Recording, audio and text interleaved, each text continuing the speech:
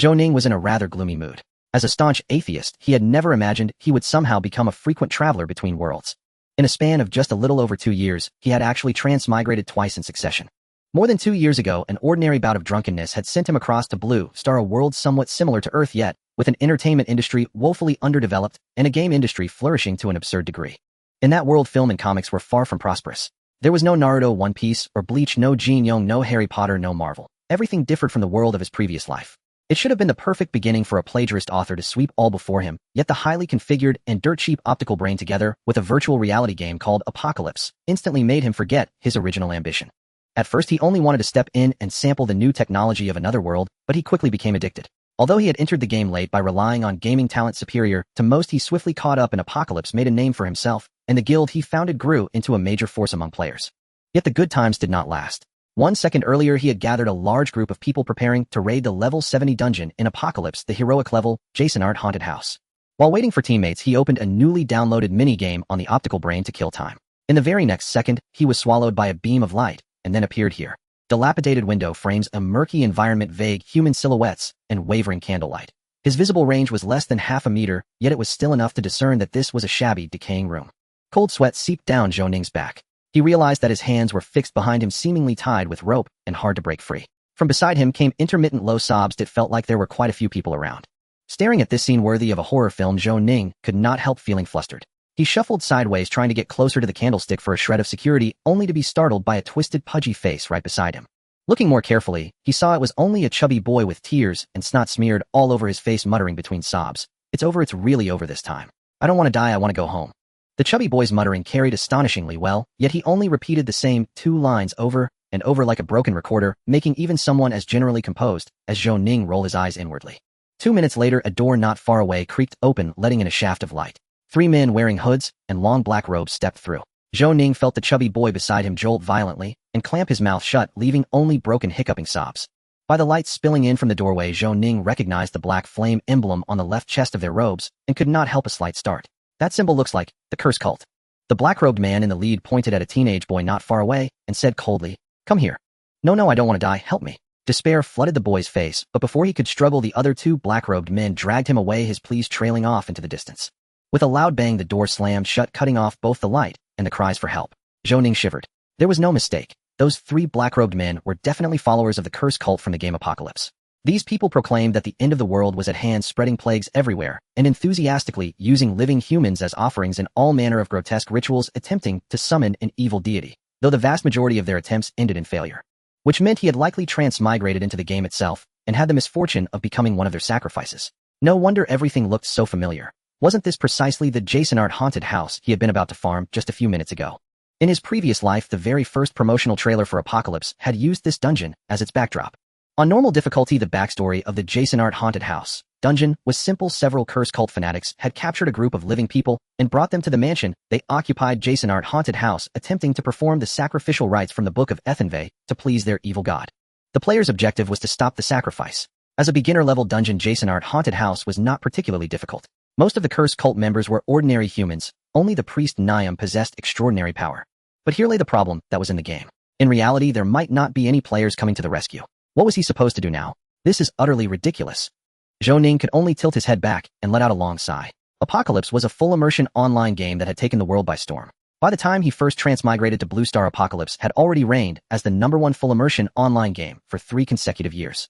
The game fused together the backgrounds of countless fantasy games and novels, evolved and calculated in real time by a new generation of super optical brain beyond human interference. Most importantly, its environments, characters, and storylines felt almost indistinguishably real, as if it were an entirely separate world.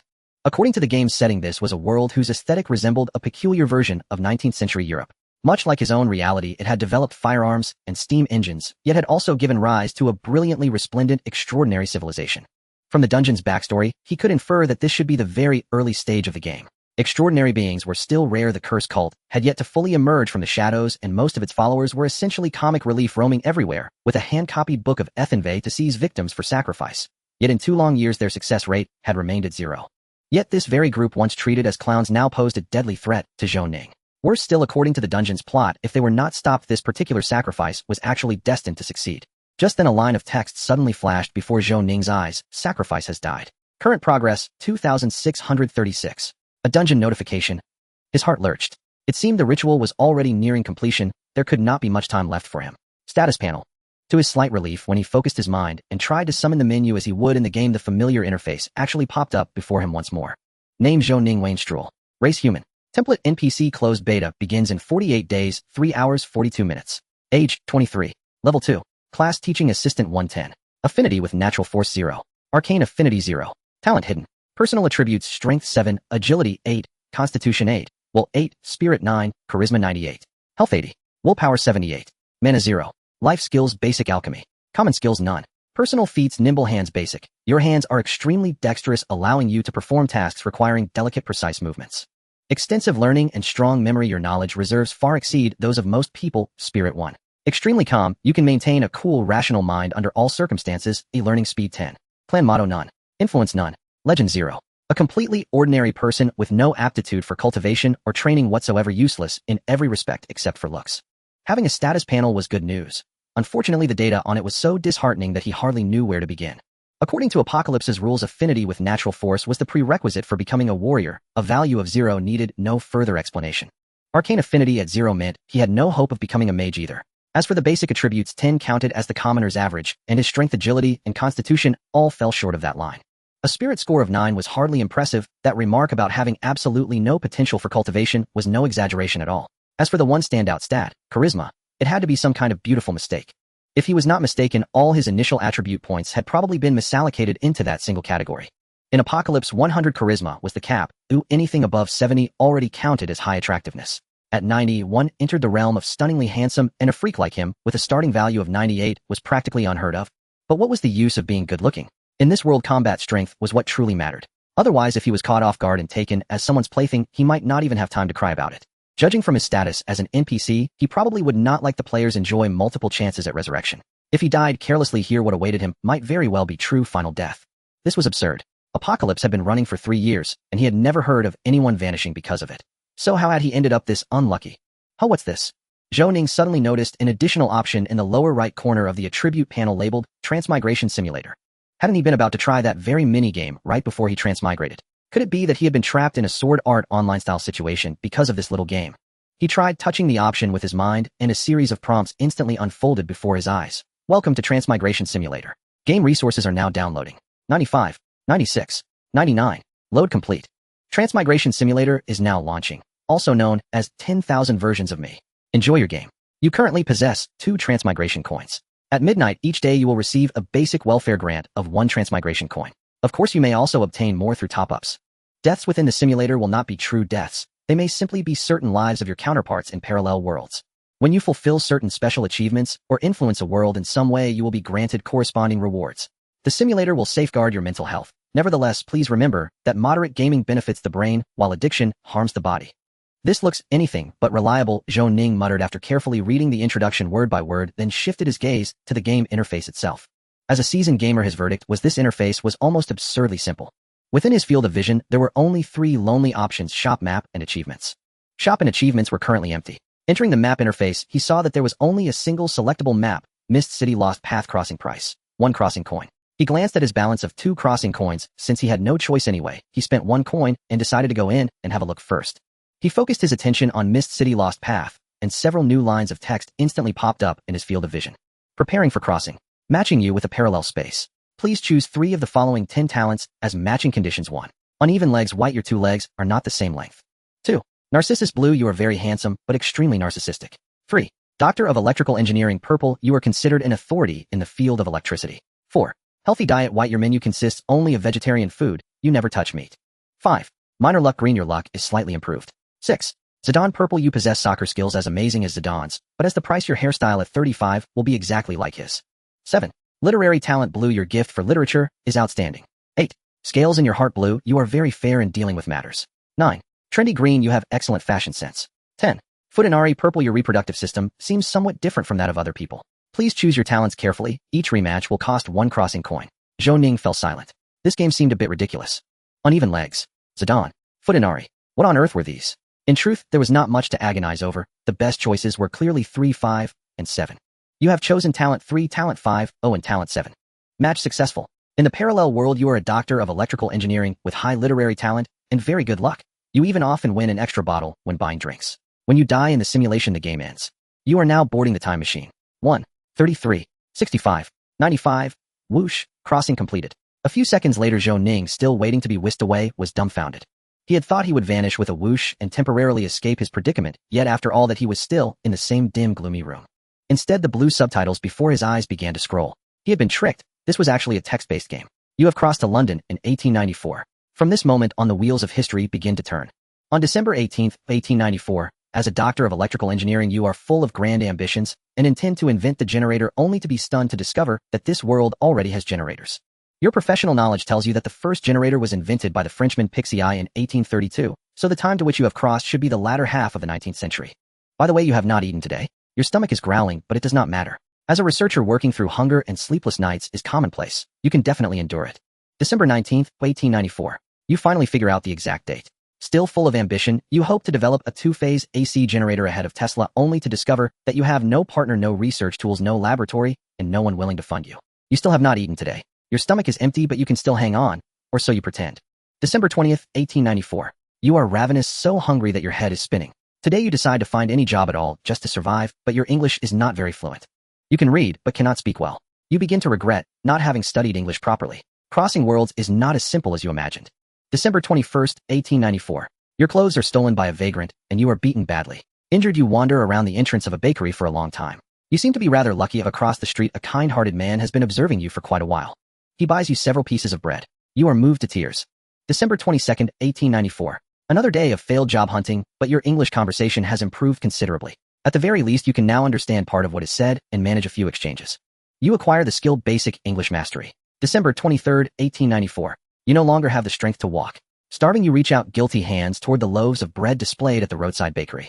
You are discovered and savagely beaten. Several of your ribs are broken, and the pain makes it impossible to walk. You acquire the specialty Basic Endurance. You acquire the skill Basic Pickpocketing.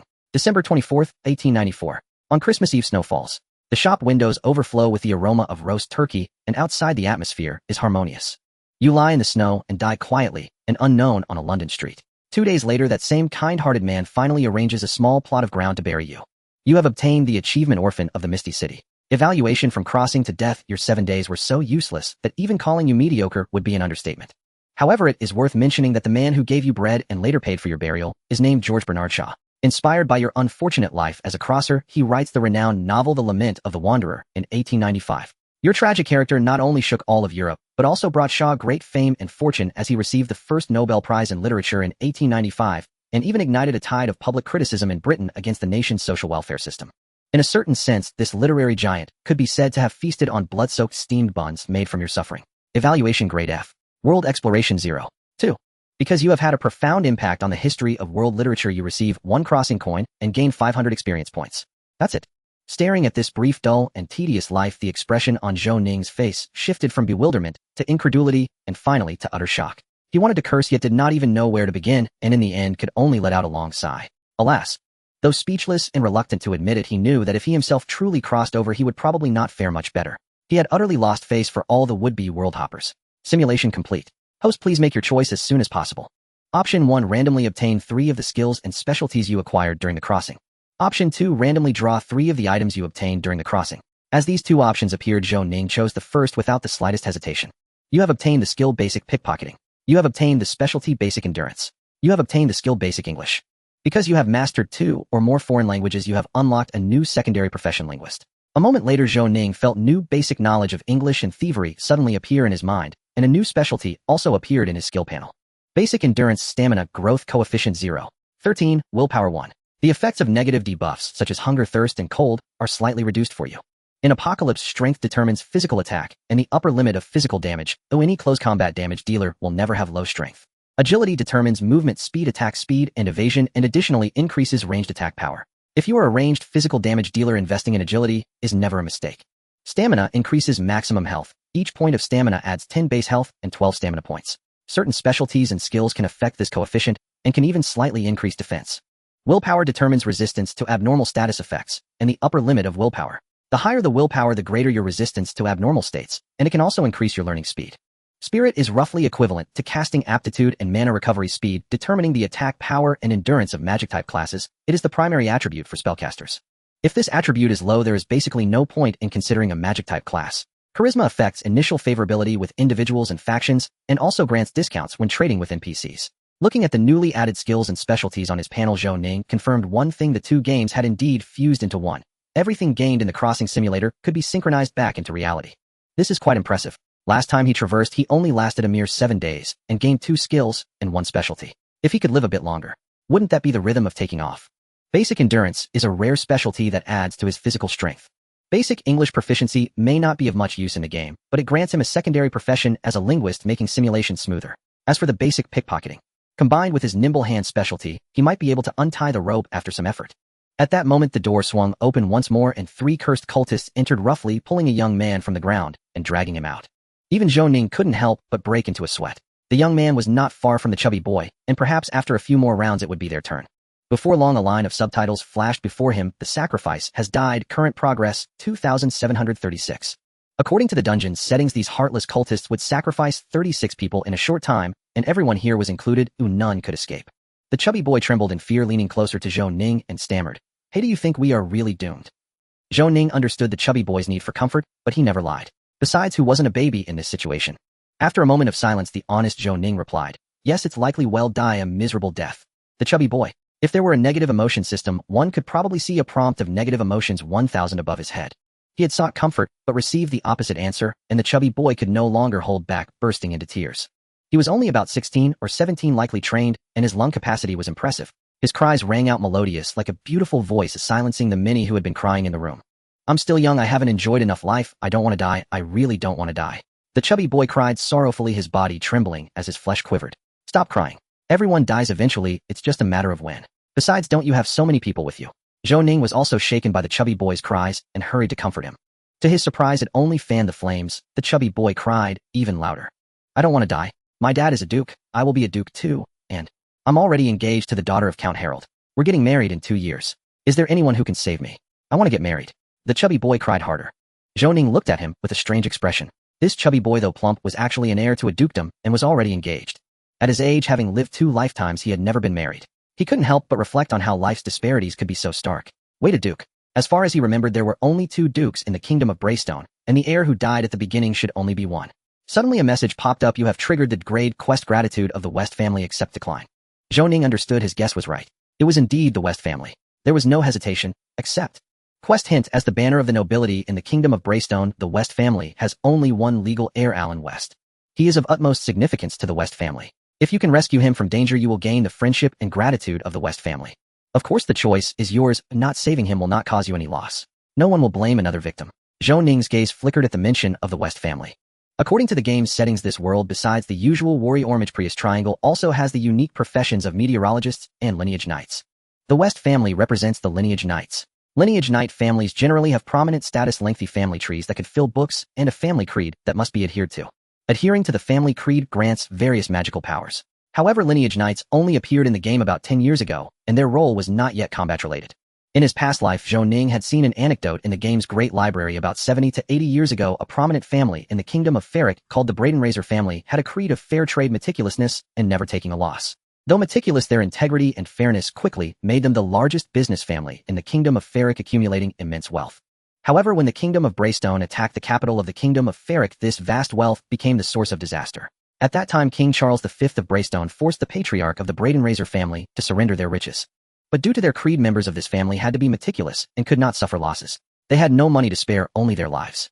To extract a confession, the king broke the patriarch's bones one by one. Before dying, the patriarch finally awakened the power of their creed and uttered a curse: "Whoever takes the gold of the Braden Razor family shall suffer eternal punishment."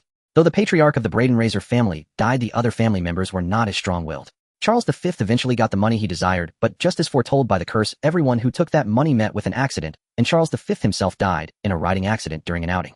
To this day, the Braden Razor family's mansion has become a tourist attraction filled with gold coins, yet no one dares to take even a single coin. This is the power of the Braden Razor family's creed: fair trade, meticulousness, and never taking a loss. Adhering to their creed grants them immense wealth, and anyone who forces them to break it will surely pay a hefty price. Although he didn't know what the West family's creed was, and considering that the game had just begun, he was uncertain about the caliber of extraordinary powers in this world. One thing was certain: saving the chubby boy Alan would definitely bring him great gains. However, for now, Zhou Ning needed to ensure he had the ability to escape first. Previously, he had spent 1 traversal coin and received 1 back after completing a traversal. Looking at the balance of 2 traversal coins, Zhou Ning chose to simulate once more. Preparing for traversal. Traversal coin 1 matching you to a parallel space. Would you like to spend another traversal coin to rematch your talents? Zhou Ning decisively chose no. With only 1 traversal coin left, he had to use it wisely. You have defaulted to talents 3, 0, 5, 0, and 7. In the parallel world, you are a PhD in electrical engineering possessing high literary talent and good fortune, often receiving a free drink when buying beverages. Current world exploration level is 0. 2. When your exploration level reaches 66. 7. You will gain the right to unlock the next simulation map. If you die in the simulation, the game ends. Currently boarding the time machine. 1. 33. 65. 95.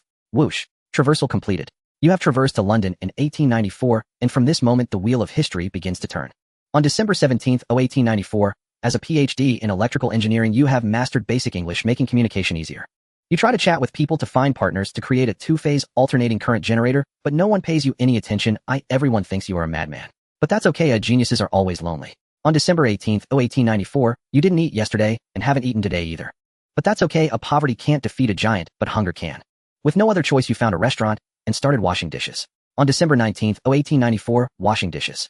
On December 20, 1894, while washing dishes today, you broke 3 plates and compensated 40 pence, which was essentially like being washed by the plates. Happiness 1. From December 22nd to 25th, 1894, washing dishes. On Christmas Day, you met a man named George Bernard Shaw. You both should have had common ground, but due to communication issues, you parted ways unhappily. You felt that you could not afford to waste any more time. On January 1st, 1895, you spent your first New Year in London. To celebrate the new year, you took a job at a textile factory. On January 2nd, 1895, you were in contact with the roar of machines after a long time. You felt that this life was acceptable, though the air quality was quite poor. Happiness 1, health 1. On February 5th, 1895, you were in luck. The lottery ticket you bought for 10 shillings won you the second prize of £1,000. Family situation 2. On June 7th, 1895, your charm and handsome appearance caught the attention of a blonde girl named Alina, the daughter of the textile factory owner. A beautiful name indeed. On June 10th, 1895, you fell in love. Happiness 1. On July 17th, 1895, your romance faced strong opposition from the textile factory owner. You wanted to say 30 years east of the river, 30 years west of the river, don't bully the young and poor. But before you could say it, you were fired. On July 18th, 1895, you were very angry and began to create a 2-phase alternating current generator. Still, that saying applies, 30 years east of the river, 30 years west of the river, don't bully the young and poor. On February 15th, 1896, without waiting for 30 years, you are already quite poor. Family situation 2. On March 7th, 1896, you started working at a mechanical factory, and shortly after you were promoted to assistant engineer. Family situation 1. On April 5th, 1896, you fell in love with a very beautiful ordinary worker named Maggie. That same year, Tesla invented the 2-phase alternating current generator. Happiness 1, happiness 2. At the end of 1896, you got married. Life after marriage was plain but happy. In early 1897, 2 years of traversing and a long marriage life rapidly improved your English skills. You now read and write without any difficulty, and your spoken English is fluent, indistinguishable from the locals. You gained the skill professional English proficiency. In mid-1897, you got promoted. Now you are an engineer at the mechanical factory. Family situation 1, happiness 1.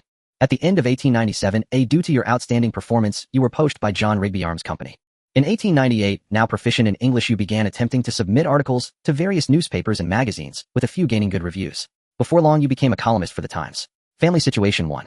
In 1900, although your talent wasn't high due to work, you passively mastered the structure and shooting methods of firearms. You gained the specialty firearm knowledge. You gained the skill basic shooting proficiency.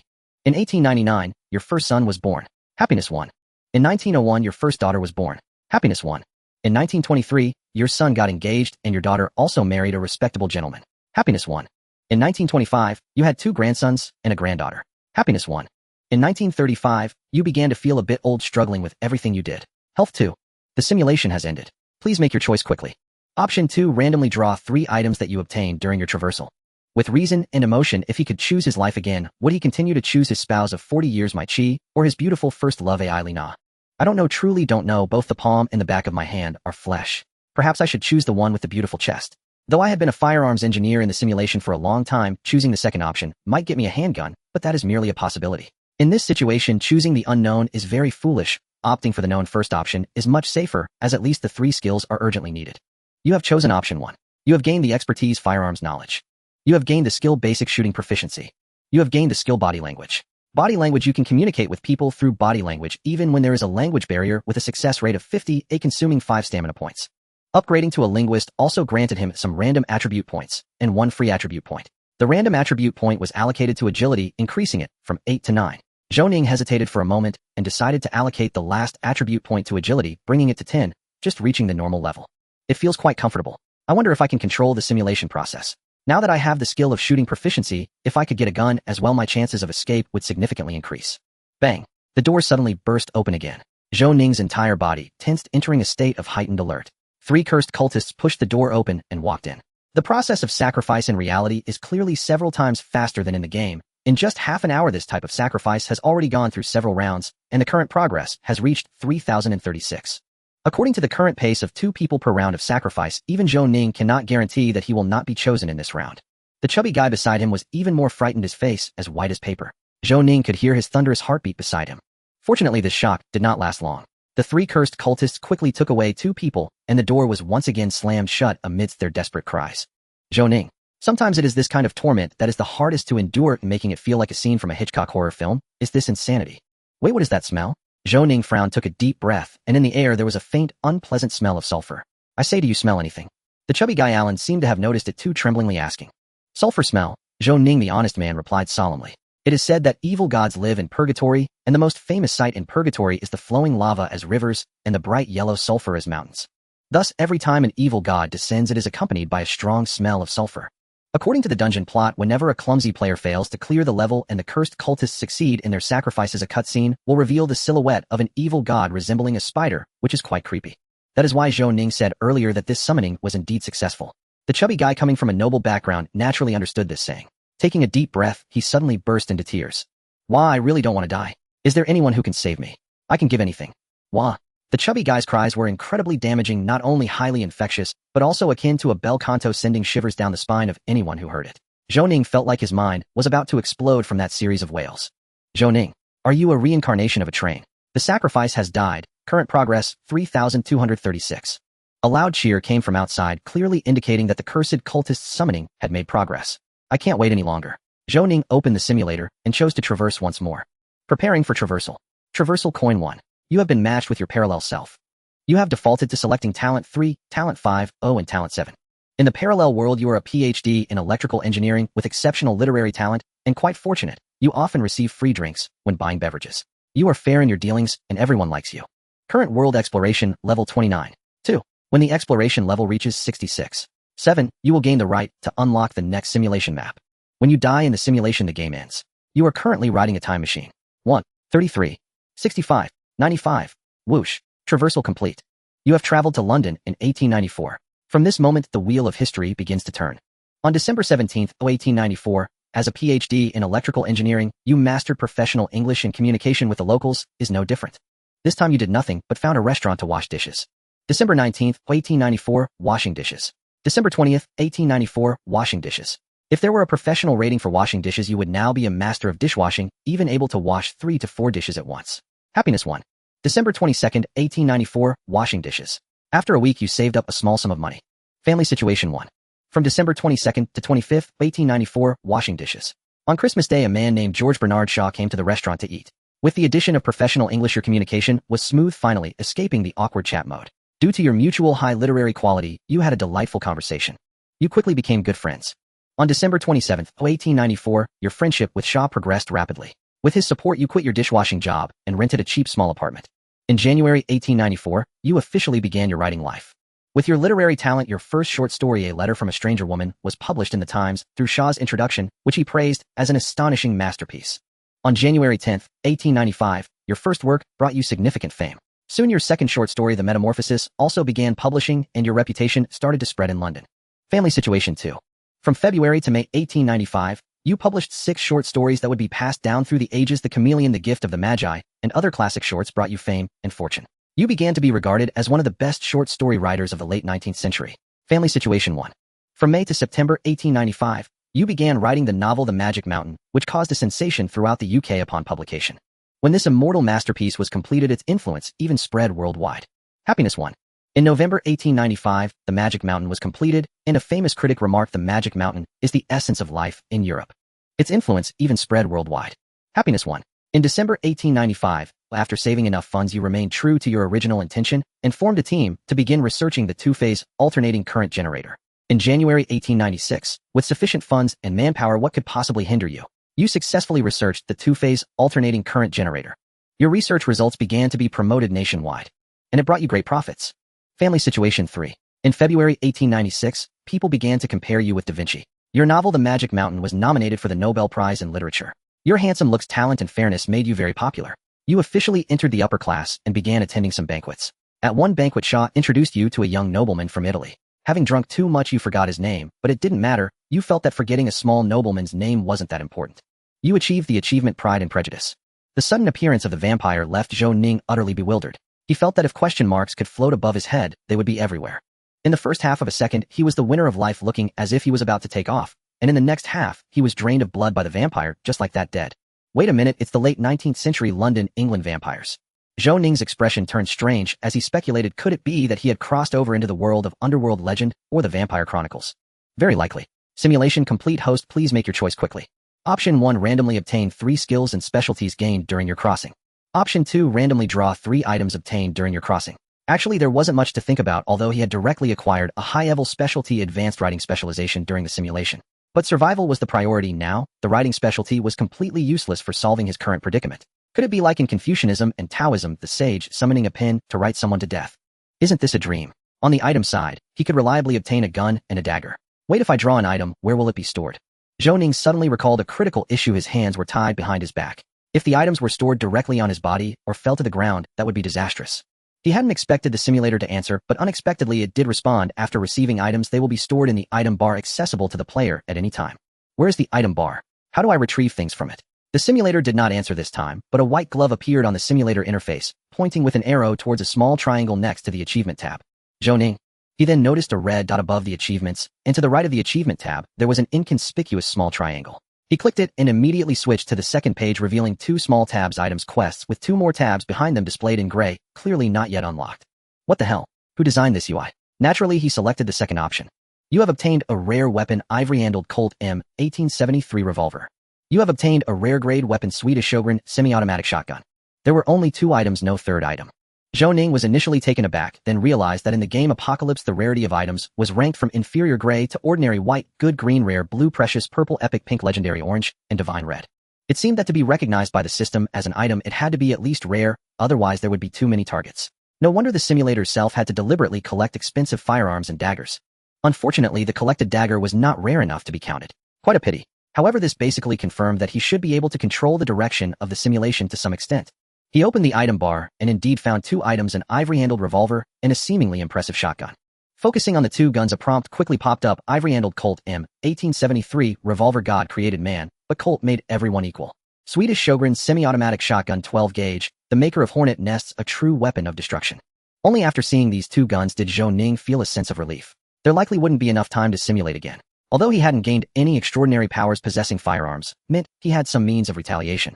The moment for retaliation had finally arrived. His plan was to use the basic pickpocket skill combined with a nimble hand specialty to untie the ropes behind him, then free the others, and the 4 of them would ambush a few cursed cultists, akin to 4 people tackling a dungeon. It seemed a bit challenging, but not impossible. However, ideals were abundant while reality was stark. He hit a snag right at the first step. Since acquiring the pickpocket skill, Zhou Ning had been trying to untie the rope without success, and it was even becoming tighter. This is so cursed. Where is the nimble hand skill? My hands are just as useless as my feet. Zhou Ning took a deep breath, continuing to try to untie the rope while checking the panel. On the achievements panel, a red dot was flashing. Those who have played games should understand, indicating that there was something to claim. He hurriedly clicked to see that he had unknowingly collected a series of achievements. Achievements: Oliver Twist, no attribute bonuses. Sense and Sensibility, no attribute bonuses. Ordinary Life, no attribute bonuses. Pride and Prejudice, no attribute bonuses. Achievement: The Quartet of Classics Part 1 has been completed, and you have gained 1 skill point. You have discovered a hidden quest. Redeemable hidden quest: Literary Life, yes, no. After choosing to redeem, the achievement section for the Quartet of Classics is cleared, and a hidden quest appears below the quest section.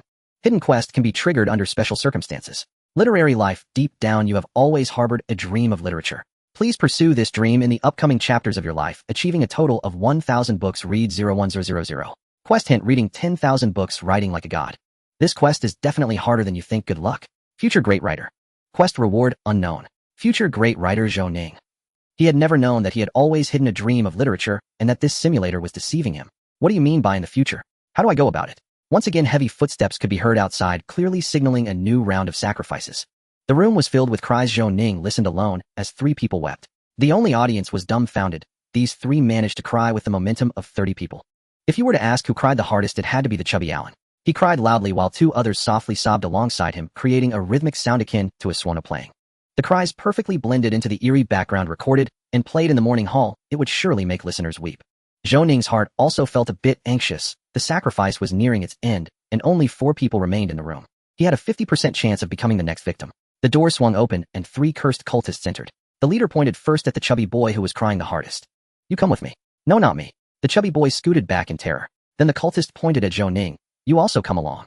Sure enough, probabilities never lie, and Murphy's law holds true. If something can go wrong, no matter how small the chance it will happen. This is troublesome. Zhou Ning and Alan were dragged up from the ground, stumbling along with the 3 cursed cultists towards the door. Just like in the game, outside the door was a dim corridor shaped like a W with a total of 6 rooms. At the end of the corridor was another door. If he remembered correctly, crossing this corridor, the living room on the right was the sacrificial chamber. The more he approached this dead, in the calmer Zhou Ning's emotions became. This was the effect of his specialty of extreme calmness. Jason's House of Horrors was a typical European mansion approximately 17 meters long. At his current slow walking speed, it would take about 25 seconds. In those 25 seconds, he absolutely couldn't untie the rope. The only way to break the deadlock was to add the skill point from the Quartet of Classics Part 1 to the basic pickpocket skill, then do what he could and leave the rest to fate. With this thought, Zhou Ning wasted no time, immediately opened the game panel and upgraded the basic pickpocket skill to intermediate. In this situation, hesitating even for a second was a crime. Skill points were precious, but they could be earned again while life was singular. Moments later, Zhou Ning moved his fingers and tried again. With the improvement of the pickpocket skill, he quickly found his bearings. He estimated that he was tied with a sailor's knot, and it would take about 32 seconds to untie the ropes. The closer he got to the sacrificial chamber, the stronger the smell of sulfur and blood became. Behind the door of the corridor seemed to hide a massive monster, and Zhou Ning could faintly hear the sound of breathing gradually growing louder. Out of the corner of his eye, Zhou Ning glanced at the expressions of the others. The one leading couldn't be seen, but the 2 cultists walking beside him had fervent expressions, while the chubby boy looked a bit confused, as if he had heard some evil whisper. As Zhou Ning stepped into the ritual chamber, even he, accustomed to grand scenes, felt a wave of nausea wash over him at the sight before him. It was eerie, dim, and filthy. The ground and walls were smeared with flesh and purple mucus resembling a slaughterhouse, while the air was thick with a suffocating stench of blood. In the center of the room stood a massive and grotesque female figure shrouded in ominous black mist. Surrounding her were cultists of the cursed god sect, each connected to her by a red beam of light, clearly in the midst of a sacrifice. The upper body of this female figure was identifiable as female, at least by her feminine traits, but her face had been completely transformed into that of a monster with a multitude of compound eyes and sharp mandibles, while her lower half resembled a gigantic spider. As the 3 cultists of the cursed god sect shoved Zhou Ning and the chubby Alan into the ritual chamber, the monster raised its head, its myriad compound eyes fixating on Zhou Ning, brimming with greed, almost drooling with desire. As its mouth gaped open, revealing a deep cavity and 2 rows of sharp teeth, Zhou Ning felt every hair on his body stand on end at the sight. This was not a matter of mentality, it was purely the suppression of an extraordinary being over an ordinary human. He recognized the monster, realizing with shock that the demon summoned by the cultists through the Book of Ethan was actually her, Marion the Siren. The first extraordinary being to appear in the player's field of vision in Apocalypse, a low-tier demon, and also a tragic siren. In the storyline, Marion was once the beauty queen of a small kingdom in the east of the continent. Tempted by the splendor of a big city, she came to Darkland and began her tragic fate. Like many stories tell, the naive girl was deceived by a scoundrel who drained her of wealth before abandoning her, leaving her with nothing, forcing her into a life as a siren. 5 years later, the weary Marion finally found a second love. She fell for a small-time thug in Darkland, spent her savings to buy a house for him, and bore him a lovely son. However, this second love also lasted less than a decade. Now aged and losing her charm, Marion could no longer hold on to her lover. As he increasingly came home late and grew more indifferent, a frantic Marion sought out dark witches using dark magic in a desperate attempt to reclaim her youth. But her attempts failed. The uncontrolled dark magic utterly destroyed her appearance, making her visage horrifying. One rainy night, her lover cast her out of their home. He left her with 4 cold words: "Get out, monster." Thus, a completely broken Marion vanished into the rainy night. Half a year later, when she reappeared, she had allied with an ancient god and transformed into a monstrous creature resembling a spider. She cruelly devoured her lover and son, turning her former home into a lair. Occasionally, when she felt hungry, she would venture out to hunt humans, though this only made her more evil and twisted. In the early stages of the game, Marion the BOSS was infamous, roaming around Darkland City and slaughtering countless novice players. For those under level 10, encountering this spider monster was akin to a death sentence. Due to her stunning appearance and her mouth filled with sharp teeth, there were players on game forums in a past life who expressed, "I have a special idea. But looking at Marion in reality, Zhou Ning could only admire that bold player. Lowering his head and no longer meeting Marion's gaze, Zhou Ning let out a quiet breath. If she truly was Marion, then he might still have a slim chance. He was quite familiar with Marion's abilities, and low-tier demons often needed to consume vast amounts of flesh and blood to replenish their strength. They were more driven by madness than reason, making them not so difficult to deal with. Priest Neum, the offerings have been brought. Sacrifice them to the evil god. May the evil god accept their souls, Madarameradina. A man in a black hood and dark priest's robe spoke in a deep voice. Madarameradina. The leading cultist chanted along, then forcefully pushed Zhou Ning toward Marion. Zhou Ning stumbled forward, just a few steps away from dancing face-to-face with Marion, even able to clearly smell the foul breath emanating from her gaping maw. It stank terribly. Zhou Ning silently inhaled, and the ropes binding his hands and feet quietly fell away. Then a delicate revolver appeared silently in his palm. He raised the gun and aimed it at Marion, pulling the trigger. The trigger pulled back, striking the firing pin. The cylinder rotated the chamber, spun. The firing pin struck, igniting the primer, igniting the gunpowder in the chamber, releasing a thick smell of gunpowder. With a loud bang, a golden bullet spinning fiercely whistled out of the barrel. 253. Everyone present was stunned, their gazes fixed on the altar. The next moment, the bullet spinning fiercely struck Marion's compound eye, causing a spray of green blood. Oh! Marion let out a painful screech, her 8 legs thrashing restlessly on the ground as her scythe-like twisted claws lunged at Zhou Ning. Kill him. I want to tear him apart and offer his flesh and blood to the great true god Neastra. The man in the black one-star priest's robe immediately fell into a rage, shouting furiously. Yes, Priest Neum. On the other side, several black-robed cultists wielding great swords rushed over, while Priest Neum finished the sacrifice, took a few steps back, and began to chant. The sense of crisis grew stronger, but Zhou Ning remained calm inside. After firing a bullet, he slapped the firing hammer of the revolver with his left hand, and the cylinder quietly rotated, reloading. At the same time, he pushed off the ground with his right foot and pounced forward to the right. Bang! Bang! His proficiency in basic shooting granted him exceptionally stable accuracy. Even while leaping, he hit Marion's compound eye with 2 consecutive shots, sending a spray of bluish-green slime into the air. This series of swift actions left the previously terrified Chubby Allen dumbfounded. In his vision, the dim room was filled with the scent of blood, and the atmosphere was suffocating. A familiar figure in a black academic robe was shooting while leaping to the right, hitting targets consecutively, while landing just in time to dodge Marion's heavy claws crashing down. Boom! A distinct cracking appeared on the ground. The shadows swayed, and the figure in black showed no signs of stopping, but instead surged forward. Allen, who considered himself quite the warrior, knew that a charge was effective at a distance of 25 yards. Oh, and the figure ahead obviously understood this, as well, each action cleverly avoiding the blind spots of a charge. Then during the dash, the gun's muzzle erupted with astonishing flames, and in an instant 2 bullets whistled out, one of which accurately struck a cultist in the throat, causing blood to spurt in the midst of the sparks. The other bullet interrupted the chanting of the black-robed priest, whose right hand was still hovering with a fireball that was surging upward. He could only hastily throw it at the figure, but it was narrowly dodged, instead landing on the rushing Marion. The fireball exploded on Marion, and the person half-crouched to the ground, the black robe slightly fluttering. So cool. The commentator, the Chubby Allen, brightened his eyes. He decided that if he could survive this time, he would regard this big brother, not just as an elder brother for a day, but as a father for life. But just then, after having 3 of her compound eyes shot out, and receiving a fireball, Marion finally became utterly enraged. She took a deep breath, her belly starting to swell. This is a precursor to the release of the Banshee's wail. Zhou Ning reacted the fastest. In his past life in the game Apocalypse, Marion would use this move. As one of the most troublesome bosses in the early stages, every time she unleashed this attack, a bunch of fools would fall victim to it. The only way to counter it was to quickly find cover. Thus Zhou Ning decisively turned around and sprinted at full speed towards the right side of the altar, dodging with a serpentine motion. Behind him came the buzzing sound of fireballs, and a massive fireball whizzed past him, igniting the wooden floor. In an instant, flames surged high. After missing her strike, Niam had evidently not realized the danger of the Banshee's wail, and continued to chant her incantation with a gloomy expression. Zhou Ning paid no attention to Niam's attacks, running desperately until he narrowly found refuge behind Marion at the altar, collapsing onto the ground. At that moment, a piercing sound wave spread out. You have been hit by the Banshee's wail. You took 57 points of damage. You have been hit by the Banshee's wail.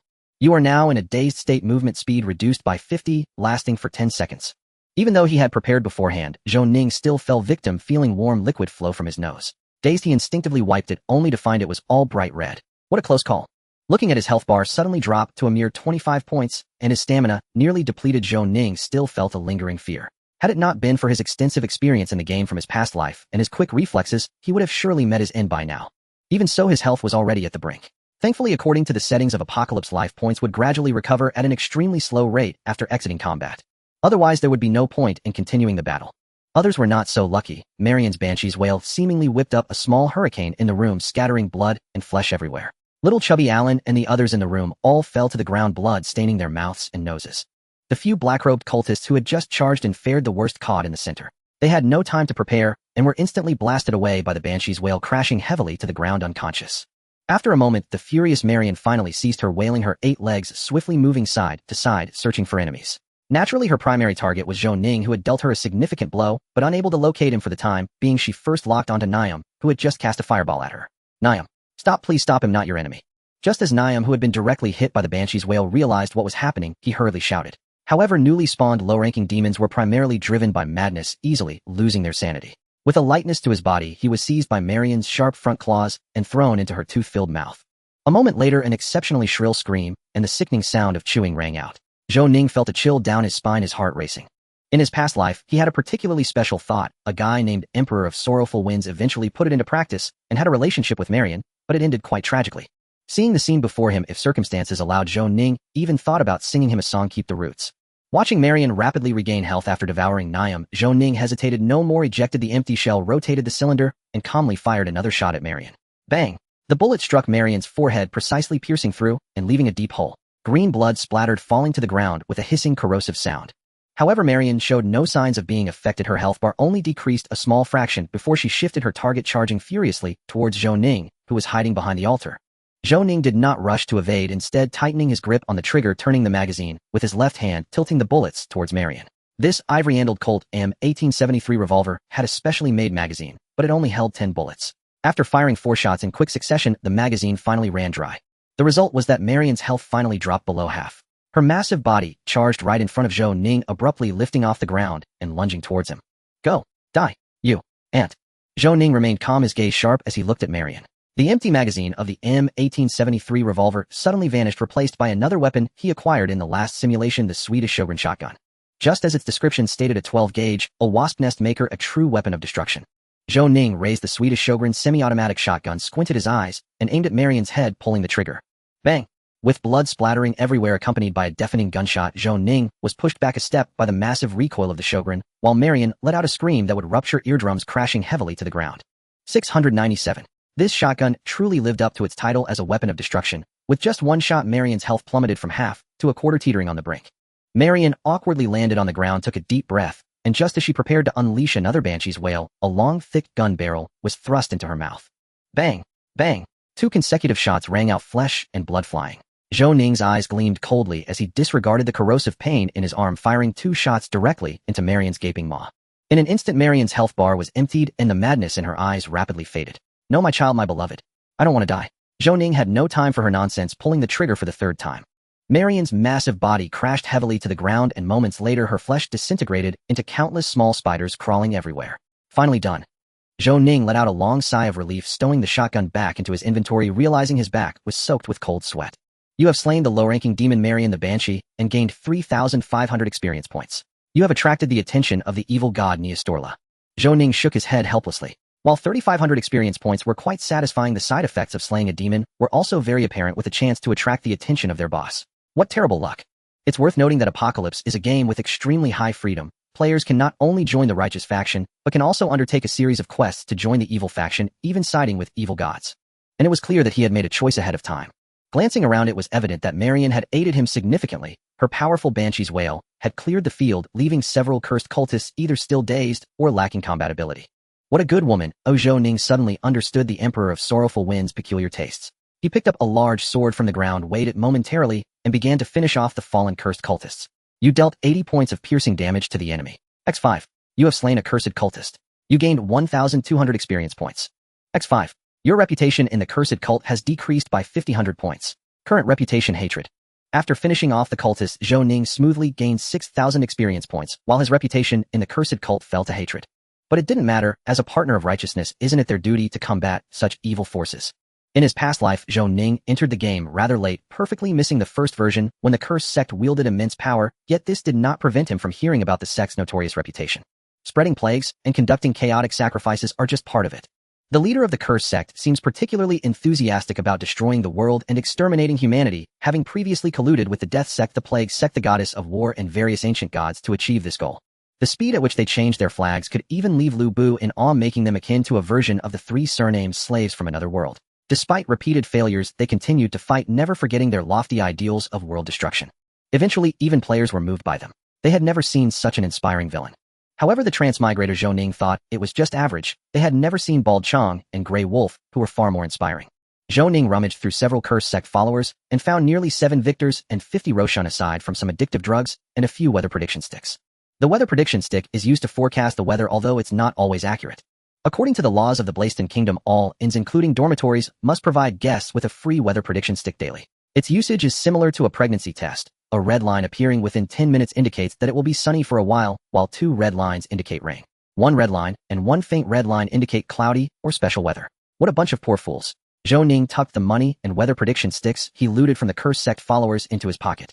He opened the game panel. Killing Marion and the cursed sect followers netted him a total of 9,500 experience points, plus the 500 he already had, allowing his experience points to officially surpass the 1,000 mark. This was considered a fortune in the early game. In the game Apocalypse, experience points can be used to level up both class levels and regular skills. Skills like alchemy and enchantment can only be upgraded by accumulating proficiency. Zhou Ning's current class is student with a secondary profession as linguist, not a combat class, so there is currently no need to spend experience points on upgrading his class level. Experience points in Apocalypse are comparable to cash in real life, though no matter how much one has, it is never enough. In his past life, Zhou Ning had seen many examples of those who squandered recklessly only to find their experience points insufficient in critical moments. Thus, after careful consideration, Zhou Ning spent only 500 experience points to raise his basic shooting proficiency from beginner to advanced, finally enhancing some of his combat capabilities. This would also be useful when merging skills. The panel changed again. Name Zhou Ning Wayne Stewart. Race human. Template NPC internal test countdown 47 days, 23 hours, 58 minutes. Level 2. Class student teaching assistant 110. Secondary profession linguist 210. Natural force affinity 0. Arcane affinity 0. Talent hidden. Personal attributes strength 7, agility 10, stamina 8, willpower 9, spirit 9, charm 98. Life 4,680. Stamina 3,696. Willpower 79. Mana 0. Life skills basic alchemy. Common skills professional English proficiency, intermediate pickpocketing, advanced shooting proficiency. The rest is omitted. Brother, could you help me untie the rope? The chubby Alan said weakly. Although he had not helped at all throughout, it did not prevent him from lying there filled with admiration for the person before him. Although this admiration somewhat waned as he was tied up like a pig waiting for slaughter for 5 minutes. When Zhou Ning untied the ropes binding him, the chubby Alan held Zhou Ning's hand with tears in his eyes, exclaiming, "You are a good person. While I understand your feelings, I do not accept physical repayment, especially not from a man." Zhou Ning joked lightly with a wink at Alan. "I never intended to repay you physically," Alan said, retracting his hand, as if shocked, quickly realizing that the other party was trying to lighten his mood with humor and felt a bit grateful. Before Zhou Ning could speak, Alan quickly added, "I will definitely repay you well, I promise. You will also receive the friendship of the West family, especially from me. You have gained new faction reputation. The West family's goodwill towards you has increased by 1,500 points. West family friendly 15003000. It's all right." Zhou Ning smiled and did not dwell on the so-called repayment. Even without it, gaining the West family's reputation was already worth it. As a transmigrator, he had 1,000 ways to earn money, but opportunities to gain reputation with a new faction were rare. In the game Apocalypse, the concepts of royal power, divine power, and family are emphasized above all else. Supreme is the divine power, and the strongest is the royal power, but the emergence of clan teachings as a supernatural power has made the concept of family remarkably important. With continuous development, nobles possessing clan teachings have also become increasingly powerful, their influence spreading across military, political, and commercial sectors of their respective nations. For players, maintaining a good relationship with such factions not only provides opportunities to purchase rare items and skills, but also a slight chance to become members of the clan teaching's nobility through them. Take the West family for instance. This family controls the Alchemy Association, and befriending them is akin to finding a powerful ally within the association, which is highly beneficial for one's development. Since Zhou Ning made a well-timed joke, the atmosphere between the two became much more amicable, but the previously received level quest, the West family's gratitude, remained incomplete, likely requiring him to escort Alan out of the Jasonat mansion. Deciding to be a good person until the end, he took Alan back to the previous prison room, where 2 survivors were still huddled together trembling. When they saw Zhou Ning and the others, they were almost moved to tears. After some conversation, when the 4 of them reached the entrance of the Jasonat mansion, they had a rough understanding of each other's identities. Apart from Zhou Ning and Alan, there was a Richard Pessa, whose family ran a sizable herbal shop. The other was named Luke, whose father was a tax officer in Darkland City. Zhou Ning pushed open the door, noticing it was nearly midnight, and a chilling breeze made him shrink his neck involuntarily. Is this the world of the game? The terrain was exactly as it was in the game. The Jasonat mansion was located in the dock area. Nearby was a tavern named the Ox and Clover, where Zhou Ning had previously marked a checkpoint in the game. Not far from the exit was a long street. At one end of the street was an area frequented by courtesans, and there were several courtesans soliciting patrons coming out of the bar. As the 4 of them crossed the street heading towards the nearest police station, a lavish carriage stopped in front of them. Zhou Ning's pupils involuntarily constricted at the sight of the double-head eagle emblem with a golden background and white borders resembling the later Russian coat of arms, yet it was actually the unique insignia of the Bryce Kingdom's intelligence agency, the Watchers. Despite its name sounding like a bodyguard for a red light district, the Watchers were in fact an intelligence agency and extraordinary task force specifically established by the Bryce Kingdom to counter extraordinary powers. Initially tasked with handling extraordinary events after the game's public beta, they began to target players more frequently, resulting in a climate of fear among the player base, as they executed severe penalties for any misdeeds. Unexpectedly, just after his arrival in this world, Zhou Ning encountered the Watchers.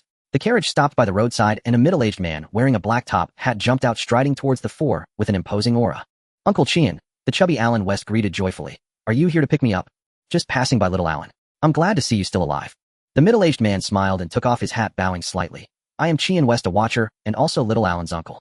Do you all have time to chat? Qian West, the future leader of the Watchers, one of the foremost meteorologists in the human world. Oh, I vaguely remembered that he appeared as a demigod. I was astonished to discover that the West family harbored such a significant figure. Zhou Ning marveled internally. Truly, you are something, the cursed god cult, useless at everything yet number one in causing trouble. With thoughts racing, I smiled and nodded. Of course it would be my honor. Qian West laughed heartily, put his hat back on, and said gently, then let's get in the carriage. Don't worry, it's just a chat. Inside the carriage, a red velvet carpet was laid out, and it was quite spacious. Zhou Ning found a spot to sit down, while the chubby boy recounted the events of the day. Alan West was quite articulate, and quickly detailed everything. The only part he missed was when Zhou Ning drew his shotgun and killed Marion as he had fainted from the Banshee's wail. However, he seemed adept at narrating based on visuals, and the details he had seen were enough for him to vividly imagine a spectacular gunfight. Zhou Ning. The intensity of the gunfight and the twists and turns of the events left even him a bit dazed. Oh, was he truly that fierce? Qian West listened intently until Alan West finished, then pondered and asked, are you saying they summoned a demon through a sacrifice? Are you sure? Yes, a massive spider-like demon, the chubby boy replied, adding, if it weren't for Brother Wayne, I doubt anyone would have survived this. I understand. Qian West nodded elegantly, extending his hand. Mr. Wayne, the West family will always remember your assistance. Level task, the West family's gratitude completed. You gained 6,000 experience points. The West family's fondness for you increased by 1,800 points. West family respect, 300-6000. You can share information with the West family to a certain extent and receive a 20% discount at all West family shops and auction houses. Even as someone accustomed to the market, Zhou Ning couldn't help but feel a bit excited. Gaining reputation with a hidden power like the West family was the hardest to achieve, but once successful, the rewards were immense. Perhaps due to the respect he received, Qian's gaze towards Zhou Ning softened considerably. You all should thank Wayne. According to the Watcher's data, in the past 2 years, the Cursed God cult had conducted 72 sacrifices in the Bryce Kingdom, totaling 2,592 people, of whom only 27 survived. Indeed, quite fortunate. As this number was revealed, everyone turned their gazes toward Zhou Ning, an overwhelming sense of gratitude rising within them. Thanks to you. Qian did not intend to make things difficult for them. He proceeded to ask a few more questions, took some notes, and ended the interrogation, offering to escort a few of them back. Richard Pessa and Luke Shaw lived not far from here in the old town, and they alighted from the carriage midway. After a while, the chubby boy also got off the carriage, escorted back to the Duke's mansion by several guards, leaving Zhou Ning and Qian alone in the carriage. Where to? Qian inquired. To Vic University, Zhou Ning replied. The memories left to him by his predecessor were fragmented, but some basic information remained. His current identity was that of a senior student at Vic University nearing graduation, which did bring some employment pressure. The carriage turned a corner and headed towards the Vic University campus on the other side of the city. The area around the Duke's mansion was the most prosperous in Dockland City, adjacent to the commercial district. Even though it was already past midnight, the pleasant weather meant that there were still many pedestrians on the streets, and while the 10-meter-wide roads weren't completely crowded, the carriage still navigated through a bit of congestion. Qian pulled out a bottle of wine from under the table and twisted off the cap. This is ice wine brewed by the Northern Sea elephant people with a touch of aphid juice. It tastes fantastic. Care to try? No, I rarely drink. Upon hearing about the aphid juice, Zhou Ning couldn't help but grimace in pain and politely declined. He was particularly averse to anything related to insects. Qian poured himself a glass, smiling, and said, all right, let's discuss the serious matters now. Serious matters? Yes, I concealed part of the truth during our earlier conversation. Qian took a sip of ice wine, his voice low. The Cursed God cult did indeed conduct 72 sacrifices in the Bryce Kingdom, and the number of victims was indeed 2592, with the surviving count being 27, but extraordinary events are never that simple. Why don't you guess what happened next? They all died. Zhou Ning cooperatively speculated. That's a good guess. Qian said expressionlessly, but the reality is far worse. Among those 27, 6 were from Dockland City, and after being rescued, they kept in contact with us. However, within 3 days, someone reported experiencing auditory hallucinations, as if a voice was incessantly whispering in their ear, coaxing them to commit outrageous acts. At this point, Qian's cheek twitched slightly. Initially, we didn't take this matter seriously, thinking it was just hallucinations caused by stress, until one of them truly transformed into a fallen being, resulting in significant casualties. This was the first mysterious side event related to seduction in Bryce's history. Subsequently, in the remaining 26 individuals, 17 exhibited hallucinations, either committing suicide or transforming, leaving only 9 unscathed. Zhou Ning listened, his hair standing on end. In the game Apocalypse, there was indeed a setting where ancient gods excelled at seducing hearts, but games were games. When it came to his own situation, it was far from delightful. I'm telling you this in the hope that you can pay attention to your mental state. If you start experiencing hallucinations, come find me immediately, Qian said calmly. I understand, Zhou Ning replied earnestly. Qian nodded, adjusted his hat, and smiled. All right, let's end our conversation for tonight. Go home and get a good night's sleep. Perhaps tomorrow will bring a surprise. By the way, a heavy rain is about to come. There's an umbrella in the carriage, take it with you.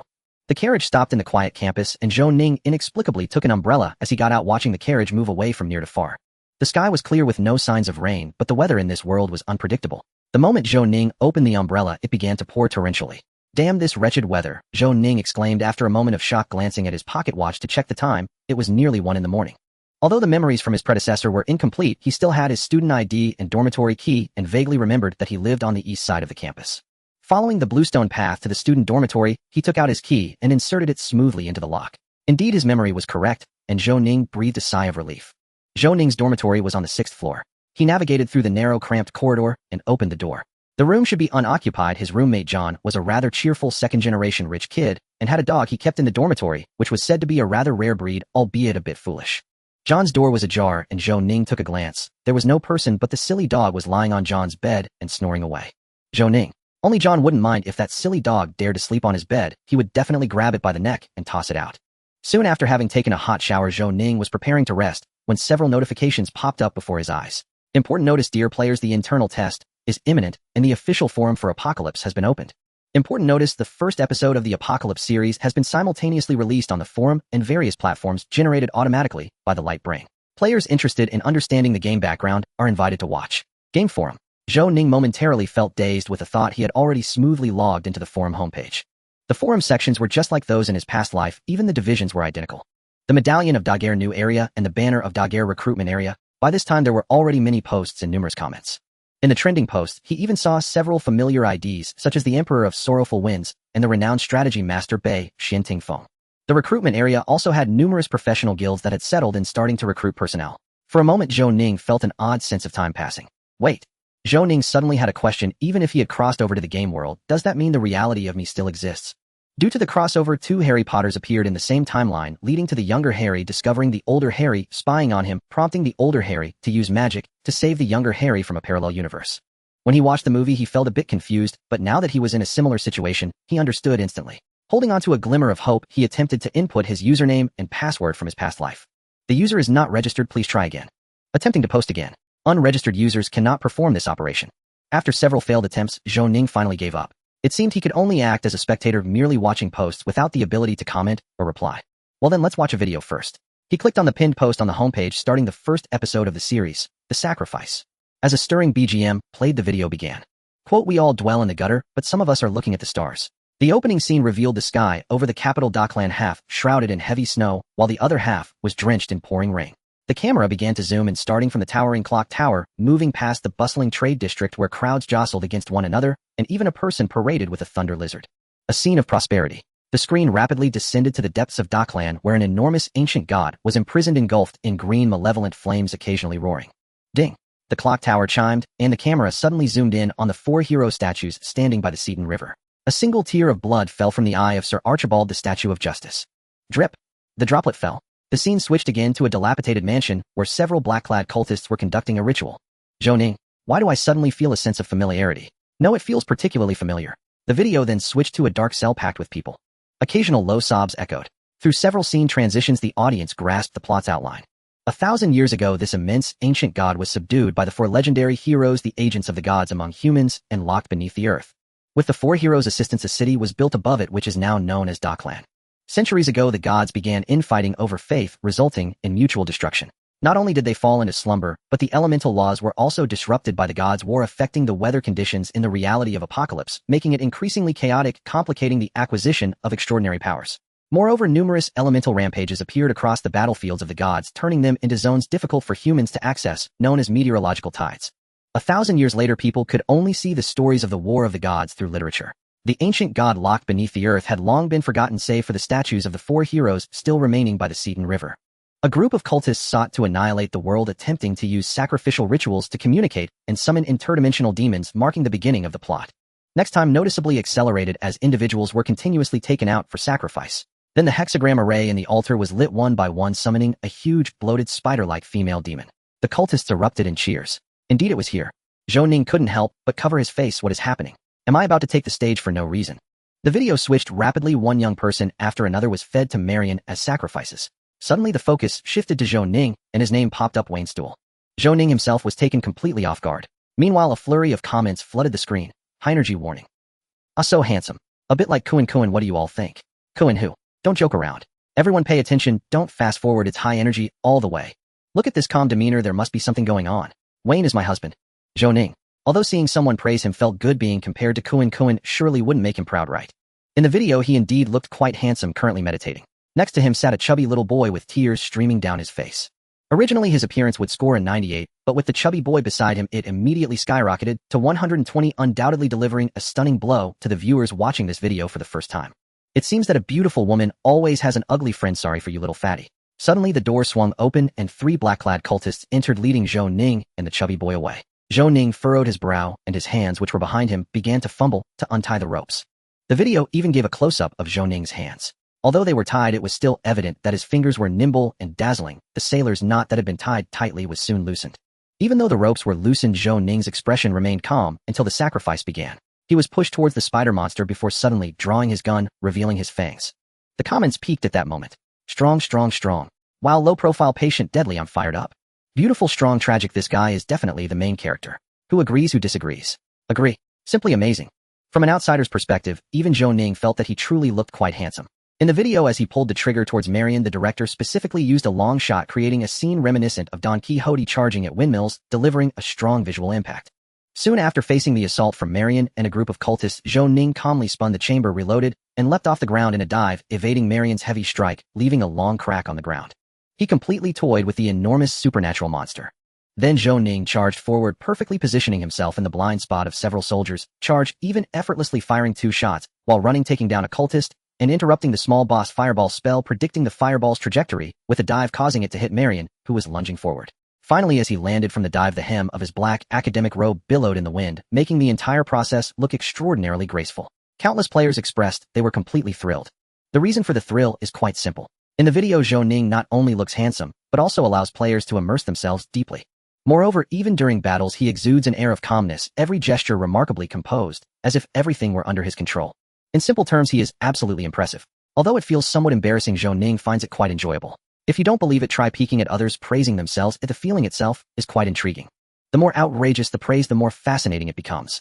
Of course, it's not just about the boasting. In his past life, he had over 2,000 battles in the Apocalypse arena with a win rate of 89. His strength is evident. Can this be considered boasting? The video continues. In the video, a furious Marion takes a deep breath, clearly about to unleash a powerful move. Players watching the video couldn't help but sweat for Zhou Ning. However, such worries are clearly unnecessary. Zhou Ning in the video shows no hesitation, charging forward and narrowly dodging Marion's ultimate move, Wail of the Banshee, while the cursed cultists surrounding him suffer the consequences. Then, facing the pouncing Marion, Zhou Ning calmly draws his gun and shoots. When the bullets run out, a shotgun suddenly appears in his hand, and he fires 3 shots in quick succession, killing Marion. The visuals are striking. By now the video is approaching its end. When Marion falls to the ground, transforming into countless small spiders, the bullet comments explode once more. Damn it, he got us again. It's true that he got us, but he is indeed handsome. He really knows how to impress. With such high standards and looks, no one would doubt he's the protagonist, right? No way. No way. To the person above, everything in Apocalypse is generated through the light brain simulations, including this video. Theoretically, there is no concept of a protagonist. If he's not the protagonist, he at least qualifies as a child of fate. Saying he's the protagonist is not an issue. The scene flashes again, showing Zhou Ning in the familiar setting of the entrance of Vic University. A first-year student, a dark-haired boy with a scar on his face, raises his hands, fists clenched. I am going to be the man who controls the weather. His name also appears above his head, apprentice alchemist Leandro de Pesa. The scene shifts once more. A girl with orange-haired hair, curvy, and dressed in patched clothing, is setting up a stall selling goods to passersby. When asked about lowering prices, she smiles and replies, my family motto is fair trade. Every penny counts. You won't get a single Roshan extra from me. Her name also appears above her head, apprentice, swordsman merchant Chris Bladenrazor. The screen is flooded with comments proclaiming her as wife. The scene jumps again. In the vast, boundless darkness, a book lies open. Even though no one is flipping through it, the pages turn automatically. The pages are filled with densely written names. After a moment it stops on one page, the flipping action abruptly halting. The first name on the page is Wayne Stewart. The screen goes black and the video ends here. Zhou Ning. It's really frustrating to end here. He is very curious about what this book is, an ominous feeling lingering in his heart. But the light brain chose to cut the video here, which is truly atrocious. As for the two characters earlier, he is very familiar with them. Their lines are quite cliché, making him feel a bit embarrassed. In the original Apocalypse game, this overly dramatic youth was indeed the child of fate within the game Leandro de Pessa, a genius alchemist, and a foolish meteorologist. This overly dramatic girl could also be considered a half-child of fate, named Chris Bladenrazor. She's quite cute, quite well-endowed, and in his past life many referred to her as wife, leading to a shortage of related books. There's a saying the doujinshi section cannot be without Chris, just as instant noodles cannot be without seasoning packets. As far as he remembers, both of them are freshmen starting this year of school will begin in a few days, and he should try to engage with them to see if he can ride their coattails. Wait a minute. This time he is featured in the same video as these two children of fate, and he has significantly more screen time than both of them combined. It seems he is indeed receiving a bit of protagonist treatment. It should be them riding his popularity instead. If he didn't know that Apocalypse has no protagonist, he might have actually believed it. Zhou Ning took a deep breath and scrolled down to the comments section. The video had just been released, and many people must have just finished watching it, but in the blink of an eye numerous comments appeared. Calm, wise, handsome, powerful. The standard protagonist template. I have high hopes for this person. I agree, I'll follow him when testing starts. This promotional video is great, but can it be longer? Am I the only one who thinks that Leandro is the real protagonist? Overly dramatic, black-haired with a scar, he fits the standard archetype of a passionate hero. Everyone says it's closed beta. When does it start? I'm so anxious. Looking at the flood of comments, about half of the people believe that he is the designated protagonist of the Apocalypse game. To be honest, this is an unexpected delight. As he is technically a player, he clearly understands how strong a player's combat power can be. If he can gain some reputation among the player community, it would undoubtedly help him thrive in the game. As for the storyline, who cares? It shouldn't change too much. In his past life, the first expansion's plot revolved around the ancient underground god Neostora. Altering it slightly, like changing the protagonist, would be completely harmless. Ding, it has been detected that you have made a significant impact on the Apocalypse world. You have received a reward of 1 random skill point. Zhou Ning. He had just thought of a traversal simulator, and suddenly, he was given such a surprise random skill point 1. Zhou Ning's eyes welled up. It's so touching. A game that casually gives out random skill points is indeed rare. Is this the legendary conscience of a game? It turns out that not only does he get rewards for affecting the simulated world, but he also receives rewards for affecting the game world as well. After a day of anxiety, he initially planned to rest early, but with this surprise, Zhou Ning felt wide awake. Travel time. Preparing for traversal. Traversal coin 1, matching with your parallel universe. Would you like to spend another traversal coin to rematch your talents? No longer the same as before, Zhou Ning, now rich, decisively chose to do so. Please select 3 from the following 10 talents as matching conditions. 1. Athletic Genius Blue. Your athletic abilities are exceptionally outstanding. 2. Crooked Mouth Dragon King Purple. Whenever you smile, with a crooked mouth things become simple. Just do it, Nike. 3. Zidane Purple. You possess skills as impressive as Zidane, but as a cost your hairstyle will resemble his at 35 years old. 4. Tony Stark Purple. You are a typical playboy like Iron Man, a bit sharp-tongued, yet clever, and a genius in research, although not as powerful as him. You're not far off. 5. Cross-species Love White. You are naturally fond of furry beings, particularly enjoying Tauren when playing World of Warcraft. Choices 1, 2, and 4 are acceptable, while 9, though enticing, might lead to mechanical ascension. Considering the historical context, Zhou Ning does not wish to be missing a part. After some contemplation, Zhou Ning chose 1, 2, and 4. Successfully matched. In the parallel world, you are a playboy and a research genius, simultaneously gifted in sports, whether in bed or out of it. If not for your Nike-like smile, you might actually be quite likable. When you die in the simulation, the game ends. Riding the time machine. 1, 33, 65, 95. Whoosh. Transmigration complete. You have crossed over to London in 1894, and from this moment the wheels of history begin to turn. On December 17, 1894, as you just arrived in London feeling out of place, and not keen on working, you stood by the roadside pondering life. You approached a blonde woman by the roadside, but were rejected. You approached a brunette, but were rejected. You approached a woman with brown hair, but were rejected. You approached a redhead, and when you flashed a charming crooked smile, you succeeded. You borrowed some money from her to buy a dozen condoms at the store. You purchased a whip, and after indulging for an hour in the restroom, you moved into the redhead's home. You gained the skill Expert Flirting Specialist. On December 18, 1894, you learned that the redhead you encountered was named Jenny, a widow of a count, who had spent the first day of your crossing in bed. From December 19th to 20th, still spent in bed. On December 21st, 1895, feeling weak and drained, you decided not to indulge in women any longer. You are a transmigrator, not a human artillery shell. On December 22nd, 1895, you suffered a setback. Health 1, happiness 1. On December 23rd, 1895, you again faced a setback. Health 1, happiness 1. On December 24th, 1895, feeling empty, you decided it was better to find a job. Utilizing your social skills and research talents, you found work at an emerging tech company. On February 15th, 1896, After working for 2 months, you had saved up some money and borrowed a sum from your old lover Jenny to form a research team. In April 1896, you invented and improved the telegraph. In August 1896, you invented the optical interferometer and used it for spectroscopy and basic metrology research. You gained the expertise research genius. In May 1897, you manufactured the first airplane defying gravity and successfully soaring into the blue sky. You achieved the milestone ambitious aspirations. In June 1897, your research results brought you substantial income, and the money Jenny loaned you returned tenfold. You became one of the hottest tycoons in Europe, officially entering high society and starting to attend various banquets. At one banquet, you reconnected with Shaw, as human connections often defy reason, and you became good friends for the third time. You achieved the milestone old friends. In September 1897, at a banquet, Shaw introduced you to an Italian noble, and you remembered his name, William A. Zeppeli. This name sounds familiar. In October 1897, through your intentional networking, you quickly became close friends, as who could refuse the friendship of a cheerful and genuine gentleman. You learned that William A. Zeppeli came to England to seek an evil stone mask which could turn anyone into a terrifying vampire. His father had perished because of it. Zhou Ning, the stone mask. Upon realizing this, Zhou Ning couldn't help but smack his forehead. My goodness. Previously, upon seeing the late 19th century London and the mention of vampires, he thought he had crossed into the world of Interview with the Vampire, or The Living Dead, but it turned out to be Jaja's Bizarre Adventure. In the comic, William A. Zeppeli is the mentor of the protagonist Jonathan Joestar, having learned a skill called ripple breathing from Tibet. This skill can mimic the power of sunlight and deal significant damage to dark beings. It even has the ability to slow aging. If you could learn ripple breathing from Zeppeli, that would be a huge gain. The simulation continued. In November 1897, you learned that Zeppeli mastered a secret technique called ripple breathing, a powerful force that simulates sunlight. Out of friendship, Zeppeli passed this technique on to you with the condition that you must help him retrieve the stone mask. In December 1897, as a rare sports genius, you possessed a special talent for ripple breathing, quickly mastering the skill. At the same time, you began searching for a noble named George Joestar. You gained the skill ripple breathing beginner. In January 1898, a ripple breathing proved very effective for you. You felt significantly more energetic.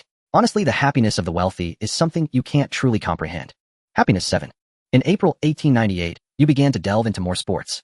You became the ruler of English football, scoring 7 goals in a match. You excelled in sprinting, running 100 meters in under 10 seconds, setting a world record, and even crossed the Atlantic without supplies. By the end of July 1898, your ripple breathing had become more proficient, even surpassing Zeppeli. Through his introduction, you met his master Doppio, a true master of ripple. In August 1898, you unexpectedly discovered that Elena actually knew George Joestar.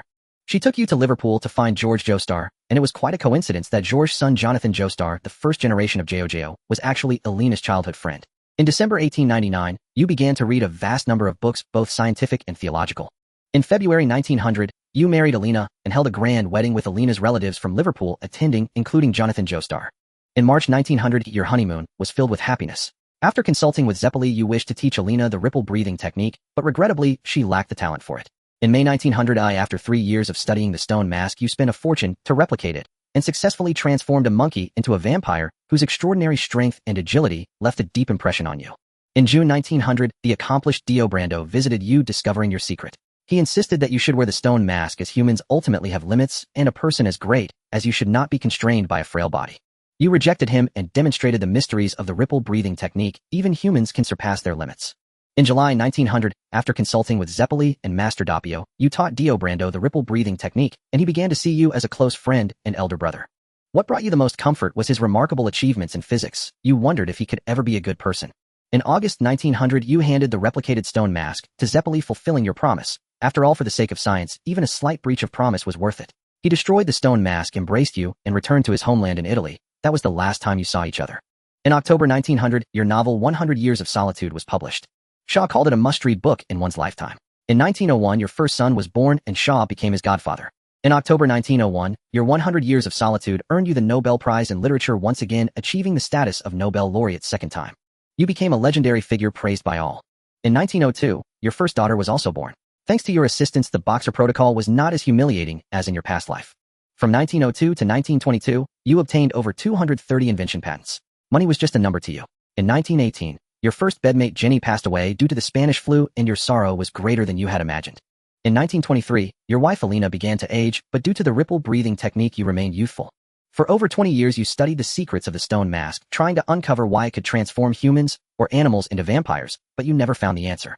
However, your progress in mysticism was significant. You obtained the skill basic mysticism. In 1925, your son became engaged to the daughter of a duke and your daughter also married a prominent noble. In 1929, you had 2 grandsons and 2 granddaughters. In 1937, your wife Alina had completely aged while you still resembled a gentleman in his 30s. To spare Alina's feelings, you ceased all extraneous contact with other women.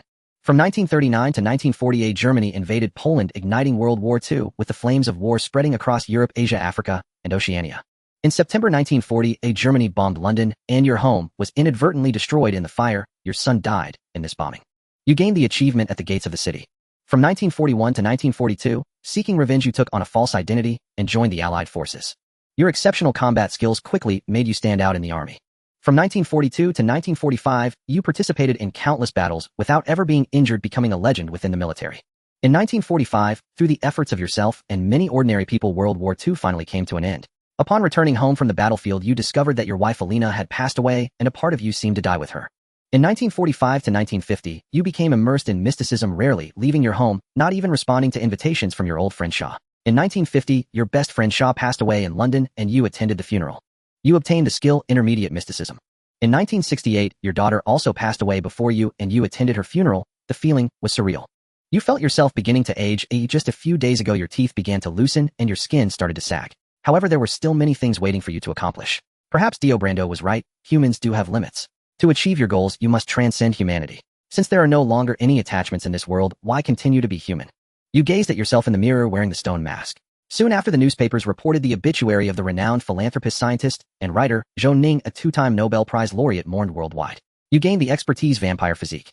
You gained the expertise Rapid Recovery. In 1970, one of your best friends, Dio Brando, was on his deathbed. The rejuvenated you saw him for the last time, telling him that he was correct 70 years ago. Humanity indeed has limits. The aging Dio Brando donned the stone mask and regained his youth. He embraced you once more, thanking you for giving him a new life. A few months later, he vanished without a trace. From 1970 to 1972, you continued to hear reports of vampire attacks in Sweden. Could it be Dio's doing? You could not know. In 1986, feeling all alone, you anonymously donated the vast majority of your fortune to China. It was an extraordinarily large sum. They are still searching for the donor. You arrived in China, settling in your hometown of Chengdu. From 1986 to 2022, the thriving China and the hardworking, brave Chinese people made you feel that perhaps humanity truly has no limits. The wisdom and courage of humanity are the forces that transcend limits. You released all your burdens with a sense of relief and began to live in seclusion. The only trouble was that your ageless appearance required you to change identities and residences every 10 years. In April 2022, in a humble dwelling in Chengdu, you awoke from a deep sleep to find yourself seemingly transported back to London in 1894. Summary: congratulations, you have completed a glorious and brilliant life, successfully traversing this map. In this journey, your life surpassed 99 of all travelers, and even after countless years, your deeds continue to be admired and recounted by many. You are regarded as the greatest philanthropist, scientist, writer, physicist, theologian, and the first king of football history, as well as the founder of the sprinting discipline of the 100 meters. A legendary figure far surpassing Da Vinci. Many believe that had it not been for your later obsession with mysticism, your achievements would have been beyond this. Some even believe you are a time traveler or an alien. Perhaps those individuals possess the gift of prophecy. Evaluation: A World Exploration Degree 89. 2. Due to your exploration degree exceeding 80, you received a reward of 4 time travel coins. The feeling of harvest can be summed up in a single word: exhilarating. All those attempts, all those deaths, nothing had been in vain. The rewards were more abundant than ever. Counting the 1 time travel coin left from his previous crossing, he now possessed 12 time travel coins. He would become the man who would one day master time. Achoo! A cold gust cut through the room, and Zhou Ning, fresh from his bath and still unclothed, could not help but sneeze. He walked to the window and stared out for a few seconds, only to find that it had begun to snow. Zhou Ning hurriedly closed the window and pulled on a white shirt. What a joke! The rain that had been falling when he came upstairs had turned to snow in the blink of an eye. The weather. Is it putting on Sichuan opera? In the game Tianxi, weather shifted so swiftly that every dorm at Wake University was outfitted with gas stoves for heating. Coal, however, was only mined in regions controlled by the Walrus people to the north, so gas was prohibitively expensive. A few hours of use could easily consume 1 luotian. Luotian is the second-tier currency in the Bewildered kingdom, derived from the ancient Pharaic word grotian, meaning a shiny thing. Before Zhou Ning's traversal, 1 luotian had the purchasing power of roughly 20 yuan, quite dear. The currency above luotian is waikita. 1 waikita equals 10 luotian, and 1 luotian can be exchanged for 10 weni. There have been cases in past years of penniless students freezing to death in their rooms to save a single luotian during extreme weather. If he had not rifled some money from those cursed cultists earlier, Zhou Ning would scarcely have spared the expense. Shedding the tears of the poor, Zhou Ning fed a luotian into the stove, twisted the knob, and a cluster of blue flames sprang up and grew. Viewed from a modern perspective, the gas stove was rather ingenious. It had a thermal sensor and an overheat cutoff automatically shutting off the gas if the internal temperature rose too high. Its practicality rivaled contemporary appliances. As the stove flamed, the room warmed noticeably. Relishing the rare warmth, Zhou Ning sighed with relief and was about to lie back down and continue studying the time travel simulator when a woman's anguished scream pierced the night outside. Oh! The sudden scream startled Zhou Ning. He hurried to the window and peered out. Because of meteorological tides, travel between cities was inconvenient, and many students like Zhou Ning stayed on campus during the break. Dozens of dorm lights above and below flicked on. Many heads leaned out to look, clearly disturbed by the cry. Beyond the apartments lay a small stand of trees where on fine days wild ducks paired off. Now heavy snow blurred everything into white. All that could be heard was the rustle of snow landing on leaves. After a while, the outside fell silent again. At this hour, no one was willing to brave the snow to investigate, and the dorm lights gradually went out. Maybe it was a feral cat, someone downstairs suggested. Impossible to be a feral cat. But Zhou Ning did not dare go downstairs alone. He drew a deep breath, bolted the windows and doors, splashed water on his face in the washroom, and reopened the time travel simulator interface to inspect it. First on the agenda was to claim his rewards. This choice menu was actually quite consequential. The JoJo world contained many treasures. Having survived so long in the simulation, Zhou Ning had become a legendary vampire, an ancient demon figure, whose collection might include the stone demon mask and perhaps arrows or other relics. But what attracted him most now was ripple breathing. There was no need to risk everything for ephemeral trinkets, so he dutifully chose option 1. You selected option 1. You obtained the skill Expert Level Flirtation Mastery. You obtained the skill Ripple Breathing Basic. You obtained the skill Occultism Intermediate. Expert Level Flirtation Mastery 1 to charm checks. With potent charisma and brazen boldness, your approaches almost always succeed. Ripple Breathing Basic, an exceptionally effective breathing technique that grants 3 strength and 3 agility. Occultism Intermediate 1 Spirit. You possess profound attainment in occult arts and have learned methods for crafting certain occult items. A flood of knowledge poured into his mind. Zhou Ning's head throbbed as suddenly his brain brimmed with occult lore and a complete repertoire of ripple breathing. It took him a long moment to steady himself. When he drew a deep breath, a scorching warmth rose from his lungs, and his life energy began to leap chaotically within him. How to wield ripple, how to transmit its energy into objects. These actions now felt instinctual. Zhou Ning regarded the sensation with wonder. After a day of turmoil, he had been thoroughly exhausted. Now, however, he felt utterly filled with vigor. His body bore no soreness, and his spirit felt unburdened by fatigue. Tisk, indeed a conscientious game. He clicked into the occultism skill, and a line of formulas and crafting recipes for extraordinary artifacts unfurled before him. At the top sat the stone demon mask. Behind it were voodoo dolls, mithril bullets, holy water recipes, and so on. Evidence of how superstitious this legendary vampire persona had been. But what exactly is the stone demon mask meant to do? Is it telling me to create vampires in the game world? System detection. The player has perfectly cleared Voodoo Me Too and has one opportunity to retain a talent in the real world. Do you wish to draw? Yes, no. Retain a talent in the real world. How would that work? The talent you may retain must be one of the 3 talents chosen for this traversal. Once retained, the talent will exist in both the real world and the simulation. In the simulation, you may possess only one additional talent at a time, which can be swapped at will. That required no deliberation. Zhou Ning, thrilled, decisively chose yes. Draw complete. You have obtained the purple talent Tony Stark Purple. Tony Stark Purple. As with Iron Man Tony Stark, you are a quintessential playboy, acerbic yet brilliant, exceptionally gifted in scientific research. Zhou Ning blinked and could not help asking, system, if I obtain this talent, will my personality change as well? After a rare pause, the system replied, no. The personality will remain governed by your true self. Zhou Ning nodded. The game panel shifted again, and his attributes underwent the first earth-shaking change since the traversal. His agility in particular surpassed ordinary humans by a full 30%, firmly landing him in the extraordinary tier. His charisma soared to an unprecedented 99. Name Zhou Ning Wan Si Tuyer. Race human. Template NPC closed beta countdown 47 D 23 hours 58 minutes. Level 2. Class student teaching assistant 110. Subclass linguist 210. Talent Tony Stark Purple. Attribute strength 10, agility 13, stamina 8, will 9, spirit 9, charisma 99. Health 8080. Stamina points 9696. Willpower 99. Mana 0. Life skills alchemy basic occult arts intermediate.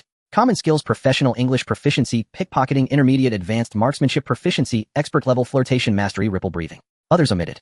Note an ordinary person who has begun to develop some combat capability, though his strength remains far less impressive than his looks. Zhou Ning's eyes grew moist. At last the final note no longer read that he was a nobody defined only by his appearance. How wonderful. By the way, what about the new map and new features mentioned earlier? He reopened the simulator panel. Sure enough, a small red had appeared on the map, signaling new content. One of the 2 previously locked tabs had also opened Draw. In a hurry, I clicked on the map page, and sure enough, a new map appeared at the bottom of the original map. The previously completed map turned black and was no longer selectable. The name of the new map was incredibly cool, Endless Battle. Endless Battle. The price for crossing is 5 crossing coins. The crossing price has suddenly increased 5-fold. Zhou Ning, who originally thought that having 12 crossing coins was a lot, immediately turned pale. What a ripoff. The inflation in prices was simply too rapid. As for the map, Zhou Ning remembered having played a similarly named minigame, which was a tower defense type. So my first impression was to blindly guess that it should be a fantasy-type map, but the simulator was known for its unconventional path. It could very well be a modern warfare scenario, and Zhou Ning felt completely lost in its patterns. He then clicked on the new feature, the lottery page, finding the rules quite simple, costing 1 crossing coin for a single draw, and only 9 coins for a 10 draw. The current prize pool consisted of items from the already completed JoJo's Bizarre Adventure. Free attempts, 3 Zhou Ning. Isn't this just the typical scheme of a pay-to-win mobile game? Having been unlucky all his life, he had never even won a second chance. Zhou Ning had always been indifferent towards lotteries. However, free draws were an exception. Without hesitation, he clicked on the lottery, and a miracle happened. You have obtained a rare item, Browning M1906 pocket pistol with several 25 ACP caliber bullets included. Come again. You have obtained a rare item, Colt M1908 pistol with several 25 ACP caliber bullets included. Wait a minute. Zhou Ning, feeling frustrated, walked to the washroom to splash some water on his face. Continuing. You have obtained a rare item, Webley Scott Bulldog revolver with several 45 ACP caliber bullets included. Zhou Ning. As expected, the luck was terrible. Counting the 2 guns already in his inventory, there were a total of 5. Who could possibly use so many guns at once? Does he think he's Dr. Octopus? Just a thin draw, and he'll end up with a broken hand. Taking out his pocket watch to check the time, it was just past 2 o'clock. The nightlife was just beginning. Having just learned the Ripple Force and tasted its sweetness, Zhou Ning felt wide awake. After finding and finishing a few slices of black bread in his room, he lay on his bed looking at the new map he had yet to enter, feeling a bit restless. Should I try entering again? Ultimately, his internet addiction took over, and he chose the new map, Endless Battle, and selected to enter. Preparing for crossing. 5 crossing coins, please choose a crossing mode. 1. Direct crossing. 2. Use parallel world template for crossing. Wow, even the crossing modes have changed. Zhou Ning curiously selected option 2 to view, and 3 cards appeared before him. The first card depicted himself in a black suit wearing sunglasses with a cold-blooded expression. His personality was cold-blooded and cruel. His talents were precision shooting blue, bullet time orange, and his skills were mastery of firearms expert level and mastery of hand-to-hand combat expert level. The title was Extreme Villain Zhou Ning with a crossing price of 15 crossing coins. The second card showed himself in a purple suit with clown makeup and a personality that was fickle and unpredictable. His talents were Criminal Genius Purple, Explosive Genius Purple, Firearms Master Purple, and Reading Disorder Gray Negative Talent. His skills were Intimidation and Extortion Master Level, Explosives Manufacturing Expert Level, and Negotiation Expert Level. The title was Mad Clown Zhou Ning with a crossing price of 25 crossing coins. The third card depicted himself in a black suit sitting confidently at a poker table, casually holding a chocolate. His personality was proud, confident, and composed. His talents were Gambling God Red and Winning Strike Purple. His skills were Gambling Divine Level and Mastery of Firearms Beginner Level. The title was Supreme Gambling God Zhou Ning with a shocking crossing price of 100 crossing coins.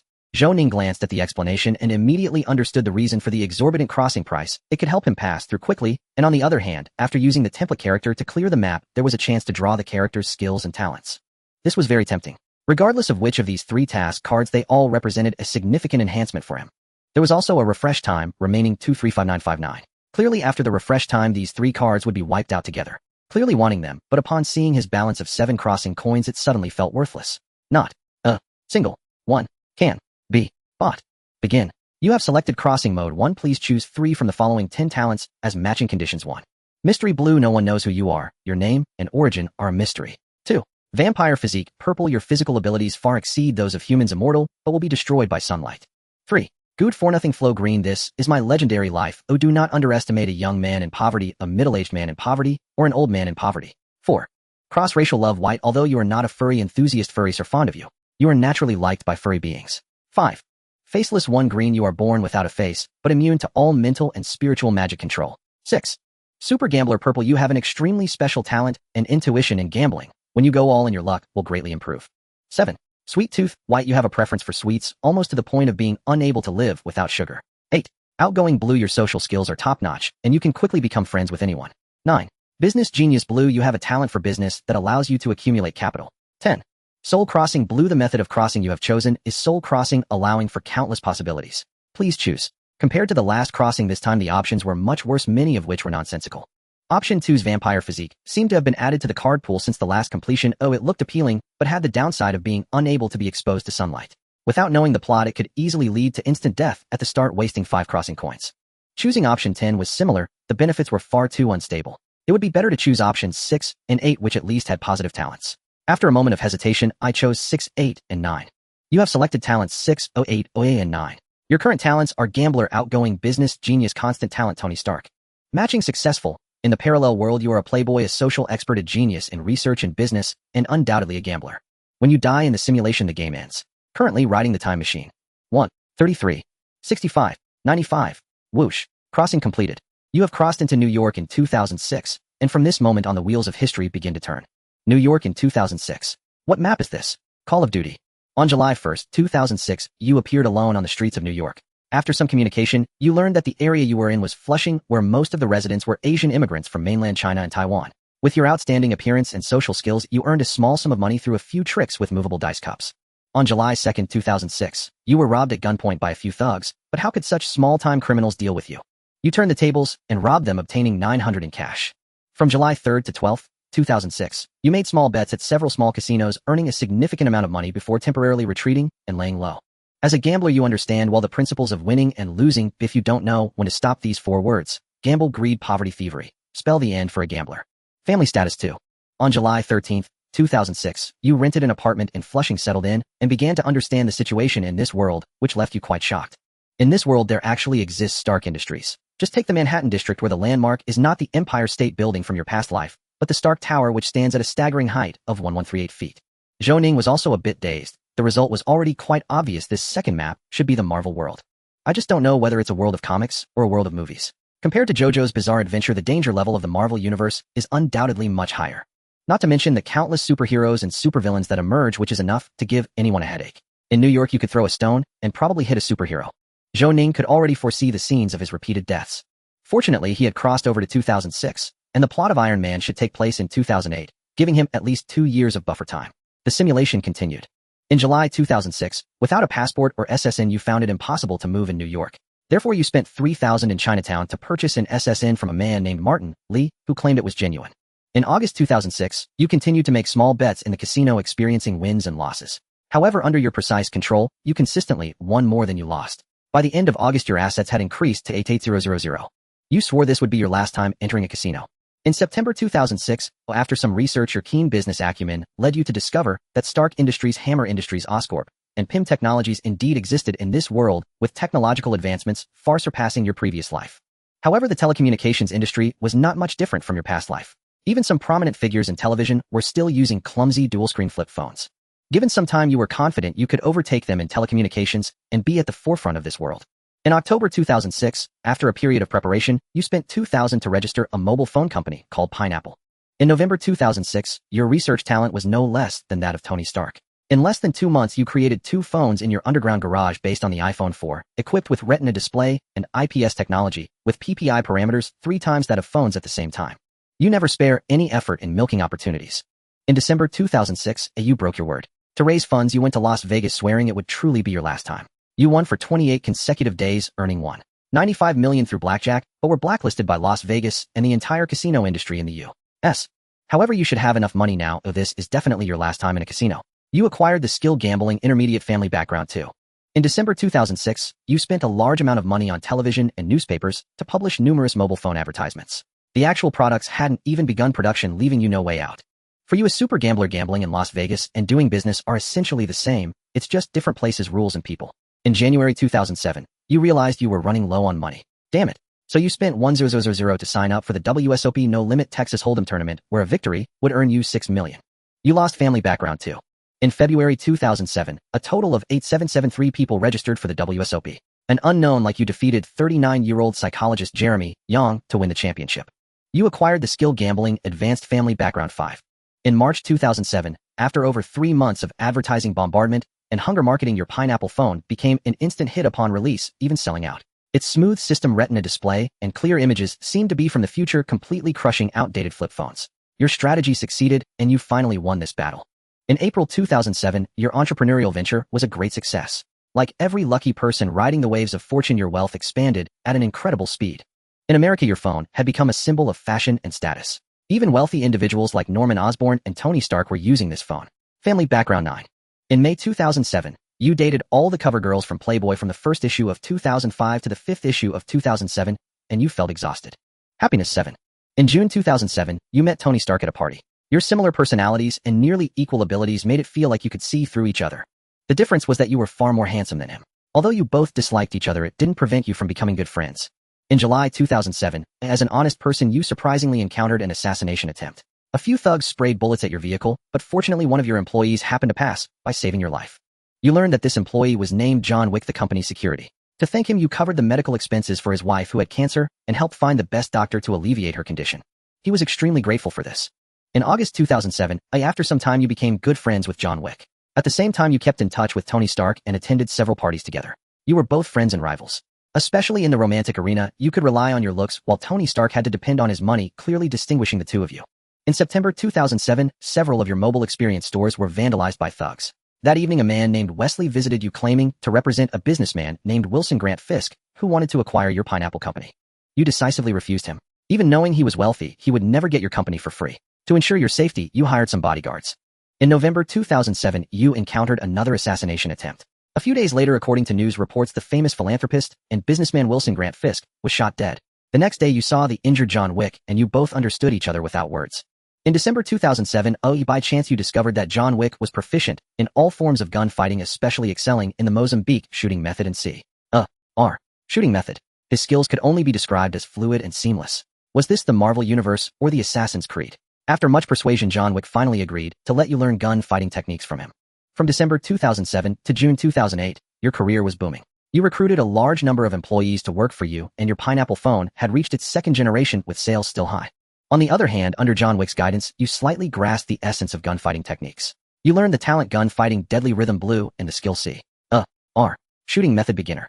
Deadly Rhythm, an extremely unique state of combat allowing you to integrate any ability into battle, significantly enhancing the user's combat capabilities and battlefield analytical skills. In July 2008, Tony Stark went to Afghanistan to promote arms. 2 days later, the media announced that Tony Stark was attacked by the 10 Rings in Afghanistan's Kunlun province, his life uncertain, and he lost contact. In October 2008, 3 months later, Tony Stark returned to America. After a period of seclusion, he immediately sought you out to show off the newly upgraded Mark II. After carefully studying the Iron Man suit, you believe that given some time, you could also perfectly replicate it. Only the energy source was a significant issue. In November 2008, Tony Stark invited you out for drinks, but you were crushed to death by a large steel robot that fell from the sky. You achieved the accomplishment Fallen Hero. You died. Summary: your life was fairly smooth, but one point must be raised: your gambling skills far exceeded your business acumen. Additionally, it is worth mentioning that after your death, Tony Stark defeated Obadiah Stane piloting the Ironmonger, avenging you, and even shouted that classic line at the press conference, "I am Iron Man." In a way, he stepped on your grave to show off. Evaluation: C. World Exploration, degree 34. 8. Since the exploration degree exceeded 20, you earned a reward of 3 crossover coins. On the western side of Dockland City, a young man, wearing a top hat, stepped down from a carriage, braving the wind and snow as he walked into the Duke of Worcester's residence.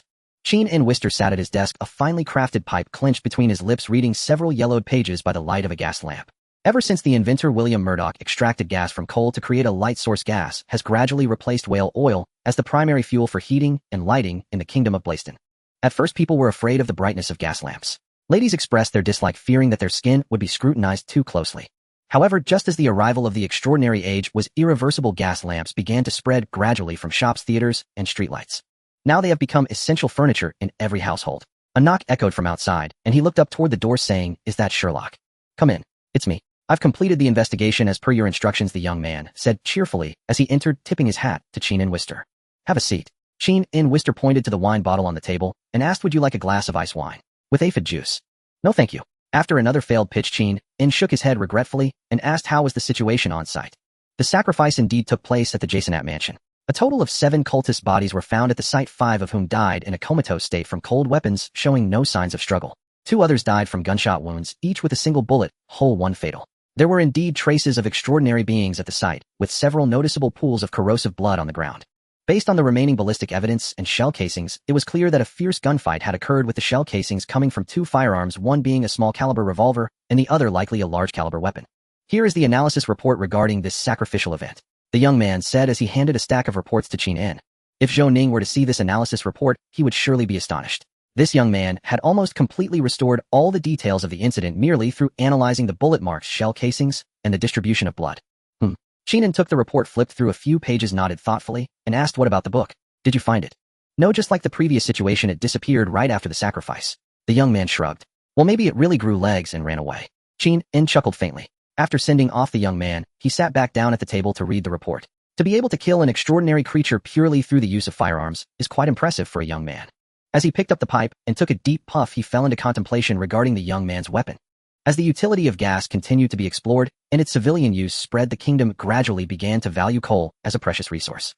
King Charles VI has mobilized the entire nation to build a gigantic ancient alchemical ship with a millennium of history powered by steam engines and alchemical formations equipped with 24 fire god cannons and 18 invincible cannons capable of achieving a speed of 21 knots.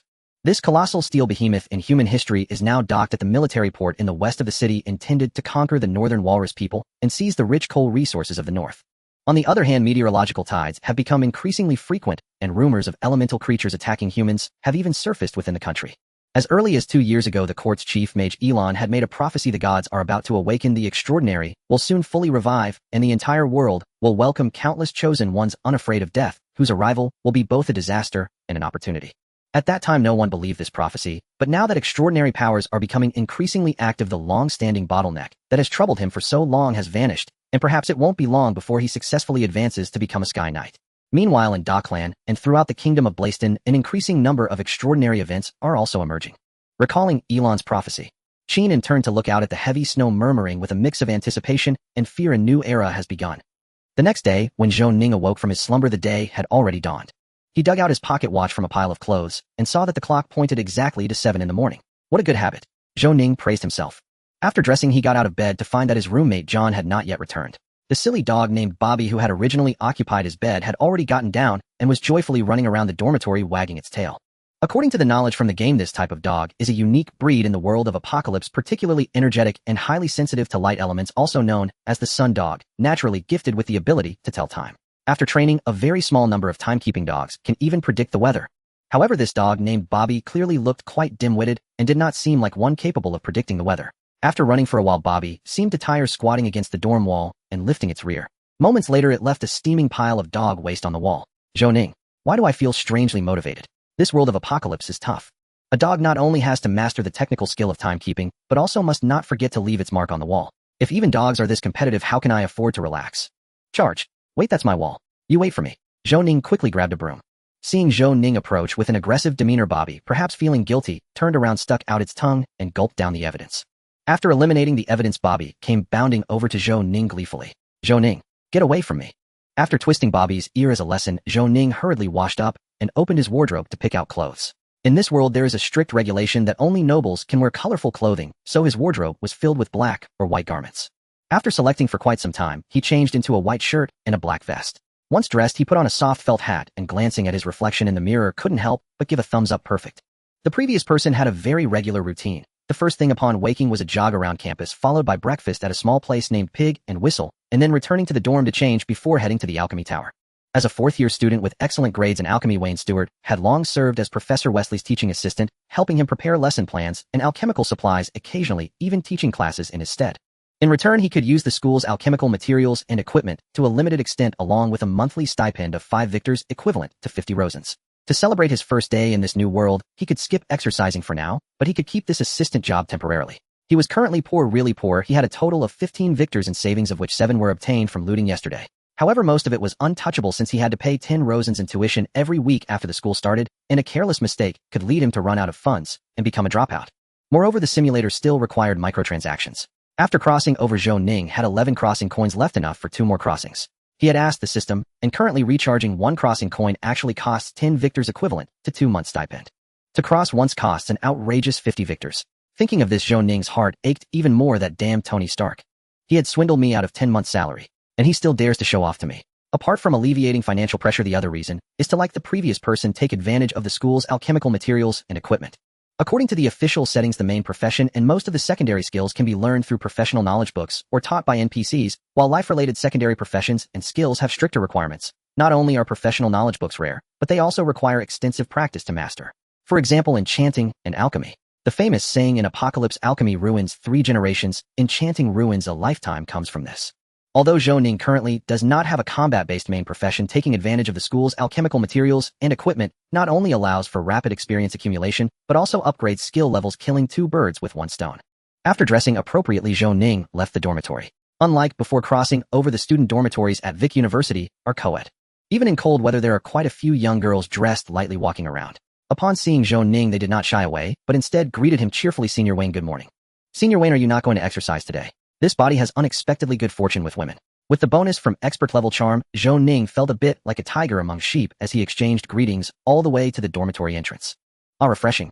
Facing the morning sunlight, he practiced the ripple breathing technique several times and noticed that both his strength and agility had a green plus sign appearing slowly increasing. Perhaps in a few days he would naturally grow. Indeed, what an impressive skill, Zhou Ning couldn't help but exclaim. Across from the dormitory is a small artificial forest, typically the best place for field battles.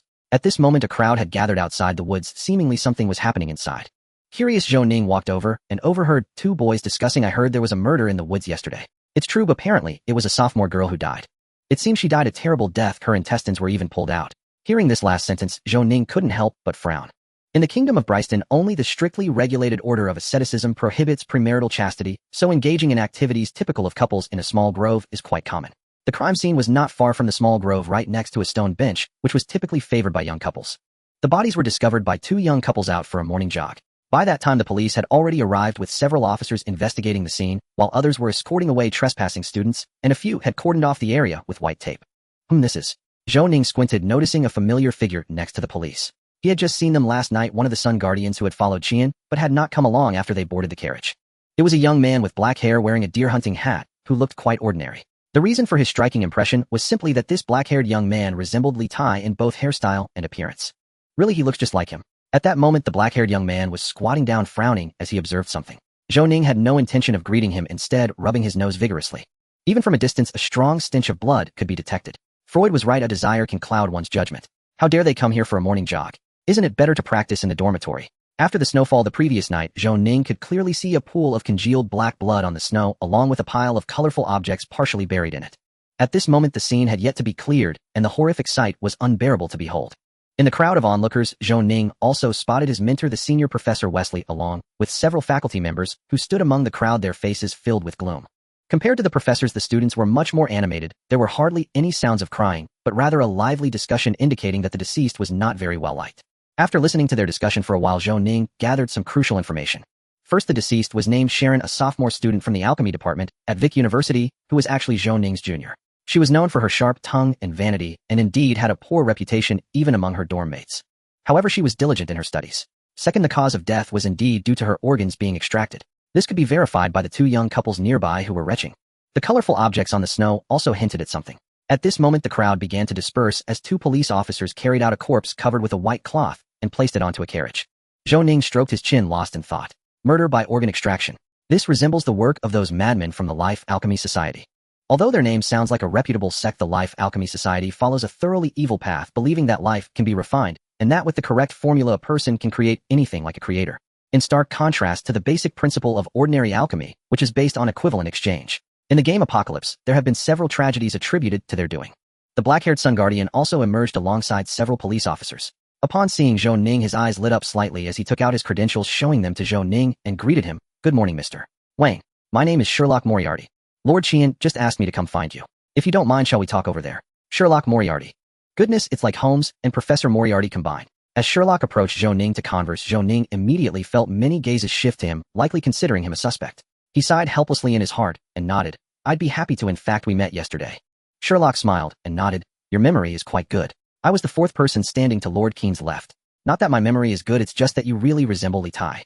Zhou Ning silently muttered in his heart. Walking to the side with Sherlock, he stopped and raised his eyes to Zhou Ning. Mr. Wayne, it seems you have some thoughts on this case.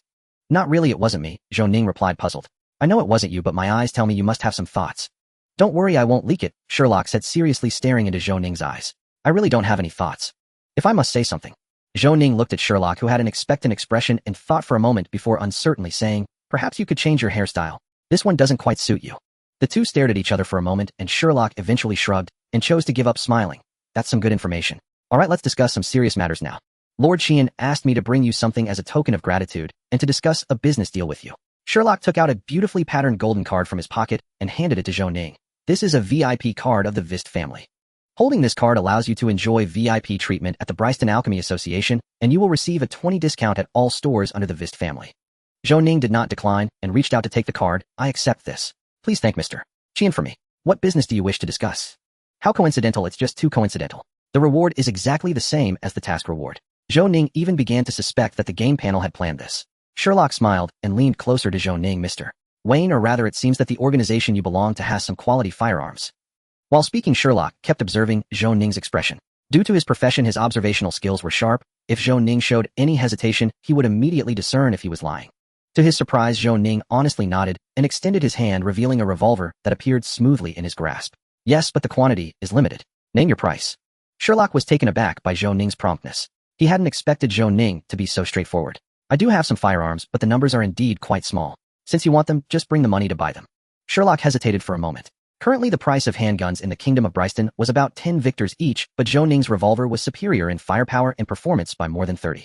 Although the main theme of this world was still the extraordinary firearms, could still hold their ground. Handguns are 15 victors each and rifles are 18 victors. Sherlock presented a price, already prepared for a slight loss, ready to acquire them, as long as the price wasn't too steep. Deal. After all, firearms are just firearms, and the Sun Guardians have limited funds, so they can't offer a high price. Wait, you agreed? Sherlock was stunned.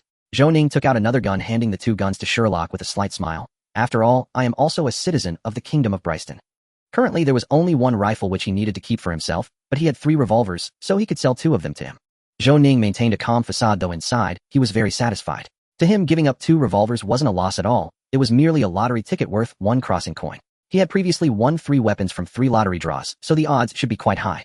1 crossing coin only costs 10 victors to recharge, meaning he essentially did nothing, but made a trade profiting 5 victors for each revolver. That was already equivalent to his monthly salary. In the early stages of the game, as the extraordinary gradually revived, the shortage of firepower would become increasingly serious. In a few months, Bryston would be able to produce similar firearms, so taking this opportunity, he might as well do more business to replenish his depleted wallet. To ensure the longevity of this business deal, it is crucial to set a price that won't cause the other party too much pain. After all, a steady flow is key. Pleasure doing business together. After the transaction was completed, the other party readily handed over the money. He picked up the gun and toyed with it for a while, attempting to twirl it on his finger like Zhou Ning, but ultimately failed, awkwardly clearing his throat and handing 4 victars to Zhou Ning. By the way, it's best not to go out at night unless necessary. There have been many issues these days. The members of the parliament are even considering implementing a curfew law. All right, thank you. Zhou Ning accepted the banknotes and found 2 5 victars and 2 10 victars among them. He had never seen the 10 victar in reality before. The predominant green color featured the portrait of King Charles I, the first king of Bryston, and the designer had even intricately designed a watermark for anti-counterfeiting on his beard, exuding a delightful scent of ink. I'm a bandit. This single note represented 2 months of my stipend. Perhaps influenced by fragmented memories of his past life, Zhou Ning felt an instant attraction to the banknotes he held. Zhou Ning managed his expression, suppressing the embarrassing impulse to kiss the banknotes, folded the money neatly, and casually asked, "This law shouldn't pass, right? It's quite evident that this law has disturbed too many people's interests. Without nightlife, many would lack sexual lives, and even tax revenue would drop by a third." Sherlock remarked sarcastically, "Based on my conjecture, this brainless parliament member will soon be ousted." His reasoning was sound. After all, Zhou Ning had not heard of any curfews in the game version of Bryston until he crossed over, silently lighting a candle for that unknown member of parliament in his heart. After chatting for a while longer, Sherlock politely tipped his deer hunting hat and took his leave. As he walked a few steps away, Zhou Ning, who had also intended to leave, turned around, hesitating for a moment before speaking. "Sherlock, have you ever heard of the Alchemical Life Society?" The Alchemical Life Society. Upon hearing Zhou Ning's words, Sherlock was momentarily taken aback, but quickly responded. The Alchemical Life Society is a group of madmen who believe that life can be created through alchemy, originating from the Eastern Ruins Kingdom. They are keen on producing various alchemical life forms through experimentation. What do you think this case is related to them? It's merely a hypothesis. I have heard that within the Alchemical Life Society there exists a faction not only obsessed with researching life creation through alchemy, but also with transforming themselves using alchemy. Initially, they attempted mechanical and animal organ modifications, but later found it unfeasible. The human body proved to be a more suitable medium. At that moment, a prompt appeared. "You have triggered the level task, Alchemical Ghost. Do you accept?" "Yes, no. Of course, this is just a rumor I came across by chance. Consider it a story." As he concluded, Zhou Ning subtly accepted the task and added, "No, what you said is true. I see now." Sherlock's expression was a mix of surprise and excitement. What he initially thought was a complex case quickly showed signs of resolution thanks to Zhou Ning's hint, and he hurriedly ran towards the carriage parked outside the woods. The panel quickly provided a prompt level task, Alchemical Ghost completed 25. Meanwhile, a group of police were still busy at the scene and more officers had arrived. Murders in the Kingdom of Bryston are actually quite common, but they are certainly rare in a place like Vic University. As the top institution in the Bryston Kingdom, every student here is bound to be a future asset to the kingdom, whether they are children of the elite or nobles. If this case spreads, it could cause quite a stir throughout the kingdom. For this reason, both the Dockland Police Department and the school are under immense pressure. After a while, the vice principal responsible for school affairs approached the students and announced that all students and staff were not allowed to enter or leave the school for a short period while the investigation was ongoing. Although Zhou Ning understood that the vice principal's intent was to assist in the investigation, he shook his head. This case was clearly the work of an extraordinary individual. This tactic might be effective against ordinary people, but what about the extraordinary? Not far away, several police officers began questioning passing students. Perhaps due to prior arrangements, Zhou Ning was not stopped, and he put his hat back on, walking towards the end of a small path, turning a corner, and stopping in front of the Pig and Whistle breakfast shop. This breakfast shop shares its name with an old district in from the world of magical beasts. The owner, Mrs. Tulin, is over 70 years old and cares for her paralyzed husband, who is 10 years older than her. On nice days, she is often seen pushing her husband's wheelchair around the campus. Mrs. Tulin will have 3 pounds of cupcake. All right, young Wayne. By the way, what happened over at the apartment? As Mrs. Tulin grabbed the cupcake, she inquired. Someone died in the woods. The deceased was Sharon, a second-year student in the alchemy program. Zhou Ning replied succinctly. My heavens. I remember her. She was a lovely girl, and I had a decent relationship with her. What a pity. You just the day before yesterday she told me she had met a wonderful boyfriend. Mrs.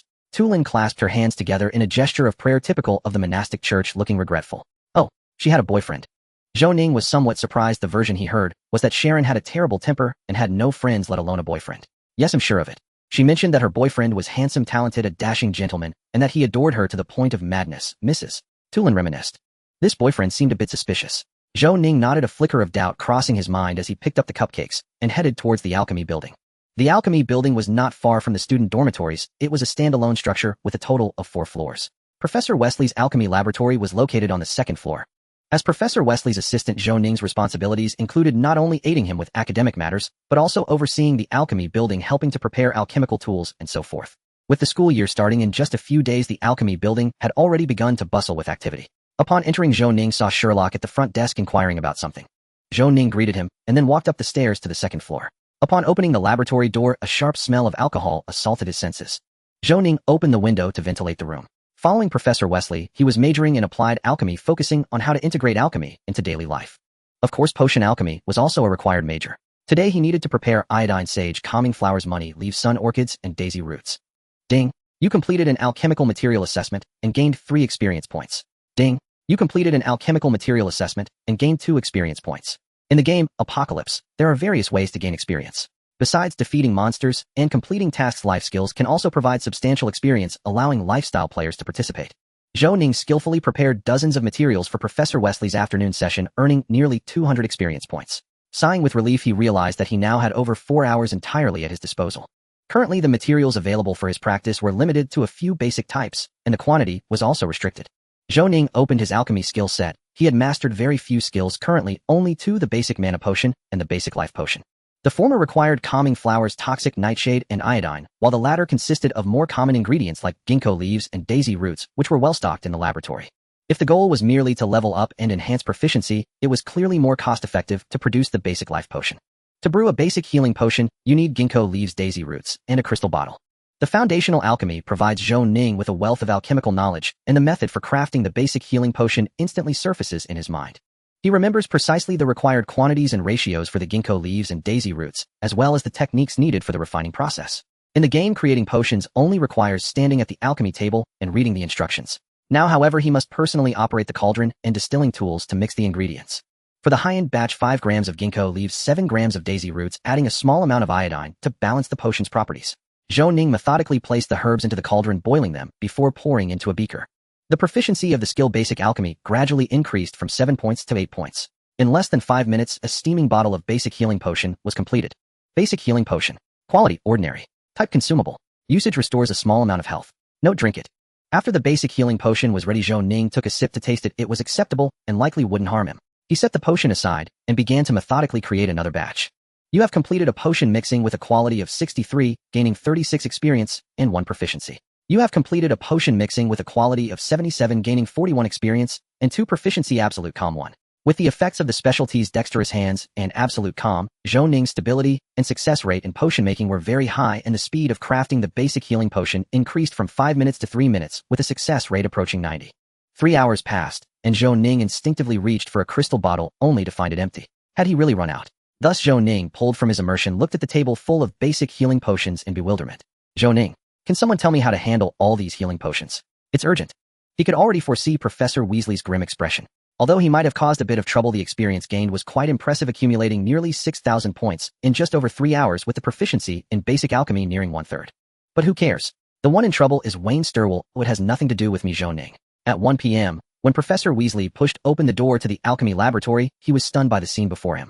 The floor of the laboratory was impeccably clean, the windows had been wiped, and the materials needed for the afternoon were well prepared. And then, the table was covered with basic healing potions, making him question his life choices. Weasley inspected the materials expressionless, then picked up a bottle of basic healing potions, sniffed it, and found the quality to be excellent. Using 120 sets of materials, 112 finished products were created with an astonishing success rate, even higher than most intermediate alchemists. Considering that Wayne Sturwell was still just an alchemist apprentice, his talent was already quite impressive. Given time, he should have a good chance of reaching advanced or even master-level alchemist. But how did he manage to produce so many basic healing potions all at once? "Rosie, come here," he shouted loudly. Coming. A moment later, a very beautiful girl hurried over, having never seen Professor Weasley break down like this since she started as his assistant. "Rosie, take all these basic healing potions to the school alchemy shop, and for the next week sell them at an 80 discount. Also bring me back another batch of crystal bottles." Weasley said coldly. "Additionally, tell Wayne Sturwell not to make any more healing potions. He can make any other potions, but he must take full responsibility for the orientation in 4 days." "Okay, sure."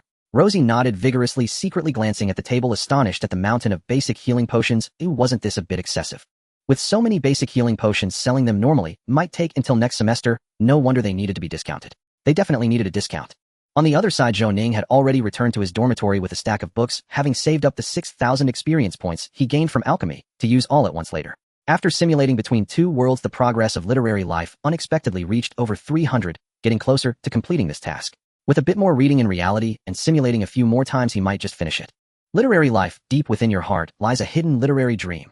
Please pursue this dream over the course of your life, reading a total of 1,000 books in both reality and simulation.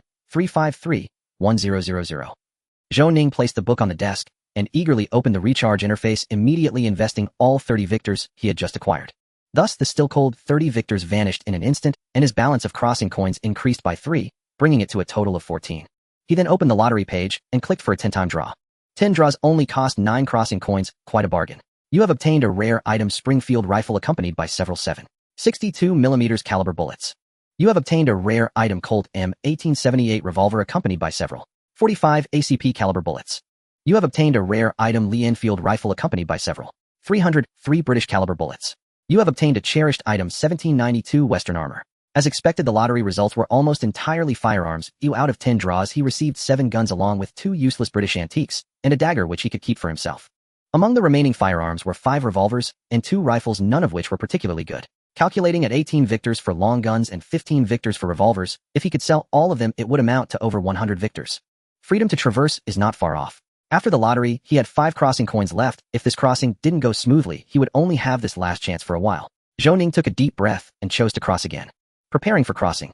5 crossing coins. Please choose a crossing mode. 1. Direct crossing. 2. Crossing using parallel world templates. With 3 templates available, Extreme Hacker, Crazy Clown, and Gambling God, the refresh time was only about 10 hours left, which he couldn't afford.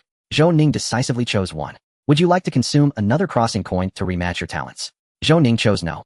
You have selected talents 6, 08, 08, and 9. Your current talents are Gambler, Social Butterfly, Business Genius, with a constant talent of Tony Stark. Match successful. In the parallel world, you are a playboy, a social expert, a genius in research and business, and a confirmed gambler. After the familiar opening, the subtitles began to roll slowly. On July 1, 2006, standing on the streets of New York with no money, and all alone next to Flushing, a hub for Chinese and Asian immigrants. Using a few mobile dice tricks, you earned your first pot of gold, 300, and no longer cause trouble here. On July 2, 2006, you spent 170 to buy a Glock handgun. As an honest person, it was necessary to be prepared for the future. You arrived at the Clinton area on the west side of Manhattan, known by another name as Hell's Kitchen. You continued to set up a small stall with mobile dice, earning 400. On July 3, 2006, you finally caught the attention of local thugs. In just one day, you were robbed 7 times and obtained 3200. Damn poor. On July 4, 2006, you continued your fishing for law enforcement, on no acting justly. In one night, you were robbed 4 times and earned 1600. During the last incident, you encountered a weirdo in a blue tight suit who called himself Super Cool Guy, mistaking you for a robber. You didn't bother to explain and ended up beating him up as well. On July 5, 2006, still fishing for law enforcement, but surprisingly the security was good and you were only robbed once the entire night. Finally, you managed to gather 5000, thus maintaining community security. At the end of July 2006, you somehow found John Wick, and through your deliberate efforts you became friends. Although you had little money at the moment, you still advised him to pay attention to his wife's health. A few days later, John Wick found you, hugged you, and told you that you had saved his wife. His wife was diagnosed with early-stage cancer, which was not difficult to cure. You didn't know how John Wick had fared after your accidental death in your previous life, but you smiled and assured him that everything was alright. In August 2006, at your request, you continued to learn shooting skills from John Wick. By the end of August, you found Martin Lee again in Chinatown and spent $3,000 to purchase an SSN. You had finally acquired a legal identity in the United States. In September 2006, armed with your initial capital of $5,000, you placed bets in several casinos across Long Island and Queens, carefully controlling your wins and losses. With your exceptional gambling skills, you quickly amassed a considerable fortune. By the end of September 2006, you established a small research lab and began research in energy. After careful consideration in October 2006, you chose the mobile phone industry as your entrepreneurial goal. After some research, you published a paper on graphene materials in the journal Nature, causing a stir in the scientific community. You believed that graphene batteries represented a revolutionary breakthrough over lithium batteries. In November 2006, you spent $2,000 to register a mobile phone company named Pineapple Corporation. This time you quickly produced a finished product. The main research focus was on how to utilize lithium ions to create an embedding and detachment phenomenon on the surface of graphene and electrodes to manufacture a battery 15 years ahead of the world's technology. Since similar products appeared in 2021 before your time travel, you had concrete references to guide you. After more than a month of research, you successfully developed the graphene battery. In December 2006, you once again published your research results in Nature, announcing that mobile phones equipped with graphene batteries would soon be launched. In addition to the novel design and ultra-high specifications, the battery capacity was 3 times that of the best market products with a charging time of less than 15 minutes. The entire world was shaken by your announcement. In January 2007, your Pineapple mobile phone was launched. All other parameters were based on data from your previous life. Not only did it come equipped with a Retina display and IPS screen technology, but the PPI parameter was also 3 times that of contemporary phones, and the phone battery was replaced with a graphene battery.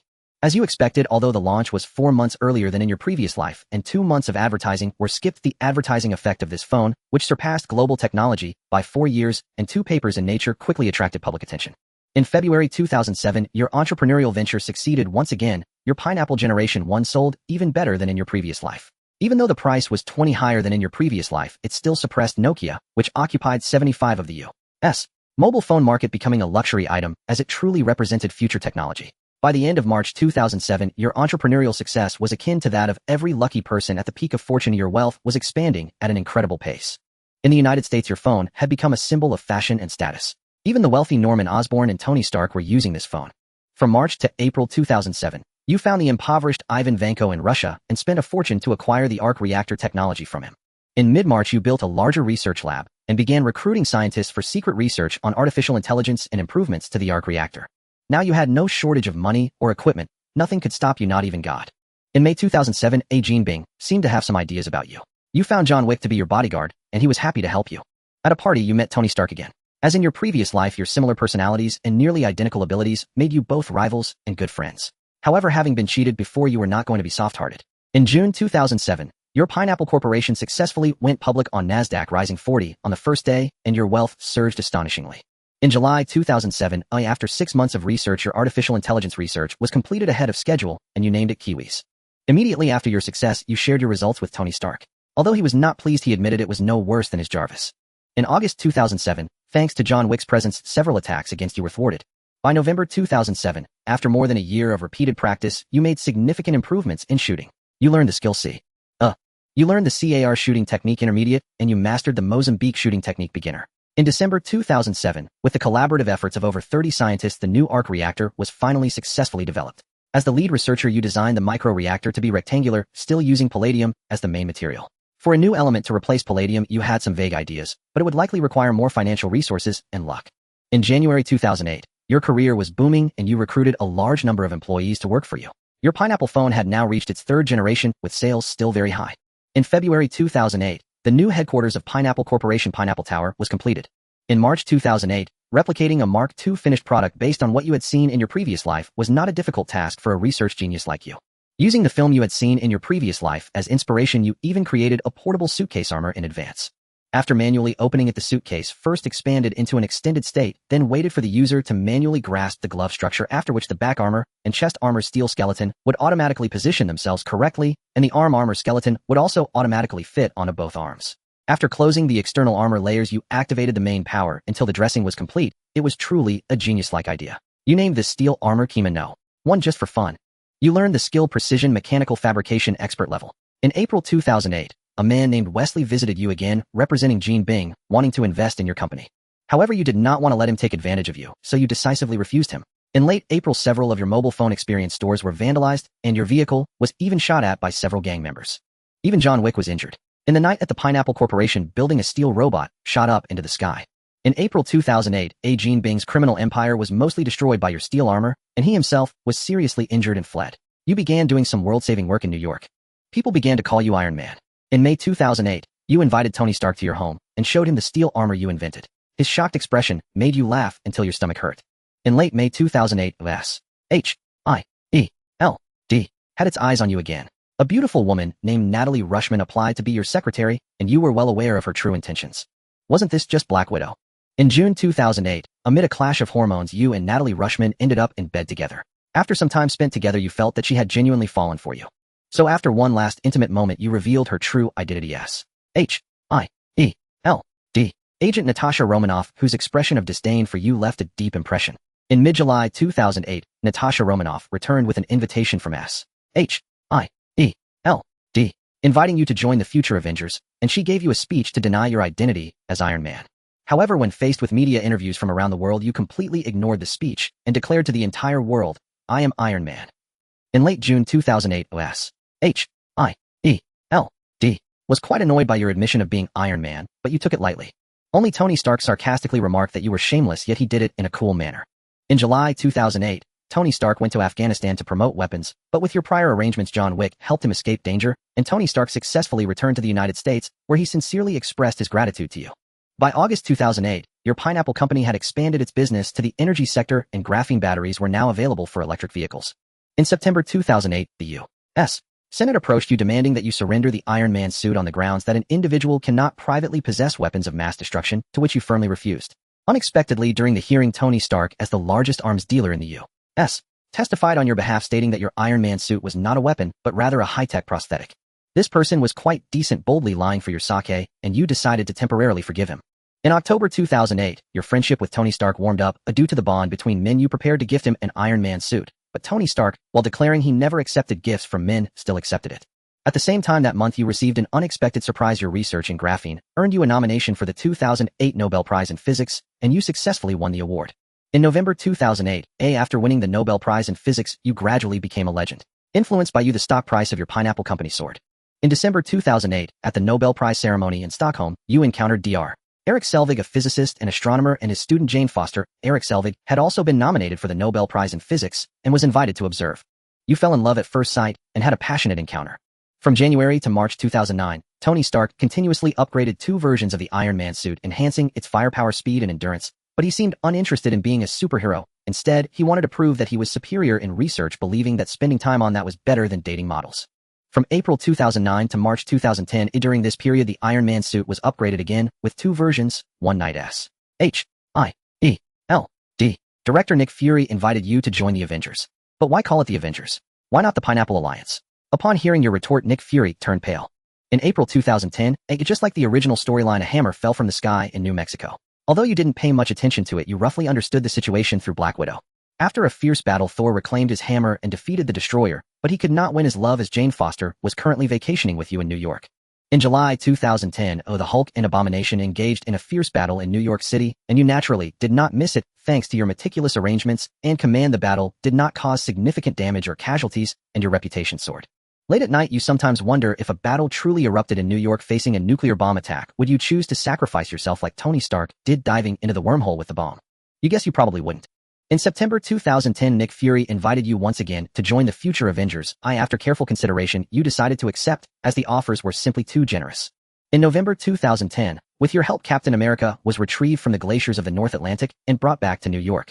Knowing the plot to avoid the New York battle, you warned Nick Fury not to attempt to research the Tesseract, and he complied. In March 2011, an unexpected event occurred. Jane Foster was unexpectedly pregnant with your child, and you expressed your genuine surprise. Although you had no immediate plans for marriage, you were still thrilled. After discussion, you both decided to have the baby. In January 2012, you welcomed your first child. Looking at this tiny life, you felt a deeper connection to the world. In June 2012, everything was going smoothly both in life and career. However, you discovered that Nick Fury had broken his promise, insisting on conducting experiments on the Tesseract at the underground base, hoping to use it to obtain eternal energy to create weapons of mass destruction. In mid-June, Loki appeared at the underground base, stole the Tesseract, and corrupted Hawkeye. Subsequently, at Nick Fury's suggestion, the original Avengers assembled with the first-generation members being you, Captain America, Black Widow, Thor the Hulk, and Hawkeye. Though you were displeased, you chose to join. In July 2012, despite all your efforts, you ultimately failed to prevent Loki's scheme. He used the Tesseract to open a portal in New York, unleashing countless Chitauri. You and your comrades did your utmost, but could not halt the Chitauri advance. Minutes later, faced with a nuclear bomb launched by the Security Council, you hesitated for less than a second before making your choice. Many years later, everyone present clearly remembered that in the face of despair, a silver iron suit soared into the sky, charging into the wormhole with a nuclear warhead without hesitation.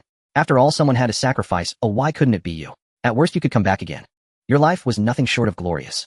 Not just on a scientific level, and not just in business. Some say the anthem of humanity is the anthem of courage, at least in the eyes of many. At that moment, you were the embodiment of justice and bravery. It is worth mentioning that after your death, due to your influence, Tony Stark chose to inherit your iron suit, becoming the second Iron Man and joining the Avengers. At least in this dimension, many years later, when Tony Stark snapped his fingers, sacrificing himself to save humanity, a significant part of that was because you replaced Ethan and influenced him. Evaluation: B World Exploration Level 56. 8. Since the exploration level exceeds 40, you have received a reward of 3 time travel coins.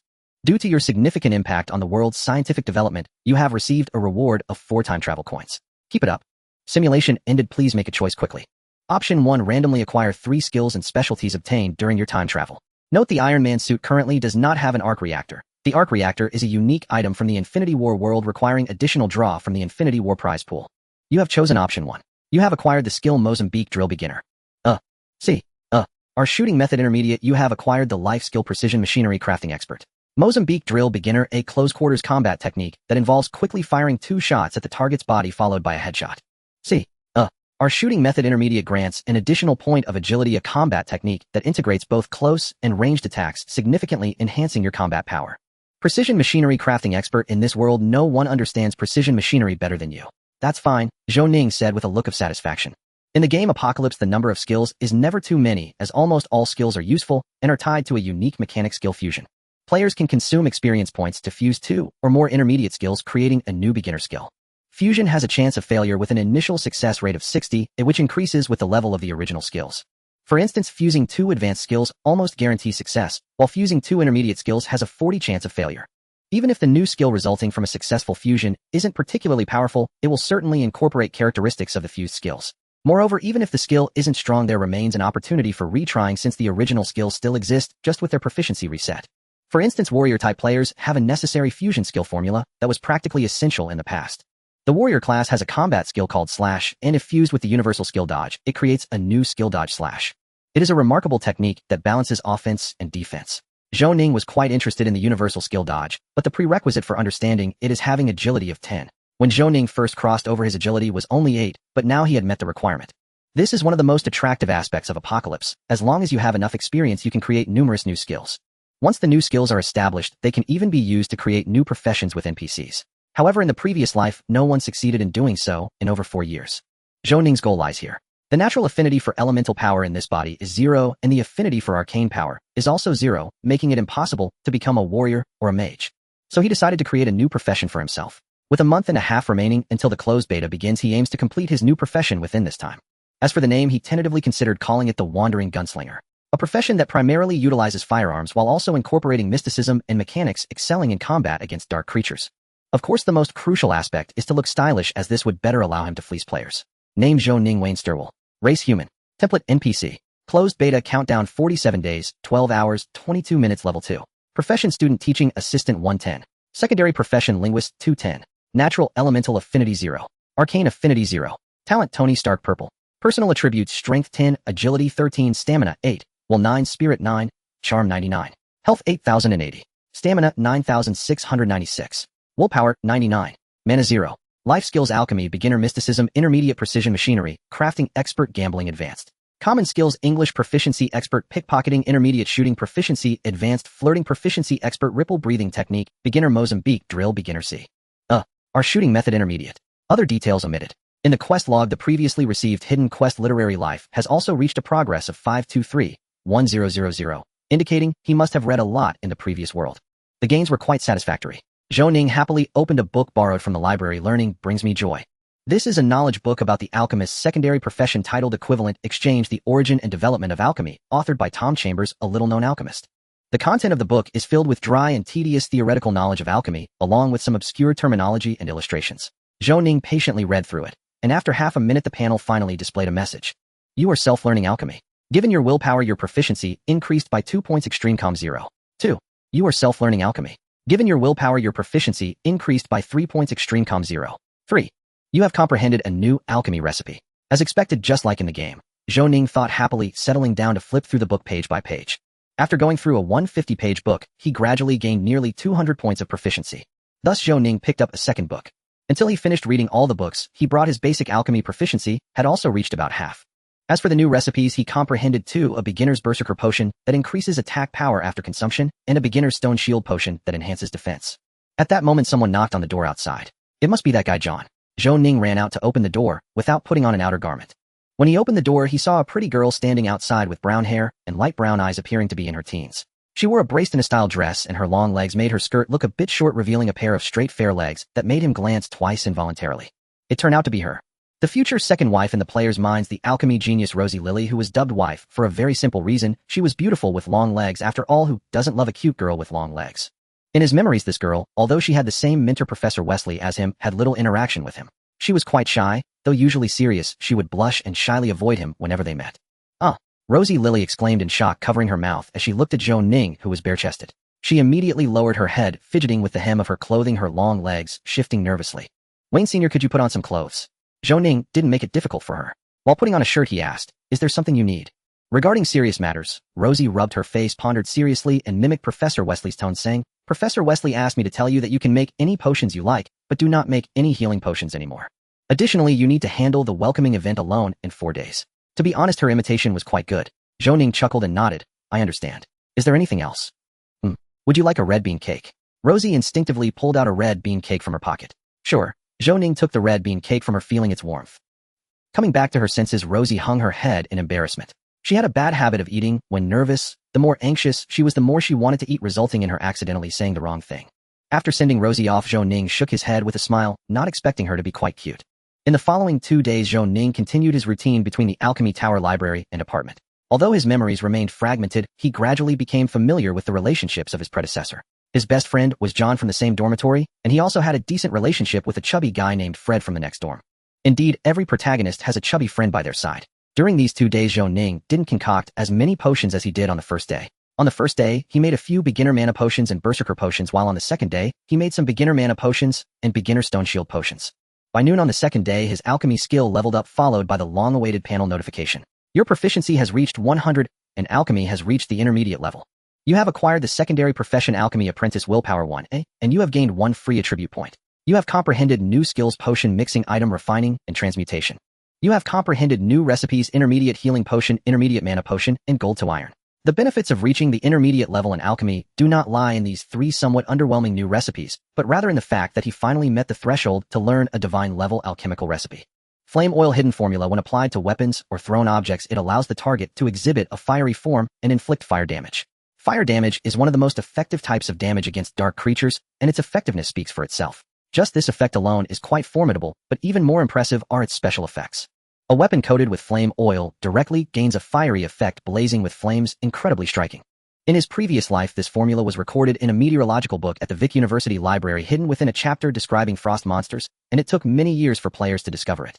The first to master this formula was none other than the game's chosen hero, Leandro de Pessa, an alchemical genius and a foolish meteorologist. The reason for his immense popularity in his previous life was largely due to that fiery sword showcased in the promotional video, which was simply too cool. At present, Leandro de Pessa has not yet enrolled, and this formula is clearly yet to be discovered, which is one of the motivations driving Zhou Ning to focus on alchemy these past few days. If he can obtain this formula after all his hard work these few days, it would be worth it. Having tidied up the alchemy lab, Rosie has come to take over. This tall girl is quite diligent, not only working as a teaching assistant like Zhou Ning, earning 5 Vic tokens a month, but also working at the school's alchemy shop. Zhou Ning cheerfully greeted her. Good afternoon, do you have any food? Rosie, looking wary, covered her pocket. However, Zhou Ning eventually managed to get a red bean cake from her, and reciprocated by inviting her for a cup of red tea, which he ordered from Mrs. Tulin, who sends someone every noon to deliver it. After a relatively pleasant afternoon tea, Zhou Ning got up to say goodbye, returning to his dormitory to grab the books he had finished reading, and headed to the library.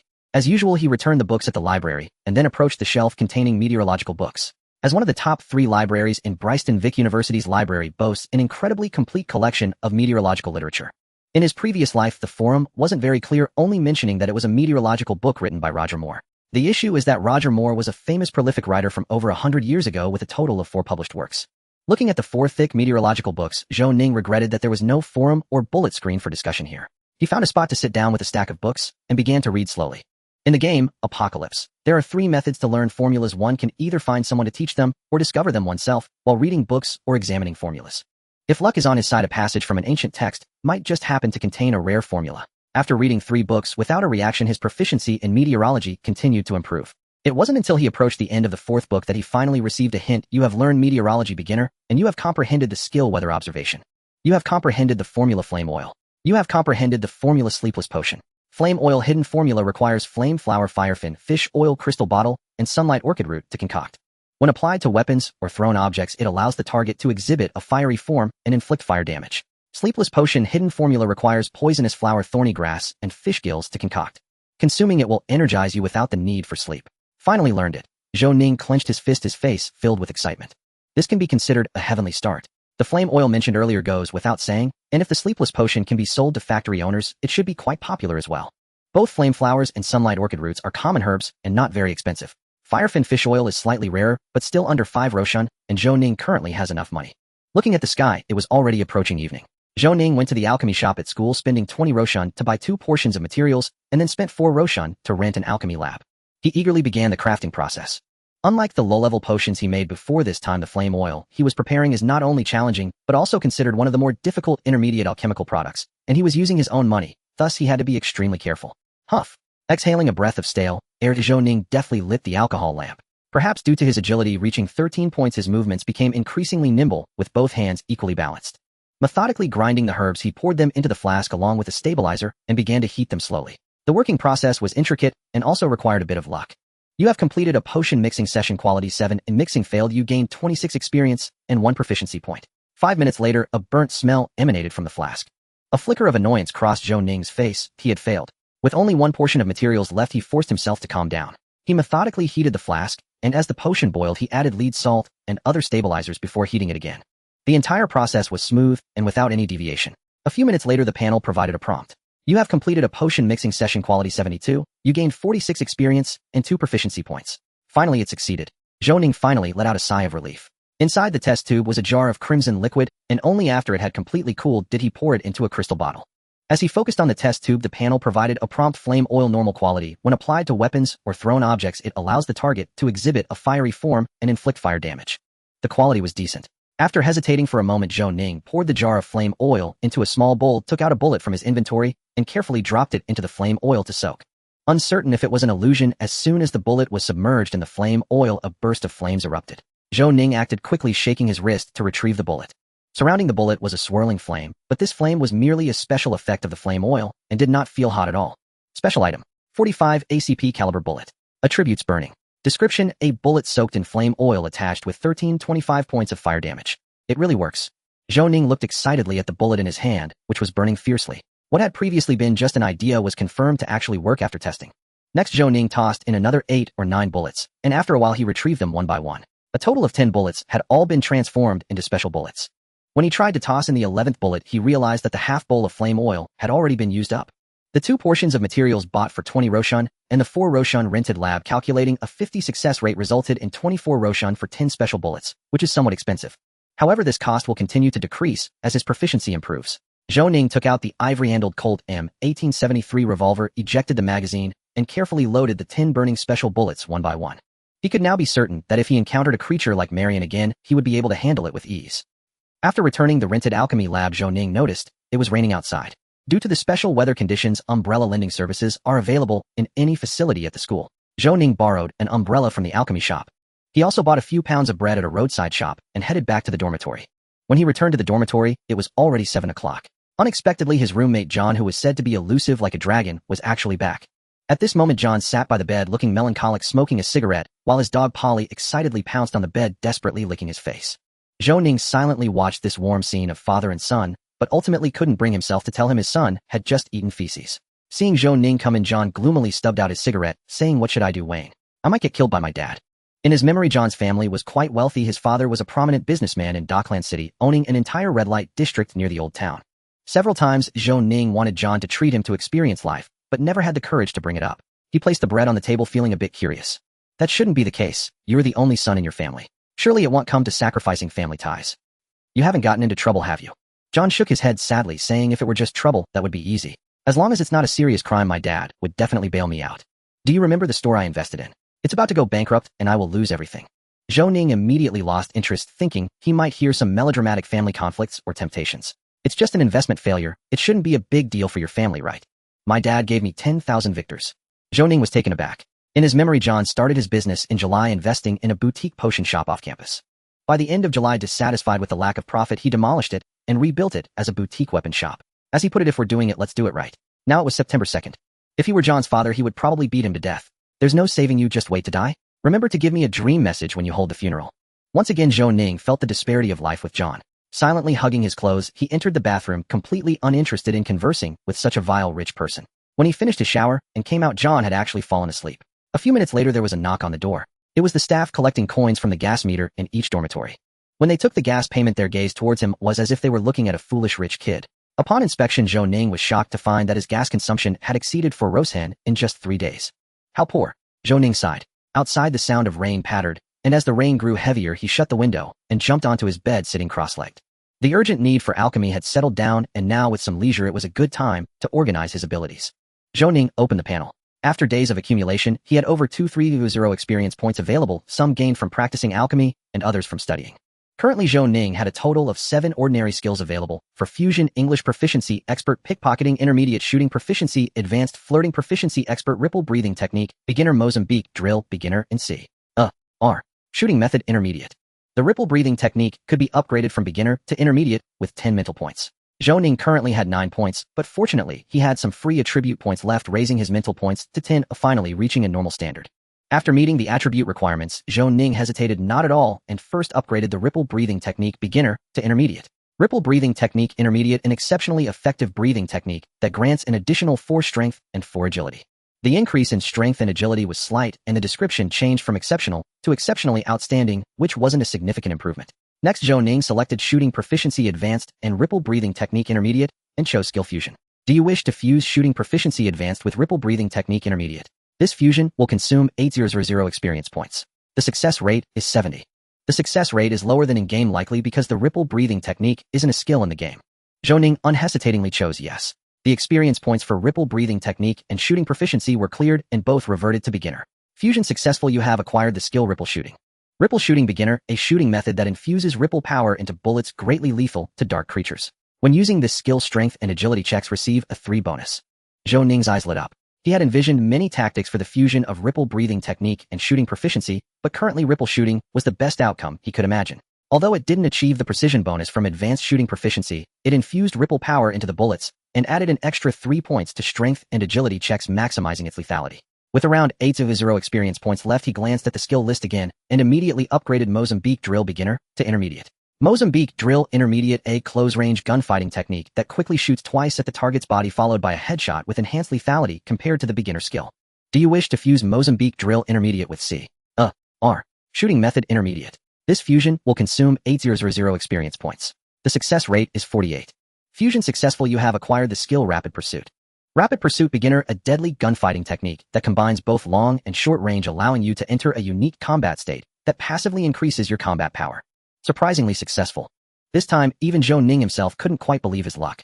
However, the description of this skill was abstract, just like the expertise he learned from John Wick, Deadly Rhythm.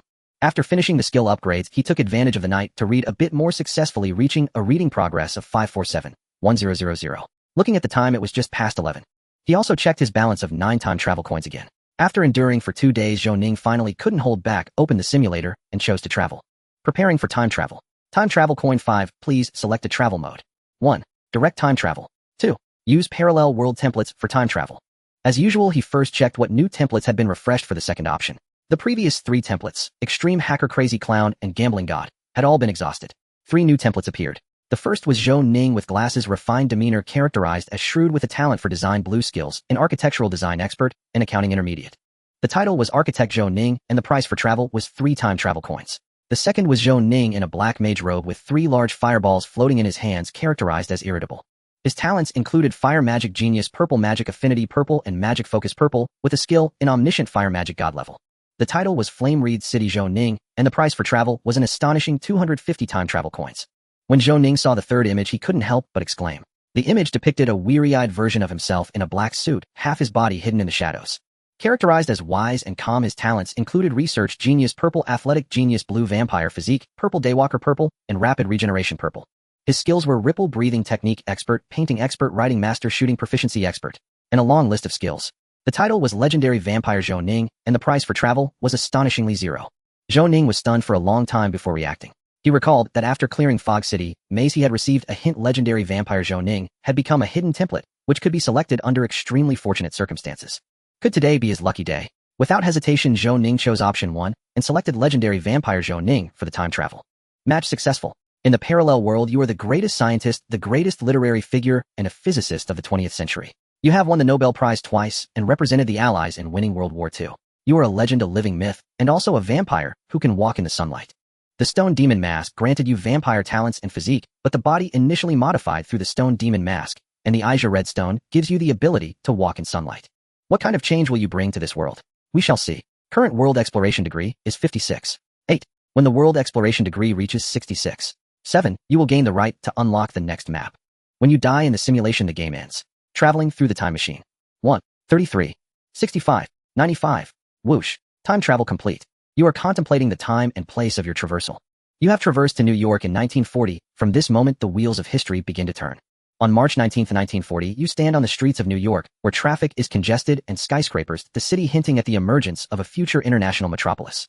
Thinking about the events that will unfold in the future, you who had found life somewhat dull suddenly feel a desire for new excitement.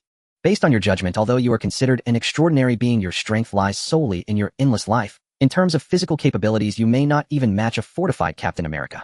Recalling your old friend Marlon Brando, a hint of nostalgia flashes in your eyes. To be honest, you are curious to see if humanity truly has limits. On March 20, 1940, you realize you are indeed in Brooklyn, the southeastern region of Manhattan, predominantly inhabited by African Americans. That night you encounter 7 fights, and even gang members attempt to rob you. It's simply madness. However, having experienced so much, you have lost most of your hostility. You simply took all their money and turned them into vampires. On March 21, 1940, you rented a house in Brooklyn. After living 40 years in Huaxia in your previous life, you have become somewhat of a couch potato lacking interest in money. Yet in this long life ahead, having no money will not do. Thus you approach Stark Industries to recommend yourself. To your surprise, Howard Stark was completely uninterested in meeting you, doubting that a person of Chinese descent would possess any research talent. You left Stark Industries with a smile. This world is truly interesting. It seems you cannot be a couch potato after all. By the end of March 1940, you established a technology company named Stargaze, inspired by Oscar Wilde's famous quote, "We are all in the gutter, but some of us are looking at the stars." The address is right across from Stark Industries. In April 1940, your research capabilities are beyond doubt.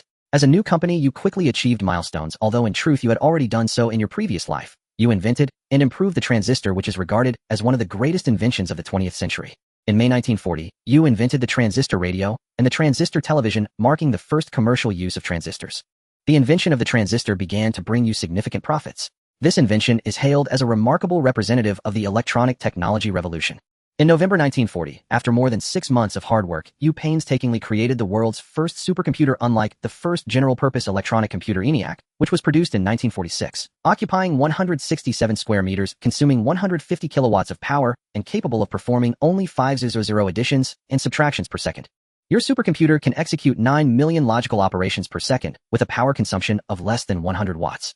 In December 1940, you held a large press conference to announce your invention, which shocked the entire United States. Many scientists, including Einstein, visited Stargaze to observe this electronic computer. Einstein even remarked that this invention would completely change the way people work and think. In January 1941, as you expected, the U.S. government began procuring your supercomputer. Your company began to expand. Meanwhile, your warm smile, reminiscent of Nike, helped you forge friendships with many scientists, including Einstein and Abraham Erskine. Your team successfully recruited John Bardeen and Brattain, who later won the Nobel Prize in Physics and became the president of the American Physical Society. In February 1941, you and your team invented and improved silicon integrated circuits, pioneering the history of microelectronics in the world. In March 1941, you invented the electric eye camera and the integrated circuit television. From June to November 1941, you obtained 37 patents, most of which were brought from your previous life.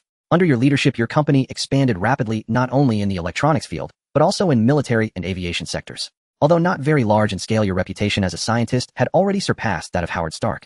In December 1941, Japan launched a surprise attack on Pearl Harbor, and the United States joined the anti-fascist camp, declaring war on the Axis powers. World War II entered a stage of full escalation, yet for you it felt like a scene from the past. In January 1942, you began planning some matters. Utilizing your mystical skills, you perfectly created a stone ghost mask as a backup. In February 1942, the first phase of your plan succeeded. You secretly traveled to Norway, arriving before Red Skull, and obtained the Tesseract in a church in Tunsberg. Is this what the legendary space gem container looks like? You obtained the legendary item, the Tesseract.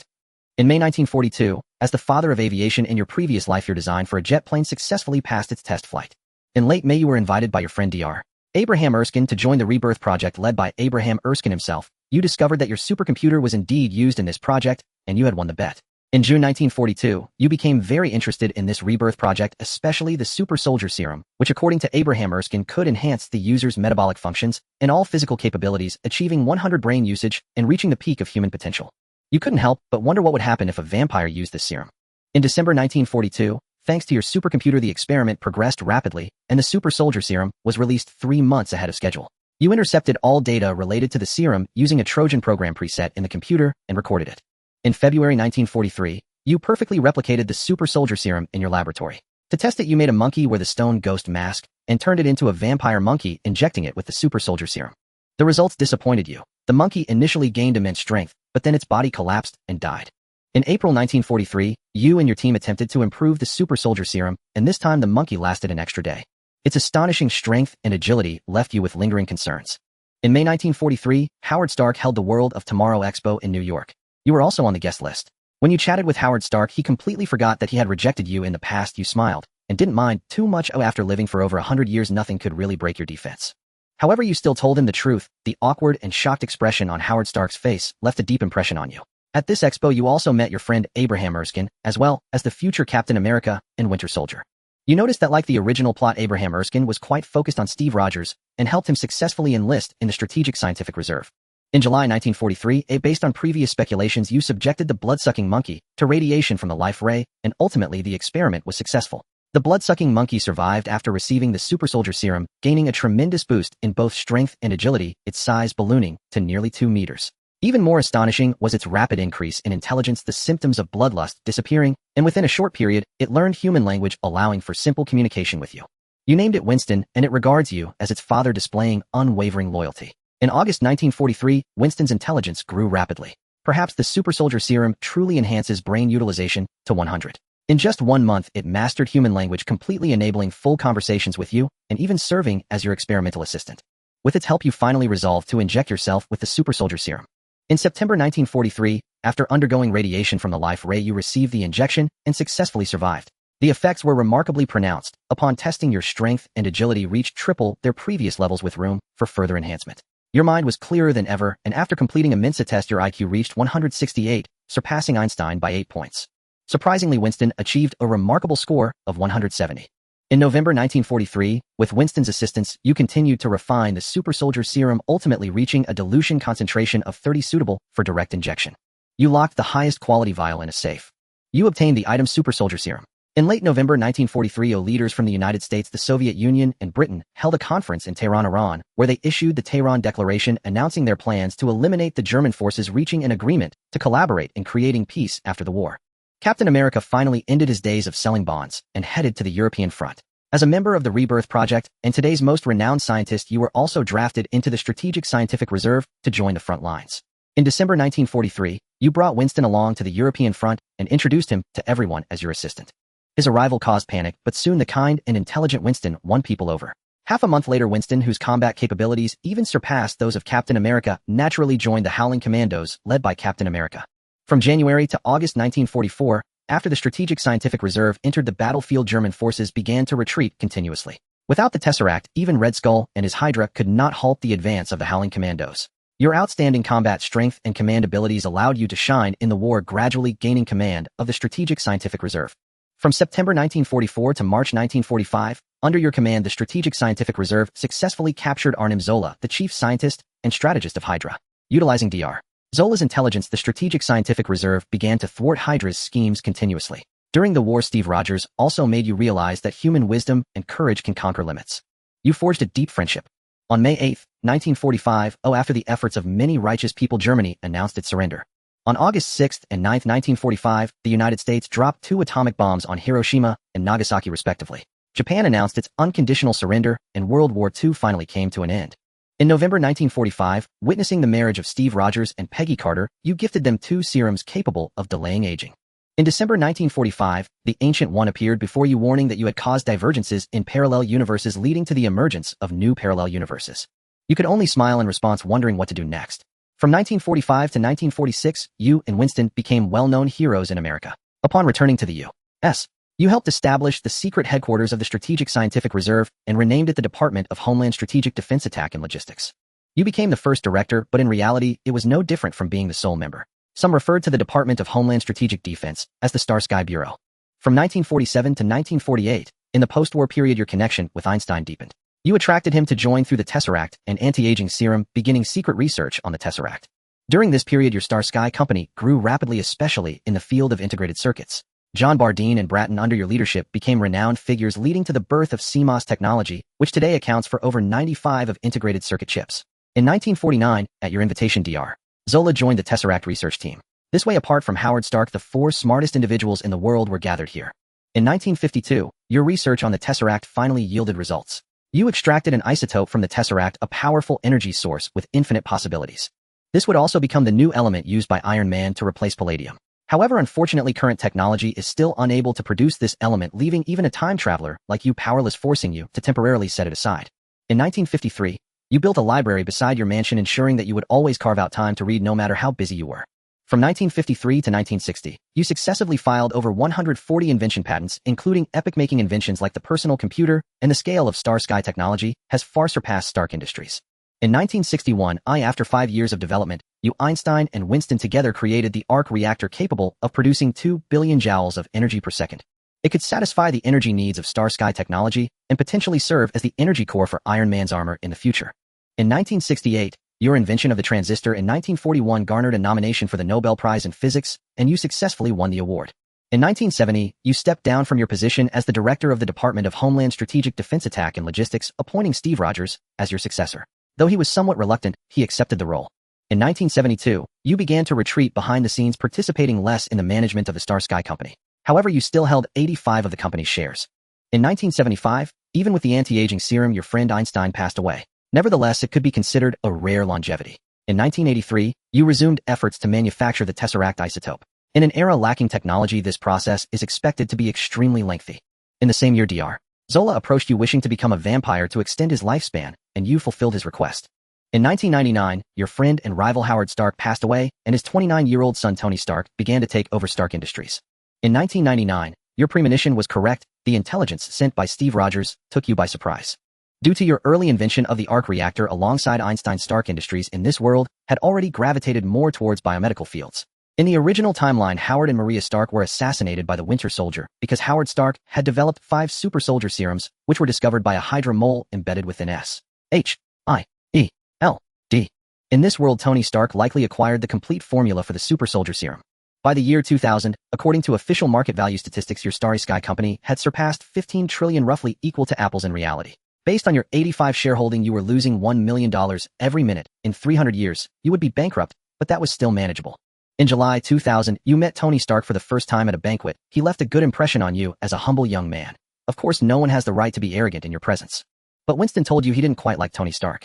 The reason was that the aura of intelligent people always seems to clash. In 2001, even as you entered the 21st century, you hadn't forgotten to seek a bed partner. Apart from appearing somewhat world-weary, you looked like a young person in your 20s.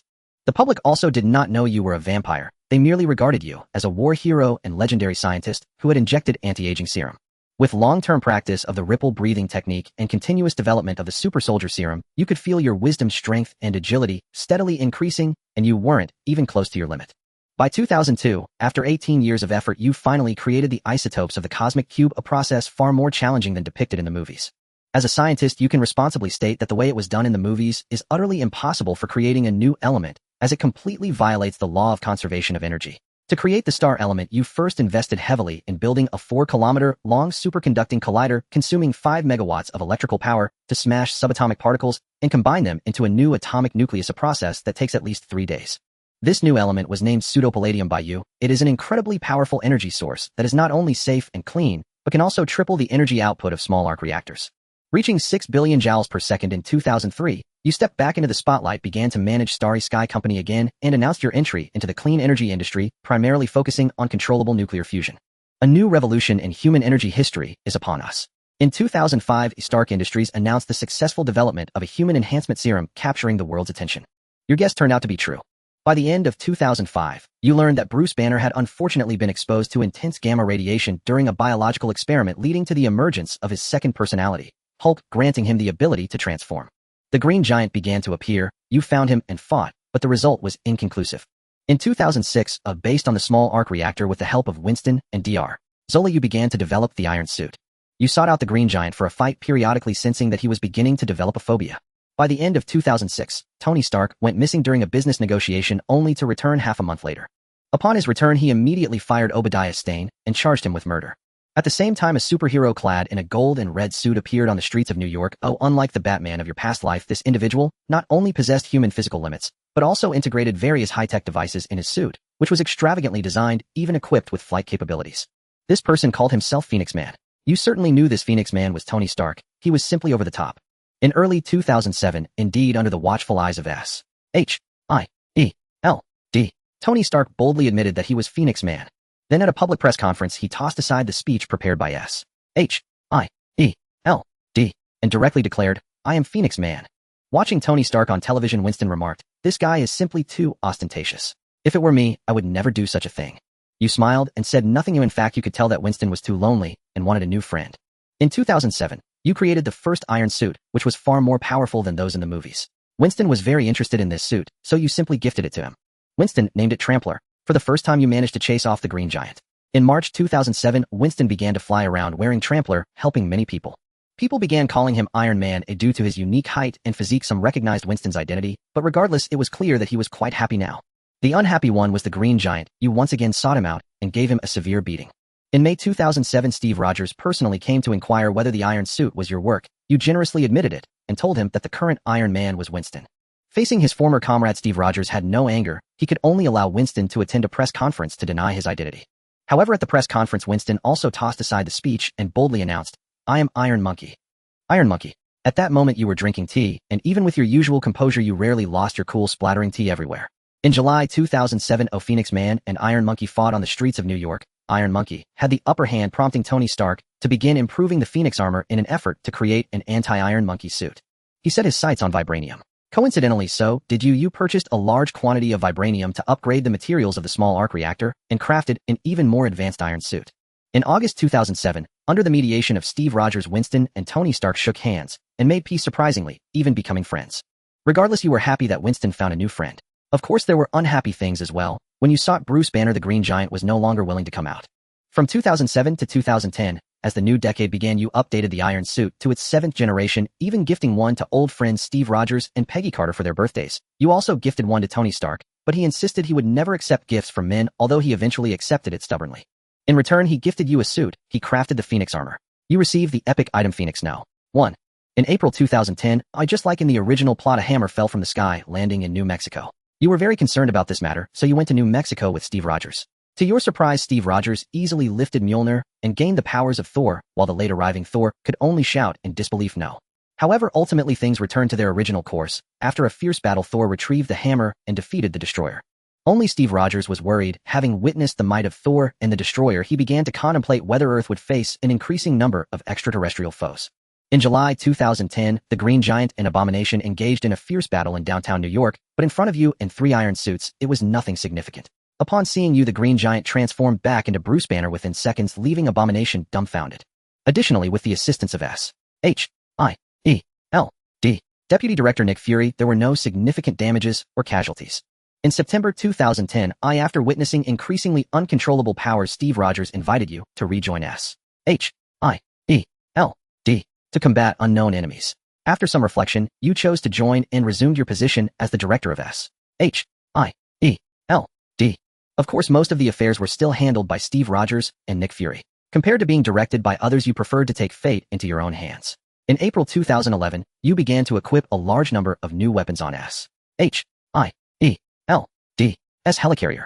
In June 2012, despite being cautious, Loki still managed to lock onto the coordinates using energy fluctuations and appeared in the underground base, stealing the cosmic cube. In mid-June, at your suggestion, the Avengers were born. You, Winston, Thor, Tony Stark, Black Widow, the Green Giant, Hulk, Hawkeye, Steve Rogers, and Peggy Carter formed the new generation of the Avengers. You even custom-made an iron suit for each of them, as money was merely a number to you. In February 2013, although the Battle of New York did not cause severe consequences, half of the city was still destroyed, and the alien invasion raised concerns among the United Nations Security Council and governments worldwide. Seizing this opportunity, you publicly disclosed information about the Skrulls and Kree from S.H.I.E.L.D., stating that aliens had been eyeing Earth since the 1960s and 70s. The United Nations Security Council took this very seriously and authorized you to establish a team capable of combating aliens. You achieved the title Men in Black. In March 2013, with your assistance, Tony Stark upgraded his Phoenix armor, which not only had an exoskeleton and numerous high-tech weapons, but could also fly quickly without relying on a vehicle. In your view, Tony Stark had forged a new path. Even without his Iron Man suit, he was one of the strongest forces in the Avengers, certainly not inferior to Batman. In April 2013, at the Avengers headquarters in Stark Tower, Doctor Strange paid a visit. According to him, he had traveled back from 2 years in the future. In his timeline, which was 2018, the cosmic tyrant Thanos had gathered all 6 Infinity Stones, causing half of the universe's population, including Earth's, to vanish with a snap of his fingers. He had searched through over 3,000 parallel universes and attempted millions of possibilities before finding the opportunity to completely end Thanos and save the world in this one, all due to your existence, but this chance was likely only a single occurrence. The other Avengers were skeptical of Doctor Strange's words, but when you ordered S.H.I.E.L.D. to locate another Stephen Strange who was currently a neurosurgeon in San Francisco busy with surgery, they began to believe. Doctor Strange stated that the only way to save the universe was to collect all 6 Infinity Stones before Thanos, and snap, to erase him from the entire timeline. Then the Ancient One appeared to confirm this statement, but also expressed that doing so could likely exacerbate the invasion of the Dark Dimension on Earth or further split into several parallel universes. After securing your agreement, Doctor Strange summoned Avengers from another parallel universe: Black Widow, Smart, Hulk, Iron Man, Tony Stark, Captain America version Steve Rogers, Fat Thor, and even the Guardians of the Galaxy. Everything else was fine. It was just that the Thor and Fat Thor of this world, as well as Iron Man Tony Stark and Phoenix Man Tony Stark, had a bit of a rivalry. You could understand Thor's feelings. If you were to learn that in a few years you would grow up to look like that, you would also be devastated. In May 2013, proposed by Tony Stark, you took the lead in establishing an organization called the Illuminati, composed of the smartest and wealthiest superheroes on Earth, aimed at addressing threats to both Earth and the universe. Winston, the 2 Tony Starks, the 2 Bruce Banners, Dr. Zola, Doctor Strange, Mr. Fantastic, Black Panther, and physicist Hank Pym all joined this organization. From May to July 2013, through the tireless efforts of all members of the Illuminati, Earth's technology steadily improved. In just 3 months, technological development had caught up with the past 5 years, even developing a spacecraft capable of traversing the universe. In August 2013, you traveled to Asgard via the Bifrost, and with Odin's consent retrieved the Ether, the Reality Stone buried underground. Fat Thor also reunited with his deceased mother, embracing each other. In September 2013, you arrived at Morag to search for the orb, the Power Stone. You encountered Gamora, Nebula, and Ronan, who were there on behalf of Thanos to find the orb, followed closely by Thanos' ship. Though they were formidable, even Thanos suffered significant losses when facing 2 Tony Starks, 2 Captain Americas, 2 Hulks, and 2 Thors. Not to mention Winston, who was not inferior to Captain America. In the end, you achieved a hard-fought victory, but against Thanos' army the outcome might have been different. By the end of September 2013, you found the orb on Morag, leaving only the most mysterious Infinity Stone, the Soul Stone, remaining. This was also the most enigmatic and hardest to obtain of the 6 Infinity Stones. In November 2013, you arrived at the asteroid Vormir, where the Soul Stone was buried. After learning about the steep price for obtaining the Soul Stone, Winston chose to sacrifice himself. He smiled and told you that as a monkey he had already received too much from you, family and friendship, and now he wished to return to the embrace of nature. From 1943 to 2013, after 70 years, you witnessed his transformation from a frail little monkey to a war hero and now a superhero. He faithfully accompanied you through 70 years of solitary life, never leaving your side. Even you, who had seen many farewells, felt a sense of sorrow. However, the most crucial part was that you had finally gathered all 6 Infinity Stones. In January 2014, you traveled to the dwarf planet Nidavellir, where you received help from the dwarf king Eitri to forge the mighty Infinity Gauntlet. After embedding the 6 Infinity Stones into it, you donned the Infinity Gauntlet and snapped your fingers. 921031 Thanos from parallel universes turned to ashes. In February 2014, the Avengers who returned from their travels went back to their own worlds. According to Dr. Strange, even the smallest actions like the flap of a butterfly's wings can cause a hurricane thousands of miles away. This time travel created branches from a single universe to multiple universes, resulting in thousands of new parallel universes. Hopefully everyone in those parallel universes will be safe. In April 2014, after returning from Nidavellir, you helped Winston organize his funeral. Shortly after, Steve Rogers and Peggy Carter resigned from SHIELD, purchasing a farm in the countryside to start their new life. In June 2014, Tony Stark fell in love with his secretary Pepper Potts. Occasionally he would reminisce about his friend Winston and vent to you. In March 2015, having let go of all attachments, you resigned as the director of SHIELD and continued living as an ordinary person, only occasionally stepping out to fight crime or socializing with Tony Stark and Bruce Banner, living no differently than an average person. In April 2022, you awakened to find yourself back in Brooklyn in 1941, penniless. Traffic was congested and skyscrapers dominated the entire city. Congratulations. You have completed a brilliant and glorious life conquering this map. In this journey, your life surpassed 99 of time travelers, and even countless years later your deeds continue to be admired and celebrated by many. You are considered the greatest scientist, businessman, and war hero of the 20th century, as well as the greatest scientist, businessman, philanthropist, and hero who saved the world of the 21st century. You have become an idol to countless individuals. Whenever elementary school students are asked who they want to be when they grow up, wanting to become you has become the standard answer. Evaluation S World Exploration Degree 95. 2. As your exploration degree exceeds 90, you have received a reward of 10 time travel coins. Due to receiving an S level rating for the first time, you have gained 1 skill point. Your current inclination is lawful neutral. Please select your reward as soon as possible. Option 2. Randomly draw 3 items obtained during your traversal. It seems that this inclination is the new element. It is likely that each simulation will alter behavioral tendencies, thus affecting the approach in the next simulation. Once he saw the rewards clearly, Zhou Ning's eyes lit up. He never expected that this time the completion rating would be S level, and the rewards were surprisingly generous. Not only did he obtain 29 traversal coins at once, but he also gained 1 skill point. However, he was somewhat conflicted about the options this time. Although the legendary vampire template he chose was free, its strength was even greater than that of the god of gamblers or the wicked mob. The template traversal could potentially yield skills from the template with a high probability of obtaining expert or even master level skills. Yet there was also the coveted super soldier serum among the items. After much thought, Zhou Ning chose the second option. You have obtained an epic item Super Soldier Serum. You have obtained an epic item Phoenix No. 1. You have obtained a rare item Shattered Infinity Gauntlet. Super Soldier Serum, an epic item diluted to 30, can be injected directly to enhance the user's metabolic functions and all physical capabilities, unlocking human potential. Phoenix No. 1. An epic item, a battlesuit created by Tony Stark from the Earth 83716 universe. It lacks firearms, but possesses numerous functions. Shattered Infinity Gauntlet, a rare item, the broken gauntlet after snapping fingers. Indeed, I got the Super Soldier Serum. Zhou Ning's spirit lifted, and the subsequent Phoenix No. 1 was an unexpected delight. Zhou Ning opened his item inventory and took out the serum. The syringe contained about 5 milliliters of a pale yellow liquid with some black particles settling at the bottom. According to the simulator's description, he should not die. Even if the serum failed, the worst outcome would be turning into a skull face, like Red Skull. What am I afraid of? Zhou have never relied on looks in my life. He took out the syringe, inserted it into his arm's vein, and slowly pushed the serum into his bloodstream. A sharp pain suddenly spread throughout his body. Hiss! Zhou Ning gritted his teeth as an unbearable agony surged from all parts of his body, feeling as if he were being crushed by a dump truck, his body tearing apart, as if his bones were being shattered one by one, nearly causing him to faint from the pain. After an unknown period, the excruciating pain in his body gradually subsided. Zhou Ning let out a deep breath, feeling as if he were in a terrible state. Looking at the information panel, the messages were flooding in. You have used the Super Soldier Serum, 30 concentration fusion progress 48, no lethal radiation. Serum has been absorbed. You have used the Super Soldier Serum, 30 concentration fusion progress 77, no lethal radiation.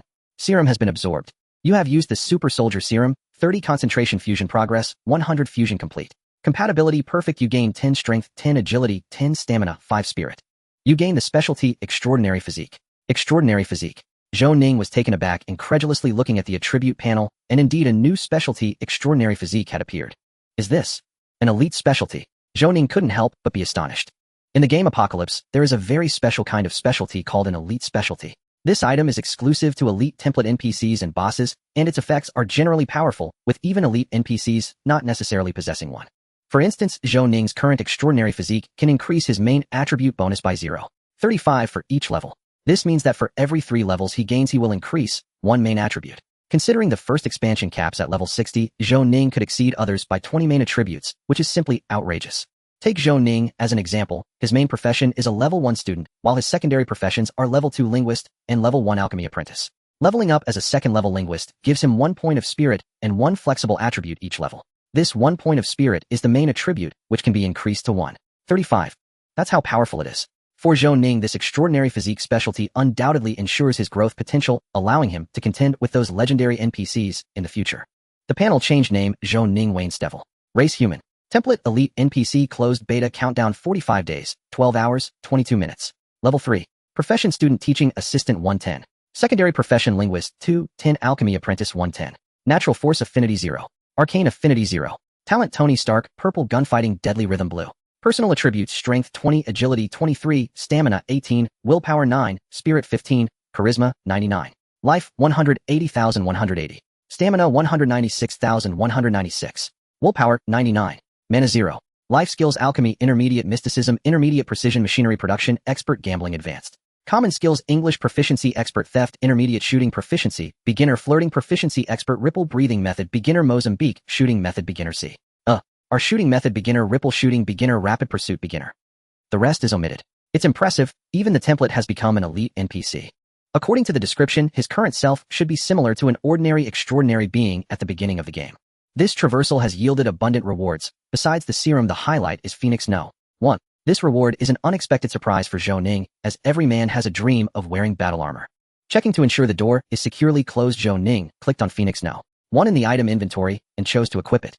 In an instant, a golden red battle suit was donned upon him with the helmet, arm guards, torso, back, and legs all encased in golden red armor fitting perfectly. His combat power rating instantly soared to 995, a 5-fold increase. It looked cool and powerful, but it was a bit flashy. No wonder no one asked Tony to style their hair. This aesthetic can only be pulled off by him.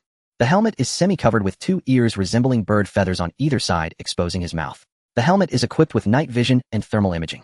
The uniform has excellent defensive capabilities, able to resist fire, impact, and cutting. The gloves have an adhesive quality, making climbing very convenient. There are about 10 buttons on the arm guards, and he doesn't yet know what they do. He refrained from trying them in the room, fearing that a hidden weapon might spring out. The belt contains ropes, a cutter, and a breathing assistance device along with 2 hidden throwing knives. The cape on his back seems to be specially made. When electrified, it can unfold, forming a pair of wings which he guesses can facilitate short-distance flight or gliding. In short, it is somewhat similar to a less functional Batman suit, but it feels amazing. This battle suit can serve as his ultimate trump card, though he'll need to change its color to something less conspicuous. After admiring himself in the mirror for a while, Zhou Ning reluctantly stored the Phoenix battle suit and turned to check his other gains. It detected that the player has perfectly cleared Endless War, and there is one opportunity to retain a talent in the real world. Would you like to draw? Yes, no, yes. Lottery completed. You have obtained a blue talent, Athletic Genius. Athletic Genius Blue. Your athletic abilities are exceptionally outstanding. Zhou Ning felt a bit disappointed for not drawing any of the purple talents, but soon the red dots in the achievement and quest panels made him forget his earlier disappointment. As everyone knows in games, a red signifies the completion of a task or the availability of rewards. When there are benefits, Zhou Ning's movements are always swift. Clicking into the task panel, it turns out that the progress of the literary life task has been completed, reaching 10001000 with a claimable status displayed. As for another level task, the alchemical phantom, which involves investigating the murder case in the small woods, Zhou Ning still has no leads. Level task, alchemical phantom. Task hint: through traces you deduce that this matter is related to the Life Alchemy Society, which is obsessed with using alchemy to create life, and is equally determined to use life to create life. 3 people have already perished at their hands. With every passing second, more may fall victim. What will you choose to do? Task requirement: capture or kill the alchemical phantom lurking around the campus. Task reward: 500 experience points, Goethe's Alchemy Manual X1. During these days of leisure, Zhou Ning has also conducted some investigations, but the only clue he has is that the deceased Sharon had a handsome boyfriend. Some even think Zhou Ning is Sharon's boyfriend, now seeking revenge for her. It's absurd. However, the task progress has updated, going from the 25 provided on the first day to 62 now. It's unclear if this is due to his own investigations or Sherlock's progress. In any case, lately, he sees Li Tai wearing a deer hunting hat walking around the campus investigating rain or shine. Zhou Ning really wants to know how much a daykeeper like him earns to be so dedicated and diligent in his work. Clicking to claim the reward for the literary life task, a panel pops up with the message: you have completed hidden task literary life. You have received Epic Vampire Zhou Ning character avatar card X1. You have gained 1 skill point, and you have earned 300 experience points. You have discovered a new series of hidden tasks. Epic Vampire Zhou Ning character avatar card. You can temporarily possess the combat power of the Epic Vampire Zhou Ning for 15 minutes. What a good item. A smile appeared on Zhou Ning's face. The vampire version of Zhou Ning in the simulation can physically overpower the Hulk and can serve as a trump card. Can you exchange for the hidden task literary life? 2 yes, no. After selecting to exchange, another hidden task appeared below the task list. Hidden task can be triggered under special circumstances. Literary life, too deep down you have always harbored a literary dream. Please pursue this dream in your future life by achieving a reading volume of 5000 books, 100500. Task hint: reading 10,000 volumes allows the pen to write like a god. This is the second step of a long journey. Keep going. Future great literary figure. Task reward: random template reward card X, 1 skill point X, 1 experience points. Zhou Ning gritted his teeth. Is he really going to contend with reading? Looking at the achievements panel, he saw a completed section of achievements and couldn't help but take a deep breath. How terrifying. Achievements. Lofty aspirations, no attribute bonuses. The enemy at the gates, no attribute bonuses. Heavenly troops, no attribute bonuses. Lightning chase, no attribute bonuses. Iron Man, no attribute bonuses. Men in Black, no attribute bonuses. Achievement: heroic film hexalogy has been completed, and you have earned 300 experience points. You have discovered a hidden task. Hidden task can be triggered under special circumstances. True hero: only great heroes can be true to themselves. Please become a recognized great hero in more than 3 simulated worlds with task progress. 13. Task hint: as long as you follow your heart, this task is not difficult. The challenge lies in persistence. Keep going. Great hero. Task reward: unknown. Seeing this task, Zhou Ning breathed a sigh of relief. This task is undoubtedly the simplest. It could even be considered a freebie. As long as he continues to simulate along a neutral path, he should be able to complete it smoothly. If only he could achieve this in the real world, he could become a hero on the streets of Darkland every day. If one day doesn't work, then 2 days. If 2 days don't work, then a month. After persisting for a month, then he would be nearing the day he ends up in prison. After reviewing his gains, he clicked into the map page, and indeed a new map appeared after infinite battle. The name sounded even cooler across the seas.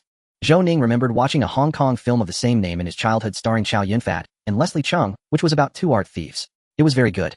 The price sounds even cooler: 25 time travel coins. This is outrageous. He initially thought that having 30 time travel coins would be enough to be carefree, but now he was dumbfounded. Is it really only enough for 1 time travel?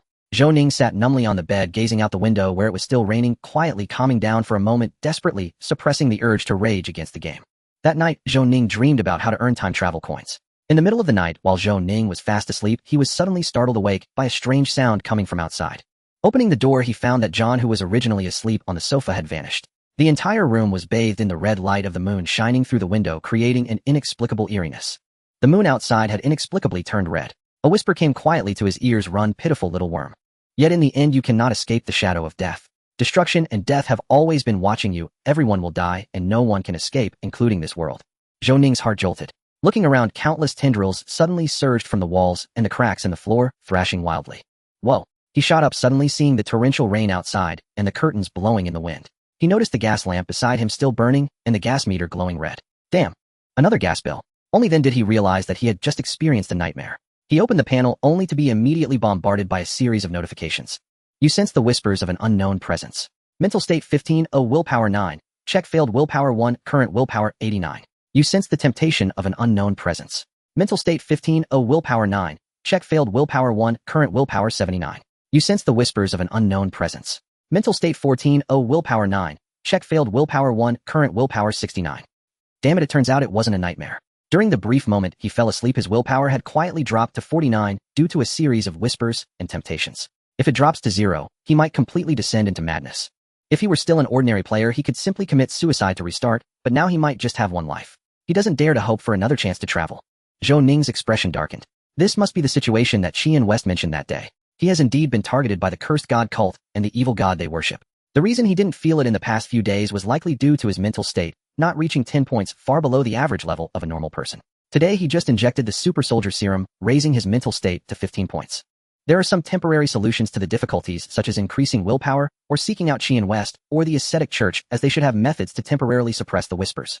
While he was pondering, the task panel once again sent a notification. Level task Alchemical Phantom progress has been updated, now at 85. 7. Zhou Ning. He picked up the pocket watch he had placed by the bed and glanced at it. It was 3:38 a.m. Zhou Ning couldn't help but be astonished. How much does a daykeeper earn? It's this intense.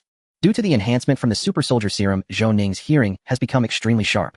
He could vaguely hear gunfire coming from the rainy night outside, seemingly from the direction of the alchemy building. I need to go check it out.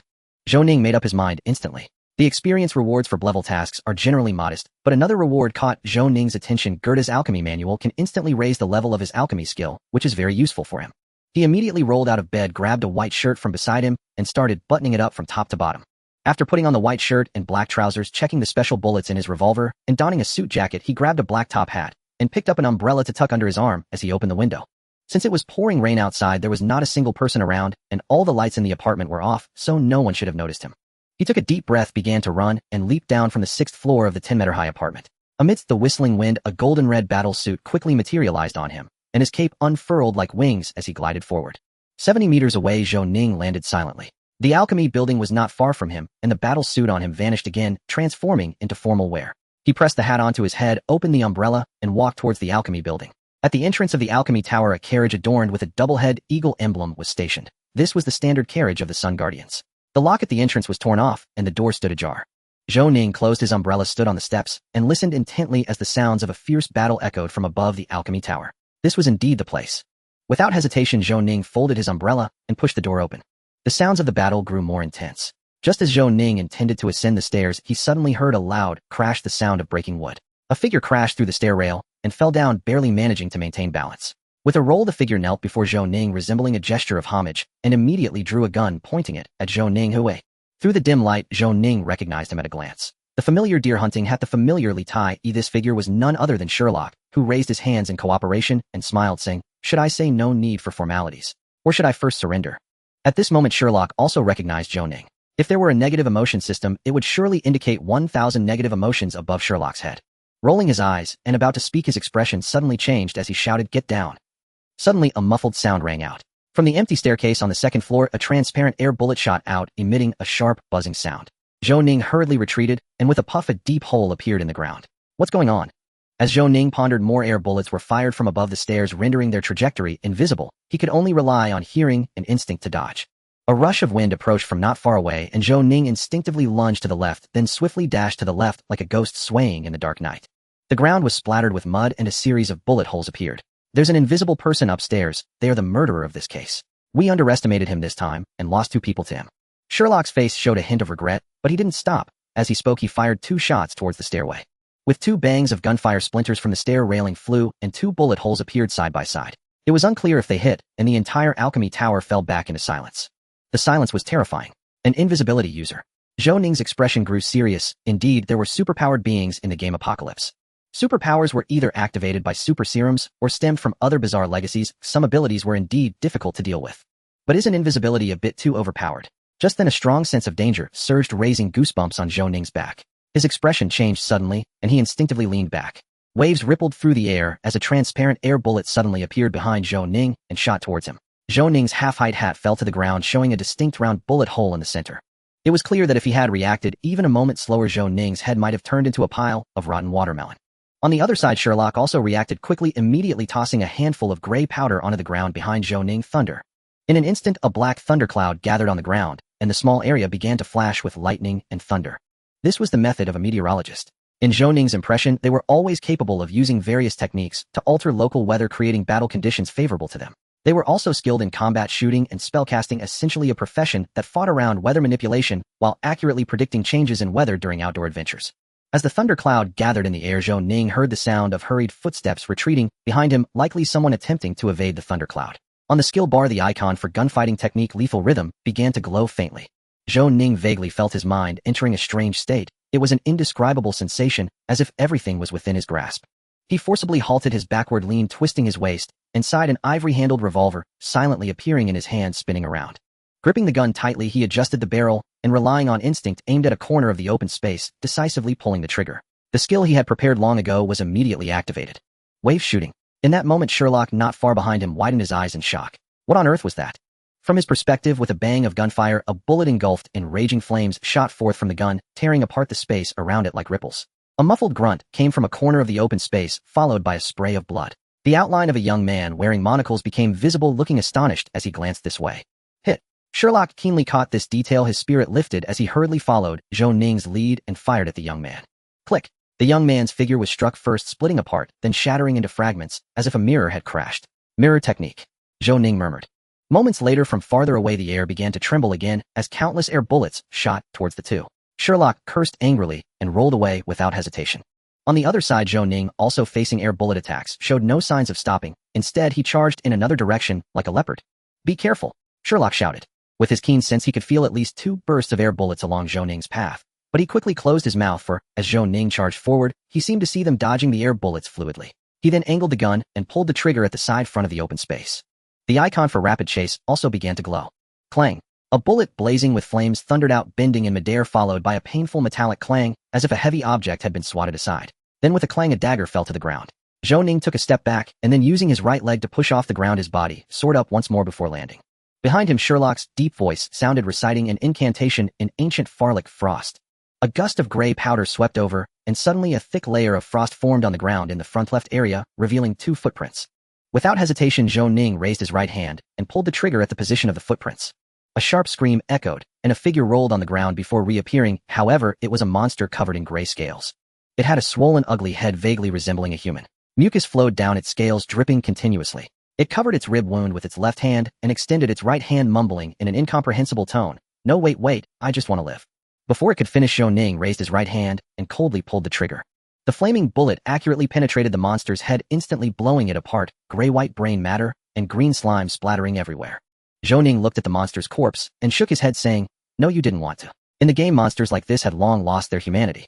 A panel popped up with the message, "You have killed Halvig Gay, and you gained 2,800 experience. Level quest Alchemy Phantom completed. Gained 50,000 experience. You have obtained a rare item, Gerda's Alchemy Manual X1. Would you like to claim it?" No. Now is not the time to claim it. After the monster died, Zhou Ning bent down and picked up a thick notebook from the ground. Normal item, Halvig's diary. Zhou Ning opened the diary, and Sherlock, covering his injured rib, quickly walked over to stand behind Zhou Ning to look together. This diary is written in Ruins language. It seems that this Halvig guy is likely an exchange student from the Ruins Kingdom. The Ruins Kingdom is the origin of alchemy, with over half of the ancient alchemical texts written in Ruins script. Therefore, Ruins script is a mandatory course in the alchemical field, and Zhou Ning finds it quite manageable. Halvig evidently has a habit of keeping a diary. Today is September 2nd, and this diary begins from 6 months ago, starting on March 2nd. The initial entries consist of trivial matters about studying and alchemy, revealing his great passion for alchemy. March 2nd, today, I finally got in touch with alchemy. Alchemy is truly the most fascinating thing in the world. You wouldn't believe the incredible transformations that can occur from a small flask and crucible. What's most marvelous is that although the substance changes, the total amount does not decrease. After all, only when one substance disappears can another be born anew. Professor Bislock, who is responsible for teaching, seems to like me quite a bit, which is only natural since I am destined to become a great alchemist. March 19th, after studying in the alchemy department for half a month, everything is progressing smoothly. Professor Bislock values me highly and has made me the class monitor. However, I once overheard a debate between Professor Bislock and Professor Walter. Professor Bislock believes that the human soul has weight. Anything with weight falls within the scope of alchemy, thus using alchemy to refine souls, or even to create life, is entirely feasible. But Professor Walter argues that creating life is a forbidden area for the gods. According to the principle of equivalent exchange, the emergence of one life must inevitably accompany the demise of another. Although I didn't quite understand, I was deeply shocked. The next day, I asked Professor Bislock whether the human soul truly has weight, and the way he looked at me was profound. He told me yes. March 21st, Professor Bislock took me to a private clinic where an elderly woman lay on the brink of death. The bed was equipped with extremely sophisticated weighing instruments, and her current weight was 90 pounds. Over the next 6 hours, the old woman's weight steadily decreased, likely due to the gradual evaporation of water from her body. But at the moment of her death, the weight of her body dropped rapidly by 3/4 of an ounce. Professor Bislock told me that this 3/4 of an ounce represents the weight of the soul. It was truly marvelous. I was eager to know where the soul goes after death, and if there is any way to retrieve it. Oh heavens, this is something that Master Gerda's alchemical textbook did not mention. I feel as if a door has suddenly been opened in the darkness. March 29th, indeed, I am the chosen one. Today, Professor Bislock asked me to help organize a batch of ancient texts from the era of the Four Heroes at his home. I unexpectedly found a mysterious alchemical booklet wedged in one of the ancient texts authored by an ancient alchemist named Goodwin. Indeed, it was the middle part, is ruined slang incomprehensible. I secretly kept this booklet, sensing that it would change my life. Upon reading this, Zhou Ning's expression gradually became serious. It was clear that this foolish boy immersed in the situation could not see through it. It was evident that Professor Bislock was indeed a member of the Life Alchemy Society, luring this Halvig guy step by step. In later generations, players could only learn about the events of the era of the Four Heroes through promotional videos. It is said that during that time the gods were still present, and the Four Heroes were their agents. In the game, the statue of the Four Heroes stands by the Seton River in the capital city of Dockland. Even in the game, the history of the era of the Four Heroes remains shrouded in mystery and doubts, and it is difficult to find relevant records in the library. How could an ordinary university professor possibly possess so many ancient texts from the era of the Four Heroes and trust a student to organize them alone? Who would believe that? Zhou Ning shook his head and continued reading the diary. March 30th, I read this notebook from start to finish.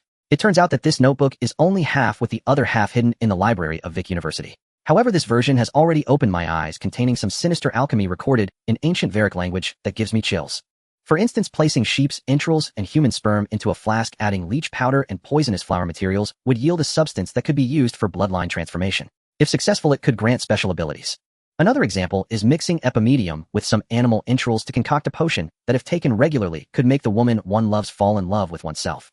Although this alchemy is both evil and tedious, I still find it fascinating. April 5th, I have been selected as an exchange student to Vic University. I really hate the weather in Dockland. April 11th, farewell ruins, farewell ENIAC University. April 21st, the people of Blaiston are truly unpleasant, arrogant, and self-righteous. Not a single one was willing to greet me throughout the day. April 23rd, I seem to have fallen in love. Oh Maggie, lovely woman, I wish to be with you. The following includes omitted fantasies. April 24th, today has been a disheartening day. Maggie actually has a boyfriend, and he's a simple-minded brute with muscles. May 12th, I can no longer endure the days of unrequited love. I wonder if the strange things in that booklet are real. I gathered the materials according to the recipe and began the refinement, hoping it would indeed be effective. May 17th, after taking it for 5 consecutive days today, Maggie confessed her feelings to me. My goodness, this recipe really works. June 17th, this past month has been both sweet and frustrating. I moved in with Maggie, and we did everything lovers do. However, Maggie's simple-minded brute ex-boyfriend has been constantly causing me trouble, and in just half a month, I've been beaten 7 times. I cannot just let this go. I remembered another alchemical method recorded in the booklet. July 5th, I finally managed to gather the materials: sheep's entrails, poisonous flowers, leech powder, and as for sperm, I handled that myself. The product I refined over 5 days looks like a large condom. Am I really going to implant this into my body? July 11th, I actually did it. This recipe truly works. I obtained the superpower that everyone dreams of: invisibility. I beat up Maggie's ex-boyfriend and his accomplices, then strolled through the women's bathroom and public carriage, living the life that every man dreams of. August 24th, life has been wonderful, but I seem to be feeling a bit off these past few days. My memory is declining. I forget what I placed in the morning by noon, and scales have started to appear on my face. What could be going on? August 25th, my symptoms have worsened. To avoid forgetting things, I must write my diary more clearly.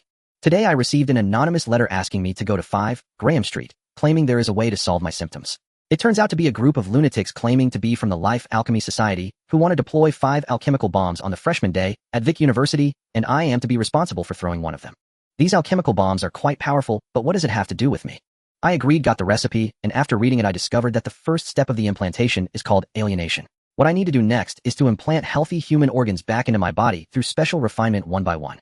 August 26th, Maggie, you will forgive me, won't you? August 28th, the experiment was successful. After transplanting Maggie's stomach, I could become normal again, but my memory still hasn't improved, and my temper has grown even more irritable. At the same time, I turned my attention to Sharon, a girl who is very cute, my type. For the first time after taking the potion, I like someone so much. Zhou Ning knew the rest. Hallwig cruelly killed Sharon, and he couldn't bear to read further as it was filled with mad ramblings that were extremely unsettling.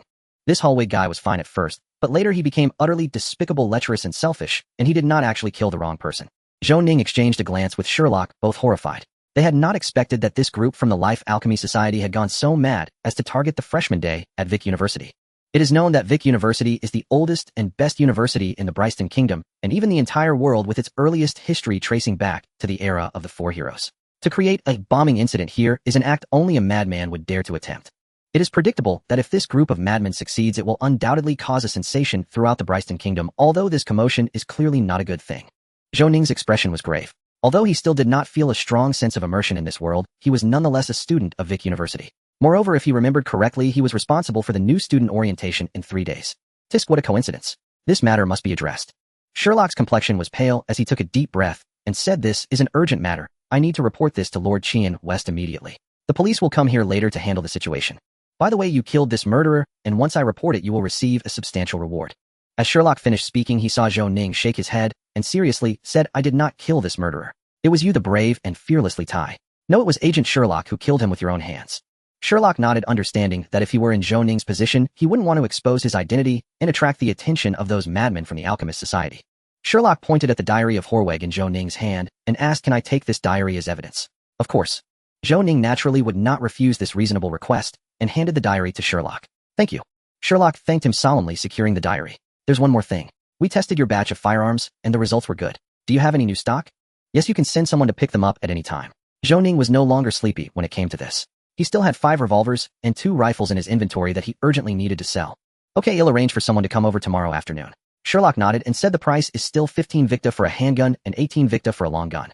"By the way, do you sell your bullets?" He had witnessed the previous battle and was most shocked by the bullets that ignited with flames. If they could be reproduced, the combat power of the Day Watchers equipped with firearms would significantly increase.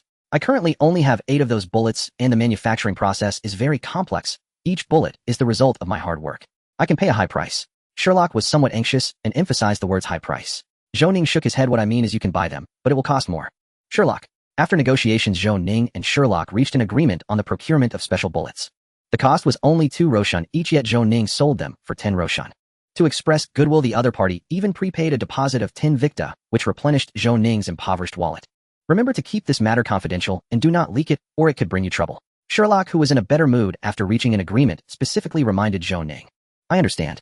Zhou Ning knew what Sherlock meant and replied solemnly. Sherlock nodded, tipped his hat as a farewell, and hurriedly boarded the carriage to leave. Watching the carriage fade into the distance, Zhou Ning took out his pocket watch, clicked it open, and saw that it was only 4:20 a.m. He took a deep breath, picked up his umbrella from the ground, opened it, and felt cheerful. The harvest from tonight was undoubtedly the richest since entering the game, but the tumultuous game world and the imminent crisis also made him feel an unprecedented urgency to improve himself. Upon returning to the dormitory, John and his dog were still cuddled together on the sofa, sleeping soundly. Indeed, the ignorant are the happiest. Zhou Ning couldn't help but sigh. Closing the door, Zhou Ning began to tally the gains of the night. Completing the hidden task Literary Life granted him 300 experience points, while the level task Alchemy Phantom provided a whopping 500 points. Including previous stock and the defeat of Horweg, Zhou Ning now had nearly 900 experience points in total. With experience points being sufficient like never before, Zhou Ning felt no need to hold back on leveling up. After some thought, Zhou Ning invested the experience into the secondary profession Alchemist Apprentice and began to push for advancement.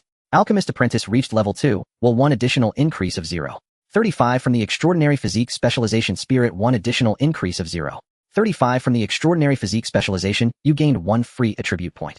Alchemist Apprentice reached level 10 max, while 1 additional increase of 0.35 from the Extraordinary Physique Specialization Spirit, 1 additional increase of 0.35 from the Extraordinary Physique Specialization, you gained 1 free attribute point.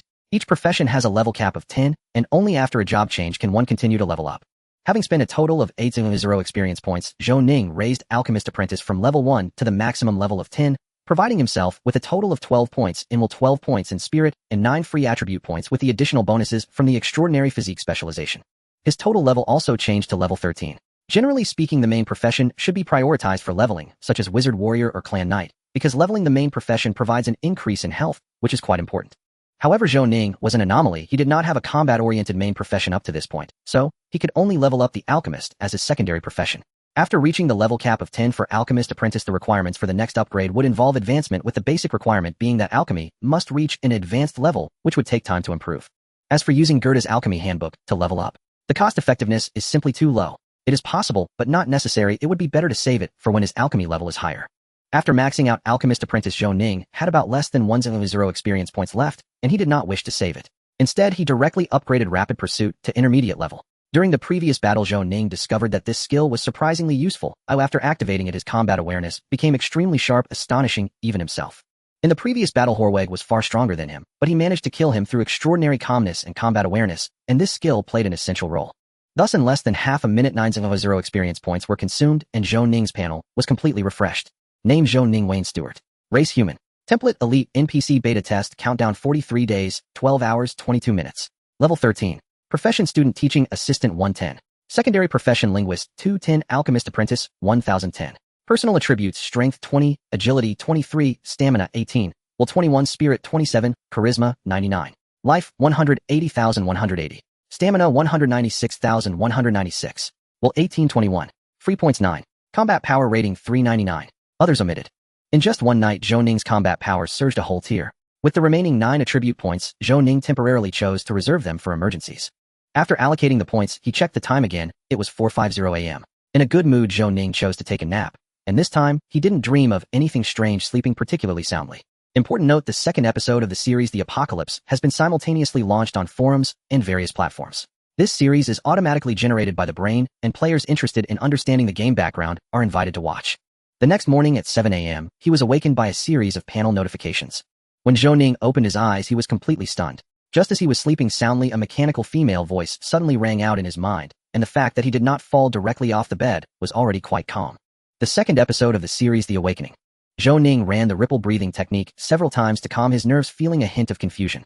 In his memories, the second episode of The Awakening in his past life was supposed to be released a few days later, as the protagonist Leandro de Pesa hadn't even enrolled yet. The reason the AI created the series The Awakening was not only to promote the game, but also to educate players about the important factions and characters from the early to mid-stage. The second episode of the past life focused on the Son of Dimensions Leandro de Pesa and the Society of Life Alchemy. The third episode introduced the official force known as the Sun Watchers. Now that the second episode aired several days early, could it be a butterfly effect caused by him? Zhou Ning clicked on the game panel and entered the forum where the posts had surged explosively due to increased promotional efforts. What surprised him the most was that due to his prominent performance in the first episode's promotional video, Zhou Ning discovered a section in the game forum named after him complete with a dedicated moderator. Since the forum was managed by the game officials and had nothing to do with the AI, Zhou Ning guessed that even the game officials now considered him the protagonist. As for the posts in the section, there was something off. At first glance, they all had the same format, Wayne for the benefit of Wayne, giving off a heavy fan culture vibe. There were also various fanfics. Due to the lack of material from the first episode, the protagonist was based solely on imagination. After clicking on a few, Zhou Ning felt utterly dismayed. The girls loved pairing CPs, and Zhou Ning found that most of them paired him with Chris Bladenrazor, while others were quite bizarre, suggesting pairings with Leandro de Pesa with a chubby boy, and even with Marion, or even a cultist. Please spare me. Zhou Ning couldn't help but shiver. Upon clicking the pinned post, he saw that this episode was titled Alchemical Ghosts. Zhou Ning smirked. As expected, the video began. This episode started on a snowy morning with Zhou Ning walking out of his apartment in a white shirt and a black vest. The AI indeed knew how to play. It gave Zhou Ning a long-distance close-up, instantly igniting the bullet comments. Soon the plot unfolded, and Zhou Ning discovered a murder occurring in the woods. Sherlock, a member of the Sun Watchers from the Kingdom of Blaisdell, officially appeared and engaged in conversation with Zhou Ning. Above Sherlock, a title appeared: Team Leader of the 3rd Unit of the Sun Watchers, Meteorologist Sherlock Moriarty. Through the conversation between Zhou Ning and Sherlock, the audience learned that the murderer was most likely a member of the Society of Life Alchemy. In the following days, Sherlock conducted a series of investigations, first screening all teachers and students from ruins in the school, asking if they had noticed anything unusual recently, then visiting each one to rule them out, and soon he basically pinpointed Halvig Guy. Through the investigation, Sherlock discovered that Halvig had a girlfriend named Maggie who mysteriously disappeared days ago and had been very close with the deceased Sharon. All the conditions pointed to him alone, so he identified the murderer in just 2 days. The video fast-forwarded, arriving directly at the Alchemy Tower late at night, where Sherlock, accompanied by 2 Sun Watchers, cornered Halvig Guy. A fierce battle was about to erupt. The 2 sides began an intense fight. Initially, under the pressure of Sherlock's meteorological abilities, Halvig was struggling, but once he started using his invisibility skills, the tide of battle turned dramatically. The 2 Sun Watchers quickly fell to Halvig's air blasts, and Sherlock's situation became precarious. The players watched with bated breath, and even the bullet comments dwindled drastically. This tension suddenly shifted when the camera cut to Zhou Ning, causing the players to erupt with excitement. High energy ahead. High energy alert, please fasten your seatbelts. My husband is going to save the world. While the protagonist really is a protagonist, his wit clearly overshadows Sherlock, who has been investigating for so long, while this guy seems to have guessed the murderer from the start and went straight to the Alchemy Tower. Of course, I even suspect that Wayne knew who the murderer was from the beginning. It goes without saying these people were mostly fast-forwarders who returned to post comments after watching the later content. Zhou Ning, can he say these people have overanalyzed? If it weren't for the system's task prompt and hearing sounds, who would have known the murderer was in the Alchemy Tower? In the video, for reasons unknown, the AI didn't include the scene where Zhou Ning glided in the Phoenix battlesuit, instead opting for a close-up of Zhou Ning in formal attire walking towards the Alchemy Tower with an umbrella. Not to mention, even Zhou Ning himself felt incredibly cool. This scene could easily be a wallpaper, and a charm value of 99 is no joke. The series continued playing. Zhou Ning pushed the door open and happened to see Sherlock tumbling down the stairs, rolling to a half-kneeling position in front of Zhou Ning, aiming his gun at him. The bullet comments were instantly covered by the same line of subtitles: should I say no need for formalities? Or should I surrender first?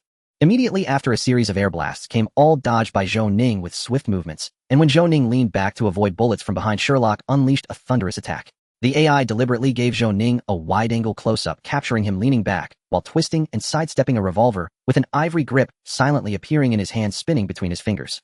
The entire process was crystal clear. It was simply stunning. Before the players could react, the next scene drove everyone wild. The barrel of the revolver erupted in flames, and due to the AI's deliberate close-up and slow motion, all players could see the revolver in action. A finger pulled the trigger mechanism pushed back to strike the firing pin, and a flaming bullet with incredible spin shot out from the barrel. Because of the slow motion, players could even see rippling waves seemingly tearing through space surrounding the bullet. What the heck, I'm on my knees. What skill is this? Dude, that's so cool. I'm amazed, he's just too good. Damn, I want to learn that skill too. It was just too cool. With Zhou Ning's appearance, the number of bullet comments surged significantly. When Zhou Ning started fighting, the bullet comments reached 5 times the amount from a few minutes ago, highlighting Zhou Ning's popularity at that moment. From the currently aired 2 episodes of the series, Zhou Ning's character perfectly matched the preferences of the players, especially the girls. Not only was he devastatingly handsome, But he was also intelligent, wise, powerful, good-natured, and occasionally humorous. He was simply the perfect protagonist template. 2 minutes later, after Zhou Ning with Sherlock's assistance forced Halvig to reveal himself and coldly pulled the trigger, killing the fully monstrous Halvig, the bullet comments peaked. Damn, that was just too cool. Handsome, calm, and decisive, and killing him in love. Once again, I'll take my husband. But hold on, even as a man, I can't help but like him. Forget it, gender doesn't need to be so strict, I'll take my husband. Brothers in the video, be careful as incidents of zero overflow are increasing. Boys should also protect themselves when going out. Zhou Ning. The first half of the plot was quite oppressive. It was like watching a detective drama, and the detective was being pressed down, and it was only until now that it felt gratifying. Finally, when Zhou Ning picked up the diary on the ground and started reading, the AI kindly added subtitles. Players also learned the origins of the entire murder case and developed a profound impression of one of the major NPC factions in the game, the Society of Life Alchemy. The part about him abruptly comes to a halt after the diary ends. The next few minutes of the second episode show a dimly lit small room. A few people are discussing plans. Unexpectedly, among those conversing, there are members of the cursed cult dressed in black robes in addition to the Life Alchemy Society. When the camera focuses on them, players learn that the plan for the alchemical bomb is a conspiracy between the cursed cult and the Life Alchemy Society. To ensure the plan is executed smoothly, a committee member from the Life Alchemy Society will come from the Ruins Kingdom to oversee the situation. Including the alchemical bomb aspect, this had never happened in the previous version of the game. Clearly, due to Zhou Ning's presence, part of the storyline has completely changed. Just like that, it's over. Zhou Ning trembled with anger, feeling infuriated. Even the smartest brains these days know how to leave things unfinished. Would it kill them to let him know more about the plan? Oh, but speaking of which, after watching this episode, even he is starting to believe he is the main character. Not to mention considering the events happening in the game so far, notably the cursed cult's sacrificial incident, the alchemical ghost incident, and the forthcoming alchemical bomb incident. If one recalls, every event has a central figure, and that is him. Now it seems that at least the plot in the early game has been completely altered by him. However, he has no choice at this point. What else can he do but take things one step at a time? Zhou Ning shook his head and began browsing the forum. Speaking of which, this game really does have the potential to go viral. In just a few days, without checking, the forum's registered user count has already risen to 20 million, and bear in mind, it hasn't even begun internal testing yet. It's just like Elder Ring and Cyberpunk 2077. The game gains fame before it's even released. Currently, the vast majority of posts on the forum are related to him. After all, he is the only man occupying the central position in both promotional videos. Zhou Ning narrowed his eyes while reading the posts on the forum. Most of them were quite uninformative. After scrolling for a while, he finally found a post with some value. A 5-minute guide to entering Apocalypse 1, an analysis of class choices in Apocalypse. The poster is named XB Mail and is an old acquaintance of Zhou Ning. Besides Apocalypse, there is another highly popular MOBA game in Blue Star, and XB is a professional player in that MOBA game. During a crucial team fight in an international competition, XB controlled a crowd control hero and directed his team to initiate control on the easiest target. As a result, XB's team executed perfectly, managing to control the easiest target, a ranged minion. This match ultimately ended in defeat, and XB was ridiculed by viewers as a muggle. Since then, XB has bid farewell to the professional scene and dedicated himself to Apocalypse. In his previous life, he was Zhou Ning's arena teammate for a while. Though this guy has slow reflexes and plenty of quirks, he is actually quite professional when it comes to games. Viewing the posts of a familiar face from the perspective of an NPC is rather fascinating. Without hesitation, Zhou Ning clicked into the post. XB, dear viewers, I am your old friend XB, glad to meet everyone in Apocalypse. Starting today, I will bid farewell to my identity as a professional player and join everyone in Apocalypse. I believe everyone has watched the second episode of the series. My husband continued his strong performance from the previous episode, defeating the invisible superhuman monster. Throughout the second episode, my husband also perfectly exemplified the strength of the range gunner class. Zhou Ning, brother, can you be normal? I'm scared. Peeking again. XB, without further ado, I will analyze the strengths and weaknesses of each class in Apocalypse based on the information available. He uploaded a video below the post, actually starting to analyze the class strengths frame by frame. Video. MP4. After watching the video, even Zhou Ning, the person involved, was almost convinced.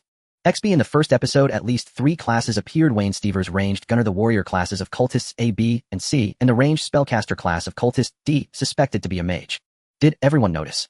At the 17th minute of the video, cultists A, B, and C all attempted to stun Wayne with a charge. Here they raised their hands, but the charge distance should be within 25 yards. As you can see in the video, Wayne consistently maintained that distance, and the 2 warriors had absolutely no way to handle it. Looking here, Wayne's target has always been that monster, then the mage, and finally the warrior, proving that in his mind the warrior poses the least threat, which ultimately proved to be correct. Therefore, in my opinion, the warrior class lacks mobility, is too clumsy, cannot compete or chase, and is a quintessential low-tier class. Unless you have a warrior dream, I wouldn't recommend beginners choose it. Now, looking at mages, they should still be quite decent in terms of damage output. Currently, they can deal ranged damage and have some controllability. The only problem is that casting requires chant time, making their combat power in PvP questionable. In the second episode, there are also 3 classes: Wayne's ranged gunner, Sherlock's meteorologist, and the superpower class of the monster Halvig. In the video, everyone can see that the meteorologist should be a support type class combining support and damage output, highly recommended for girls. As for the superpower class, there is currently not much information, but from the introduction their combat power should be quite strong. Overall, Wayne's range gunner should be the hero class at the start of the version with strong output, high mobility, and most importantly broad prospects for development. How could the game's protagonist, the beloved son, possibly be weak? XB advises everyone don't go against the version. When choosing a class, pick a strong one. However, viewers who wish to choose other classes need not panic. Each patch brings new gods, perhaps the next version will be incredible. Goodness. The analysis is well reasoned. Zhou Ning truly finds it astonishing. As expected of you, XB. The content of the analysis cannot be said to be wrong, only entirely incorrect. The warrior class, which he heavily criticized, is actually the strongest early on in the game. After all, it was the class of the world's protagonist Leandro in his previous life. Even XB himself was wielding a great sword and hacking away. Ironically, the range gunner class he highly recommended is just a nascent concept at this point. If he were to change the title of this article, it might be more fitting. Teach you to enter Apocalypse in 5 minutes. Funny enough, even this nonsensical post has garnered a considerable section of players agreeing, and the forum's official administrator even highlighted it. Zhou Ning. Why do I feel like this game is going to flop? However, XB's post did remind Zhou Ning that he indeed needs to quickly create a new class system of his own. Given the current popularity, as long as he presents a well-rounded new class, there will undoubtedly be countless opportunities to exploit. According to the game's standards, a complete class system must include more than 6 specialized skills, 2 core buff skills, and over 10 active skills. His ripple breathing technique, precision machinery mastery, mystic arts, and shooting mastery can barely be counted as specialized skills. The swift pursuit skill, which passively boosts combat power, can also be considered a core buff skill. Currently, the only thing lacking significantly is active skills. Looking at it this way, the target seems not too far from being achieved. After closing the control panel, Zhou Ning freshened up and headed to the alchemy tower to start another day of routine. After a night, the atmosphere at Vic University is completely different from yesterday. Early this morning, after Sherlock left, a group of police arrived to take away Halvig's body and announced that the alchemical ghost case has been solved. Due to the involvement of extraordinary powers, the students are quite excited, and they are still discussing it. One of the main characters in the incident, Maggie's ex-boyfriend, nearly wet himself from fright and even expressed gratitude to Halvig for not killing him. Meanwhile, the faculty members at the school breathed a sigh of relief. It is certainly a good thing that an extraordinary monster hiding among the students has been uncovered. Although a few people still died, at least it prevented more students from being harmed. This morning was particularly calm.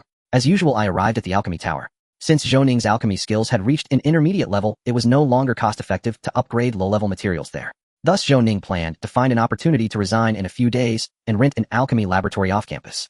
Although he lacked experience, Zhou Ning adhered to his professional ethics of not slacking off at work. He spent some time peeking at the forum in the laboratory, concocted a few low-level potions, and gathered a few hundred experience points. Soon Luo, she came over to hand over the tasks, and they tacitly sat together for lunch. Surprisingly, it was Sherlock who came over at noon to hand over the firearms. As the captain of the 3rd squad of the Dawn Guardians, didn't he have any subordinates?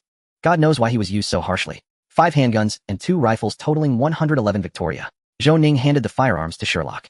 Sherlock took the guns, counted them, and then handed Zhou Ning a stack of cash counted. No need to count, this business isn't just a one-time deal, is it? Zhou Ning's heart soared with joy, but he pretended to be indifferent as he tucked the cash into his coat pocket, smiling. You're right. Sherlock chuckled and handed Zhou Ning a bag of bullets. Here are 50 rounds. The processing fee is, as you said, 10 Roshan each. If there are new firearms in the future, they can be brought along with the finished bullets to the Shilin grocery store in the west of the city, where someone will be responsible for receiving them. You know, we will be quite busy in the coming time. No problem. Zhou Ning readily agreed, took the bullets, and indeed the official organization was quite generous. Those 50 bullets equated to nearly 50 Victoria, which made his wallet feel much fuller. In the currency system of Braystone, Vini is the lowest tier, while Victoria is the highest. 1 Victoria equals 10 Roshan, and 1 Roshan can be exchanged for 10 Vini. 50 Victoria was already quite a considerable sum. However, the next issue was that Zhou Ning could only produce potions and bullets in the alchemy laboratory attached to the school's alchemy shop. This laboratory was often rented out, and the material reserves were limited, making it impossible to mass produce. After some contemplation, he decided to expedite his plan and rent an alchemy laboratory off-campus. Tearing open the weather forecast stick, it showed a red line, and a light red line indicating that there would be heavy rain or snow in the afternoon, with the worst-case scenario being acid rain, though it shouldn't come to that. Zhou Ning rented an umbrella from the shop and walked towards the outside of the school. Speaking of umbrellas, there's a joke. Zhou Ning actually found it hard to understand why, despite having umbrellas, people here often still needed to rent them. So he threw the question to the NPC in the game. The NPC answered without hesitation, umbrellas are expensive. Initially, Zhou Ning thought the NPC was being silly, but later he understood why people in the apocalypse world needed to borrow umbrellas. It turned out that umbrellas in the game were actually luxury items. Among the richest merchants in Darkland, one of them started by selling umbrellas. Moreover, in the game Apocalypse, there were actually quite a few means of transportation. In Darkland alone, there were public carriages and inner-city trains, and later in the northern regions, there were griffins and airships as well. It was quite wonderful to see fantasy coexist with science. In Darkland, the public carriages were pulled by two strange creatures resembling Kodo beasts, known as antelope horses, a standard type of northern creature. The carriages could seat a dozen people stopping as needed, making them very convenient. After 5 minutes, a public carriage passed by, and Zhou Ning waved to stop it. To the Blair bookstore in the Old City District, Zhou Ning told the driver. The Blair bookstore. This carriage doesn't stop there.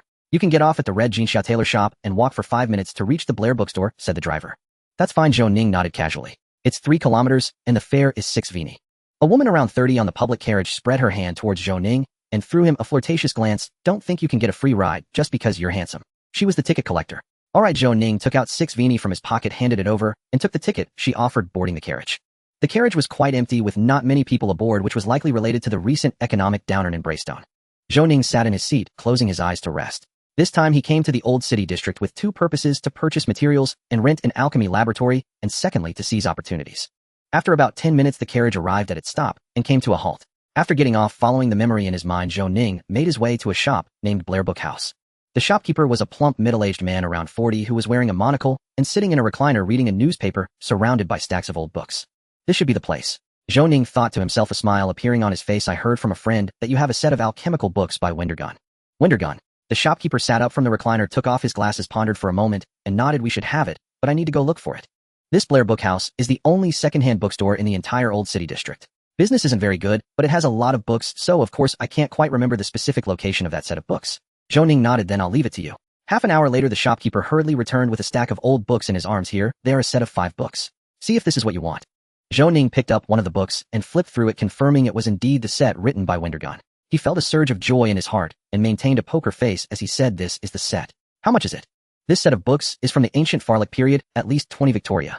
The shopkeeper blinked his small eyes. He had actually collected this set of books for 2 Victoria. Seeing that Zhou Ning was very interested, he cleverly offered a price that made him feel a bit pained, but not too reluctant to pay. Zhou Ning twitched his lips and turned to leave. The shopkeeper became anxious and grabbed Zhou Ning. Then how much will you give me? I'll offer at most 1 Victoria. What? 1 Victoria? Why don't you just go rob it? This is an ancient Farlic period book. The shopkeeper became agitated as if Zhou Ning had offered an extremely insulting price.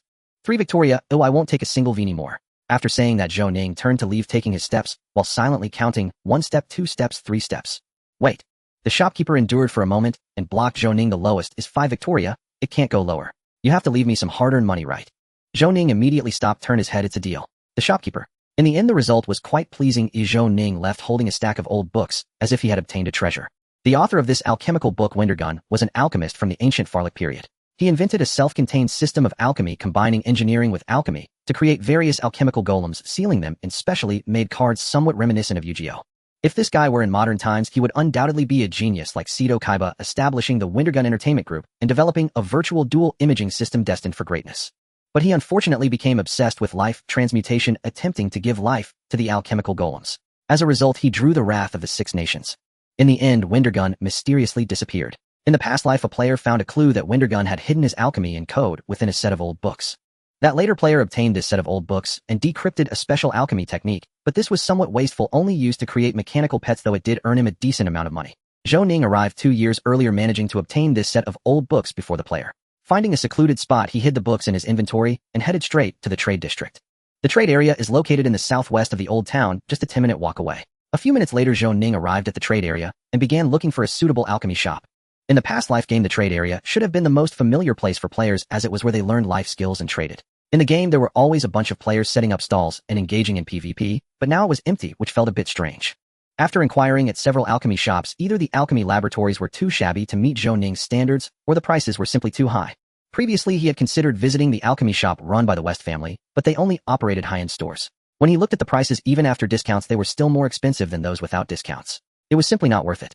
After running around several alchemy shops, Zhou Ning unexpectedly bumped into an acquaintance, a survivor, who had escaped the Jasonat haunted house with him, Richard Pessa. Having not seen him for a few days, Richard Pessa's complexion had grown somewhat pale, though being white it wasn't too noticeable. He was hurrying along the road, and upon seeing Zhou Ning, he paused momentarily, then a warm smile spread across his face. Hello Wayne, thank you for your help last time. I originally wanted to go to Vic University to thank you in person, but as you know, the school gate has been closed for a while. No need to mention it. While I was helping for my own sake, Zhou Ning replied with a smile. For you it might be self-preservation, but for me, it was truly a life-saving grace. Richard Pessa glanced at Zhou Ning and asked, are you looking for something? I'm quite familiar with this area, so I might be able to help. Zhou Ning didn't hesitate to respond, nodding. I need to purchase a batch of herbs, and also rent an alchemy laboratory. Richard Pessa's eyes lit up at once. Herbs? Just ask me. I can help you get a discount. As for the alchemy laboratory, I have several idle ones at home that you can use anytime. Several idle alchemy laboratories. Are you from a mining family? Zhou Ning thought curiously as he looked at a strangely shaped building under construction in the distance. That seems to be a poorhouse. They exist in many places. People can work here in exchange for food and shelter, Richard Pessa explained. I see. Zhou Ning nodded, and without realizing it, he followed the canal to Richard Pessa's herb shop. This sign looks familiar. The Golden Oak Herb Shop. Wait a minute, isn't this the shop of the herbalism trainer from the game? In the game, the owners of this shop were an elderly couple, presumably Richard Pessa's parents. Zhou Ning looked at Richard Pessa in surprise. This guy looked unremarkable, but he had hidden depths. Next to the steps of the herb shop, a few teenagers were gathered together playing a game called Who is the Weather Child? In the past life apocalypse, there were also a bunch of NPCs like this. It was surprisingly realistic. However, Richard's mouth twitched slightly as he walked up to the group of teenagers and raised his voice. Leandro, if I'm not mistaken, it's time for you to study alchemy. No way. Alchemy is boring. I'm meant to be a man of the weather child. One of the boys with black hair and a scar on his face protested defiantly. Hearing this familiar line, Zhou Ning's heart skipped a beat. He recognized this person. It was indeed Leandro de Pessa, one of the chosen ones across 4 versions. More importantly, Leandro was a core character of the future level 60 mainline quest. Only through him could one accept the main quest, a definite golden thigh. Moreover, in the future, Leandro would possess several top-tier universal skills that could be learned by all professions. It would definitely not hurt to befriend him. Unexpectedly, the random passerby he had inadvertently saved turned out to be Leandro's brother. At this moment, although the future chosen one was quite indignant, he encountered someone who specialized in dealing with such attitudes, and after some education, he was ultimately led home obediently. Who is he? Leandro asked. Although displeased, he soon perked up, sizing Zhou Ning up. He is my lifesaver, Wayne Sturwell. If it weren't for him, I wouldn't have made it back. Oh, thank you very much. Leandro bowed to Zhou Ning. Leandro de Pessa's favorability towards you has greatly increased. Not bad, it can be considered an unintentional benefit. At least I won't have to flatter him. The subsequent process went smoothly. As a relatively sizable chain herb shop, the supply for just Zhou Ning was but a drop in the bucket. However, considering the need for a long-term supply, Zhou Ning insisted on paying, and in the end he managed to get a discounted price of 20 off, benefiting both sides.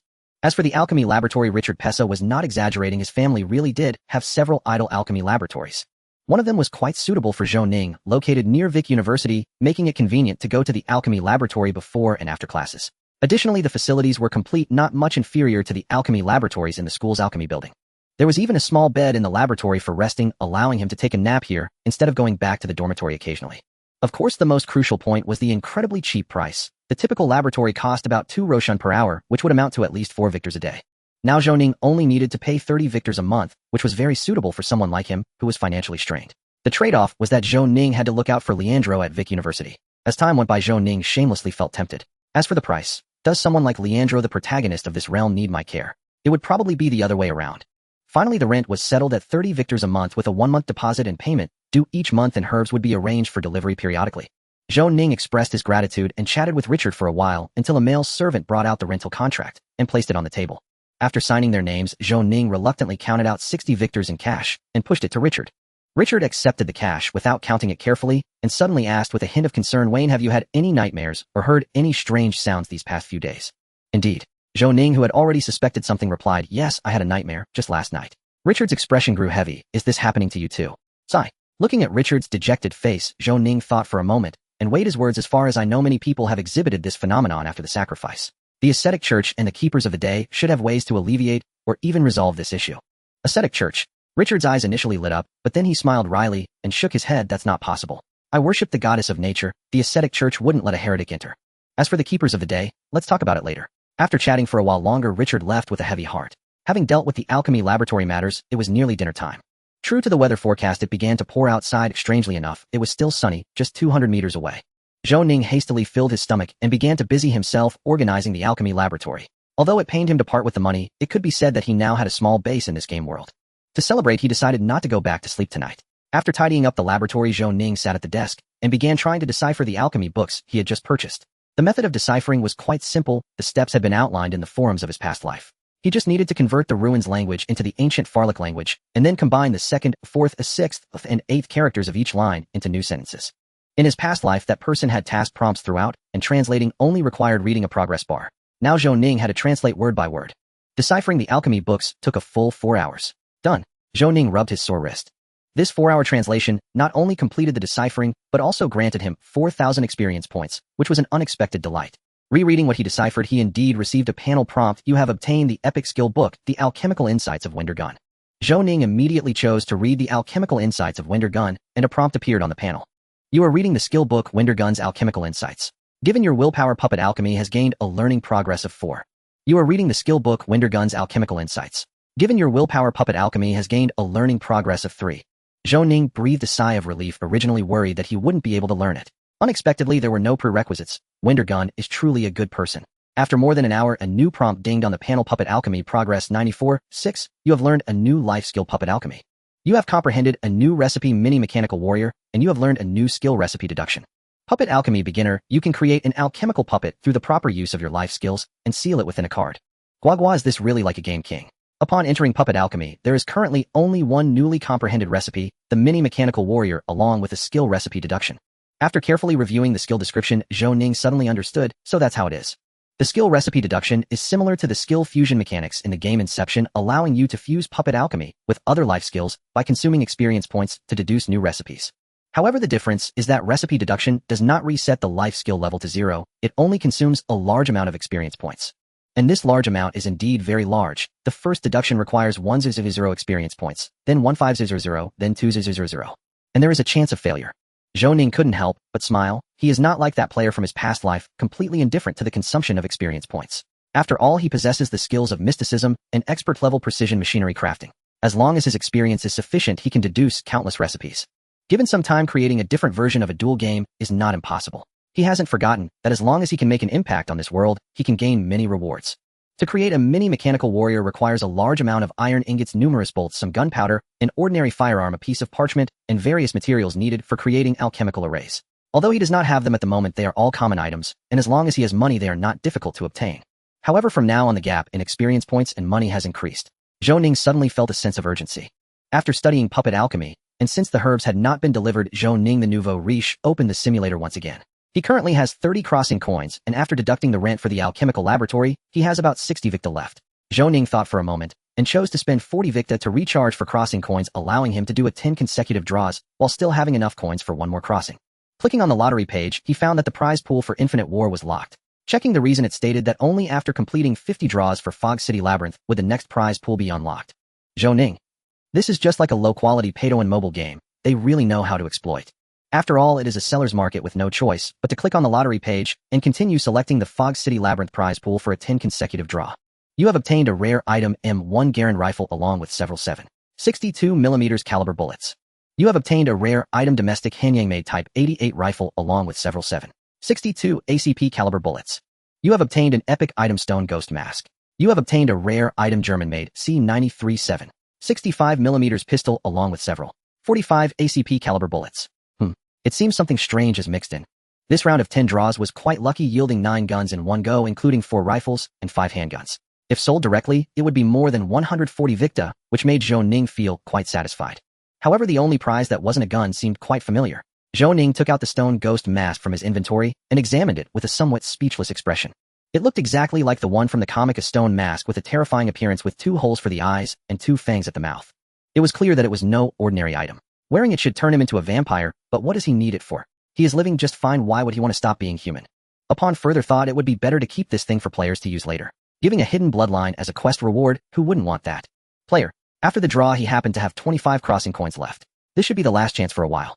Zhou Ning took a deep breath, and then exhaled, choosing the new map, Crossing the Seas, clicking on the crossing. Preparing for crossing. Crossing coins 25. Please choose a crossing mode. 1. Direct crossing. 2. Use a parallel world template for crossing. Although he is temporarily out of money, he still had to check the templates first. Oh, what if he could get something for free? However, the results were evidently not so. None of the 3 templates in this issue were strong. The first template was the returning extreme villain Zhou Ning, priced at 15 crossing coins. It was already very cheap, but still unaffordable.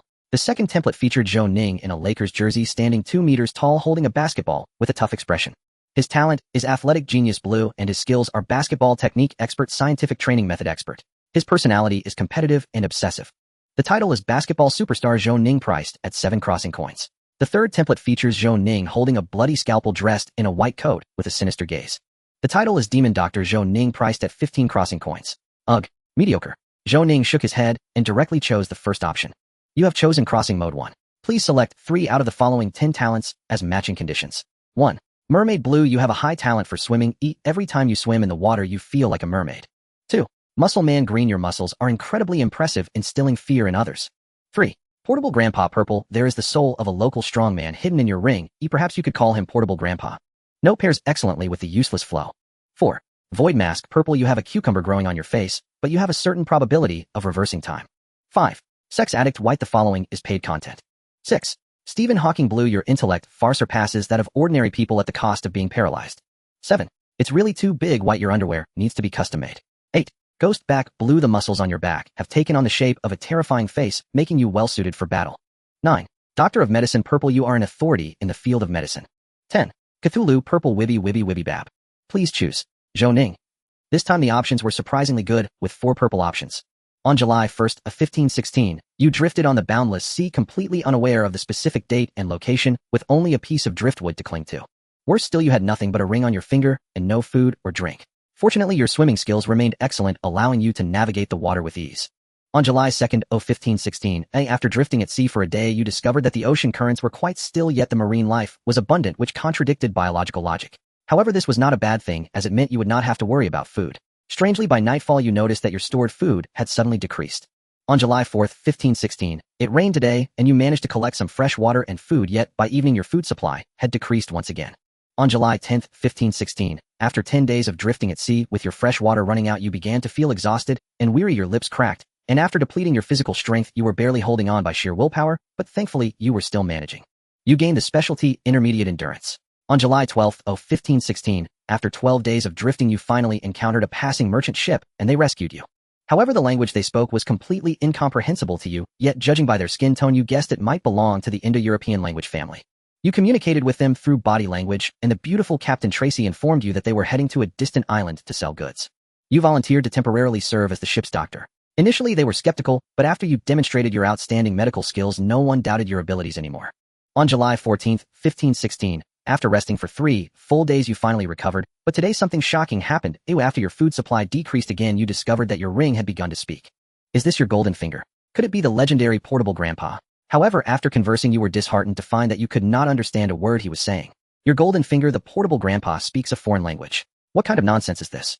On July 22nd, 1516, after 10 days of sailing today, you tossed the ring into a drawer, because you had no interest in Mr. 91. Then you began to have foreign language lessons with Captain Tracy. Although there were still language barriers, sometimes love defies logic. After all, body language often surpasses verbal expression. On July 25th of 1516, Trace's foreign language lessons proved effective. After 3 days of lessons, you had learned a bit of the local language, though you still did not understand most of the syllables. Basic communication was no problem. Through communication with the Portable Grandpa in the ring, you discovered that his name was Roger, a death row inmate with amnesia. You felt indignant. Why do others' grandpas turn out to be powerful beings while yours is merely a death row inmate?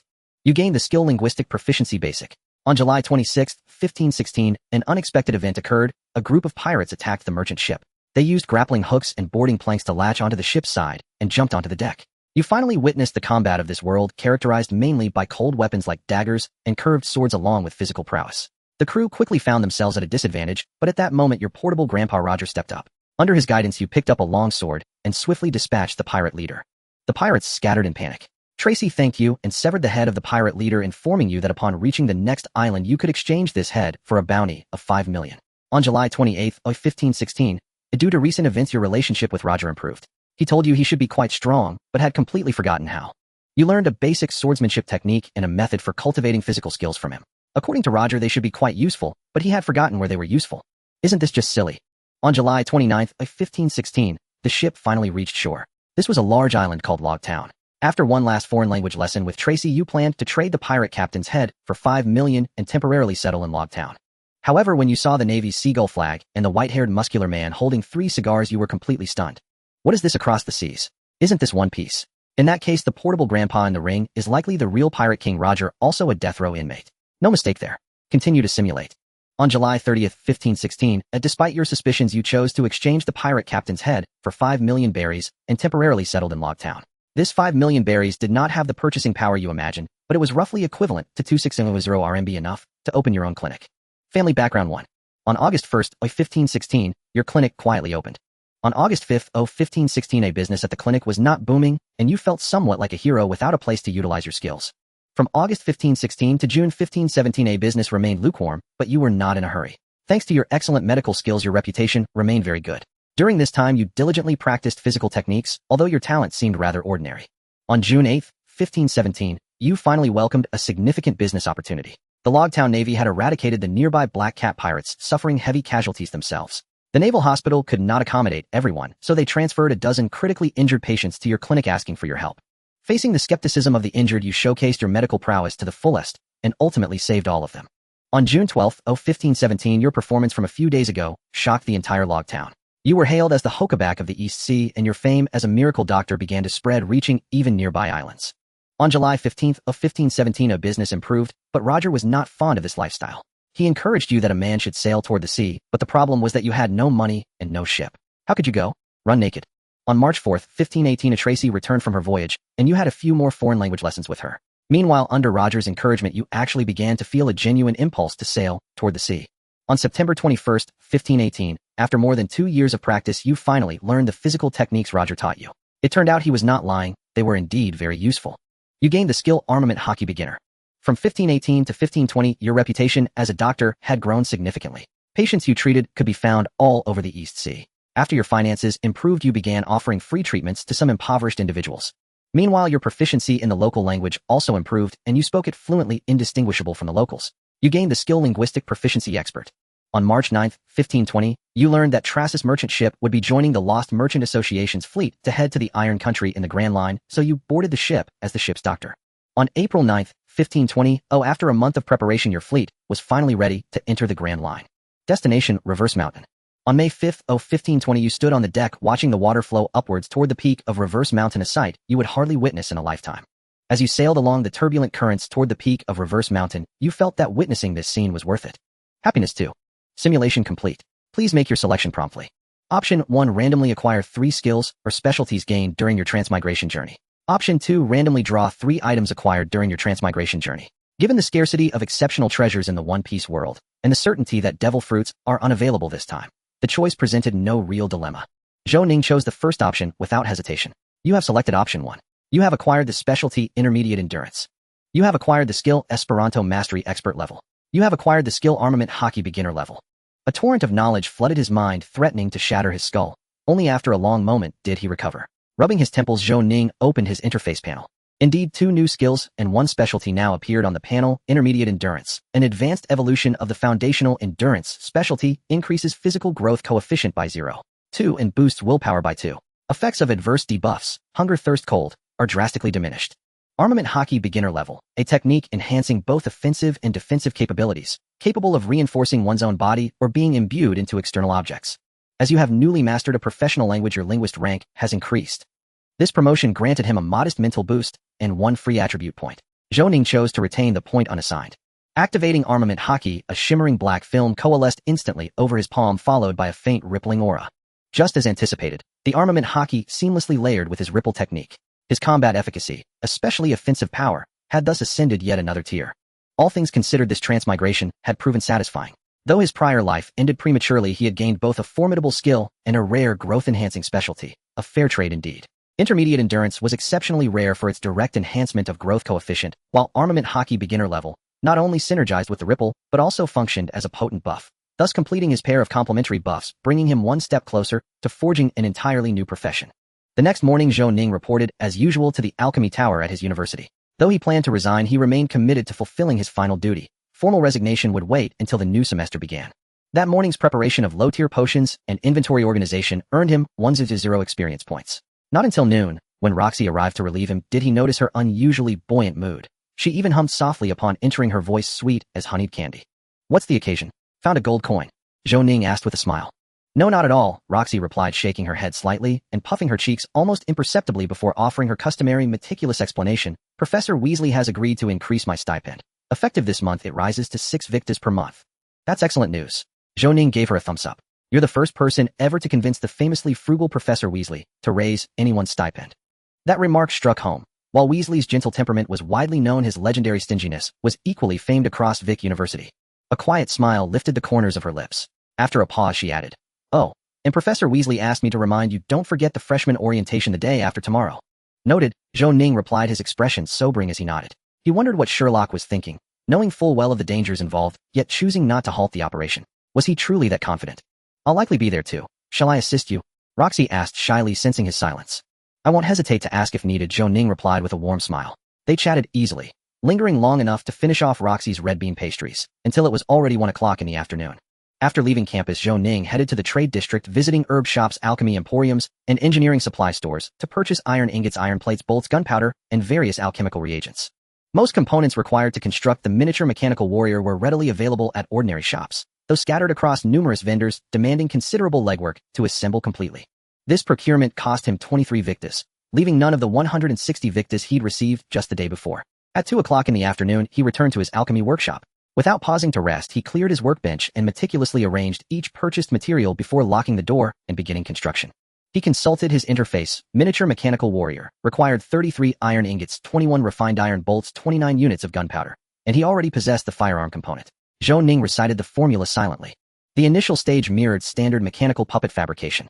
With his innate, Tony Stark, talent bonus, and expert-level precision mechanics, the task posed little difficulty. After a sustained effort, Zhou Ning exhaled deeply and set down his hammer. His interface flashed miniature mechanical warrior, a mechanical automaton capable of equipping any compact firearm, suitable for combat, defense, or display. The fortunate soul who once obtained puppet alchemy in his prior life lacked this recipe. His starting blueprint was the comparatively simple companion mechanical squirrel.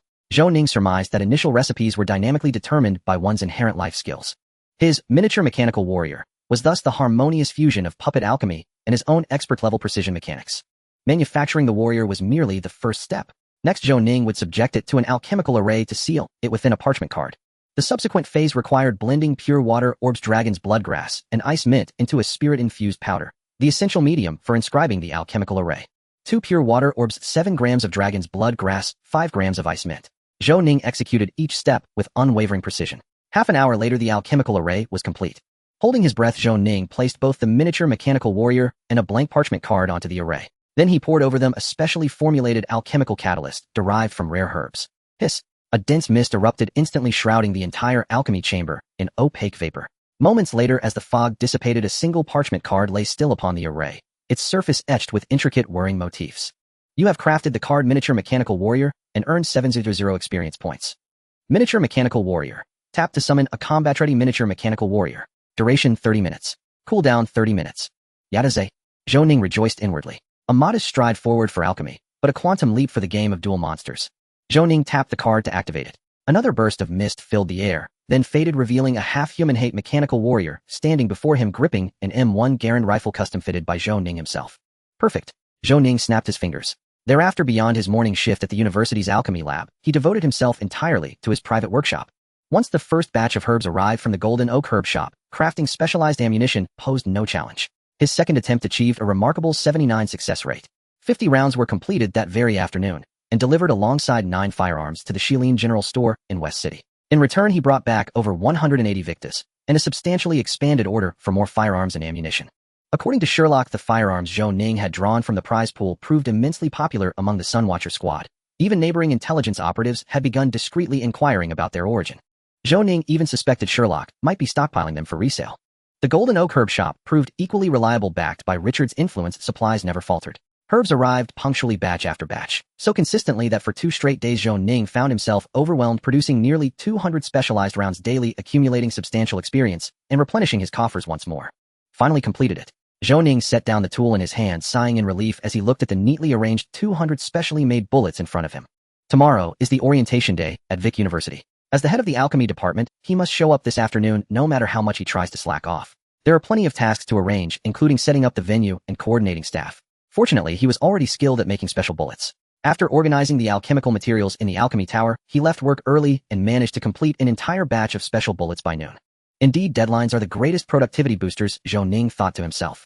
He found a bullet bag to store all the bullets, preparing to take them away, and next was the routine lottery time. Opening the simulator, he checked his 2 remaining crossover coins from 2 days of basic income, totaling 8 coins. Without hesitation, Zhou Ning clicked to recharge, spending 100 victa to add 10 coins. Then he accessed the prize pool of Miss City Adventure and clicked for a 10 draw. You have obtained a rare item Browning M1906 pocket pistol with complimentary 25 ACP caliber bullets. You have obtained a rare item M1 Garand rifle with complementary 7.62mm caliber bullets. You have obtained a rare item. The first tin draw was average with no surprises or unexpected outcomes. He received 3 long guns, 5 handguns, and 2 useless items. Zhou Ning immediately clicked for a second tin draw. You have obtained a rare item M1 Garand rifle with complementary 7.62mm caliber bullets. You have obtained a rare item Lee Enfield rifle with complementary 0.303 British caliber bullets. You have obtained an epic item flawed ether gem. Since you have obtained more than 3 epic items, the Hall of Wonders has been unlocked. Hull. What hall is that? The second tin draw was supposed to be average as well. 4 long guns and 3 handguns. Just when he was about to check his rewards, Zhou Ning was startled by the new notification. Opening the simulator again, he clicked the small arrow to the right, and indeed found a new section on the taskbar, the Hall of Wonders, with a small red dot on it. Clicking inside, the interface displayed an empty room with 3 storage racks showing 3 already unlocked maps. The first rack contained items from Mist City Adventure, with the first slot holding the Stone Ghost Mask and the second slot holding the Ether Gem. Next to both slots was a small icon indicating collection. The first rack still had 3 slots remaining, showing they had not yet been activated. Zhou Ning couldn't help but feel speechless. This was indeed the standard trick of a pay-to-win mobile game. First inspire players' desire to collect, then mercilessly harvest players' wallets. The standard scheme, and as clever as I am, I've seen through everything. Clicking to collect, the panel showed crossover coins 4, crossover coins 5. The second rack was clearly for items from Infinite Warfare, and it was tall with about 10 slots. The first slot contained the Super Soldier Serum that Zhou Ning had already used. The second slot was of course his Phoenix Hero suit. There were still small icons available for collection behind. Clicking to collect, he received a total of 10 crossover coins. The third rack was for Across the Sea, which was currently empty. Zhou Ning then noticed that 2 item bonds had been activated in the back: Ultimate Creature and Phoenix Hero. Ultimate Creature Stone Ghost Mask Ether Gem, a rare item combination from the Mist City Adventure map. Activating the bond grants 1 to all attributes. Phoenix Hero Super Soldier Serum Phoenix Hero Suit, a combo set of Phoenix Hero Tony Stark from the Earth 83716 universe. Activating the bond grants 2 to strength and 2 to agility. Zhou Ning, you really are something. Suddenly I want to recharge for another 10 draw. Closing the Hall of Wonders, he opened the item bar and selected the recently drawn Ether Gem to view. A panel popped up with a tip: flawed Ether Gem, a rare beauty from nature that can significantly enhance the power of waves when released. 3 flawed Ether Gems can be combined to create a perfect Ether Gem, which when embedded in the Stone Ghost Mask can evolve individuals with the lineage of the Pillar Man into ultimate creatures with unknown effects on humans.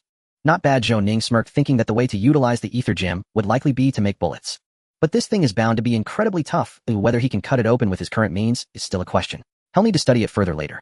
After organizing the drawn firearms, he had a total of 7 long guns and 8 handguns. Including the 200 special bullets, he could exchange for over 400 Victa. Zhou Ning stacked the guns into his suitcase and carried it out of the laboratory.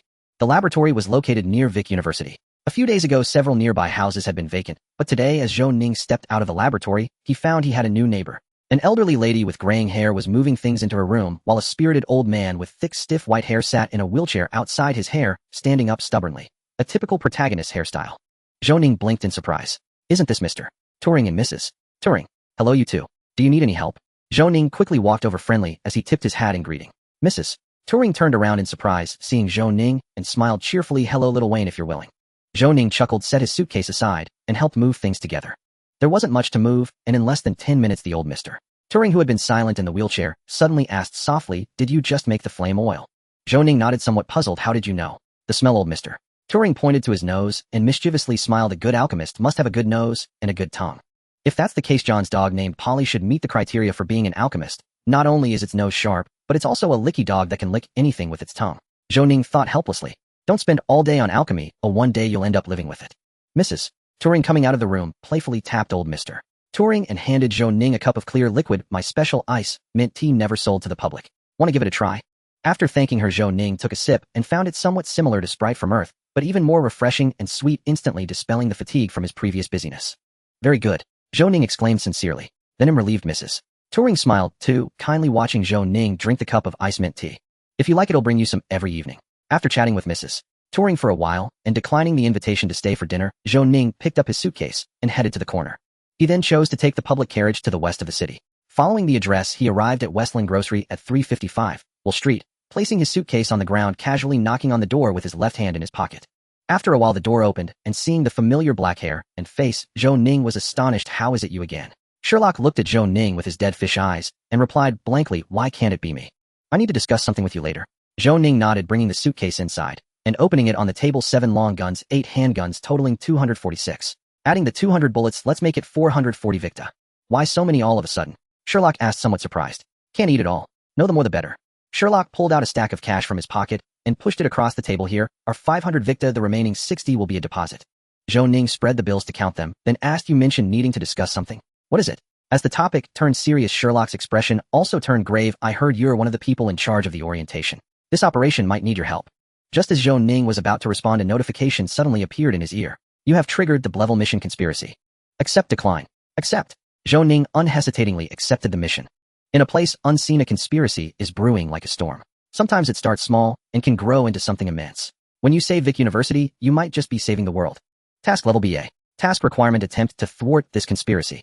Reward 600 experience. Specialty reward X. 1. The prize pool varies with task completion. Clearly this task is not as simple as it seems, though otherwise 2 different prize pools wouldn't have been specially prepared. The experience reward is substantial, but not crucial. What Zhou Ning desires most is the specialty reward. If all goes well, and he can achieve in a level evaluation, he has a chance to obtain an elite specialty. Zhou Ning speculated that the key to the task might lie with the council member from Ruins. With this thought, he temporarily refrained from answering and countered, what about Mr. Quinn? Is he not concerned about this matter?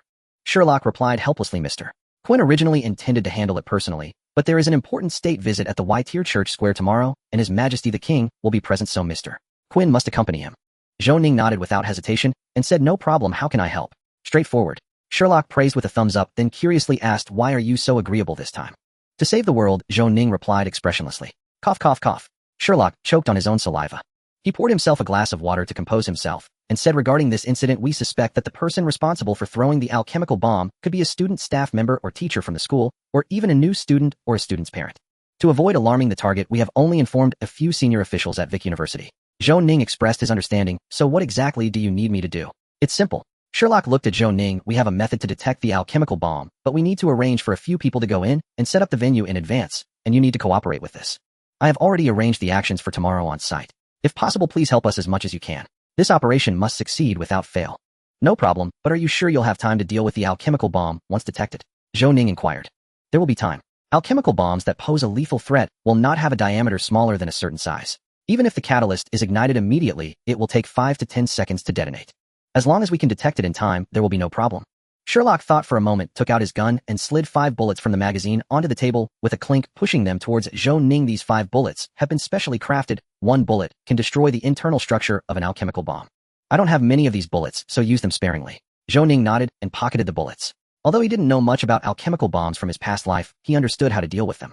Most are made of a mixture of dozens of high-explosive alchemical materials ignited using a special catalyst. The internal structure of such bombs is very intricate, requiring many strict catalytic reactions. If targeted, they can be easily destroyed. Sherlock picked up his cup to drink water and smiled. Do you have any other questions? If not, you can head back to school. I've arranged for a few people to wait for you there. Yes, there is one crucial question. Zhou Ning thought for a moment and carefully chose his words. According to reliable sources, the Life Alchemy Society should have sent a council member from Ruins. How are you planning to deal with this person? Sherlock exclaimed. Council member. He had just taken a sip of water and couldn't help but spray it out, horrified. Are you sure? He had not expected this news to be unknown, even to the Guardians. Zhou Ning's lips twitched slightly as he nodded. It's a rumor, but it should be accurate. Logically, it should not be wrong since it came from the series The Apocalypse. Zhou Ning would bet that Sherlock's expression at this moment was surely akin to Li Tai's after conceding a goal in the World Cup qualifiers. His calm demeanor, gone, hurriedly standing up and saying, Wayne, you head back to school first. Oh, I need to discuss this with Mr. Quinn. After leaving the Siling grocery store, Zhou Ning didn't linger either. After standing for a few minutes, he flagged down a public carriage coming from afar. The driver seemed to recognize Zhou Ning and greeted him with a smile. Hello, sir, are you heading to Vic University again? Yes, what a coincidence. Zhou Ning recognized him, as well, giving him a friendly nod before boarding the carriage. Coincidentally, he had taken this same carriage 2 days ago when heading from Vic University to Blair Bookstore for Roshan. After the driver quoted the price, he shook his head and smiled. It's not really a coincidence. In fact, there are only 2 public carriages that pass by Vic University, circulating continuously from 5 a.m. until late at night. We work for over 16 hours. Isn't there any break time? Zhou Ning asked in surprise. Yes, we get 1 day off each month on the Congregation Day of the Alchemy Church. The female fare collector in the carriage tore off a ticket and handed it to Zhou Ning, saying, honestly, the hard work isn't so bad, it's for a living. The economy in Blairston is currently poor, and there are many unemployed people everywhere. It's better to honestly do this to earn some hard-earned money, even if it's only 3 victors a month. That's true. If I work for a few more months, I can rent a slightly larger room. If I work for another year, perhaps my 2 sons will have the chance to attend school. The driver nodded in agreement. Although your boss is a vampire, he's still better than most bosses. Zhou Ning grimaced and found a place to sit down. The driver chuckled. That's indeed the case. As the 2 horses began to trot, they pulled the heavy carriage forward. Zhou Ning fell silent and began to rest his eyes. By the time he returned to school, it was already past 2 o'clock. Zhou Ning was startled by the lively atmosphere as he approached the school gate. From the main entrance of the school to a vast area on the playground, many tables and booths were set up in every corner, and in some places tents had even been erected. Zhou Ning couldn't help but feel speechless. Is this a welcome event or a party? Based on past experience, theoretically the recruitment should have started at 7 a.m. the following day. The alchemy department is a major department at Vic University, occupying an area near the main gate of the school. Zhou Ning had originally planned to bring John along as a muscle and also invite a few girls from the alchemy department to liven things up. But now it seemed that wouldn't be necessary. At the school gate, a beautiful woman waved at Zhou Ning. "Wait over here." As Zhou Ning approached, he discovered there were 3 individuals waiting here, 1 woman and 2 men, all dressed as students. After exchanging greetings, he learned that the woman was named Sherry, quite beautiful, likely around Zhou Ning's age in her early 20s, and her black uniform looked quite fitting.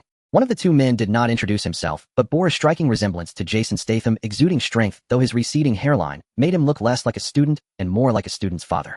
The other was named Polly, sharing a name with John's dog. He had a very stern appearance. Zhou Ning stared at him for a long time, unable to connect him with that silly dog, and tentatively asked, "Shall we go inside to talk?" Zhou Ning was already a prominent figure at Vic University, with a charisma score of 99, as standing out at the school gate occasionally approached by junior girls trying to strike up a conversation. He didn't mind himself, having long since grown accustomed to being handsome, but the exposure of the 3 brothers beside him seemed a bit excessive. Although their expressions remained unchanged, their subtle facial cues revealed their unease.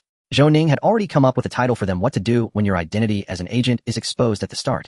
At this moment, Zhou Ning suggested they enter the school first, and they eagerly nodded, following him through the front gate. Not far inside was the welcoming venue for the alchemy department, where several lower-year students were already busy preparing, and the basic framework was set up. At the very least, the tables and chairs were neatly arranged with some materials for the welcome event piled on the tables. Standing beside the venue, Zhou Ning asked, "So how should I cooperate?" The 3 exchanged glances, and finally the beautiful Chieli stepped forward smiling, as she said, "We need to obtain the list of new students, the performance schedule from each department, and the permission to set up the venue." "No problem." Zhou Ning readily agreed. Based on his predecessor's memories, the welcome event in the game world was slightly different from that in domestic universities. The welcome day at Vic University was not purely for welcoming newcomers, but resembled a festival traditionally held on the birthday of the university's founder Archibald, one of the 4 heroes known as the Flame of Justice. On this day, in addition to welcoming new students, each department was also responsible for presenting their own performances to help newcomers quickly integrate into school life. For instance, the meteorology department presented the Timeless, who is the child of Weather. The warrior department showcased blood and dodgeball, and the alchemy department prepared the alchemy fireworks show, among others. This was also a major headache for Zhou Ning and the Guardians of the Day, as the scene would inevitably become very chaotic and chaos could lead to accidents. Zhou Ning walked to the center of the venue, whispered a few words to a girl, and suddenly the venue erupted in cheers. "Long live Senior." A beautiful junior even ran over and kissed him on the cheek, and soon everyone began to pack up and leave. Polly, grinding his teeth, what a detestable life winner. It wasn't until Zhou Ning walked over with the materials that Chieli still seemed puzzled. "How did you manage that?" She originally thought it would be difficult to disperse the crowd of students, requiring considerable effort, but it seemed like magic when he just walked over and resolved it. "It's simple. I paid them to find a nice place to have a sumptuous dinner." Zhou Ning handed the materials to Chieli and added, "Seriously, 5 victors, you need to reimburse this." "Of course." Chieli smiled sweetly, pulling out a bill from her purse and handing it to Zhou Ning. From then on, Zhou Ning became a complete outsider. He had no idea how competent the 3 guardians were, but their ability to decorate was top-notch. Polly was moving boxes in and out while the other 2 were busy setting up, quickly erecting a sign with Alchemy Department written on it, setting up tents, and replacing the tables with brand new ones, clearly having done something special. Zhou Ning curled his lips. The world was full of unprofessional people instructing professionals to do professional tasks, and he had no interest in micromanaging. After watching for a while and losing interest, he simply stood to the side, casually browsing the forum. In the past couple of days, he had been busy with orders and hadn't had time to check the game forum. But now he noticed the forum's activity had significantly increased, with hundreds of thousands of new posts in the communication section. As Zhou Ning pondered, he clicked into the communication section and glanced at the pinned post, instantly stunned. To thank players for their enthusiasm and give them a chance to experience the first major event in the world of Apocalypse, we are launching the first closed beta test lasting 5 days, with only 200 slots available. Closed beta.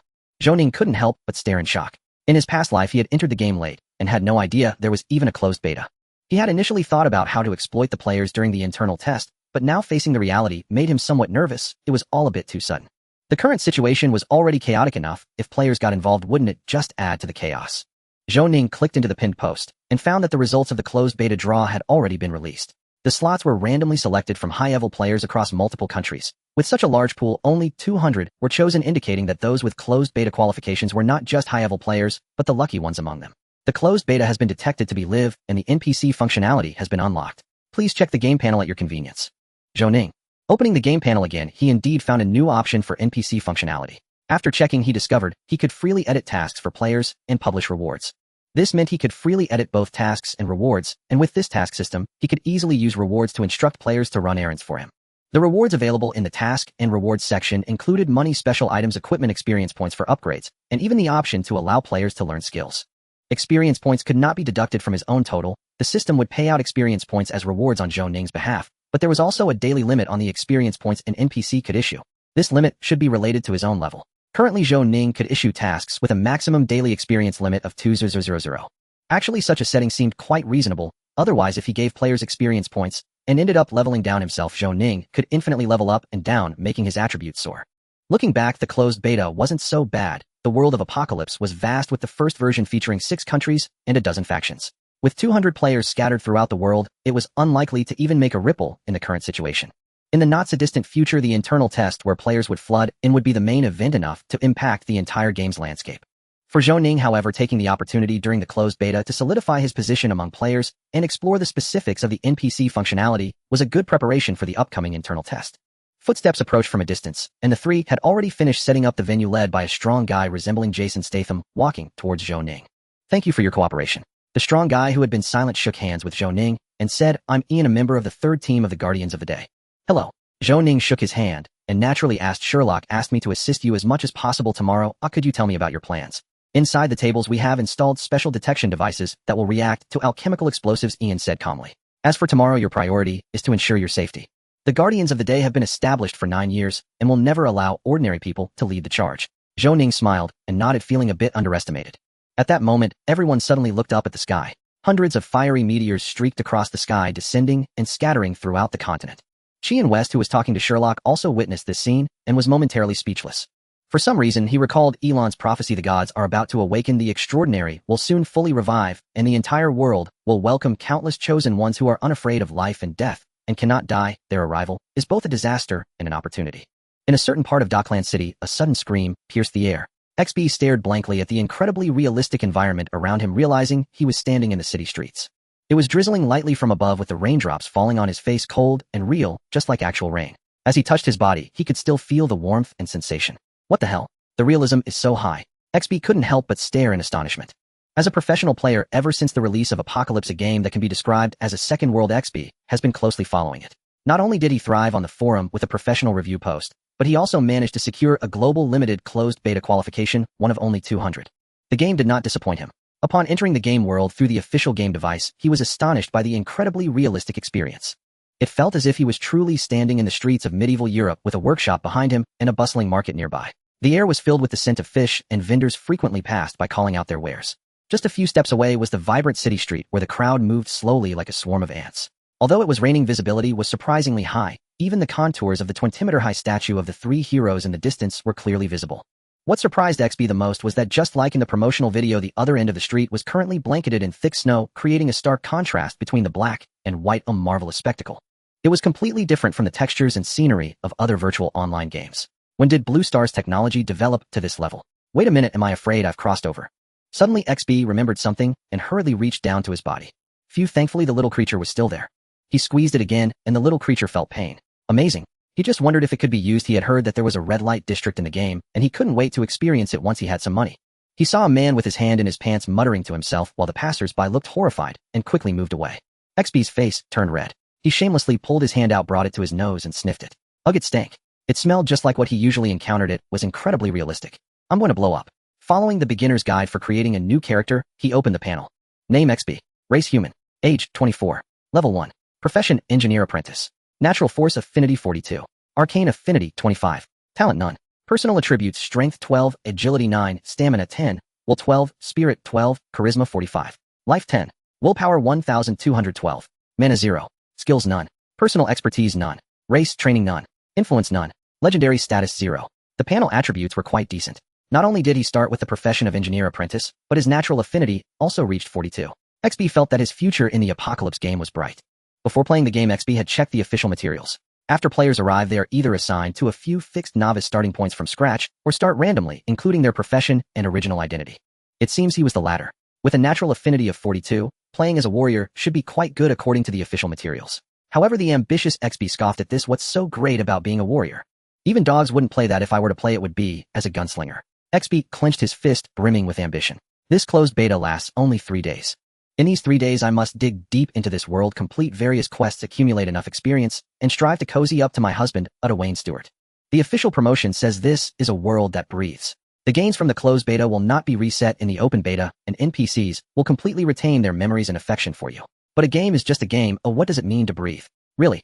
XP complained in his heart, feeling ambitious, and just as he was about to embark on his journey, a roar came from the workshop behind him. XP, if you want your salary, come in and work. My workshop doesn't keep idle people. Hey, I'm coming. XP reflexively responded and hurriedly walked into the shop. A few hours later, as XP finally finished work, he looked at the money he had earned and sighed, feeling both wronged and amazed that he had already leveled up to level 3 as an engineer apprentice. This game is really fun. On the same day, the entire world of Apocalypse was in chaos. Many places saw homeless people without identities, seeming quite abnormal. Some were harassing ladies on the street, some were talking to the air, and some even stripped down in public. Of course, such ridiculous players were few. In other countries, cities, or novice gathering points within the world of Apocalypse, more players were leveling up, honestly, like XP. These players either inherited NPC identities or gathered in groups at novice gathering points, bustling about completing quests according to their preferences. The game's opening is extremely variable, offering both immersion and challenge, and is full of fun. The completely realistic game world allows players to fall into it unknowingly. Meanwhile, Zhou Ning lay on his bed, continuing to browse through posts on the forum. The Apocalypse forum was bustling. The closed beta had started for about 10 hours, and many game-related posts had gradually appeared on the forum, most of which were not very substantive. However, all players had experienced the real charm of the Apocalypse game. That is its authenticity. This was completely a real world. In every aspect, players could feel a sense of reality that other games lacked. Is there anyone else who thinks leveling up is too slow? It took me 10 hours to reach level 3. This game is really addictive. I originally thought I would log off by 10 o'clock, but I lost track of time and ended up playing deep into the night. I feel like I'm becoming a masochist, being scolded by NPCs while secretly enjoying it. Haven't you all noticed that this game feels very much like the real world? I chatted with many NPCs and found out that each of them has their own background and experiences. Wow. After browsing the forum for a while, Zhou Ning came across an interesting post. The poster was XP, an old acquaintance of his and a well-known figure in the forum. The post was short and filled with the same boastful tone as his personality. Hello, esteemed viewers. Today is the first day of the closed beta. I was born on the streets of Dockland, not very far from the game's protagonist, Wayne Stewart. Moreover, I had a stable job and a way to gain experience from the moment I was born. Now I have already leveled up to level 4. The game's realism is simply shocking. Just take my boss in the game as an example. The elderly man couldn't keep up, resulting in me being scolded by him all afternoon, and not a single line was repeated. This is unbelievable. I even began to suspect he was a real person. Haha, I plan to get up close to the protagonist at Vic University tomorrow morning and see if I can trigger any quests. By the way, I'm looking for any fellow players born in Dockland. We can team up tomorrow. Zhou Ning couldn't help but laugh. After all this time, the guy closest to him turned out to be this one. Under XP's post, several people had already replied. XP, get lost. Go back to your profession. Not only did you get the closed beta qualification, but your starting location is also so good. Can you not come out and provoke us? I'm crying as I pass by Born in Ruins. I'm worse off, born in Mortal in the northern part of the continent, which takes over half a month to reach the kingdom of Bryston. Can XP live stream after meeting Wayne? It would satiate our cravings for those of us who can't get into the game. Then XP himself replied, esteemed viewers, don't worry, the live stream room has been set up, room number XXXXX. After reading the exchanges among these silly players on the forum, Zhou Ning had a good idea of the situation. There probably weren't many people in Dockland, so it wouldn't stir much of a wave, but the benefits shouldn't be too plentiful either. He just needed to complete his tasks normally. However, there was one point: if XP really did live stream, that would be another chance for him to gain more followers. The next morning, Zhou Ning woke up early. He washed his face in the bathroom and picked out the most presentable white shirt, black vest, and black coat, even managing to tie a bow tie. When he stepped out of the room, John was already up, dressed formally, sitting on a chair while playing with Polly. Zhou Ning was not surprised that he was up so early. Today was the day for new students to report. As someone who considered himself a dandy, he naturally had to join in the excitement and see if there were any beautiful new students. In fact, most boys thought this way. Seeing Zhou Ning, John couldn't help but whistle, looking sharp. Thank you, Zhou Ning replied with a smile as he adjusted his black half-top hat. Clop, clop, clop, the two walked downstairs together, taking their time toward the school entrance. It was only 7 a.m., but the atmosphere was different from yesterday. If yesterday was a warm-up, today was already fully festive. A welcome banner was hung at the school entrance, and each department's welcome point had been set up. Many tables had already formed long lines, and several students were passing out flyers and other materials. Zhou Ning scanned the area and first spotted Shelly. This girl was tall and curvy, standing out in the crowd. Then he found Ian, who was a bit hard to recognize today because he was wearing a wig that cleverly concealed his receding hairline. At this moment, they were both wearing the student uniform of Vic University and were seated at the alchemy department's recruitment position. They certainly had guts. John curiously whispered to Zhou Ning, is this beauty from the alchemy department? I haven't seen her before. If she's sitting there, she must be. Zhou Ning replied, pulling the corner of his mouth in a helpless smile. Of course, Zhou Ning knew John's next line would be, let's go check it out. Sure enough, let's go check it out. John tugged Zhou Ning and squeezed through the crowd. After making eye contact with Chelly, Zhou Ning smiled and nodded at her, following John over. At that moment, Polly was absent and both seats beside Chelly were empty. John directly sat next to Chelly and began to strike up a conversation. Chelly was a bit taken aback, but with her tasks at hand she had no choice but to entertain the new students while making casual conversation with John. Even worse, Chelly didn't notice that John's dog was amusingly crawling around under the table and finally lifted its leg to urinate on the hem of her skirt.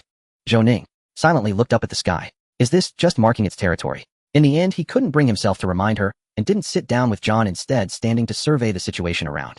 At this point, the number of new students reporting had increased. According to custom, around 9 o'clock, the various departments' programs would begin. According to Sherlock, the diameter of an alchemical bomb would definitely not be small. Zhou Ning scanned around, but did not spot any suspicious individuals. He did notice a familiar figure in the distance sneaking around with an ID above his head. Zhou Ning blinked in surprise. Wasn't that XB? On the other side, XB was boasting with his viewers. He had no idea that today was the orientation day at Vic University. After finally managing to buy a Dockland map, through hard work, he lit up the entire Dockland City area and chose to walk to Vic University early in the morning while starting a live stream. However, he did not expect to see such a lively scene upon arriving at Vic University. Dear viewers, it seems our luck is quite good, as we just happened to encounter the orientation day at Vic University. Since you have also watched the series Apocalypse, it might just be the day when the Alchemy Society throws alchemical bombs, which is what the officials call a major event. If I accidentally die later, you must provide some compensation. Hey, look, that girl is so beautiful. She has long legs and her style is obviously different from others. Let's go interact with her and see if we can get some quests.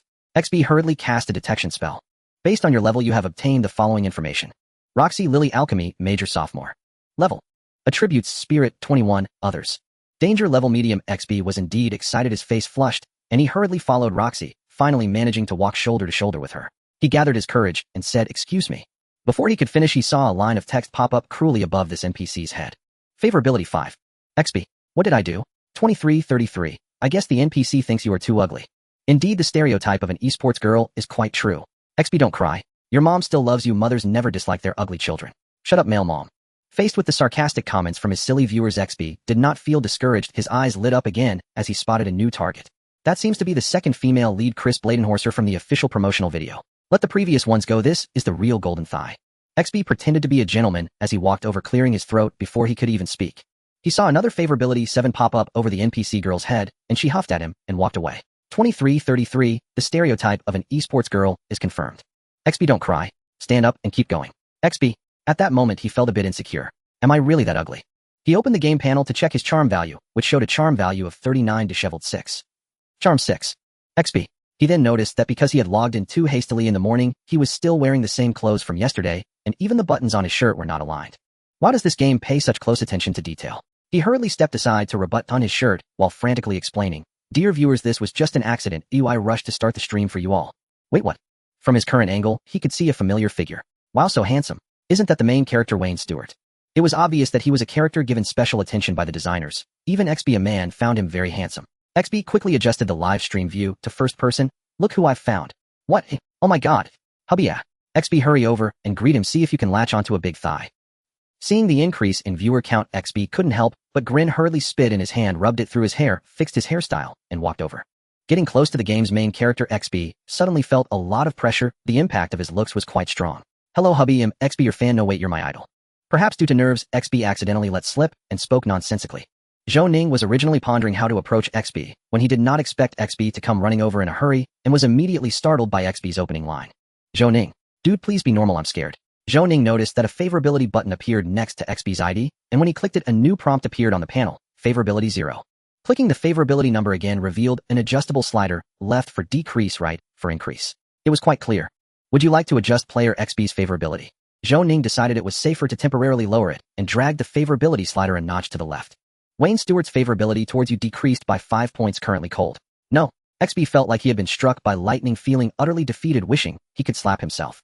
It's one thing for others' favorability to drop, but this is the main character of the game. Who knows what will happen if it drops further? Although quite disdainful, XB was the only player Zhou Ning could interact with at the moment. Zhou Ning thought for a moment and asked, I haven't seen you before. Are you a visitor here for the orientation celebration? Yes. XB snapped back to attention and nodded vigorously, trying to salvage his image. I see, could you do me a favor? Zhou Ning asked with a smile. If this were the real world, a normal person would roll their eyes at a stranger making a request, and even suspect they were encountering a scammer. However, players are not normal people at all. Upon hearing this, XB's eyes lit up, and he frantically nodded, even harder. Sure. He'll help with anything. Would you like to issue a quest to player XB? You triggered a level quest breakfast. Would you like to accept? Yes, no. Quest hint: Wayne Stewart is hungry and entrusts you to buy him breakfast. Will you choose to help him, or just walk away? Quest level E quest requirements: buy a delicious breakfast, reward 800 experience, 1 Roshan. Looking at the meager rewards, although XB was a bit confused, he also keenly realized that this might be his chance to restore favorability, and perhaps it was even a prerequisite for a larger quest. Although the rewards were indeed very poor, this was definitely a test for him. Watching the 10-minute countdown begin, XB dared not linger and rushed across the street to the breakfast shop, spending all the money he had to buy the most expensive breakfast in the store. Then he ran back in a frenzy. Your breakfast. XB breathed heavily as he handed the breakfast to Zhou Ning, while also receiving a quest completion prompt. Thank you, Zhou Ning said with a smile, then slightly adjusted the favorability slider to the right. Wayne Stewart's favorability towards you increased by 3 points, currently cold. XB sighed in relief, finally gaining a bit back, and was just about to speak when he heard the NPC in front of him say something that invigorated him. You're a nice person. I need assistance now. Can I trust you? Yes. Of course. Absolutely. XB excitedly patted his chest, thinking, I am indeed a professional player. This must be the trigger for a chain quest. Today there will be an attack targeting Vic University during the orientation. There should be 4 suspicious individuals carrying alchemical bombs on site. If you notice anything, do not act rashly. Come and notify me immediately. Zhou Ning began editing the quest box. You triggered a level quest: terrorist attack. Would you like to accept? Yes, no. Quest hint: please assist the protagonist Wayne Stewart and the Guardians in identifying the 4 suspicious individuals. Quest level D quest requirements: resolve the crisis, reward 2,000 experience, unlock Wayne Stewart's personal shop. Indeed, haha, I XB am the chosen one. XB was so excited by this quest that his eyes turned red, feeling overjoyed to encounter such a major event right after entering the game. At the moment the quest appeared, the comments in the live stream went wild. Wow, this fool is so lucky, but it's outrageous. Hurry back and play professionally. Why do you have to stimulate us like this? I told you Wayne Stewart is indeed the main character. Look, the quest hint says he is the main character. This confirms it. XB, filled with pride, had long ignored the sour comments in the chat and accepted the quest, eyes wide like saucers, ears perked up like antennas, surveying all suspicious individuals on site. The next period of time passed quite blandly, with the anticipated attack still not arriving. Instead, XB remained focused, patrolling back and forth. Such spirit is truly commendable. At the registration point in front of the school, new students had already formed a long line, proceeding with the registration in an orderly fashion. It wasn't until 9:20 a.m., the birthday of Sir Archibald, that the scene truly began to liven up. A stage had long been set up at the main entrance of Vic University, perfectly surrounding the registration point, allowing both registered and unregistered new students, as well as passers-by, to clearly see the performances on stage. At this time, Zhou Ning was already on high alert. If he were to be responsible for throwing alchemical bombs, he would most likely choose this time. The first performance on stage was the bloodthirsty dodgeball from the warrior department, which Zhou Ning suspected was the most likely segment to have problems. The rules were simple: both sides took turns throwing balls using warrior skills, and hitting the opponent counted as a point. Though the rules were straightforward, the competitors employed martial arts and chi, landing powerful blows that were quite spectacular. Moreover, Zhou Ning surprisingly saw Sherlock and Polly in the team dressed in short-sleeved jerseys. He didn't know how they managed to sneak in. Their jersey-clad figures reminded him of Li Tai. Zhou Ning regretted not having a camera to capture Sherlock's heroic appearance in the jersey. Though the process was intense, it remained largely uneventful, with no unexpected incidents. After a while, Sherlock, looking pale, changed into another outfit, exchanged a few words with Ian and the others, and then walked over to Zhou Ning. How's it going? Zhou Ning asked. So far nothing unusual has been discovered, but we have set up many detectors on site. If a significant alchemical reaction occurs, they will emit a beeping sound. Zhou Ning nodded, understanding that the technological level in this world was not too low. He speculated that it was similar to the heat sensors and overheat switches in gas lamps. After exchanging a few words, Sherlock hurriedly left. The next 2 performances lacked appeal, and it wasn't until the 4th performance that things started to become exciting, even capturing Zhou Ning's attention. The performer was Elvis Bard, a lecturer from the mage department with brown hair and a remarkably youthful and handsome appearance, said to be quite popular among the girls. He performed a magic trick called items from the mirror. There are 10 items in the mirror, Elvis Bard said, elegantly smiling. In his past life, Zhou Ning had seen a magic trick with the same name, where identical objects were placed in front and behind a mirror, using the mirror's refraction to mislead the audience through visual errors. Initially, Zhou Ning thought Elvis Bart was employing the same trick, but he quickly realized it was not the case. Elvis' hands moved swiftly, continuously retrieving items from the mirror: a monocle, a matchbox, a hat, a pipe, a cane, a bow tie, a shirt, a staff, a black tailcoat, eliciting gasps from the audience. Next is the 10th item. Elvis rummaged in the mirror for a while and pulled out half of a worm with a huge mouth, writhing and clawing, measuring about 10 meters long, with the other half still in the mirror. Blood-sucking worm. A stir erupted in the audience. This was a giant blood-sucking beast found in the northern wilderness. An adult blood-sucking worm could reach 18 to 20 meters in length and favored human blood, possessing terrifying lethality. Sorry, I took the wrong one. Elvis shrugged, smiling as he tossed the blood-sucking worm back and reached into the mirror again. Everyone noticed that as he was about to withdraw his hand from the mirror, a dark shadow appeared and began to contend with him. The audience erupted into loud applause, believing this was part of the magic act. Moments later, Elvis triumphed in the contest, pulling out a black sphere emitting flames from the mirror. He weighed it in his hand and then threw it toward the crowd below. A loud beeping sound suddenly echoed throughout the venue. The abrupt beeping caused chaos. The change was too sudden. Elvis had only just retrieved the black sphere from the mirror just before it was about to explode. Even Ian, who was closest, had no time to react and could only reach for his gun. Those who sensed something was wrong hurriedly retreated, the sounds of shouting and screaming blending into chaos. With a loud bang, a bullet accurately struck the black sphere just as it was about to hit the ground, instantly creating a massive fireball with a radius of 3 to 4 meters in midair. Ian breathed a sigh of relief and quickly turned to the shooter, discovering Zhou Ning's gun still emitting heat as he calmly aimed at Elvis and pulled the trigger repeatedly. Crack! Elvis' figure shattered into fragments, exploding loudly. Moments later, he reassembled 10 meters away. At this point, Ian also reacted and hurriedly drew his gun, taking aim at Elvis. However, Elvis didn't even glance at him. A brilliant blue ice armor quietly coalesced around him, and the bullets struck the ice armor without even leaving a dent. A transparent flame of spiritual energy silently ignited, forming a black fireball that was hurled towards Zhou Ning. The skill bar displayed gunslinging technique, deadly rhythm, had already lit up. Zhou Ning sensed the impending crisis and quickly leapt to the side, bending down to prepare for a roll. Boom. The black fireball struck the ground, creating a deep crater and continuing to burn fiercely. Just as Zhou Ning was about to land, a sense of danger surged in his mind. His extreme calmness endowed him with unmatched clarity of mind. A shotgun quietly appeared in his hand, and he pulled the trigger towards the ground. As dirt flew everywhere, Zhou Ning used the tremendous recoil to leap into the air again. The panel displayed a prompt: due to intense combat, you have comprehended a new combat skill, Flying Gun. Flying Gun, a technique for shooting downward to propel oneself upward, requiring gun control to master one's flight distance and height. Whoosh! The strong wind dispersed the dust on the ground, and a highly concealed lightning spell struck down at the location. Seeing that his decisive strike had missed, Elvis shook his head in regret. Hurricane. At this moment, Sherlock rushed over from a distance, unhesitatingly chanting the incantation, sending a cloud of powder toward Elvis. Whoosh! A sudden whirlwind sprang up from the ground, causing Elvis to stagger backward under its force. Zhou Ning airborne, and seizing the opportunity, aimed at his landing point and pulled the trigger. A black film wrapped around the flame, bullet shot out from the gun. Your ripple shot hit Elvis Bart. Your armed color hockey weakened the opponent's defense, dealing 329 points of true damage. As the panel prompted, Elvis' figure suddenly froze, a layer of ice armor, shattering, blood gushing from his body. Elvis stared at Zhou Ning in shock, his figure suddenly vanishing and reappearing over 10 meters away. He did not linger, and instead covered his wound, fleeing outside. The series of battles described earlier seemed lengthy, but in reality, it took less than half a minute. Zhou Ning extended his body in midair, landing steadily and looking at the panel information with surprise. It was the first time he had combined armed color hockey and ripple shots, and he hadn't expected the effect to be so impressive. Over a dozen meters away, 2 urgent beeping sounds suddenly rang out. Sherlock and Polly rushed to the other side, and soon gunfire began to erupt densely over there. The tables and chairs, already numerous, were often overturned, and a whole string of ribbons fell to the ground. Someone on the ground clutched their chest, where they had been shot, groaning. Zhou Ning saw Leandro also appear there, drawing his sword and charging at a student dressed like one who was holding an alchemical bomb. Zhou Ning only saw his large sword moving at incredible speed, creating an illusory circle in an instant, and then a severed arm shot into the air. Indeed, he is a child of destiny, Zhou Ning couldn't help but marvel. Just as he breathed a sigh of relief, less than 3 seconds later, a more urgent beeping sound rang out from behind. Zhou Ning suddenly turned around, only to hear a loud crash as 2 reedied antelopes under the driver's control broke through the school's walls and charged at the crowd with a heavy public carriage. Clearly, the alchemical bomb was hidden inside the carriage. XB, being the closest, was unable to dodge, and it was as if he had been struck by a dump truck soaring high into the air before crashing to the ground, his head tilted and lifeless. Stop! Halt! Several guardians of the day, including Ian and Sherry, attempted to intercept the carriage, but the carriage's speed increased instead. They fired at the driver only to see the bullets penetrate his body as his frail figure quickly swelled, almost instantly transforming into a huge, distorted monster.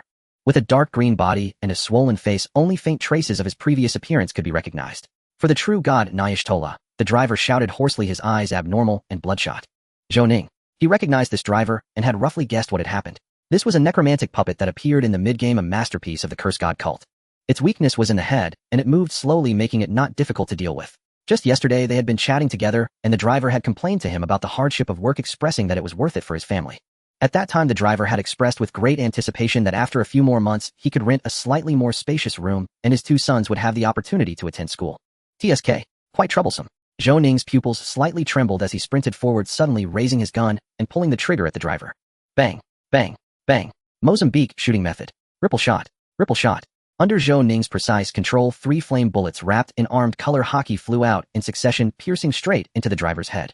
A blood hole appeared in his forehead, and the long blood bar evaporated instantly, with his head drooping down. You hit Jim's vital point, dealing 469,532,623 points of damage. Target deceased. At this moment, XB, who had just been revived, caught sight of this scene and gasped, feeling a tremendous shock. How could such a huge monster be taken down with a single shot? How strong must this NPC be? The beeping grew increasingly loud as Zhou Ning exhaled a breath of foul air, hastening forward, the revolver spinning, a shell clattering to the ground as he aimed at the charging antelope and pulled the trigger again. Blood splattered as the antelope let out a piercing scream, toppling to the side. Due to the antelope's massive weight, the wheels of the public carriage lifted off the ground, beginning to tilt. Zhou Ning followed closely, swiftly climbing up the tilting wheels, smashing through the roof, and firing 2 shots toward the interior of the carriage. With 2 gunshots, the beeping in the venue abruptly ceased. Watching the series of swift actions, Ian, Sherry, XB, and the viewers in the live stream were left dumbfounded. Ian's eyes were filled with awe, and XB felt his hands trembling, overwhelmed by the sheer brilliance. Even though they had watched 2 episodes of the series, it was their first time witnessing Zhou Ning's battle up close. His extreme calmness and effortless combat style left them mesmerized. He was simply overwhelming. At this point, someone had even uploaded the live recording to the forum. Meanwhile, the battle in another area had also concluded, and Zhou Ning's panel provided a prompt level task: conspiracy completed. Would you like to claim your reward? Zhou Ning frowned and chose no. Clearly the task had been completed, so how could it still be rated as level? Was it possible that? Zhou Ning was immediately engulfed by a profound sense of unease. The committee members of the Life Alchemy Society mentioned in the drama had yet to make their appearance. It was now evident that the school teacher Elvis was in cahoots with the others. There was no way he would not know that Horwig had already died, and he likely even knew about Horwig's habit of keeping a diary. One must realize that this is a real world, and one must never underestimate the intelligence of the enemy. Is it possible that Horwig's death was part of their plan, and that this diary was intentionally left for them? What a load of nonsense. Even playing a game requires scheming against others. If things truly unfolded as he feared, this matter could turn serious. Zhou Ning scanned the area but did not see Sherlock. Instead, he encountered Ian's fervent and admiring gaze. Even John, not far away, looked at him with a twinkle in his eyes, as if he had awakened some extraordinary talent. Zhou Ning felt a chill run down his spine. It seemed he had inadvertently displayed too much. Seeing Zhou Ning's gaze fixed on him, Ian hurriedly stepped forward using honorifics and cautiously inquired, "Mr. Wayne, are you alright?" Zhou Ning shivered, waved his hand to indicate he was fine, and asked, "Where is Sherlock? I have something important to discuss with him." "Mr. Sherlock is currently communicating with the school authorities. Oi, please wait a moment." Without a second thought, Ian headed toward the school, surprised that the most reliable person at such a critical moment turned out to be this young man he had previously underestimated. With almost single-handedly repelling Elvis, killing the distorted coachman, and defusing the bomb, one could say he turned the tide. In this era where extraordinary powers were just beginning to rise, calling him a golden thigh would not be an exaggeration. What was wrong with running errands for him? Zhou Ning, of course, was unaware of Ian's thoughts and stood waiting for Sherlock. About 2 minutes later, Sherlock hurried over looking flustered and said, "I heard from Ian that you urgently need to see me. Thanks to you, a lot of people might have been saved." Zhou Ning did not respond to him, but directly expressed his doubts to Sherlock, asking seriously, "I want to know which country participated in the state visit at the Witch Air Church Square today." Upon hearing this, Sherlock pondered for a moment, his expression changing as he exclaimed, "Ruins. This is bad." He gathered several members of the Day Watch and hurried toward the 2 carriages parked at the street corner, saying, "Wayne, come with me. We need your help." A prompt appeared on the panel: "You have triggered the level task conspiracy continuation plot. The task conspiracy has been upgraded from level to a level." Finally, they were aligned, and Zhou Ning breathed a sigh of relief, nodding in agreement. Before getting into the carriage, he turned to look at XB and said, "You should come along too. He might be able to help." Zhou Ning explained to Sherlock, "Can I go too?" XB also heard Zhou Ning's words and felt a surge of surprise. After getting Sherlock's consent, he hurriedly joined Zhou Ning in the carriage. Zhou Ning smiled as he gazed out the window. Bringing XB along was certainly not due to his usefulness. He was of little help. While XB had potential in the arena, that was something for the future.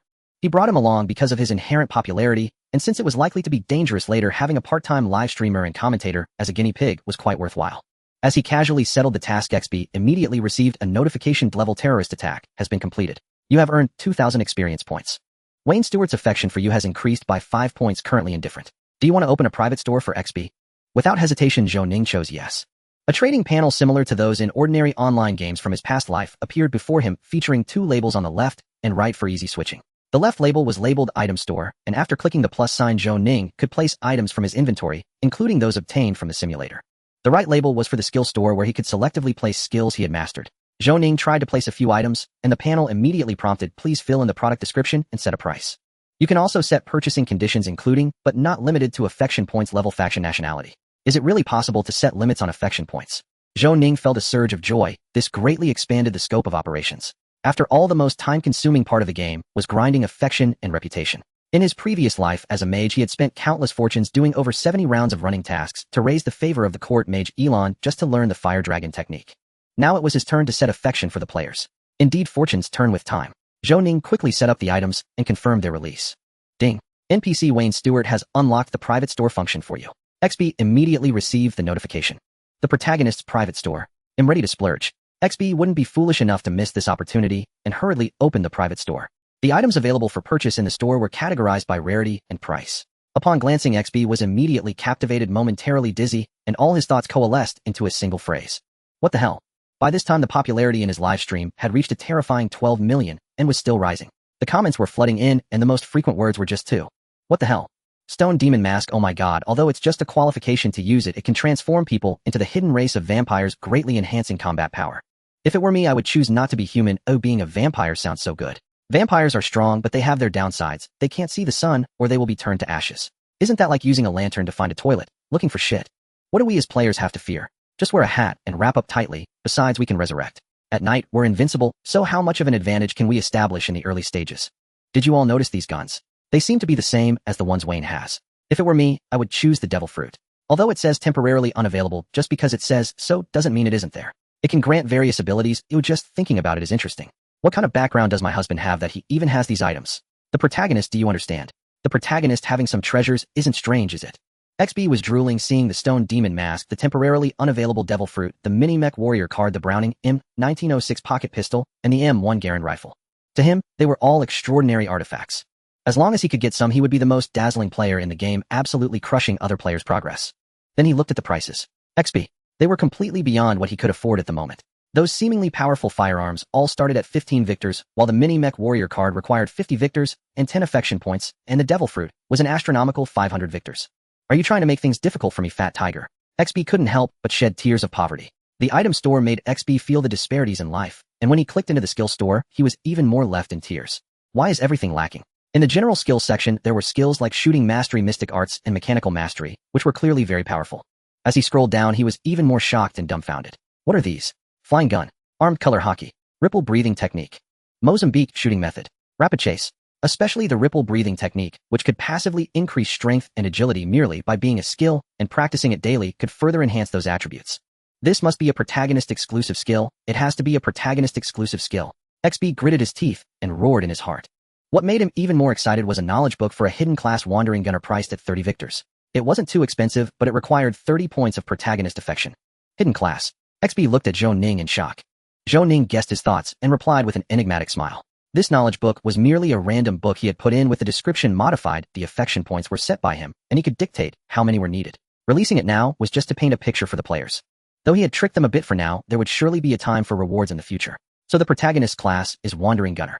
Upon learning this, not only XB, but even the viewers in the livestream became excited. Truly the protagonist's profession looked mysterious and high class, didn't it?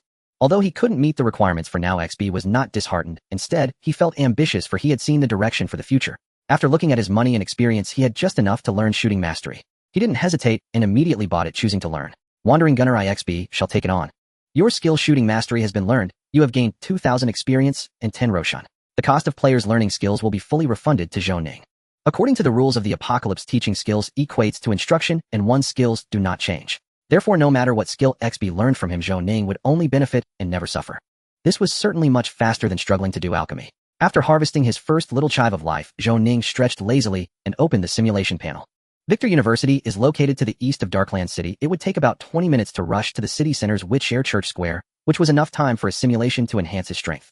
Zhou Ning was determined to claim the rewards for the A-level task. After checking the balance of his crossing coins, the Hall of Oddities had given him 19 crossing coins, and he received 1 coin for the overnight supplement. Thus, Zhou Ning chose to spend 50 victors to recharge 5 crossing coins, and once again opted to cross over.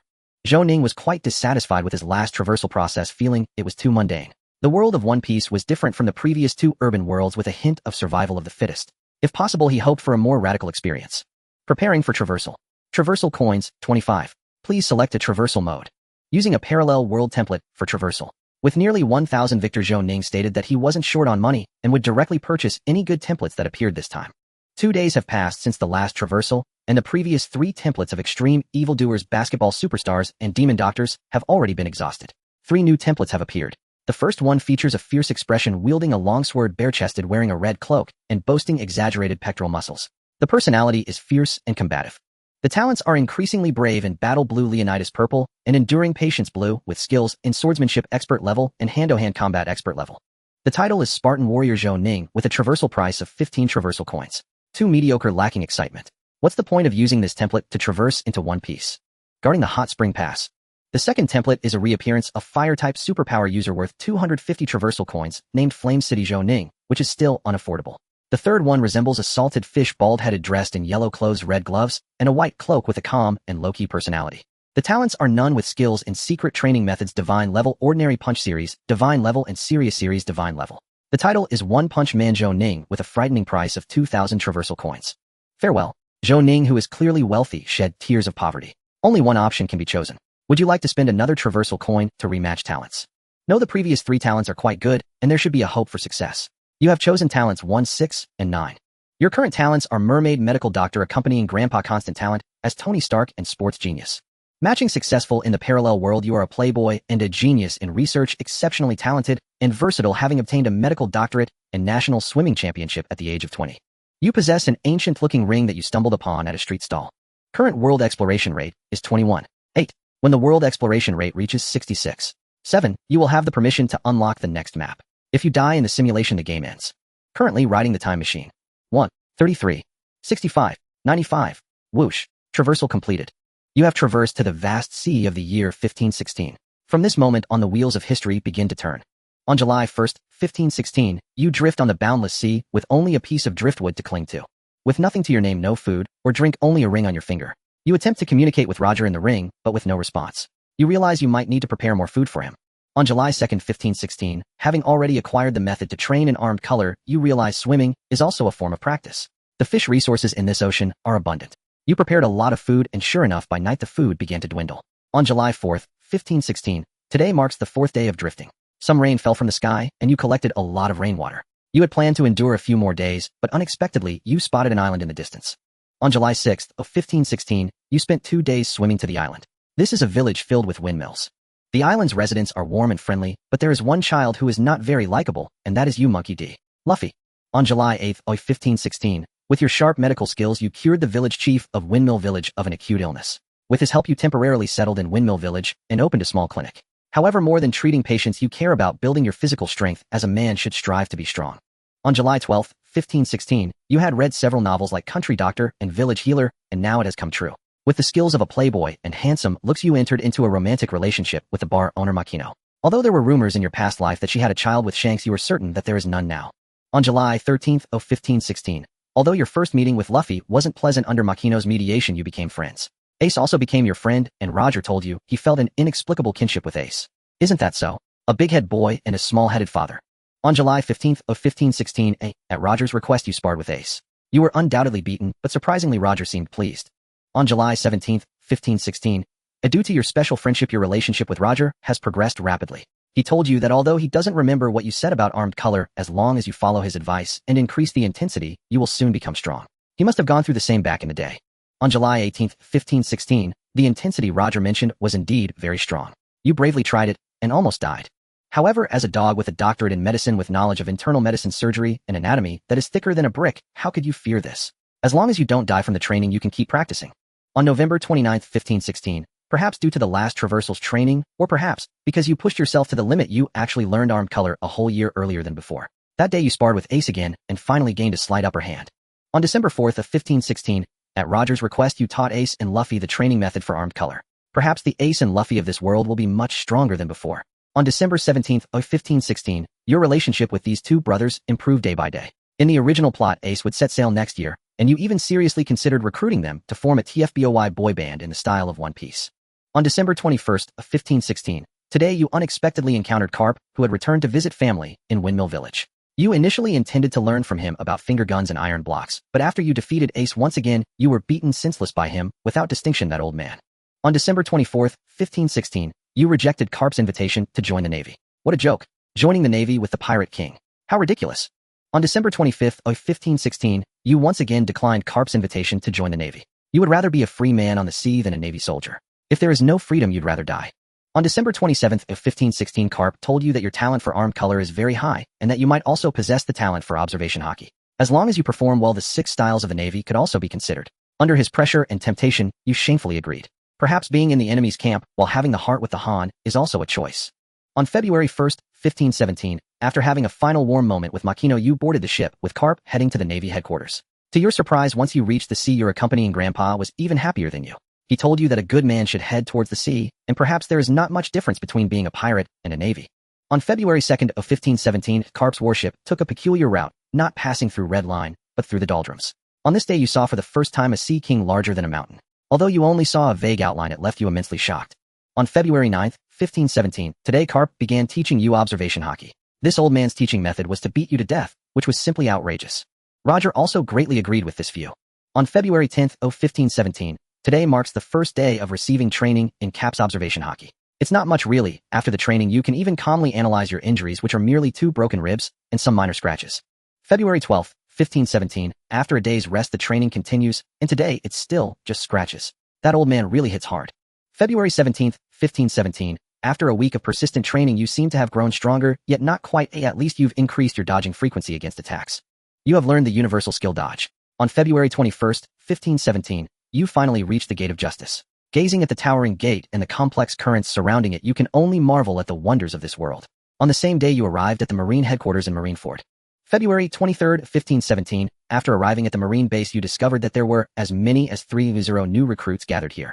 Although you are not the strongest, you are undoubtedly the most handsome.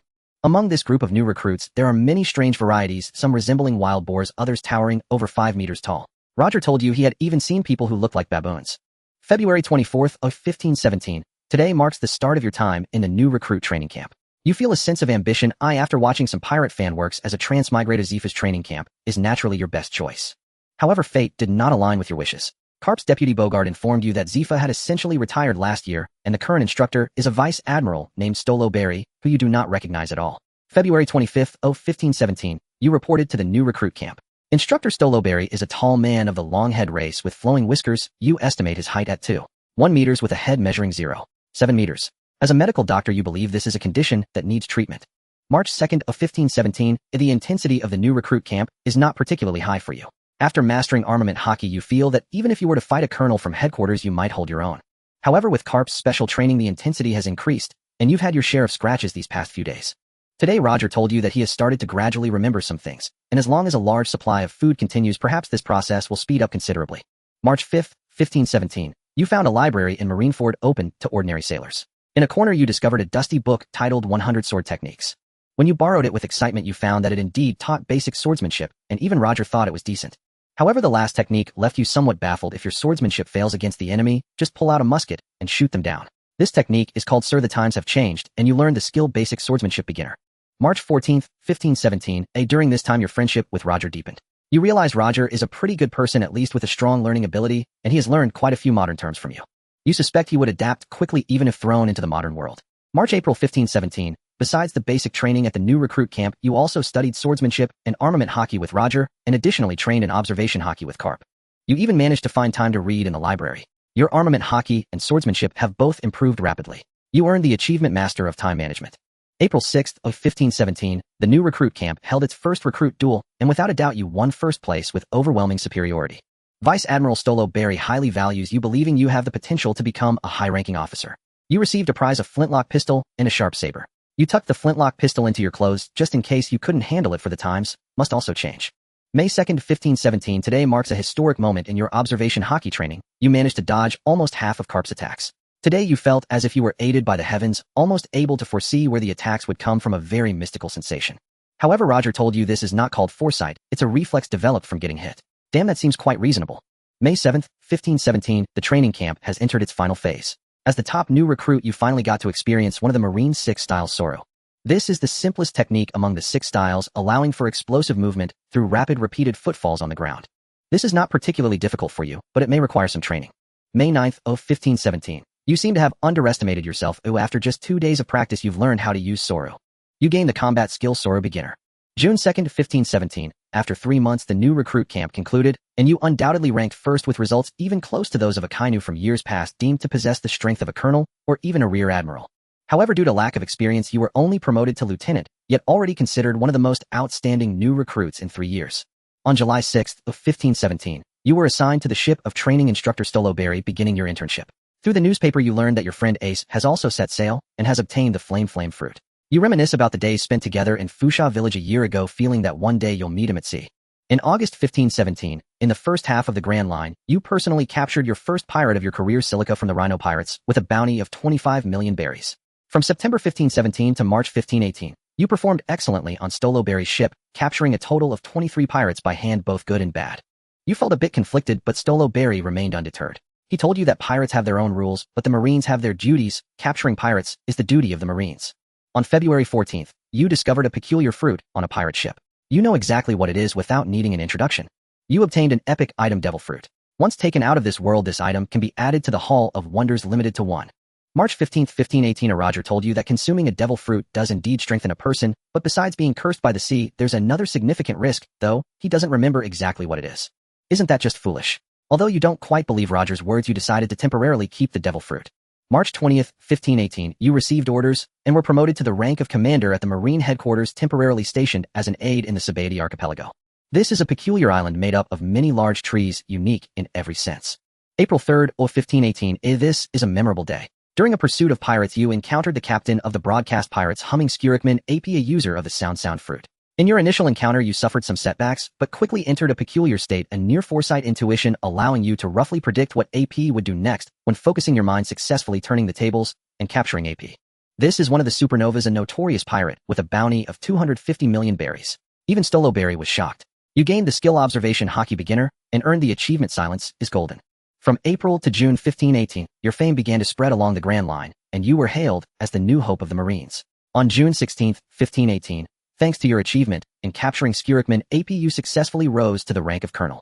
Stoloberry told you that you must be promoted to a high-ranking officer in order to have your own ship. But that day is not far off.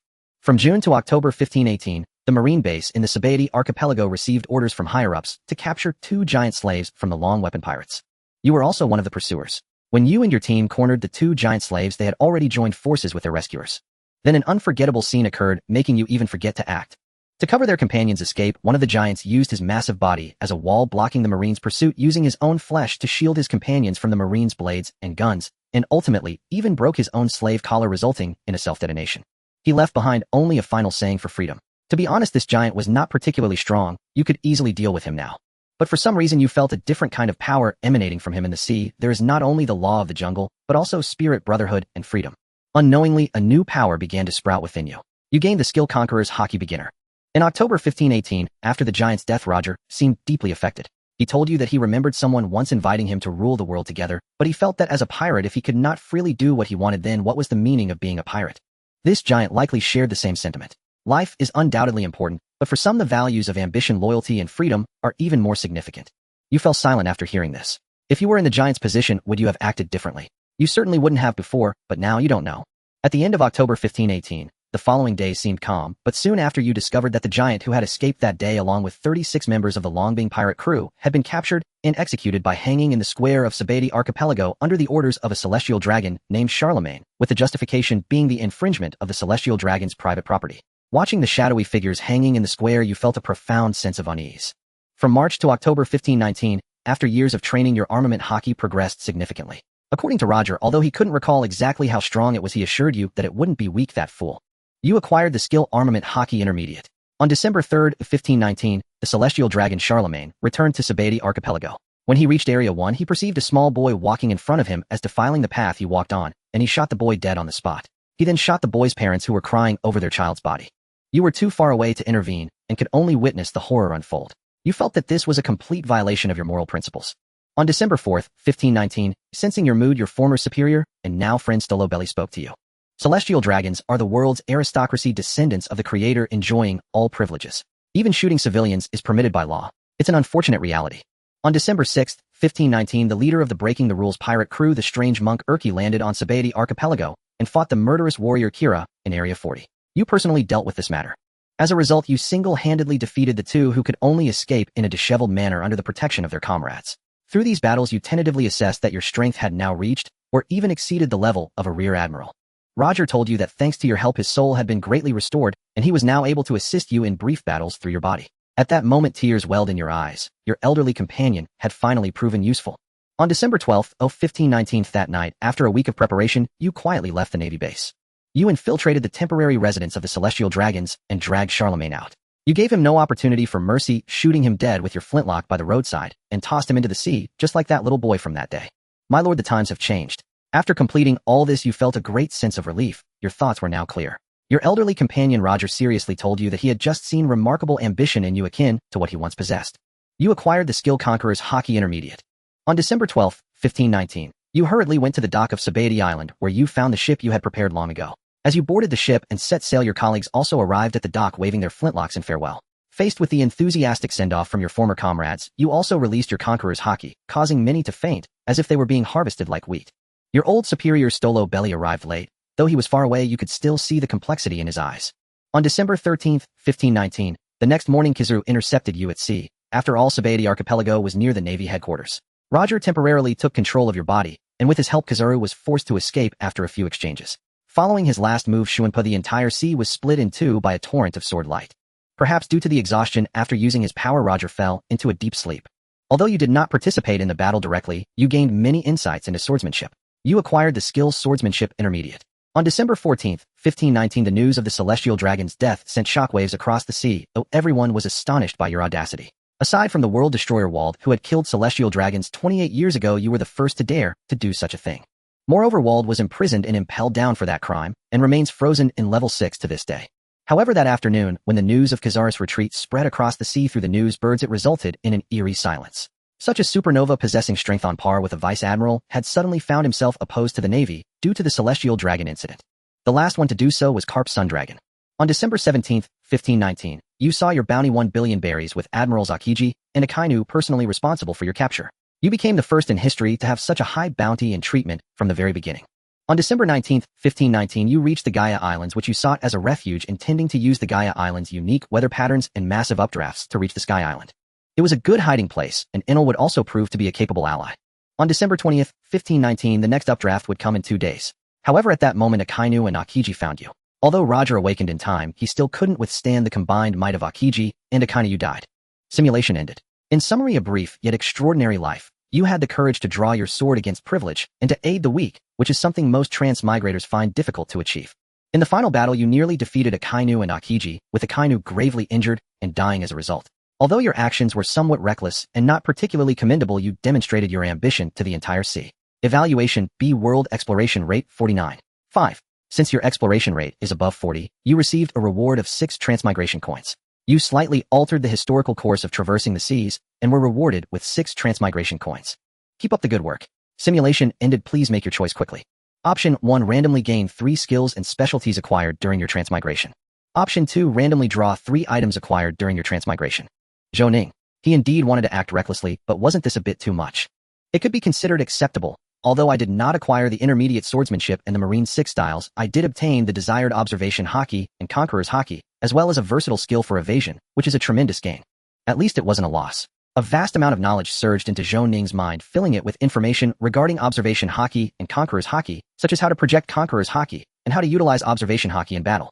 Additionally, 3 new skills appeared on the panel.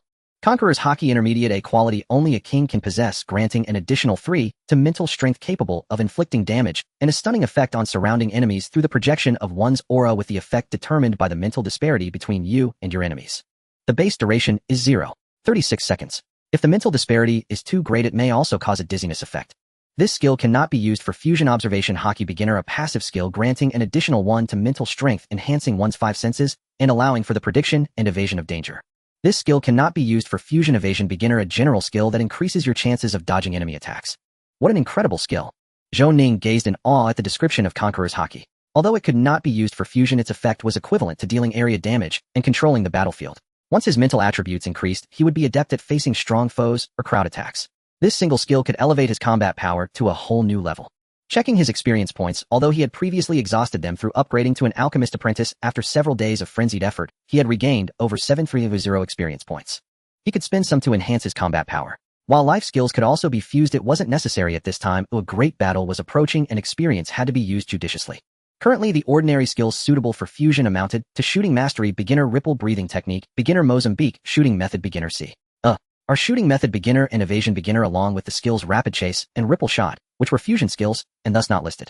Zhou Ning spent 1-0 experience points to elevate Shooting Mastery and Evasion to Intermediate and chose to fuse the skills.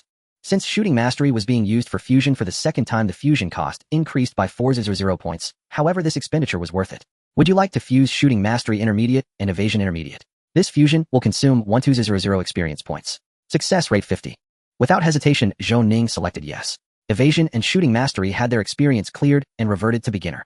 Fusion successful. You have obtained the skill Evasive Shooting Beginner. Evasive Shooting Beginner, an extremely agile shooting method that consumes an additional 4 stamina when dodging backwards, dealing 135 of normal attack damage when shooting forward. It worked. Zhou Ning's eyes lit up. Evasion truly was versatile and exceptionally suitable for fusion. This evasive shooting was the best combination he could think of, balancing offense and defense while even adding extra weapon damage. In terms of effect, it surpassed the Warrior's Evasion Slash, as shooting is a form of ranged output perfectly complementing the distance created by evasion. Seizing the moment, Zhou Ning then turned his attention to Armament Hockey, which required 3 times the experience cost to elevate to Intermediate compared to ordinary skills. Zhou Ning spent 2-6-0 experience points to level both Armament Hockey and Mozambique Shooting Method to Intermediate before choosing to fuse again. Would you like to fuse Armament Hockey Intermediate and Mozambique Shooting Method Intermediate? This fusion will consume 1-2-0 experience points. Success rate 36. Isn't that a bit low? Zhou Ning hesitated for a moment, but ultimately chose no. Gritting his teeth, he spent another 2-0 experience points to elevate Mozambique Shooting Method from Intermediate to Advanced, increasing the fusion success rate from 36 to 58. Let's go for it. Fusion successful. You have obtained the skill Deadly Direct Shot Beginner. Deadly Direct Shot Beginner, a close combat shooting technique that delivers a headshot with bullets wrapped in Armament Hockey, dealing substantial damage. Not bad. Zhou Ning felt quite pleased. Although this skill was not as potent as evasive shooting in terms of output, it might even surpass Ripple Shot. With some experience left, Zhou Ning contemplated upgrading Ripple Breathing Technique. According to his career plan, there was no rush to enhance combat skills. The Ripple Breathing Technique could not only increase strength and agility, but also passively boost them through daily practice. In just a few days, Zhou Ning's agility had increased by 1 point, making this investment extremely worthwhile.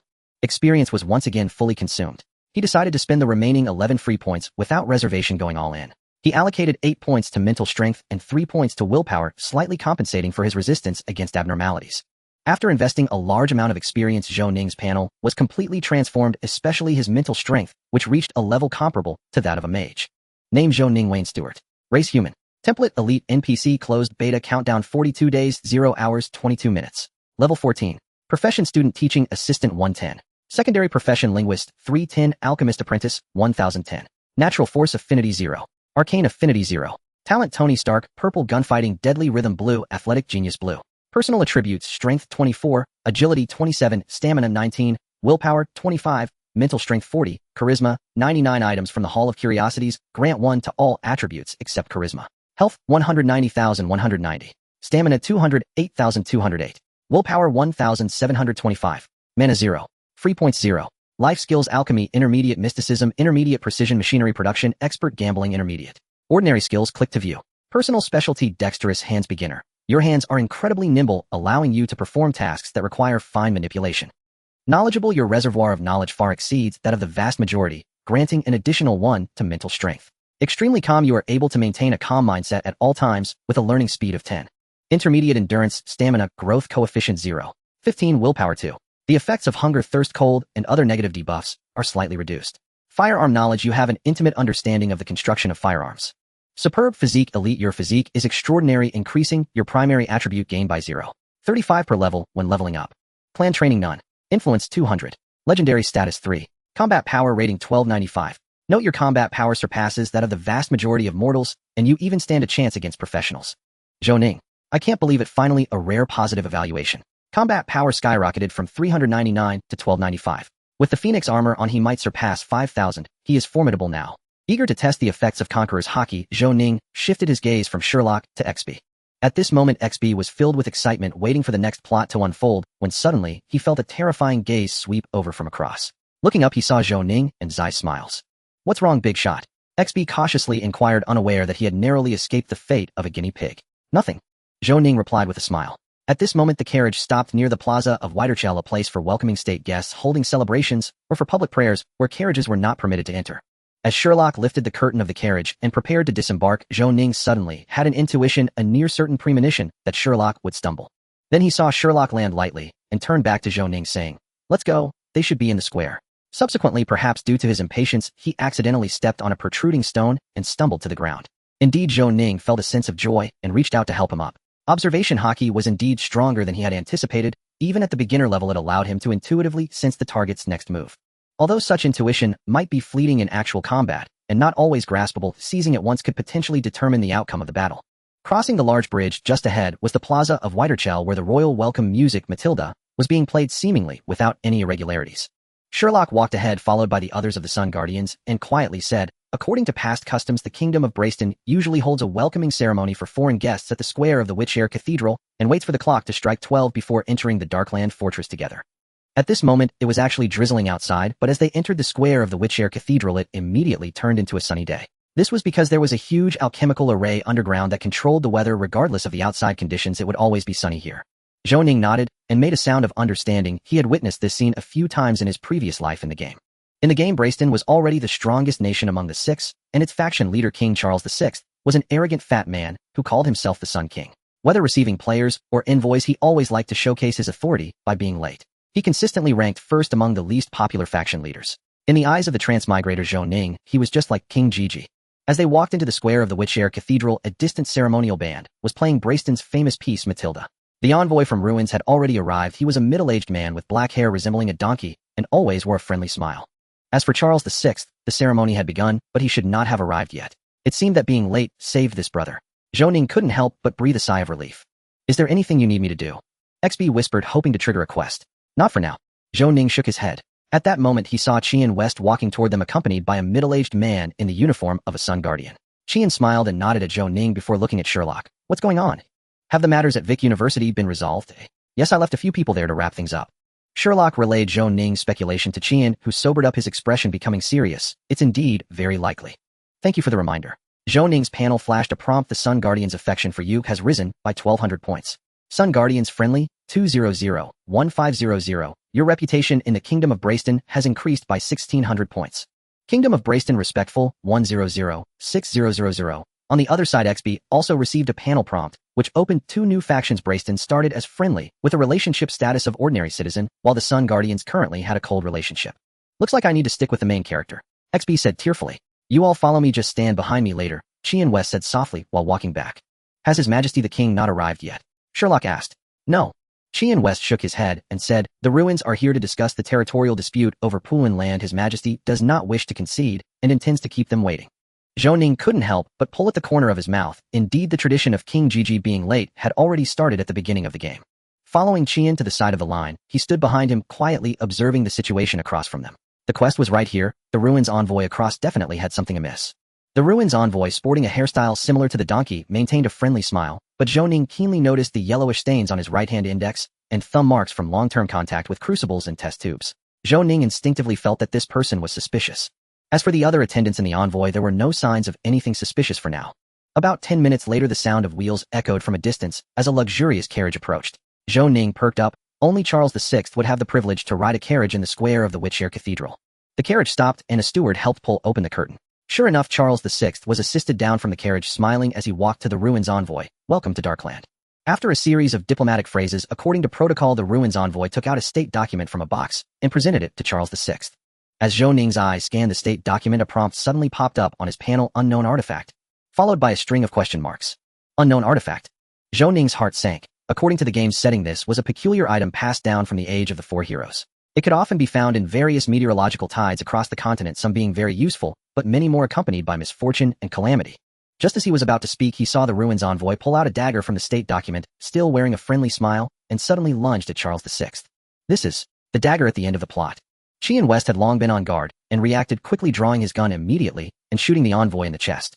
The Ruins envoy's body stiffened, blood flowed from the corner of his mouth, yet he still stubbornly lunged at Charles VI. Soon after, others also reacted, drawing their guns and shooting at him. After being hit 6 times, the Ruins envoy's body fell motionless to the ground, lifeless. However, what was chilling was that even in death, his face still wore a friendly smile. The state document fell to the ground with a thud. Wait! Zhou Ning vaguely sensed something was off. Just as he opened his mouth, he was interrupted by Charles VI, who angrily pointed at the Ruins envoy. "Arrest them." Before anyone could act, the other members of the ruins envoy suddenly drew daggers from their bosoms, revealing frenzied expressions, and without hesitation stabbed them into their own bellies. Blood gushed everywhere, and the entire scene was filled with a pungent smell. Immediately, the winding blood on the ground converged, forming a peculiar hexagram formation, lighting up one by one with the open book on the ground as the center, creating a narrow spatial rift in midair. Everyone present was stunned. Through the rift, they could see a peculiar world of blood-red sky, long stone bridges connecting broken ruins everywhere. At a glance, it was impossible to count how many buildings were inside. Beneath the stone bridges lay an endless river of blood. What the hell is this? Blood country. In legends, the realm of blood elements was home to countless elemental monsters. Wasn't this the content that only appeared during the elemental chaos version? Zhou Ning's hair stood on in retreat. Without hesitation, he drew his gun and shot at the open book, hitting it with precision. The pages immediately began to fold. As the pages closed, the spatial rift slowly began to disappear. But before Zhou Ning could breathe a sigh of relief, he saw a shadow crawl out from the vanishing rift, landing on the ground. It looked somewhat human, its body a blood-red worm, but its head bore a human face with a pair of glowing red eyes embedded in the face. Upon appearing, it immediately burrowed into the corpse on the ground. For no apparent reason, a sense of extreme danger arose in the hearts of everyone present. This is a bloodworm, don't let it get close. Its attack power is weak, but once it absorbs enough blood, it will split. Try using fire against it. Zhou Ning shouted while shooting at the corpse. The corpse quickly deflated, and the bloodworm split from 1 into 3, lunging toward other corpses, soon splitting into countless pieces and charging at other living people. Frost. Meteor shower. Qian West was one of the kingdom's top meteorologists and family knights, continuously using meteorological skills. Although he successfully hindered many bloodworms, a dense swarm still lunged toward the surrounding people. The scene descended into chaos. Just at that moment, a colorless and terrifying aura emanated from Zhou Ning, radiating outward. Due to the lack of control over friend and foe, the few people closest to Zhou Ning were stunned for a second, retreating a step. The entire space seemed to shudder, and immediately the dense swarm of bloodworms in the square fell into a dazed state as the game panel began to spam prompts. Your Conqueror's Haki dealt 109 damage to the bloodworm. Mental disparity is 25, 40/15. The bloodworm fell into a dazed state. Target is dead. You gain 65 experience. Your Conqueror's Haki dealt 93 damage to the bloodworm. Mental disparity is 24, 40/16. The bloodworm fell into a dazed state. Your Conqueror's Haki dealt 111 damage to the bloodworm. Mental disparity is 27, 40/13. The bloodworm fell into a dazed state. Target is dead. You gain 72 experience. You were attacked by Wayne Stever's Conqueror's Haki. You took 79 damage and fell into a dazed state. XB was standing right next to Zhou Ning and immediately fell into a state of indiscriminate awe and dazed, his health rapidly evaporating, leaving only a sliver. Although his game character was dazed, he was very much awake in reality, his mouth agape as he tried to say something, but his words failed him. After a long pause, he could only gasp and blurt out 2 words, "What the hell?" Seeing this scene, the live stream went wild. Through XB's perspective, they clearly saw what was happening on the scene. What the hell, this move is called Conqueror's Haki. That's too ruthless, right? This must be a skill exclusive to the main character. Coach, I want to learn this. Woo, my husband is too awesome. No wonder the people in the live stream room were so crazy. It was simply amazing and incredibly handsome. Before today, they wouldn't have believed that someone could cause such destructive power just by their momentum. EXB fell to the ground, as if struck by an axe merely from grazing that force. In fact, Zhou Ning himself was surprised by the effectiveness of the Conqueror's Haki. This skill was particularly effective against clearing minions. Although the bloodworms were troublesome, they were under level 10, with barely 100 health. Their troublesome trait of infinite splitting through blood consumption was essentially driven by a bloodthirsty desire, making their low health and mental power their weaknesses. Thus, this release unexpectedly had a nearly screen-clearing effect, with more than half of the bloodworms instantaneously eliminated, while the remaining few were left stunned. However, Zhou Ning's stamina also plummeted to less than half after using the skill. The excessive stamina consumption was probably the only drawback of the Conqueror's Haki. However, this cost was evidently worth it, as it not only saved the situation, but also instantly granted nearly 500 experience points. He quickly recovered most of the experience lost due to skill synthesis. Recalling the momentum, he looked around, and the entire area was enveloped in an eerie silence. Everyone was stunned, gasping in shock. They had anticipated an epic battle and prepared for a tough fight, but the scene had reversed so quickly that they were all bewildered. They had all personally experienced Zhou Ning's Conqueror's Haki. The immense pressure from that moment made them feel as if they had seen a giant dragon, leaving them still shaken. Even Sherlock, who had fought alongside Zhou Ning many times, looked shocked. He knew Zhou Ning was strong, but never expected him to be this strong. Don't just stand there. There are still some monsters to deal with. Qian West was the fastest to react, murmuring, "Strength comes from justice." Instantly, 2 wings of light spread from his back. Wow. Zhou Ning widened his eyes in surprise. There were a total of 19 noble knight families in the kingdom of Blaystone, and in his past life, he had never seen the West family display their family abilities. He didn't expect it to be like this. Pretty cool. At this moment, the Sun Guardians finally awakened from their stupor and hurriedly scattered. Among the Sun Guardians were several mages who could use fireball and agents using Zhou Ning's special bullets, making it particularly easy to kill the stunned bloodworms. Zhou Ning stood back to catch his breath and also edited a new task to send to XP, pulling out a revolver identical to his own and handing it to him. Here, use this gun and protect yourself. XP excitedly took the gun and a new task popped up on his panel. You have triggered a drank task. Clean up the mess. Do you accept? Yes, no. Task hint. Do you see the remaining monsters around? Kill them. Task level D. Task requirement. Try to kill the remaining monsters and remember not to get hit by them. Reward 2,000 experience. In the end, XP also managed to contribute to a few kills, gaining a sense of involvement. Only when all the remaining bloodworms were cleared did everyone breathe a sigh of relief. It is no exaggeration to say that if monsters like bloodworms had entered the city of Darkland, not to mention Darkland itself, the entire kingdom of Blaystone could have been destroyed. Qian West retracted his wings of light, looking at Zhou Ning with admiration. To be honest, even he was shaken by the pressure from that moment, as if he had encountered a natural enemy. Based on his guess, this should be some extremely rare mental secret technique. Charles VI emerged from the crowd, approached, and smiled with appreciation, saying, "Well done, you saved my life." "You are too polite." Zhou Ning waved his hand. "With the Sun Guardians around, you won't be in danger." "That may not be the case." Charles VI huffed, unhooking a sword from his waist and handing it to Zhou Ning. "This is my personal sword. Take good care of it and use it for the kingdom in the future. You have received a rare weapon, a splendid stiletto." Zhou Ning accepted the weapon speechless and offered his thanks. After encouraging Zhou Ning a few words, Charles VI patted Zhou Ning on the shoulder and boarded the carriage. Just as Charles VI sat down, Zhou Ning's panel finally received a notification. A rank task conspiracy has been completed. You have received 900 experience points and a specialization reward X1. Do you wish to draw? Yes, no. Finally, this damn task was completed. Zhou Ning sighed and chose yes. Although the final step of this task seemed simple, it was based on his mastery of the Conqueror's Haki, otherwise the result would have been unimaginable. Randomly drawing. Draw complete. Please choose one of the following 3 abilities as a reward. 1. Ascetic Sect Disciple, advanced 30 resistance to abnormal mental states. 2. Dragon's Might Elite Specialization, 10 additional defense, 8 health regeneration per second, and 7 stamina recovery per second. 3. Forest Elf Elite Specialization, you possess some high elf bloodline, increasing mobility by 28, improving your prowess with ranged weapons, 9 agility, and 1 charm. Sure enough, there were 2 elite specializations. Zhou Ning's eyes lit up. To be honest, he wanted both of these elite specializations. The former enhances endurance, while the latter perfectly matches his combat style. Why can't he choose them all? After a difficult decision, Zhou Ning reluctantly chose the third option. This way, Zhou Ning's combat power undoubtedly rose another level, but unexpectedly more surprises awaited him. The panel soon displayed another notification. Due to your charm reaching its peak, you have gained the elite specialization Extraordinary Charm. Extraordinary Charm, you possess a mysterious bloodline-derived special aura. Your attractiveness to the opposite sex is increased by 15, and your contracted beings, including mechanical constructs, gain a 15 boost in their attributes. This specialization is effective in both reality and simulation. Zhou Ning couldn't help but chuckle, but this wasn't necessarily a bad thing. He could even slightly tilt resources towards precision machinery production, coincidentally aligning with an alchemy puppet skill. Unexpectedly, the elite specialization came as a buy one, get one free. Although the temporary boost in combat power wasn't significant, it undoubtedly greatly broadened his development path. Wayne. Zhou Ning was still checking the game panel when Qian West walked over, patted his shoulder, and smiled, saying, "I heard from Sherlock that this matter is largely thanks to your help. The Sun Guardians will remember your contribution." "No need to be polite," I told him too. "It was just for self-preservation," Zhou Ning replied calmly. He had a faint suspicion that Qian was here to recruit him. Sure enough, after a few polite words, Qian straightforwardly said, "Wayne, you know that extraordinary events have been increasing lately. We need new forces like you. I wonder if you would be interested in joining the Sun Guardians." Sun Guardian leader Qian West invites you to join the Sun Guardians. Yes, no. If you choose to join, you will gain the unique subprofession of the Kingdom of Blaystone Sun Guardian. Zhou Ning pondered for a moment. If this had been the Zhou Ning who had just crossed into this world, he would have likely agreed immediately. After all, it offered stable income, a decent subprofession, and a place to gain experience. But now this subprofession seemed a bit optional.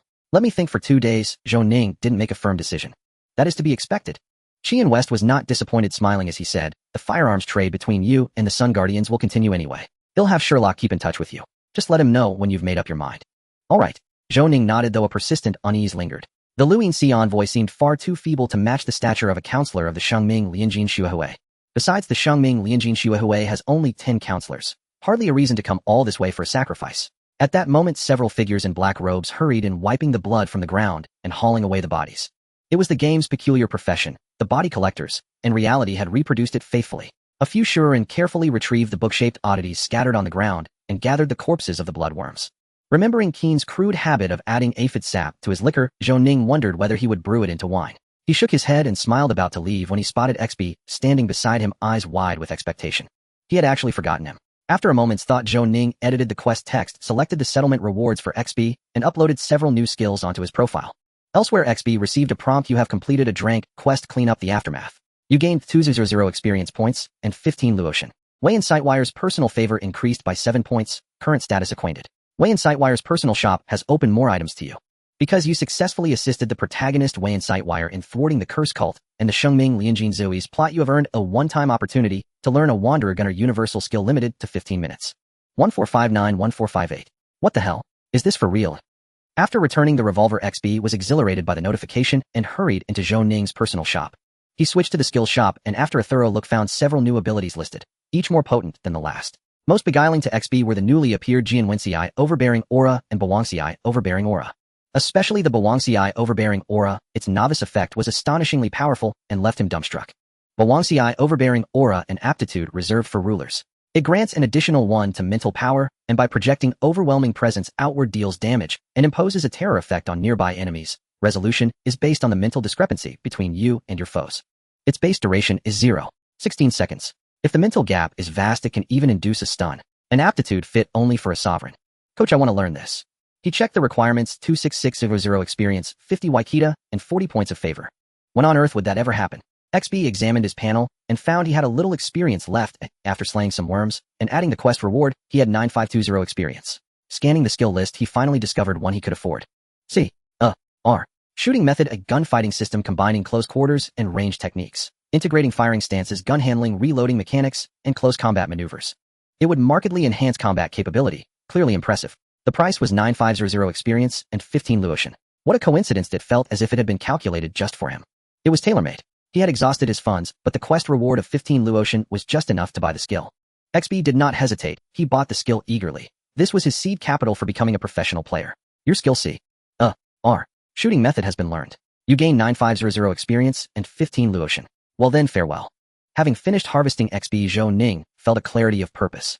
He waved once, turned without regret, and left behind a mysterious, inscrutable silhouette.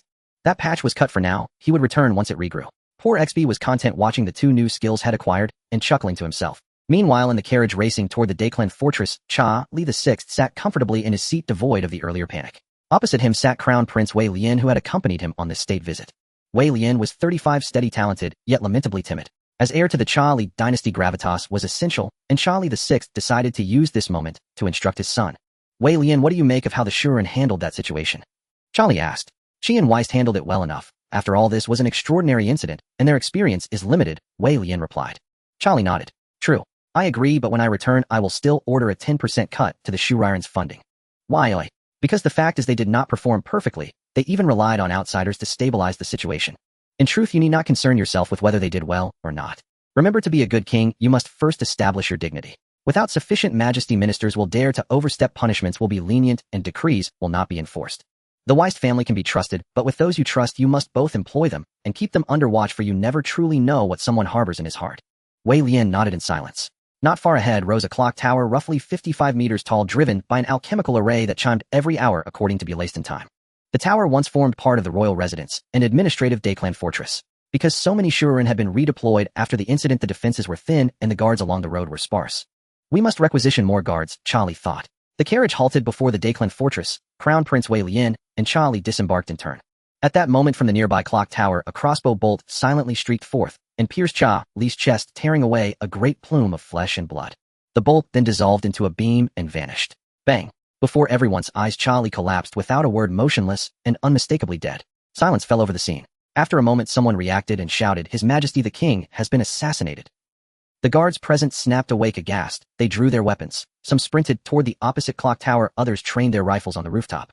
On the tower's roof, a man in a black alchemist's robe and a white mask glanced down and stowed his crossbow. He shook a small vial. Inside could be seen Cha Li pressing his hand against the glass and screaming. The man made a brief gesture of thanks downward, then leapt from the tower and gymnast-like landed on a neighboring rooftop before sprinting away into the distance. In time, the entire Destined was shaken. Police flooded the streets, searching for suspects. Zhou Ning learned of the event as well, though he saw it through the game's panel.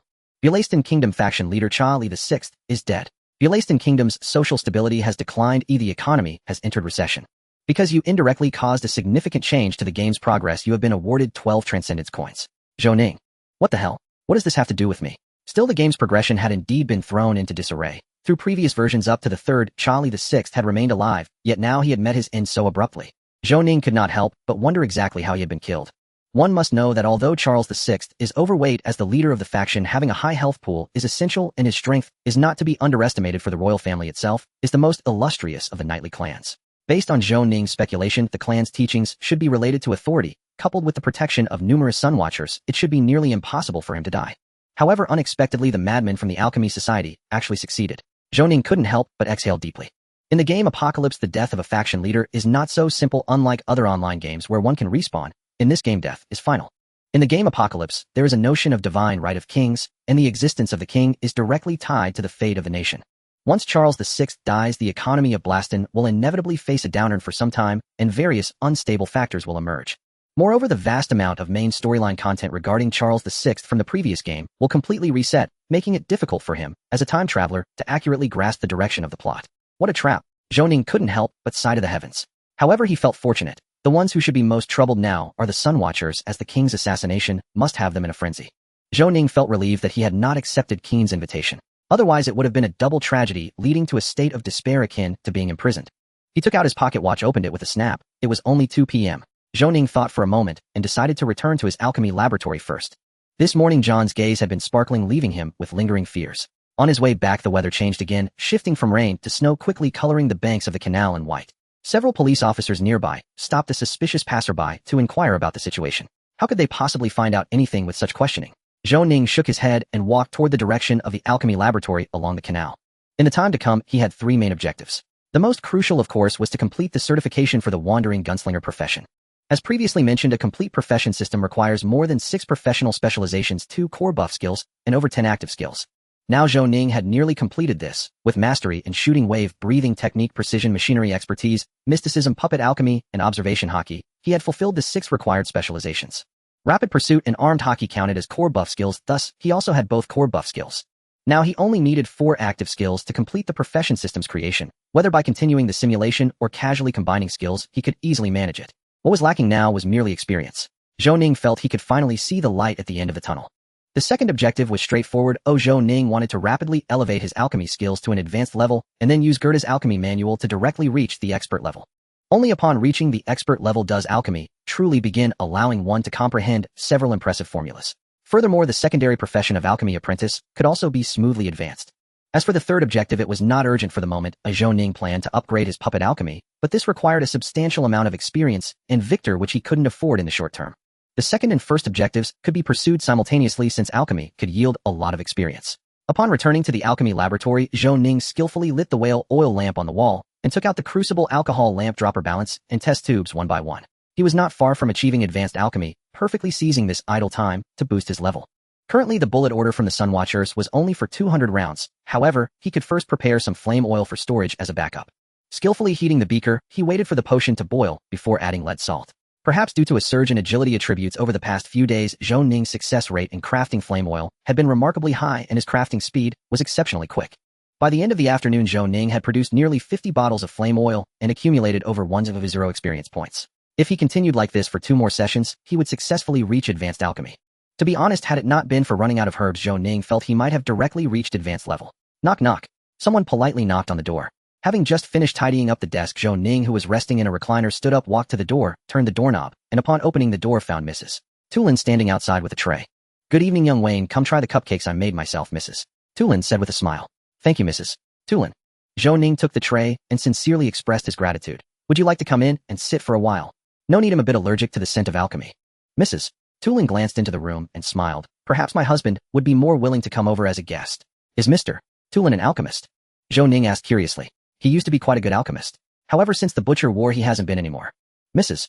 Tulin seemed reluctant to discuss this topic and changed the subject. "What do you think of the taste of the cupcake tonight? I added a bit more cocoa powder."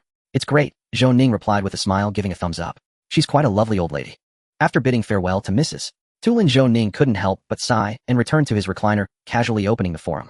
Indeed, XB had uploaded the live stream recording to the forum, which was immediately pinned, titled "My Encounters with Wayne Stewart." Clicking in, it was evident that the recording was from XB's perspective, detailing everything from the celebration to the final kill of the bloodworm. Even the items from Zhou Ning's personal shop were fully recorded, making it a high-energy experience throughout. Of course, Zhou Ning also noticed that XB had an image to maintain and had deliberately cut out the embarrassing segment of "I am your idol." The post had already accumulated thousands of replies and was continuously increasing. Wow, I'm amazed. Is this the power of Wayne Stewart? With an anime tone. I was still hesitating whether to choose other professions, but now I've decided the wandering gunslinger is my final choice. I'm a closed beta player from the north. Can anyone tell me what to do? Peeking at others praising him was Zhou Ning's favorite pastime, but he had no time to savor it now. A prompt popped up on his panel. Important notice: Episode 3 of the Apocalypse series has been simultaneously launched on the forum and various platforms. This series is automatically generated by the Light Brain. Players interested in understanding the game background are invited to watch. Zhou Ning felt he had become numb to it. Originally, the protagonist of the third episode was the Sunwatchers. This episode depicted the Sunwatchers solving the Striel family portrait case with the help of Leandro de Pessa. Zhou Ning had watched this episode, and it was quite interesting, reminiscent of young Bao Qingtian. However, now with the death of Charles VI, the Sunwatchers were clearly temporarily uninterested in this matter, so Zhou Ning could guess the content of this episode even with his toes. Nevertheless, he was quite interested in this episode, especially wanting to know the cause of Charles V's death. The perspective began with an aerial view of Vic University, zooming in to reveal a celebration scene. The perspective then panned smoothly, locking directly onto Zhou Ning, who was wearing a white shirt, black vest, and black coat. Zhou Ning, this intelligent brain, doesn't seem to know what's going on, just fixating on him alone. The perspective quickly shifts to the registration point of the alchemy department, where a brief conversation between a man and a woman reveals that they are both members of the Sun Guardians aiming to assist. Zhou Ning unravels the conspiracy of the Life Alchemy Association. After a moment, as the perspective fixates on a sneaky-looking man, numerous comments flood the screen. Hey, isn't that XB? XBao, you're on TV. Mom is proud of you. Get lost, male mom.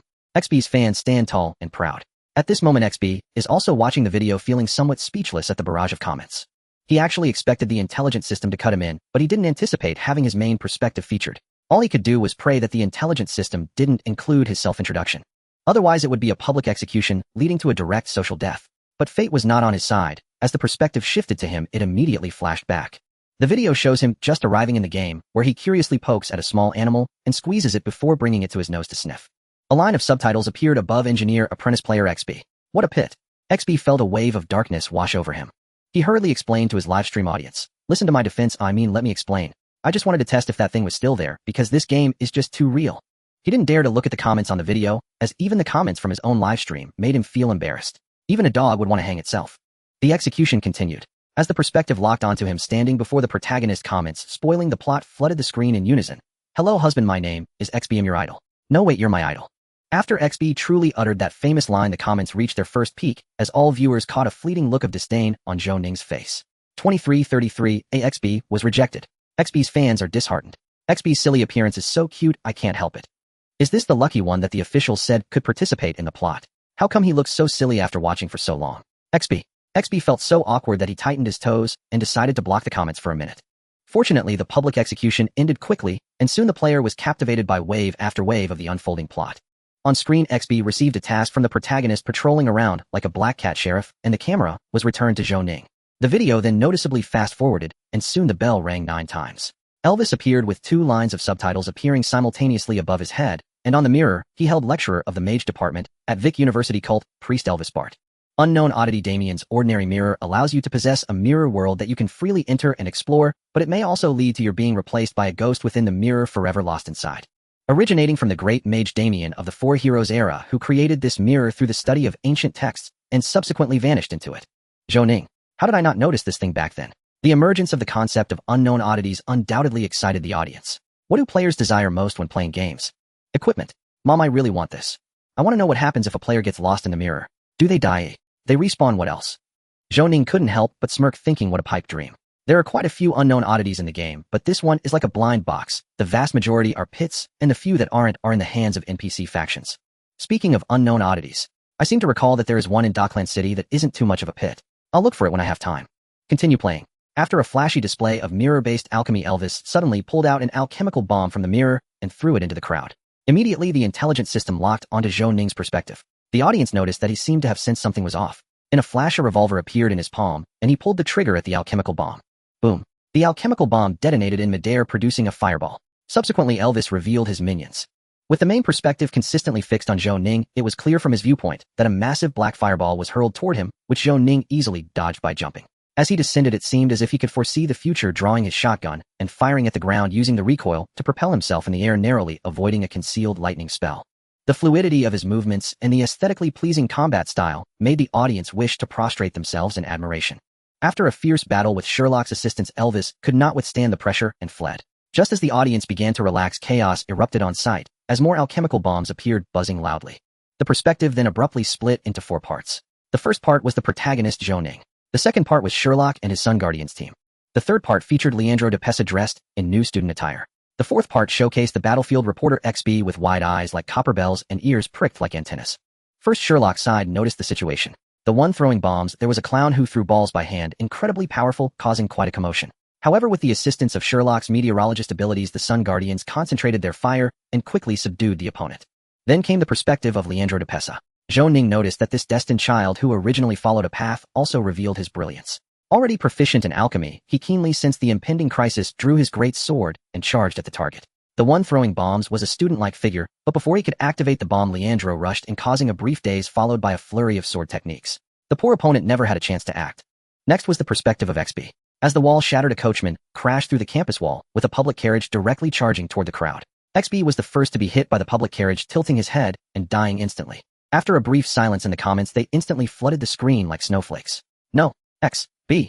2333. Although he died horribly, why does it feel so comedic? You don't understand. XB's job is the traffic police of Dockland, responsible for directing traffic in the game. The NPCs here are just too uncivilized. XB died a glorious death. Newbie here, what's the deal with this XB? Is he a comedy actor invited by the officials? XB felt defeated once again by the silly comments and decided to block them for another minute. Next, the audience noticed that in the first scene, Zhou Ning began to quickly move toward the fourth scene. The camera zoomed in and once again locked onto Zhou Ning. Several Sun Guardians opened fire at the coachman, but after being shot, the coachman grotesquely transformed into a massive monster, completely ignoring the Sun Guardians' bullets. The perspective flashed back to a day before, showing Zhou Ning on the public carriage. The players learned that this coachman was originally just a poor individual working 16-hour days to provide a happy life for his family, controlled by cultists, which turned him into this. The perspective then flashed back again, with Zhou Ning charging up to the coachman and pulling the trigger at his head. The intelligence system slowed down the shot, even marking a health bar above the coachman's head. All viewers could clearly see 3 blazing bullets spinning out from the gun's muzzle, piercing straight through the coachman's head. In an instant, a long health bar was completely emptied. Holy crap. One-shot kill. Did I see that right? Yes, you didn't see wrong. My husband is just that amazing. After killing the coachman, the buzzing sound of the alchemical bombs in the carriage grew more urgent. The audience was incredibly tense, instinctively holding their breaths. Meanwhile, Zhou Ning did not disappoint them. He shot and killed the rampaging antelope, then climbed onto the roof of the tilted carriage. When Zhou Ning finally disarmed the bomb, the buzzing stopped, and everyone breathed a sigh of relief, feeling as if they had just watched an action blockbuster full of twists and turns with a remarkably strong sense of immersion. However, before the audience could even take a sip of water, Zhou Ning in the video seemed to have found new clues. Through his conversation with Sherlock, the audience realized that this bombing attack might be a ruse, and the cultist's true target was the state visit taking place at the Wester Church Square. The perspective shifted once more, still within that dimly lit small room where several individuals were discussing plans. Through conversation, the player learned that the target of the cursed god sect's involvement in this operation was to release the underground evil god Naish Torah by sacrificing more lives. As for the goal of the Alchemy Society, it was to assassinate Charles VI. To achieve this, they controlled the entire ruins envoy through certain means, and even prepared an unknown artifact for this purpose. Even the high-ranking officials of the Kingdom of Blaston had their people in place. Seeing this, Zhou Ning couldn't help but smirk. The cursed god sect's goal was indeed the most pure, tirelessly striving for the destruction of the world. They were truly evil, yet their persistence was commendable. The perspective switched back to the Westfield Cathedral Square, just as Charles VI arrived on the scene, and the ruins envoy presented the national document. A line of subtitles immediately appeared on the national document: Unknown Artifact Pseudo-Blood Sacrifice Book, the 6th replica of the Blood Sacrifice Book, possessing some functions of the original, capable of briefly opening the door to the elemental realm through sacrifice, usable only once. The audience showed little interest in such a destructive one-time item, but what happened next left those who had yet to see the XB video utterly stunned. The ruins ambassador pulled a dagger from the compartment of the Blood Sacrifice Book and lunged at Charles VI, only to be shot dead. Subsequently, a dozen envoys drew their blades and committed suicide, creating a bloody scene. Immediately, the blood on the ground coalesced into a portal. Although Zhou Ning managed to close the portal, a bloodworm still crawled out, feeding on the blood of the corpses and rapidly splitting into countless others. The sheer amount of information in the video left the audience overwhelmed. Just as the bloodworms multiplied, Zhou Ning could see nothing. It wasn't that he was blind, but in the next moment, the barrage of comments in the video surged exponentially. From XB: high energy warning coming next. High energy incoming. My husband is about to make a move, they all must die. Zhou Ning. Although his subconscious told him he should feel immense shame, he actually found it quite enjoyable and shamelessly admitted that the players were not wrong in their praises. In the video, the air seemed to twist in an instant, and an incredibly terrifying aura suddenly erupted from Zhou Ning, his gaze sharp as he lifted his eyes. In that moment, the entire space seemed to tremble, and the bloodworms surging in swarms were struck by a powerful energy shock, one after another falling into a daze or exploding. This instant created an almost screen-clearing effect. The scene was truly spectacular. Boom, boom. Players also keenly noticed that not only the bloodworms, but everyone present, including Qi and Wei Si and Charles VI, could not withstand the pressure released by Zhou Ning and were all shocked into submission. Even the XP closest to him was rendered speechless, as if struck by an axe, falling into unconsciousness.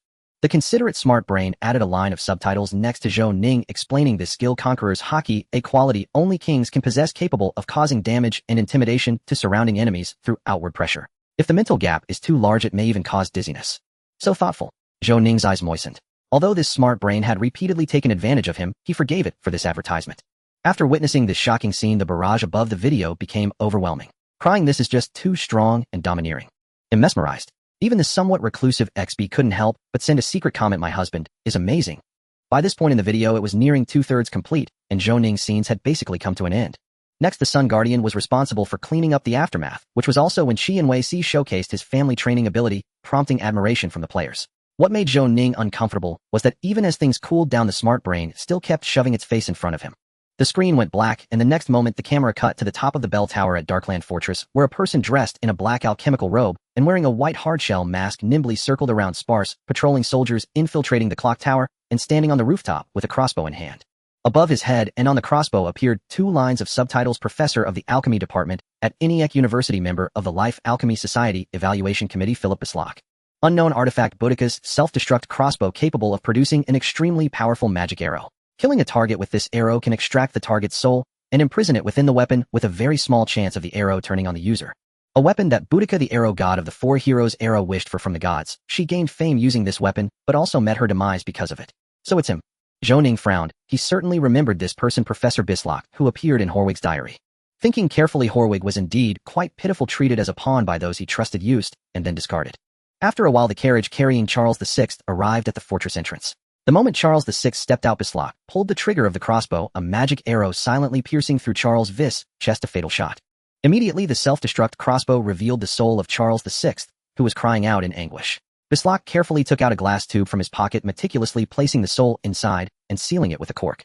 The screen went black and the video ended here. Upon seeing the conclusion, Zhou Ning couldn't help but shiver. As a mid-level alchemist, he certainly knew what this glass tube in Bislach's hand was: an alchemical test tube. If he guessed correctly, this group of lunatics from the Life Alchemy Society planned to use Charles VI's soul as alchemical material. Absurd. What kind of grand project requires the soul of a king? Zhou Ning could not help but feel an overwhelming sense of vigilance rising within him. These days, due to the massive influx of will, he had not experienced the previous dreams, but for some reason, he always had an extremely uneasy premonition. Coupled with the unpredictable madness of the Alchemy Society, why did he feel so unsafe? It seemed he needed to accelerate the accumulation of experience. Should he perhaps start wearing the gear? Opening the simulator, he had returned 12 crossing coins from his last trip and received another 12 for altering historical events, leaving a balance of 24 coins. Zhou Ning spent 10 victas to recharge 1 coin and directly initiated the crossing. 3rd time's the charm. This time he had to conquer 1 piece. Preparing for crossing.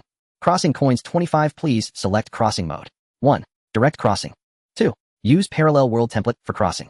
Due to the last crossing being less than 24 hours ago, none of the 3 templates had refreshed. Zhou Ning had no choice but to select mode 1 and proceeded with the crossing. You chose talent 1, talent 6, talent 9. Your current talents are Mermaid, Medical, Doctor, Portable, Grandpa, Constant talent as Tony Stark. Matching successful in the parallel world, you are a playboy and a genius in scientific research, extremely versatile, having obtained a doctorate in medicine and the National Swimming Championship by the age of 20. You possess an ancient ring, a treasure you randomly found at a street stall. Current world exploration degree is 49. 5. When the world exploration degree reaches 66. 7. You will gain the right to unlock the next map. Currently riding in the time machine. 1.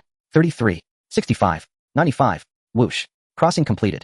You have crossed over to the Great Sea in the year 1516. From this moment, the wheels of history begin to turn.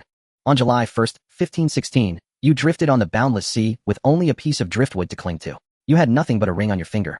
You did not attempt to communicate with Roger, knowing he would not awaken without consuming a considerable amount of food. Upon inspection, you found that your Conqueror's Haki and Observation Haki were still intact, albeit somewhat diminished. Only your Armament Haki needed complete reconstruction, as you speculated that the first 2 were established on a mental level while the latter was based on physicality. On July 2nd of 1516, you began gathering food, while also practicing your Armament Haki through swimming. Your range of observation hockey, although not vast, pinpointed the location of a distant island. During your swimming, you contemplated your desires. In your previous life you had experienced the darkness of the celestial dragons firsthand, and perhaps finding the grand treasure and overthrowing their rule would be a worthy goal. On July 4th, 1516, after 2 days of travel you swam to the island, and indeed, it was the same Windmill Island. The villagers were very welcoming, and you unexpectedly encountered that unlikable child again. It was you. Monkey D. Luffy. You considered yourself well-versed in the world, yet it was your first time seeing someone throw dung as a weapon, completely ignoring martial ethics. And he was a manga protagonist. How disillusioning. According to Luffy, he did it to protect Windmill Village, using dung to defend. You regretted not having a camera to document his embarrassing history. On July 8th, 1516, the village chief of Windmill Village suddenly fell ill, for some matters were predetermined by fate. You arrived at the chief's house right on time, easily cured his illness, astonishing the villagers of Windmill Village. On July 9th of 1516, with the villagers' assistance, you temporarily settled in Windmill Village and opened a small clinic, as one must make a living. At the same time you began to train your physique, striving to restore your armament hockey as soon as possible. As the saying goes, a man must be self-reliant. On July 10th of 1516, during your leisure time you began to devise ways to make money. According to the price list of a nearby shipyard, an old ship costs around 100 million berries. To think that the warship you sailed when you were in the Navy was about 20 times the size of such old ships, and cost only 2 billion berries, with firepower and sturdiness on entirely different levels. Do all pirates have mines in their homes? Moreover, you discovered that the most lucrative industries in this world were all listed in the criminal code, followed closely by shipbuilding. Wasn't this a vicious cycle? If I can afford to build ships, then what do I need money for? After careful consideration, you decided to submit an article to the Roachtown magazine for a trial. It was not shameful to be a ghostwriter in another world. As for the theme, love is an eternal subject for humanity, and it should be the same in the world of One Piece. On July 11th of 1516, good news finally arrived. Today your companion, the old man, woke up early. Indeed, it was Roger, the amnesiac death row prisoner. Through your interactions in both worlds you felt an instant connection, as if you were longtime friends. On July 13th of 1516, you encountered Luffy and Ace again. Luffy tried to act recklessly, but unfortunately there were no weapons nearby. After you caught him, you pinched both sides of his face into a pancake. He was very angry, but after treating them to a meal you instantly became friends. It was quite magical. During the meal, Roger told you he felt an indescribable fondness for Ace. Such is the bond of father and son. On July 15th of 1516, you received a notification from the Roachtown magazine that your short story The Necklace would be published in the next issue with a remuneration of 2 million berries. This meant you would need to copy 100 short stories to purchase an old ship. But that was alright. I am stubborn, and besides, this was a way to leave my mark in another world. Economic gain is secondary, and being someone who can truly change the world is also quite wonderful. From July to September 1516, you continued to copy around 10 famous love short stories, becoming the most renowned short story writer in the EC. From what you understood, Roachtown magazine was owned by the only media tycoon in the One Piece world, Morgans, who should not be short on funds. Sure enough, your remuneration soon increased significantly. Additionally, your relationship with Ace and Luffy progressed rapidly. You shared the training methods for armament hockey and observation hockey with them, but in the subsequent dozen sparring matches, Ace never managed to defeat you. Based on your assessment, Ace's current strength seemed to be between a Navy lieutenant colonel and a colonel, with even his physical prowess not matching yours. Perhaps it would take consuming a devil fruit for him to truly soar. On September 20th, 1516, your savings reached 25 million berries. You accomplished a quarter of your small goals. On the same day, you successfully mastered armament hockey. You achieved this 2 months earlier than in your past life. Roger informed you that your current strength was commendable, vaguely recalling that he might not have been as strong when he set sail. However, to progress further, you must venture into the sea as soon as possible, and you wholeheartedly agreed. During this time, you developed a deep friendship with the two brothers, as Ace and Luffy regarded you as a friend and an older brother, fostering a close bond. On December 21st of 1516, there was both good news and bad news. The good news was that you had completed 2/3 of your small goals, and as a well-known writer, your reputation had spread to the Grand Line. Even several princesses from different nations were your fans. The owner of Roachtown magazine personally visited you, requesting to reprint your works in the World News, offering generous remuneration. You had no reason to refuse. The bad news was that on this day that old man Garp arrived in Windmill Village. Compared to your previous life, he showed more interest in you, especially after you defeated Ace in a spar. He persistently tried to persuade you to join the Navy, but this time you stood firm in your resolve, refusing to let anyone shake your determination, even for more money. After several failed attempts to convince you, Garp, albeit regretfully, gave up. He then turned his attention to training Ace and Luffy. According to him, these two grandsons had the potential to become Navy admirals and must not fall behind you. You smirked. Optimism is indeed a good thing. Both sides were. On January 22nd, 1517, under the education of the Iron Fist of Love, Ace also mastered armament hockey. Encouraged by Garp, Ace challenged you again, but still suffered a crushing defeat. Subsequently, Garp personally treated you to a lavish meal, and this time, even Roger reveled in the mischief. These two old codgers are truly something. On February 6th, 1517 Garp had already returned to the Navy headquarters aboard a warship a few days prior. Today you finally gathered enough funds to achieve a small goal, spending 88 million berries to purchase a beautiful ship preparing for the voyage. On the same day, Ace approached you expressing his desire to join you at sea. He claimed he could serve as a navigator, cook, and even help in battles.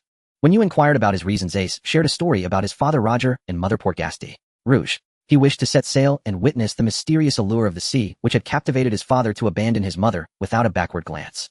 Of course, it would be even better if he could create a legend-surpassing Roger with his own hands. After listening to this, Roger fell silent and repeatedly urged you to take care of Ace as much as possible.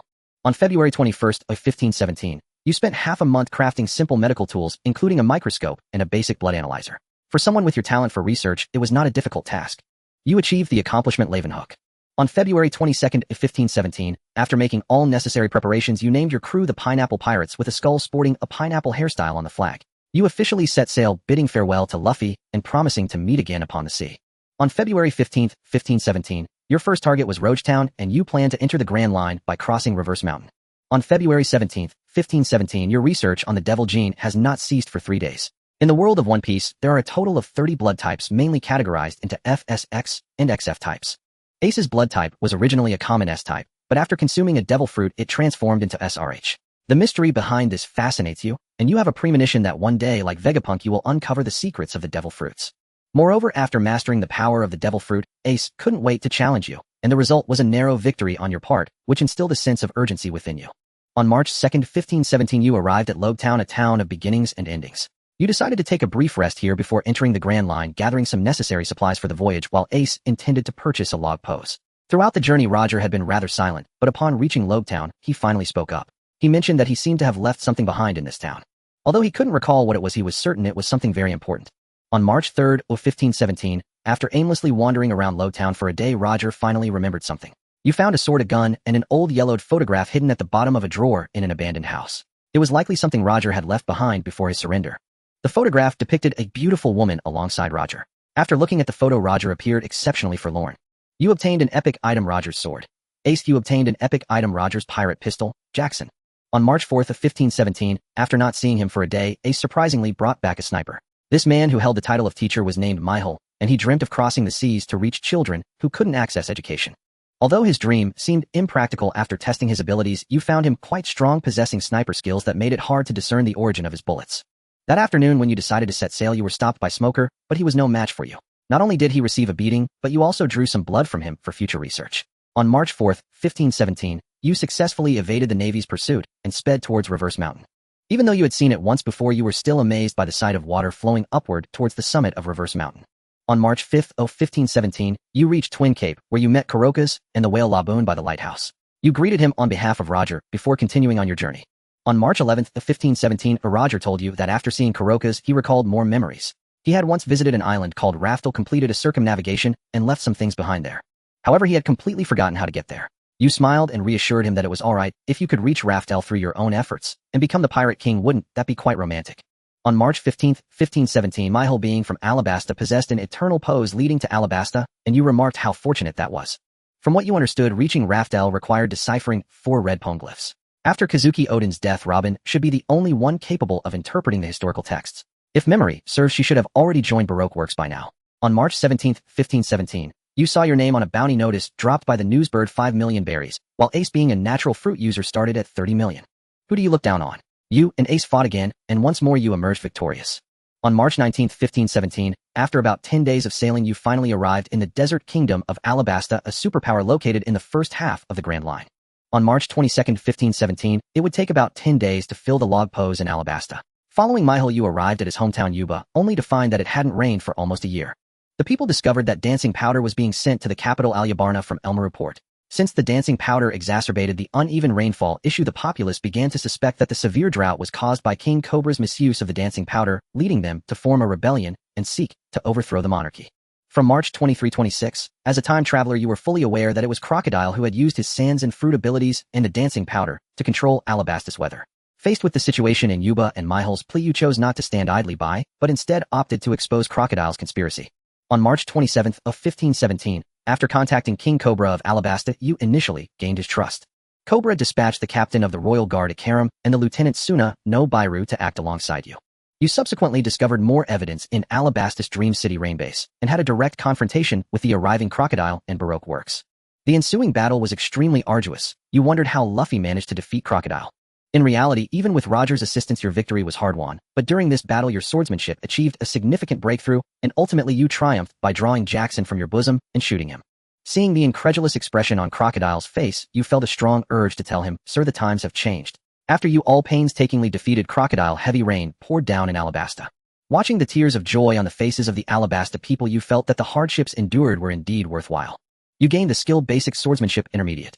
On March 29, 1517, you received a substantial reward in berries from Cobra. You didn't even count how much, just that it was a lot. Moreover, at the Alubarna Palace you met Vivi. At this time she was just a cute little girl of about 12 or 13, and you patted her head hoping she could grow up happily without suffering the many hardships depicted in the manga. On April 1st of 1517, you found Robin in the renowned perfume city of Alabasta Canola and invited her to join the Pineapple Pirates. Perhaps due to your sincerity, or perhaps because you were just too handsome, Robin naturally agreed. On April 2nd of 1517, the next location for the log pose was the Sky Islands. You were no stranger to this place as you had died here in your previous life due to the combined efforts of Akiji and Akainu.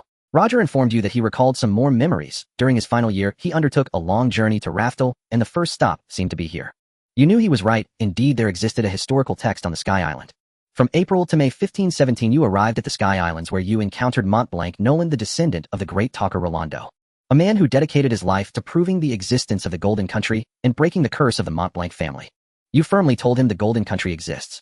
This story moved your crew deeply. After 3 days of waiting you finally caught the surge of the knock-up stream and surged up to the Sky Island. On May 17th of 1517, when you arrived at the Sky Island you discovered the pineapple ship floating above the sea of clouds, a spectacle you had never witnessed before. However, the locals seemed less than welcoming. Even your unparalleled charm was met with closed doors. To your surprise you encountered an old acquaintance, the eccentric monk Urki, one of the future 11 supernovas, who seemingly had not yet set sail. At your invitation, he first fought you, then battled Ace, after which he withdrew, quickly choosing to join you. On May 18th of 1517, according to Urki, the Sky Island is currently ruled by a person named Enel who appeared 3 years ago, defeated the old god Gampher, and became the new god. This was no different from what you already knew. However, Enel at this time should not be as strong as he would be 3 years later, otherwise he wouldn't have been stalling for so long without being heard. On May 19th of 1517, you sailed to the island of gods Appiato, and after some exploration, you found numerous ruins of the Sandia people, even discovering the former residence of Rolando, indicating that this was once the golden land of Sandia. On May 20th, 1517, when you reached the Sandia altar, Enel appeared before you. In the ensuing battle Enel posed quite a challenge, but his physical abilities were simply too weak. You managed to evade his attacks through observation haki and Soru while also being able to harm his main body with armament haki, and he soon fell to your might. You invited Enel to join the Pineapple Pirates, telling him that individuals of his strength are as common as weeds on the Grand Line, and only by venturing out could he grow stronger. Enel was swayed, but ultimately declined, stating that gods are supreme and would not lower themselves to mingle with mortals. However, that was of no concern as you quickly gave him another beating, and by the third round, he wisely chose to join. On May 21st, 1517, aside from Enel, you also took all the gold he planned to use for creating the Golden Arc proverb back to the sea, as he wouldn't be needing it. The exact amount was still unknown, but considering the berries from Cobra, you should not lack for money for quite some time. On May 29th, 1517, you saw the newsbird drop a new bounty order. Due to defeating the Sand Crocodile, Mihawk's bounty reached 50 million berries while yours soared to 100 million, but Ace was at 1.5 billion. Why was that? You fought Ace again, and ended up winning by a small margin. On June 6th, 1517, you arrived at Water City, a city built upon the sea, renowned as the greatest shipbuilding city in the world of One Piece. 800 years ago, one of the 3 ancient weapons of battleship named Pluton was constructed by the shipwrights of this island, capable of destroying an island with a single shot.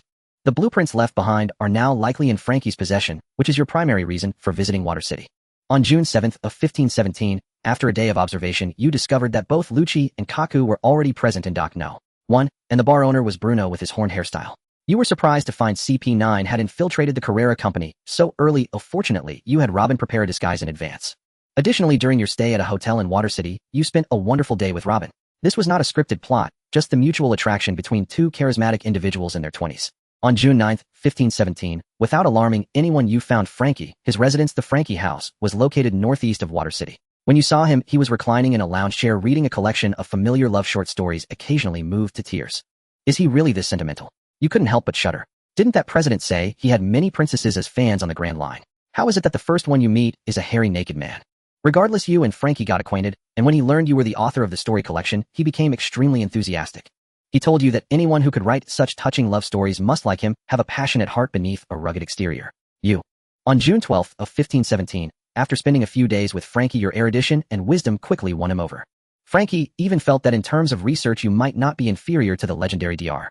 Vegapunk, especially in mechanical design, where you were a genius among geniuses. In your exchanges with Frankie, you gained some inspiration.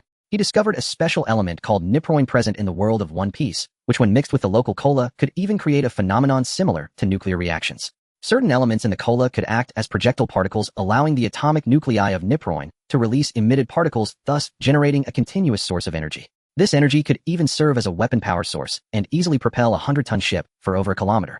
This world is truly marvelous. You were astonished. Isn't this a ready-made arc reactor? With this element, who needs palladium? On June 16, 1517, after discussing with Frankie, you became increasingly convinced that with the current scientific technology your design plan was entirely feasible. You are fully capable of creating a set of Iron Man armor powered by cola and niproin elements. However, this requires significant research time and substantial funding, both of which you have in abundance. Tony Stark would never imagine that his proud arc reactor would be replaced by a bottle of cola costing just $3.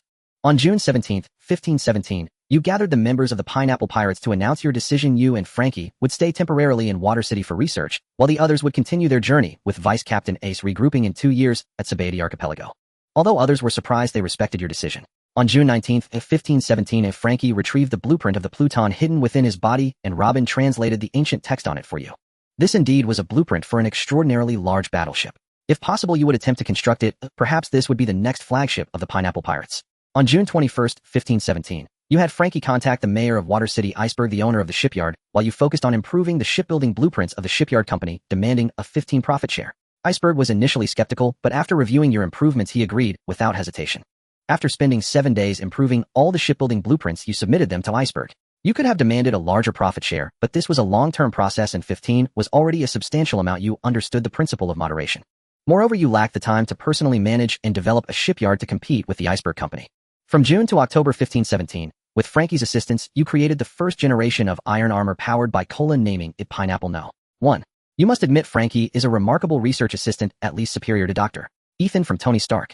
Not only does he possess strong comprehension skills and provide many targeted suggestions, but his Hansen ability is also exceptional. When exhausted, he even had his twin sisters Kiwi and Maz perform a synchronized dance to relieve your stress. Absolutely fantastic.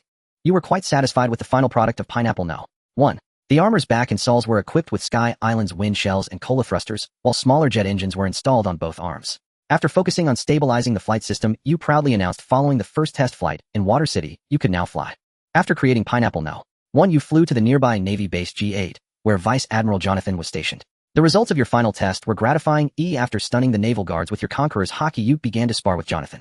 With your iron armor combined with your swordsmanship and occasional long-range cannon fire, you managed to keep up with him in combat. Unbeknownst to you, you had already become a formidable presence at sea.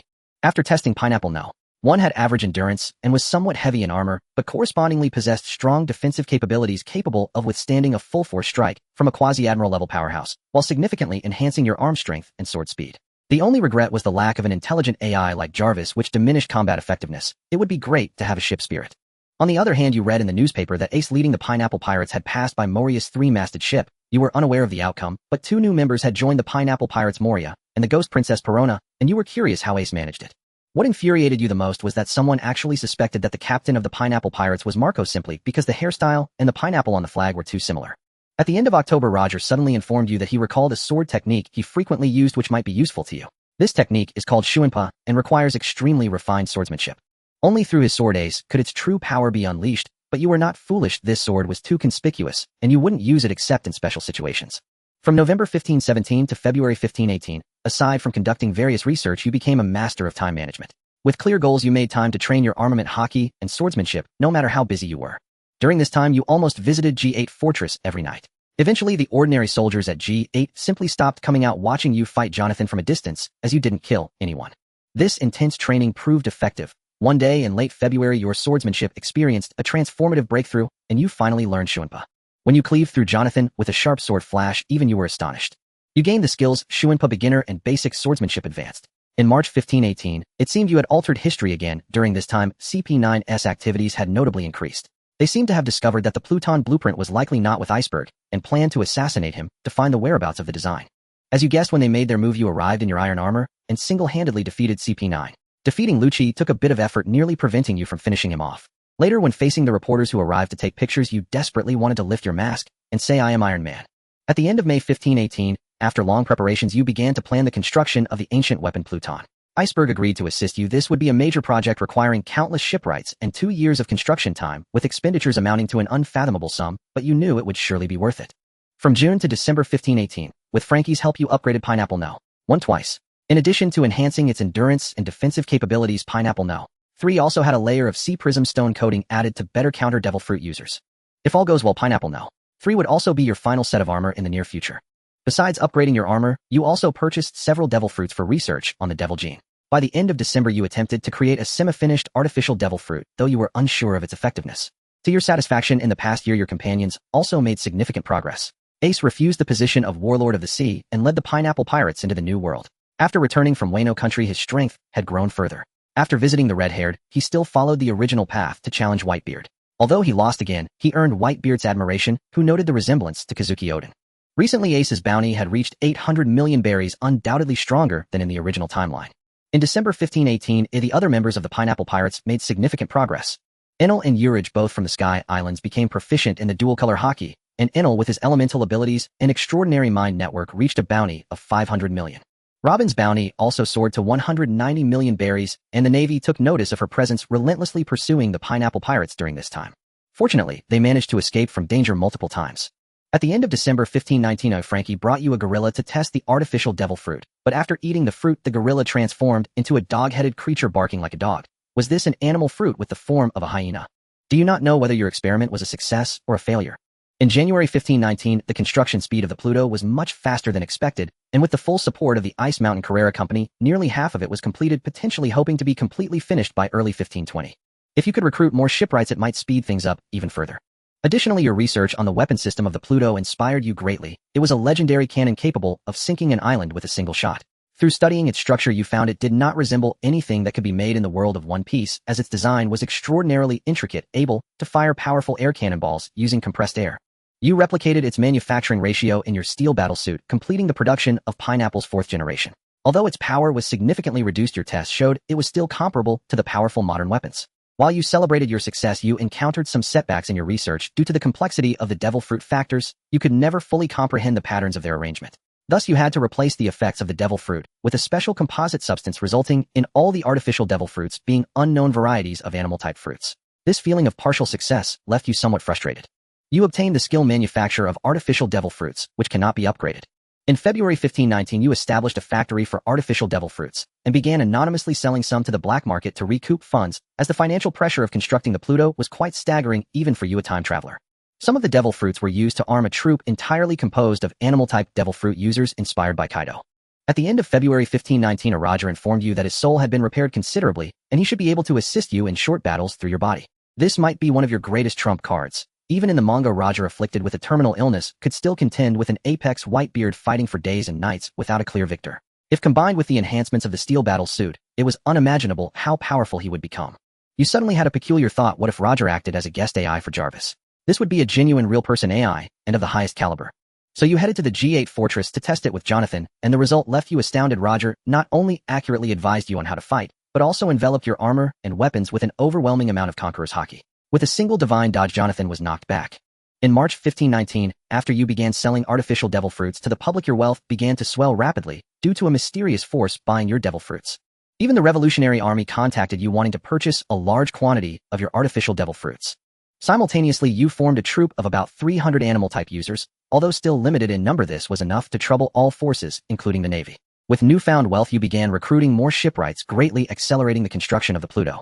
However, one thing caught your attention: Ace's bounty suddenly rose to 1.8 billion berries. Although no reason was announced, you speculated it was likely due to their investigation uncovering Ace's lineage as the son of the Pirate King. Given his surname was too easy to guess, Portgasti. Ace identical to his mother's surname. On June 7, 1519, your 2-year agreement with your members was almost up. When you prepared to set off for Sabeti Archipelago, Robin arrived in Water City with the crew, bringing unexpected news. 10 days ago in the New World, the Pineapple Pirates were besieged by a Navy battleship. The Navy deployed Admiral Akainu and over a dozen elite vice-admirals. To cover the retreat of the pirate crew, Ace was defeated in battle with Akainu and captured, taken to impel down. Upon hearing this news, you felt a surge of anger, and you also sensed Roger's fury. On June 9, 1519, news broke that the Navy announced Ace as the son of pirate King Roger. To eradicate the evil bloodline and promote the Navy's justice, he would be executed publicly in Marineford a week later. You realized that unlike in the original manga, Whitebeard would definitely not come. Perhaps it would be a solo fight for you, but after 2 years of development, you found the Pineapple Pirates were likely not inferior to some large pirate crews. Not only did they gain new members, but whether it was Mihawk, Robin, Frankie, Enel, or Urage, even the newcomers Moria and Perona had their own capabilities. Recalling the secret weapon you had stored in Dock No. 1 that was nearing completion, perhaps it was time to confront the Navy and the world government. On June 11, 1519, in the past 2 days, you contacted the leader of the Revolutionary Army Dragon, offering a batch of artificial devil fruits for free in exchange for their participation in this war, and you solemnly told him that it was time to launch a counterattack against the world government.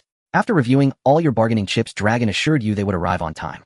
On June 12, 1519, today Water City faced the annual massive tsunami, Akura Lagna. When you brought your crew to Dock No. 1 in Water 7, everyone was shocked by the sight of the giant battleship named Pluto. Many years later, the people of Water City would still remember this scene, a massive black battleship charging into the sea amidst the tsunami. On June 16, 1519, you arrived at the Justice Gate guarding Marineford. After meeting with the fleet sent by the Revolutionary Army, looking at this towering gate, Sniper Mihawk began bombarding the Justice Gate. In just 2 shots, the Justice Gate shattered into pieces. On June 16, 1519, you once again arrived at Marineford aboard the King of Hell, the core of the entire naval organization in the world of One Piece, housing 100 elite Navy personnel sufficient to rival the 4 Emperor's pirate crews. At this moment in the square of Marineford, the 3 admirals and the vice-admirals led by Garp had already gathered beside the guillotine. Under everyone's gaze, you clad in iron battle armor and donning a mask stood upon the King of Hell. For the Pineapple Pirates, this was an all-out war with the Revolutionary Army, also committing a significant number of troops. Not only did Dragon personally attend, but the Chief of Staff Sabo, along with Commanders Maury Lindbergh and Crow, also participated in this battle. The ensuing battle was extraordinarily fierce. With the combined efforts of the Pineapple Pirates and the Revolutionary Army leveraging the intimidation of the King of Hell and the full might of Roger, you successfully forced Admiral Sengoku to concede, rescuing Ace and winning the war. In this battle, Akainu lost an arm and sustained serious injuries, while the entire naval headquarters was nearly destroyed in the conflict. On June 18, 1519, this sudden battle shook the entire sea. Morgans referred to you as the 5th Emperor of the Sea, with power closely matching that of the former pirate King Roger and the master of the ancient weapon King of Hell. On the newly issued bounty notice, your bounty instantly reached 3.5 billion berries, earning you the title of Iron Man. By the end of June 1519, after meeting with the leader of the Revolutionary Army Dragon on the island of Baltigo, you decided to fully cooperate with the Revolutionary Army, pledging to assist you in overthrowing the unequal rule of the Celestial Dragons over the world government. From June 1519 to April 1522, in 3 years, your influence expanded rapidly. Aside from a few nations in the North Sea, all countries in the East Sea, South Sea, and West Sea were liberated by you. Even the scientific nation of Germa in the North Sea came under your banner. Additionally, you gained several powerful subordinate pirate crews. For instance, the Red Pineapple Pirates, led by Capone Beej, the Blue Pineapple Pirates, led by the fierce Lady Jewelry Bonnie, among others. Your influence had clearly surpassed that of the 4 emperors. Of course, not only was your influence immense, but your power was as well. You not only built the 2nd and 3rd King of Hell battleships, but Frankie also crafted numerous iron battle armors, equipping almost every main combatant in your pirate crew. Additionally, your Zoan Devil Fruit army reached a scale of nearly 3000. One could say that even if the strongest of the 4 emperors, the Whitebeard Pirates and the Red-Haired Pirates, teamed up, you would not fear them at all. In June 1522, you led your fleet to attempt a circumnavigation, with the ultimate goal being the final island, Laugh Tale. The first target was Fishman Island, where you discovered the apology letter that Joyboy wrote to the Mermaid Princess amidst the coral jungles. Nearby the apology letter was the first of the 4 red historical texts leading to Laugh Tale, which you successfully copied. In July 1522, the 2nd red historical text was in the possession of one of the 4 emperors, Charlotte Linlin. When your 3 King of Hell battleships anchored at the entrance of Whole Cake Island, even the 4 emperors had to yield, handing over the red historical text they possessed. In September 1522, you arrived at Wano country, where one of the 4 emperors, Beast Kaido, was entrenched near Onigashima. Compared to Big Mom, Kaido was much harder to negotiate with. However, under the overwhelming pressure of absolute strength, Kaido was defeated decisively. From him, you obtained the 3rd historical text leading to Laugh Tale. In November 1522, you found the walking elephant in the sea and entered the whale forest, where you subsequently discovered the last historical text marking the way. With that, all historical texts leading to Laugh Tale were gathered. In March 1523, after spending 9 months, you finally arrived at the last island that recorded the pointer navigation, Water 7. Here, including compasses, the recording pointers all malfunctioned and spun wildly. Through an inscription on Water 7, you confirmed that the location of One Piece was at the intersection of the 4 red historical texts. In April 1523, after a month of searching, you finally reached the intersection of the 4 historical texts. Here the currents from all directions seemed to flow in a singular direction, and at the end of your line of sight appeared a waterfall of seawater. All of you erupted in cheers. This should be Laugh Tale. At the bottom of the waterfall you found a small island where Roger confirmed that this was the place. On the island you read about the history of the blank 100 years and learned the truth about the great treasure. 900 years ago a spaceship from the universe crashed into the blue sea. The extraterrestrials themselves were not strong, but they domesticated a special race, the devil race. The devil race resembled humans closely. Using the unique factors within the devil race, the extraterrestrials could create devil fruits that granted themselves extraordinary powers. However, after the spaceship crashed, the extraterrestrials aboard were severely injured. Some of the devil race managed to escape, while others seized the opportunity to kill their masters and took over the spaceship. Here they learned some of the extraterrestrial technology. With this technology, they manufactured 3 ancient weapons and quickly established themselves in this world, even proclaiming themselves as gods under the leadership of the devil race king, enslaving the native inhabitants of this world. To solidify their rule, these members of the devil race began to emulate the extraterrestrials by domestically breeding their former compatriots, extracting the devil factors from them to create devil fruits for their own consumption, and even conducting experiments to enlarge humans using these factors. Joy Boy, who wrote this text, was one of the domesticated members of the devil race. To rebel against oppression, he escaped from captivity with some of his fellow domesticated kin and joined forces with the oppressed humans, ultimately leading 20 kings to return and nearly annihilate the oppressive devil race. Facing the threat of death, the leader of the devil race begged for mercy from the 20 kings, promising to grant them immortality using the surgery fruit's powers. The condition was that he be allowed to live. Tempted by the allure of immortality, the 20 kings were swayed, tearing up their alliance with Joy Boy and even turning against him and his kin. Subsequently, they established a new world government on the ruins of the devil race kingdom. The descendants of the 20 kings became the celestial dragons, while Joy Boy and his kin were the legendary D-clan. Their goal was to take revenge against the treacherous celestial dragons.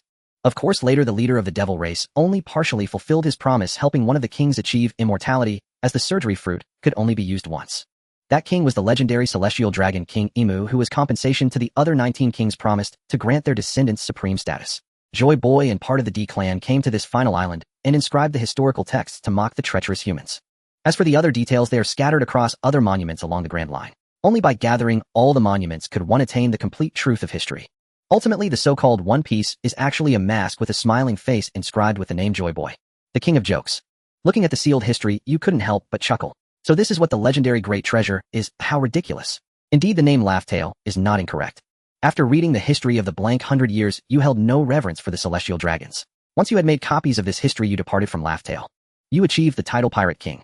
In May 1523, news of you becoming the second Pirate King spread throughout the seas. A month later, you met Dragon again in Baltigo, where you revealed the truth of the blank 100 years. With the influence of the Revolutionary Army, this somewhat comical history soon spread across the seas, and all pirates learned that the legendary Laugh Tale truly is a tale of laughter. Perhaps the pirate era will come to an end because of this. In July 1523, you issued a declaration of war against the celestial dragons to the entire sea. Surprisingly, aside from your ally, the Revolutionary Army, you also received responses from the red-haired and white-beard crews, and even the Navy ceased to speak, tacitly standing against the celestial dragons. In August 1523, you led 3 major pirate crews to the Holy Land of the celestial dragons, Mariewa. The 3 King of Hell battleships lined up, beginning to bombard Mariewa. Finally, when Emu appeared with an ancient weapon resembling a laser cannon, the king, along with the 5 elders, you found yourselves in a fierce battle, but ultimately victory was yours. In Mariewa, you executed the majority of the celestial dragons, leaving only a few relatively kind ones, but their fate was not much better. They would spend the rest of their lives in prison. Finally, facing the empty Mariewa, you used the ancient weapon King to blast open the red line, merging all seas into one, ending the distinctions between east-southwest and north seas. Everywhere became all blue. In November 1523, the new world government was established, and the Navy also declared allegiance. As the new Pirate King, you became the first leader of the new world government, embarking on a long governing career. Summary: congratulations, you have completed a brilliant and glorious life, perfectly clearing this map. In this journey, your life surpassed 99. 99 of the travelers not only sought the great treasure and became the Pirate King, but also personally ended the reign of the celestial dragons. Even the historically mixed era of great pirates was concluded by you, and you even initiated a prosperous era lasting 300 years. After your death, you were regarded by the historians of this world as the first person to change the course of history, and your deeds will be remembered forever. Rating S: World Exploration, Degree 98. 6. Since the exploration degree is greater than 90, you have received a reward of 20 time travel coins. Due to your significant impact on the history of science in the world, you received a reward of 10 time travel coins. For your influence on the history of literature, you received 4 time travel coins. For your unprecedented impact on world history, you received 22 time travel coins. Having perfectly cleared across the seas, you will receive 1 opportunity to retain your talents in the real world. Due to receiving an S rating and clearing the game, Pirate King Zhou Ning has become a hidden time travel template, which can be randomly selected under extremely fortunate circumstances. This template has the exclusive title of Pirate King and will carry the flagship ship, the Queen of the Underworld. Congratulations to the player for completing the game. A new map and new elements have been unlocked. You have gained access to the paid ability to revisit cleared dungeons. Please check the relevant tab for details. You are currently inclined towards lawful neutral, chaotic neutral. Please choose your rewards quickly. Option 1, randomly obtain 3 skills and specialties you acquired during your time travel. Option 2, randomly draw 3 items you acquired during your time travel. The world of Pirate King truly drives one to madness. I was originally lawful neutral, but have been forced into chaos. Option 1 has the much desired divine evasion and basic swordsmanship. However, the devil fruit technique is likely a deep-sea pitfall, as the materials are probably unique to the world of Pirate King, and it's uncertain whether I can find substitutes in my own world. As for option 2, the benefits are clearer, including a sword, a gun, and an empty island shell. Although the simulation process is quite obscure, there's a high probability of also obtaining a devil fruit, the Queen of the Underworld, or the King of Heaven, all of which would enhance the collection of the Hall of Oddities. After much contemplation, Zhou Ning ultimately chose the first option. Although the second option was indeed tempting, what he currently lacked were skills. No matter how rare the items might be, there should be opportunities to draw them from the prize pool. You have chosen option 1. You have gained the skill Divine Evasion Beginner. You have gained the skill Artificial Devil Fruit Creation. Divine Evasion Beginner, a unique sword technique of Pirate King Roger entwined with armament haki and Conqueror's haki, delivering an extremely powerful strike, requiring the exclusive weapon ace to unleash its maximum potential. Artificial Devil Fruit Creation, the technique of artificially creating devil fruits limited to random varieties of zone-type abilities. This skill cannot be upgraded. Basic Swordsmanship, advance the foundation of swordsmanship, passively increasing sword damage and accuracy. Zhou Ning breathed a sigh of relief. Thankfully, he had drawn everything he wanted. Divine Evasion and Basic Swordsmanship greatly enhanced his melee capabilities. Though still inferior to melee professions, at least, he would have a fighting chance up close. Looking at the skill Artificial Devil Fruit Creation, he instantly felt relieved. Fortunately, the simulator was considerate. The materials for transforming the devil fruit factor were now replaced by a catalyst called Starburst Reagent, which is one of the raw materials for creating superpower awakening potions. Once his alchemy skill reached expert level, he could produce it. The other materials were common herbs. Zhou Ning was suddenly filled with boundless motivation for alchemy. He could already envision a future filled with goblins and minotaurs. Though it was a bit of a pitfall, perhaps players would actually enjoy encountering goblins. Continuing to check his rewards. Detected that the player has perfectly cleared across the seas. There is still one opportunity to retain talents in the real world. Would you like to draw? Yes, no. Yes. Lottery completed. You have received the purple talent Portable Grandpa. Portable Grandpa Purple, a soul of a local powerhouse, is hidden in your ring. Perhaps you could also call him Portable Grandpa. Note works better when paired with a waste flow. Suddenly a ring with an ancient design appeared on his finger, causing Zhou Ning to freeze for a moment. Zhou Ning, is it a devil? Could this talent also bring out Roger trapped in the ring? Trying to call out to the ring yielded no response. It seems he must feed it well, just like in the simulation. After tallying his rewards, he reopened the simulator panel, and indeed a small red dot appeared on the map, indicating that the subsequent map had been unlocked. A new tab, Revisit, had also appeared on the right. The name of the new map is Fantastic Battle of the Gods. It's clearly an epic story full of stirring myths. The price is quite friendly, only 60 time travel coins. The 56 time travel coins Zhou Ning just obtained weren't enough for a single trip, but thankfully, they hadn't multiplied by 5 again. Entering the Revisit interface, he saw that it still contained the 3 maps. He had completed Fog City, Maze Infinite War, and Across the Seas. Looking at the explanation, Zhou Ning suddenly realized. It turns out this function allows you to pay double the time travel coins, at least 20 coins, to choose a completely random character template, or one you already possess, and travel back to any point in time, though that point may have been altered by your previous travels. Like ordinary time travel, the Revisit function can also bring out 3 items, but there are no limits on items or skills. For instance, for Fog City, Maze, you can choose to go back to 1938 New York for the story of the second part, or to 1988 for the third part. However, in 1938, you might encounter your legendary vampire self, or just a plain version of yourself. In 1988, you might also meet Dio Brando, who has just been rejuvenated by the legendary vampire Zhou Ning, or perhaps this world hasn't been changed, and you might still run into the savior of that villain. This is actually quite good, although it is more expensive, it at least offers more possibilities. Zhou Ning walked briskly towards the school along the canal holding an umbrella. The aftermath of the death of Charles VI was still lingering, with police and black uniformed guards stopping pedestrians everywhere to inquire about the situation. This should have been a lively time for the vendors, but the market area was not bustling at all. Something was off. It seemed that overnight Darkland had become somewhat desolate. With school starting in a few days, Zhou Ning came today to resign from his assistant position with Professor Wesley. He didn't really need the money now, and his alchemy skills were no longer advancing by making basic potions. Therefore, this job, with a monthly salary of 5 victors, felt somewhat redundant. Arriving on campus, which usually felt a bit empty, was now bustling with people. At that moment, Zhou Ning suddenly spotted a familiar figure among the students by the roadside with black hair and a short stature. Isn't that the child of the plain, Leandro? At this moment Leandro felt quite bewildered standing next to two players with IDs. One was Sneaky, known as XB, and the other was a petite female player named Jean Se. Jean Se. She seems to be quite a celebrity. Zhou Ning raised an eyebrow, memories surfacing in his mind. The leading star of the Deep Blue Club, a master alchemist ranked among the top 5 warrior players in the country. In his past life, it was she who filled Leandro's favorability and discovered the secret of the flame oil. I didn't expect her to be a closed beta player this time. Zhou Ning smirked slightly and walked over. Compared to XB, Jean Se was undoubtedly a more valuable target. He had seen the records on the forum. Jean Se tirelessly completed 492 quests to increase Leandro's favorability, earning her the title of a legendary sycophant. It was better for him to harvest such a divine target himself. At this moment Jean Se was feeling rather troubled. She was born in Weisher County near Daklan and rushed to Daklan as soon as she lit up the map. Unfortunately, she perfectly missed the major plot and arrived at Vic University this morning hoping for luck, only to encounter Leandro, who looked like an ordinary passerby and showed no interest in her. Thinking back to Wayne from the previous series, who was so friendly to players, how could there be such a vast difference between NPCs? Oh, what's this? Jean Se's eyes like radar scanned a handsome NPC walking over from a distance. Wasn't that Wayne Stewart? He was indeed very handsome. Jean Se's heart raced, and her face quickly turned as flushed as if she had drunk too much. Wake up. This isn't the time to be infatuated. Jean Se came back to her senses and noticed a new task suddenly popping up in her task list. You have triggered an instant task: deliver a cupcake to NPC Wayne Stewart. You might get an unexpected surprise. Would you like to accept? Yes, no. Jean Se's eyes lit up. What task had arrived? She immediately chose yes, her eyes sparkling as she looked around, quickly noticing a nearby breakfast shop, and hurriedly ran over. At this moment XB also spotted Zhou Ning and immediately abandoned Leandro, excitedly running over. Boss, good morning.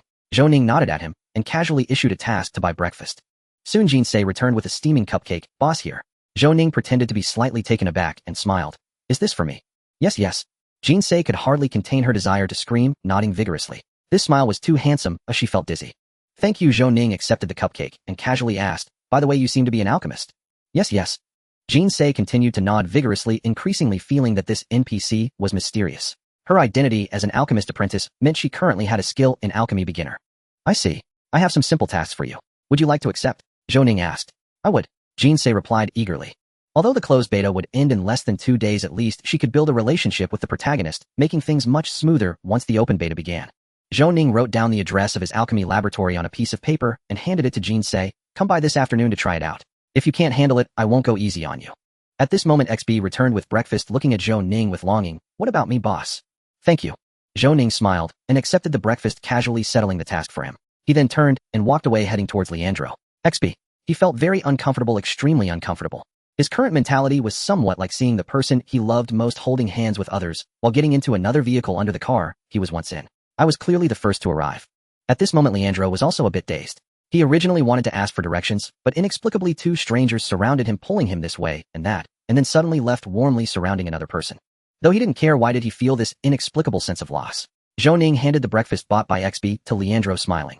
Good morning, the weather is nice today. Yes, it hasn't changed for at least 2 hours. It's really nice weather. Leandro accepted the breakfast, hesitating for a moment before asking. I would like to know where the Pig and Whistle breakfast shop is located in the school. Do you know, senior? Yes, do you intend to visit Mr. Tulin or Mrs. Tulin? Mr. Tulin. My father asked me to come and greet him. Leandro replied. Zhou Ning took out his pocket watch, glanced at it, and saw it was nearly 9 o'clock. Mr. Tulin should not be at the breakfast shop right now. I know his residence. If you are not in a hurry, you can wait here for a while, and he'll take you over later. Okay, thank you so much. Leandro bowed to Zhou Ning. Leandro Depes's favorability towards you has increased. Current level friendly. Along the cobblestone path, Zhou Ning walked to the 3rd floor office of the alchemy department, locating Professor Wesley's office based on memory. Knock, knock. He tapped on the door. Come in. Professor Wesley's voice came from inside. Seeing Zhou Ning push the door open, Professor Wesley sat at his desk looking serious. Hello, Stewart. What brings you here? Good morning, Professor Wesley. Zhou Ning stated his purpose honestly. While my alchemy is about to reach advanced level, and I recently rented an alchemy laboratory off campus, so I won't be able to continue as a teaching assistant starting next semester. Oh, that's great news. I approve it, Professor Wesley said with some surprise, standing up. What level have you reached? Can you brew the smart potion? I don't have the formula, but I should be able to, Zhou Ning answered honestly. The smart potion was an intermediate alchemy formula which wasn't difficult for Zhou Ning. However, seeing Professor Wesley so happy to approve it, why did it feel a bit unsatisfactory? Professor Wesley took out a quill and tore off a piece of paper, writing down a formula and handing it to him. This is the formula for the smart potion. The school is organizing an exploration related to the meteorological tides and needs a large quantity of potions. The school can provide herbs, and I can offer you a manual fee of 2 Roshan for each potion, or you can bring your own materials. I'll buy them from you at the price of 15 Roshan a bottle. Are you willing? I am willing. Zhou Ning's lips twitched slightly. Indeed, it was the stingy Professor Wesley. This price could yield some profit, but it was essentially reduced to just labor costs. Nevertheless, considering the experience he could gain for free, he endured it. After discussing business, Zhou Ning tipped his hat and took his leave. Facing the sunlight, Zhou Ning unfolded the paper with the formula written on it, which read, Smart Potion Gastrodia Alata Leaves Daisy Roots Golden Edged Agave Roots. It wasn't difficult after all. Wait, what's this? Zhou Ning keenly noticed a fragment of letterhead remaining on the torn paper. This seems to be the University of Enica. Why would Professor Wesley use stationery from the University of Enica? Zhou Ning frowned. According to his memory, Professor Wesley seemed to be from North Weisher County with his parents, relatives, and friends all over there. Returning to the tree-lined path, Leandro was still waiting there. After calling him over, the two walked side by side towards the school exit. Just as they stepped out of the school gate, a prompt suddenly appeared on the panel. You have triggered the survival task. Survive. Task prompt: cultists in the shadows have set their sights on you. Please be on guard. Task requirement: survive under the attack of the cultists. Reward: unknown.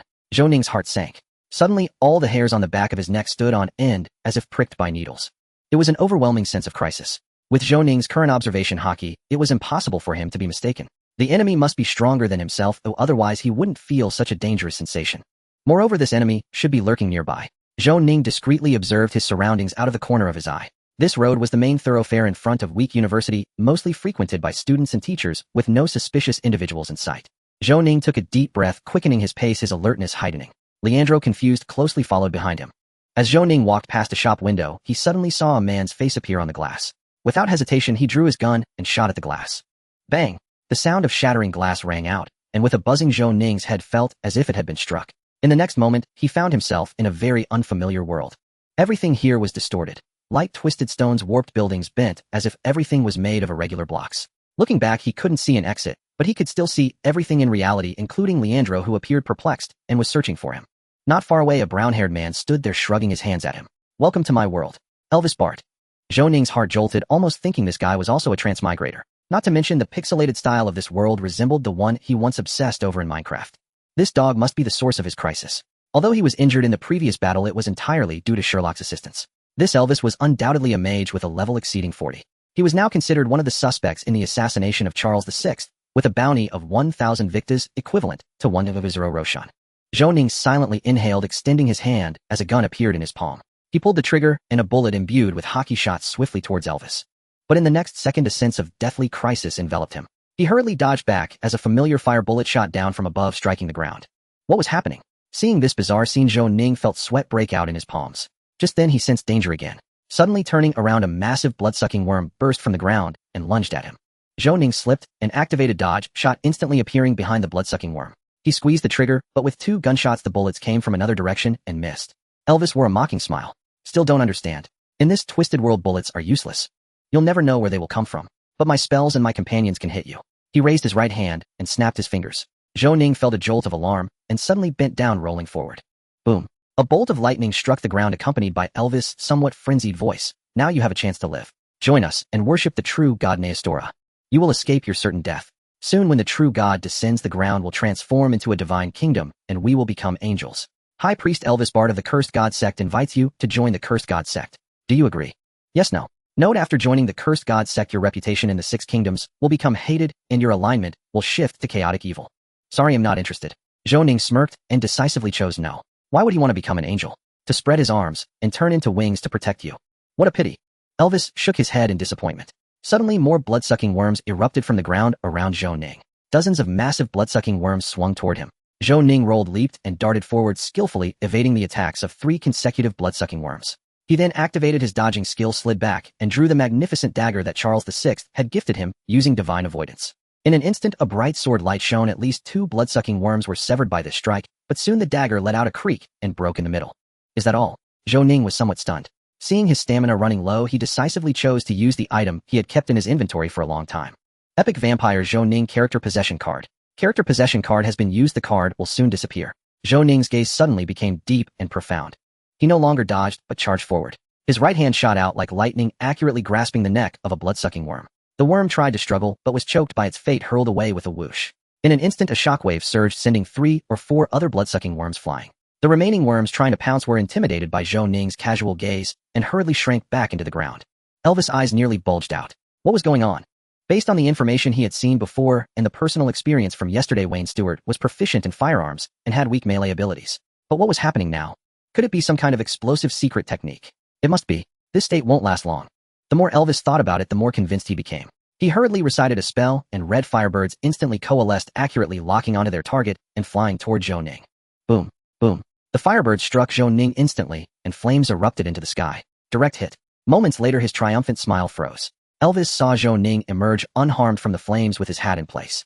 He lowered his hand from his hat calmly, gazing in Elvis' direction. A drop of cold sweat trickled down Elvis' forehead. Without seeing Zhou Ning move, he suddenly found him right in front of him, swinging a fist. Elvis barely had time to open his mouth and let out a silent scream. A tremendous mental shock erupted from within Elvis, surging toward Zhou Ning. Yet in the face of this mental assault, which could turn ordinary people into idiots, Zhou Ning didn't even blink. Leaning forward, he delivered a powerful hook to Elvis' face. In an instant, blood gushed from Elvis' nose. He let out a muffled grunt. The ice armor on him shattered loudly, breaking into countless fragments as he staggered backward, fear evident in his eyes. He was certain that without the ice armor, he would have nearly been killed by that punch. Why couldn't even the mental shock affect Wang? Elvis gritted his teeth and quickly dodged back, blinking to a stone. His arm ignited with a colorless, transparent spiritual flame as an iron-black fireball gradually formed between his fingers. But before he could release it, Zhou Ning appeared next to him like a shadow, swinging his fist. With just one punch, the reformed ice armor shattered once more, and then a flurry of punches rained down on him. After taking several punches, Elvis' body swelled, transforming into a gigantic, bloated monster. He swung his tentacles filled with evil patterns, trying to resist, but was instantly knocked to the ground by a single punch, quickly falling silent, returning to his original form. You have overleveled and killed High Priest Elvis Bard, LV44 Fire Mage of the Cursed God Sect. You gain 31500 experience. You have killed a target 30 levels above you, gaining a 300 experience bonus. You have gained 94500 experience. You have completed the survival task Survive, gaining 6500 experience and a temporary template card. 159500 experience. This is the experience Zhou Ning gained from killing Elvis. Adding the several thousand experience points he had saved up before, it should be enough to fuse the remaining skills for building a new profession. Zhou Ning took out his pocket watch to check the time. There were still 3 minutes before the big account went offline. He rummaged through Elvis' corpse for a moment and shook his head. The mirror wasn't on him, but he found a key with a room number in his pocket, room 304 of the Green Shade Inn. He casually put the key into his pocket and dragged Elvis' corpse to the world entrance. Through a thin membrane, he could see Leandro still waiting there, surrounded by a large group of Sun Guardians and police, with the familiar Sherlock present as well. Zhou Ning took a deep breath and suddenly punched out, creating a crack in the membrane. Leandro was resting his chin on his hand, intently studying the shop's display window, while Sherlock was interrogating the shop owner, a chubby middle-aged man who was trembling and could barely answer anything. Suddenly, a crack appeared in the glass of the display window, which widened and gradually spread across the entire pane, causing the space to shatter. Everyone was startled, and when they looked over, they saw Zhou Ning emerging from inside, his left hand pressing down on his hat, while dragging a corpse hunched over. Leandro's eyes widened in curiosity, and just as he was about to ask what was happening, he was stunned by a glance from Zhou Ning, involuntarily taking a step back in uncertainty. Although there was no malice in that glance, he keenly sensed that he had encountered a natural enemy, a presence that could bring him fatal danger at any moment. What's going on? At this moment, Sherlock also walked over with his team, looking at Zhou Ning with a strange expression. Why is it always you? He did it, Zhou Ning said succinctly, pointing at the corpse of Elvis on the ground. This guy was quite troublesome and took a lot of my effort. Remember to pay me. Elvis Bart. Sherlock recognized him immediately, realizing he was one of the suspects in the assassination of His Majesty the Fire Mage Elvis. This was indeed a genuine, extraordinary professional close to high tier status, with a high danger level. Otherwise, they wouldn't have offered a staggering bounty of 1000 victors. Wait, don't tell me you took down Elvis Bart all by yourself. Sherlock was utterly shocked. Then, looking at Zhou Ning's half-smiling expression, he examined him from head to toe. All right, I believe you. The deceased is indeed Elvis Bart. His bones are broken over 100 times as if trampled by an elephant. The guardian who had just finished the autopsy said, troublesome. Took a lot of effort. Sherlock glanced at Zhou Ning, who seemed to have hardly broken a sweat, feeling somewhat speechless. Having known him for quite a while, this guy always managed to refresh his understanding time and again. At that moment, the effect of the epic vampire's possession just faded away. Zhou Ning looked at his fists in astonishment. He had experienced that astonishing power while dealing with Elvis earlier, which was completely beyond human limits. Breaking over 100 bones was already quite a lot for Elvis. Checking the panel, the temporary template card obtained from the task popped up. The image displayed Zhou Ning dressed in a black suit, black vest, and white shirt, slicked back hair with a rose pinned to his collar, sitting on a sofa, with his right leg crossed over his left, holding a cigar. Character: Godfather, Zhou Ning. Personality: gentleman, determined, authoritative, ruthless, unpredictable. Talents: natural leader, orange; criminal genius, orange; extraordinary charm, purple; skills: negotiation skills, expert; basic shooting, advanced; basic fighting, advanced; uses 0-1. Godfather. Zhou Ning was momentarily taken aback. Looking at the skills alone, this card's strength was actually not high, even its combat ability was quite weak, but it was the only template he had seen with 2 orange talents. How effective it would be could only be known when it was used. Closing the control panel, Zhou Ning casually asked, how's the situation today? Not too good. Sherlock didn't hold back, saying with a wry smile, we've been swamped these past 2 days. The king was stabbed, and the blame has fallen entirely on us.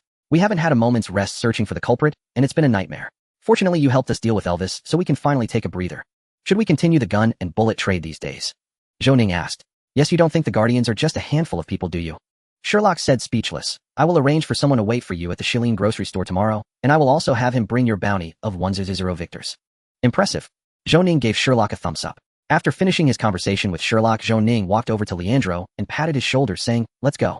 Leandro nodded, awkwardly following Zhou Ning for a few steps. After confirming there was no danger, he finally sighed in relief. The temper of this chosen one really resembled that of Luffy or Naruto, a typical hot-blooded manga protagonist who quickly forgot about the earlier events and started chatting joyfully with Zhou Ning again. Through their conversation, Zhou Ning learned that just like in the previous game, Leandro was a genius alchemist 3 years younger than him and already an expert in alchemy, surpassing him significantly. But what made Leandro most enviable was a universal skill called passionate focus, which Zhou Ning had long coveted. At the current progress, he might learn it any day now. Mr. Turing's residence was right next to the alchemy laboratory, not far from there. When Zhou Ning pointed out the location, he noticed that Leandro was quite serious, fixing his collar before knocking on the door. This made Zhou Ning wonder if Mr. Turing was some kind of big shot. Back in the alchemy laboratory, Zhou Ning eagerly opened the game panel, which now displayed 190 experience points, mainly from today's task. Having learned divine avoidance, he was now just 3 active skills away from completing the initial construction of his profession. The skills available for fusion in the skill list were Shooting Mastery, Beginner, Ripple Breathing Technique, Intermediate, Mozambique, Shooting Method, Beginner C. Our Shooting Method, Beginner Evasion, Beginner Armed Color Hockey, Beginner Divine Avoidance, Beginner Basic Swordsmanship, Advanced Flying Gun, Beginner. After 2 attempts at fusion, there weren't many choices. Zhou Ning hesitated a bit before trying to fuse Basic Swordsmanship and Ripple Breathing Technique together. Would you like to fuse Basic Swordsmanship Advanced with Ripple Breathing Technique Intermediate? This fusion will consume 1200 experience points. Success rate is 68. Zhou Ning decisively chose yes. The experience of Basic Swordsmanship and Ripple Breathing Technique was cleared and both returned to beginner level. Fusion successful. You have obtained the skill Ripple Swordsmanship Beginner. Ripple Swordsmanship Beginner infuse Ripple energy into the sword for a powerful attack. Attack power is 235 of weapon damage, and this skill deals double damage to dark creatures. Not bad. Although swordsmanship was just an auxiliary for him, the attack on this skill panel was quite high, potentially proving effective. Next, Zhou Ning spent over 200 experience to raise Shooting Mastery and Flying Gun to Intermediate and attempted fusion. Would you like to fuse Shooting Mastery Intermediate with Flying Gun Intermediate? This fusion will consume 1200 experience points. Success rate is 56. Yes. Fusion failed. Your Shooting Mastery Intermediate and Flying Gun Intermediate proficiency has been reset. Zhou Ning. At least he had enough experience points saved up just in case. After trying again, the panel finally provided a prompt. Fusion successful. You have obtained the skill Floating Shot Beginner. Floating Shot Beginner shoot the ground to fly backward and shoot at enemies while in the air with attack damage of 135 of weapon damage. This skill could only be described as average, not particularly impressive, but being cool was enough. Finally, Zhou Ning observed for a while and invested over 600 experience to elevate Shooting Mastery to Advanced and Armed Color Hockey and Evasion both to Intermediate. Would you like to fuse Shooting Mastery Advanced Armed Color Hockey Intermediate and Evasion Intermediate? This fusion will consume 3600 experience points. Success rate is 65. Skill fusion is not limited to 2 skills. Each additional skill requires an extra 500 experience points for fusion, and the cost of multiple fusions also doubles. Therefore, Zhou Ning waited until he had enough experience before daring to attempt the 3rd fusion. Fusion successful. You have obtained the skill Deadly Ricochet Beginner. Deadly Ricochet Beginner, while dodging the opponent's attack, deliver a fatal blow to the enemy entangled with Armed Color Hockey, with damage coefficient related to the level of Armed Color Hockey. Mission accomplished. Zhou Ning couldn't help but clench his fist. Compared to luck and draws, his luck and skill fusion was particularly good, and he had never lost at critical moments. Beneath the chapel of Kuxiu Hui in a finely appointed subterranean chamber, Qian Weist adjusted a monocle and studied the dossiers collected over the past few days with unwavering concentration. The king's assassination had already left him beset with problems, and in the last few days the number of extraordinary incidents had far outstripped what the previous decade had seen. Workers at the docks were dying under baffling circumstances, and some claimed to have glimpsed active undead near the waterfront, a notion almost beyond belief. In the slums, an obscure gang had been slaughtered overnight. The scene was a massacre, flesh and blood strewn about, and unmistakable traces of a cultistic ritual remained. Linking this to the earlier sacrifices and the king's murder, Qian Weist felt a creeping, dreadful malice coalescing in the pattern. His instincts told him that all of it was inseparable from Zhuzhou Xinjiao and the Shengming Lianjin Shuahui. Though the assassination of the king was most likely the work of the lunatics in the Shengming Lianjin Shuahui, it was Zhuzhou Xinjiao that inspired the deepest dread. Unnoticed, the cult's tendrils had slithered into every corner of Day Clan. Who would have imagined that a lecturer from Wake University, Airweezy Bait, would be one of theirs? Qian was nearly certain there were agents even within the kingdom's upper echelons. The assassination was riddled with inconsistencies. Beyond this, there was one more matter that gnawed at Qian's mind. In recent days, Bewildered had seen the emergence of beings that could not be killed. Their behavior was strange. They vanished without warning, walked as if the floor were aflame, hopping rather than striding, and when felled they would revive nearby, after only a short interval. These traits matched Aylin's prophecy perfectly, or perhaps these were the chosen ones foretold. If however these chosen were to join Zhuzhou Xinjiao, the thought sent a chill through Qian's bones. Meanwhile, in the alchemy laboratory, Zhou Ning was engrossed in the process of creating a new profession. In the game, a player would have to travel north to find an old NPC named Kair for certification. He alone could judge whether a new profession's skills met the standards. In reality, it was far less troublesome. The skill progress and the new profession option were visible directly on the game panel, sparing him the journey north. The only difference was that this option had always been grayed out before. When he reopened the control panel, the button to create a new profession beside the profession tab shone with light. He clicked, and the panel displayed 6 profession specializations. Click to view, check complete. Current total 7. 2 core buff skills. Click to view, check complete. Current total 2. 10 active skills. Click to view, check complete. Current total 10. Checks passed. Create new profession. Yes, no. Zhou Ning inhaled deeply. In his previous life, he had never created a profession and was unfamiliar with the process. He felt an odd nervousness. Yes. The panel prompted, please enter the name of the new profession. Zhou Ning was prepared. Roaming gunslinger. New profession name, roaming gunslinger. Confirm. Confirm. Please select the primary attribute. Agility. There was no hesitation in Tianqi. Agility governed movement, speed, attack speed, evasion, and additionally boosted range damage. Each of those aspects was crucial for a roaming gunslinger. Selection successful. Your mana bar is replaced by focus. Initial focus equals agility 3. The majority of your skills will expend focus to activate. Stamina consumption correspondingly decreases. New profession created. You have earned the milestone professional mentor. The profession insignia has been sent to your inventory. Would you like to change class? Yes, no. There was no question. He had to choose yes. Class change successful. You have gained a new profession, roaming gunslinger, LV1, agility 3, transcendent physique 0. 35 stamina 1, spirit 1. You have gained 2 free attribute points. As this is your first main class change, you are additionally awarded 1 golden skill point. Your main profession has changed, your stamina bonus has increased. Now 1 stamina 12, HP 1 stamina 15 stamina points. In an instant, Zhou Ning felt his body undergoing a vast transformation as a new power coursed through every limb. At the same time, the panel flooded him with a cascade of messages. Your primary attribute has been set to agility. You have acquired a new energy bar, focus. Its initial value is linked to your primary attribute, agility. You have unlocked a new talent, extreme long-range vision, blue. You have gained a new specialization, quick draw. You have gained a new specialization, flare gunnery. Zhou Ning felt as if he had been reborn. A panther-like agility suffused his body, and his senses sharpened noticeably. Especially his sight. He could make out the veins in the herbs on the shelf, the tiny bubbles floating in an alchemy vial, even the glistening smear of oil on a distant whale oil lamp. An astonishing clarity. He possessed eagle eyes and the speed of a leopard. If he could add a wolf's ears and a bear's strength, Zhou Ning fancied, he could convincingly play Sheriff Bewildered in real life. At last it was done. Zhou Ning clenched his fist and chose to inspect the game panel. Name Zhou Ning Wan Sightwire. Race human. Template elite NPC, closed beta, countdown 40 days, 22 hours 19 minutes. Level 14. Experience 53200. Profession roaming gunslinger, LV1 130. Secondary professions linguist, LV3 310. Alchemy apprentice, LV10 1010. Natural force affinity 0. Arcane affinity 0. Talents, Tuoni Sitake, purple, gun dance, deadly rhythm, blue, athletic prodigy, blue, extreme, long range vision, blue, pocket, grandfather, purple. Personal attributes, strength 24, agility 32, stamina 20, will 25, spirit 41, charisma 100. HP 240,240. Stamina points 300,300. Willpower 2,525. Focus 96. Free points 2. Golden skill points 1. Life skills, alchemy, intermediate mysticism, intermediate precision, mechanical, crafting, expert gambling, intermediate puppet, alchemy, beginner, demon fruit crafting. General skills, evasion, beginner, English proficiency, expert, Esperanto proficiency, expert, pickpocketing, intermediate, basic shooting, beginner, flirting, mastery, expert. Profession skills, ripple breathing technique, beginner, Mozambique, shooting technique, beginner, C. Our shooting technique, beginner, ripple shot, beginner, rapid pursuit, intermediate, overlords, aura, conquerors, hockey, intermediate, armored, aura, beginner, perceptive, aura, beginner, evasive shot, beginner, deadly straight shot, beginner. Divine evasion, beginner. New. Ripple swordsmanship, beginner, aerial shooting, beginner, deadly ricochet, beginner. Personal specializations, nimble hands, vast memory, uttercom, basic endurance, intermediate firearms knowledge, transcendent physique, elite, transcendent charisma, elite, mulin jingling, elite. New. Quick draw, the rapid draw technique feels instinctive, increasing draw speed by 25. Flare gunnery, the hallmark style every roaming gunslinger pursues. Visual spectacle 50, skill damage 3, agility 2. Clan motto none. Influence 200. Renown 4. Combat rating 2142. Note you already possess a complete professional system, and your strength has improved, though it still pales beside your looks. Zhou Ning fell silent. He was beginning to learn how to ignore the panel's caustic commentary. After the class change, his combat rating had risen by a full 1/3 compared to before, but Zhou Ning suspected the true increase was far greater than that. He felt he could now defeat two versions of his former self. Beyond mere attributes and skills, the arrival of the focus bar had greatly improved his endurance. He still had 5300 experience remaining. Given the circumstances, there was no reason to hoard it. He poured it directly into his main profession and advanced 2 levels at once. Roaming Gunslinger has risen to LV2 Agility 3 Transcendent Physique Specialization, grants an additional 0.35 Stamina 1, Spirit 1. You have gained 2 free attribute points. X2.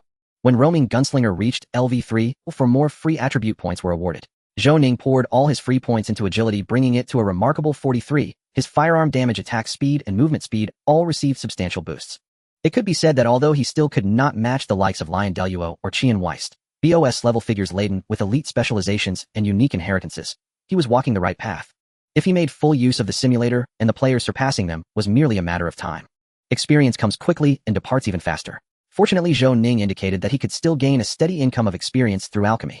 Once alchemy reaches the expert level, one can attempt to acquire a formidable divine level formula and even start crafting devil fruits. Currently, Zhou Ning is about 1/3 away from leveling up to advanced alchemy. He plans to elevate his alchemy skills within 2 days, which will require the assistance of tools. Compared to brewing potions, handling herbs undoubtedly consumes more time. Zhou Ning's role as a teaching assistant is to take care of this for Professor Wesley.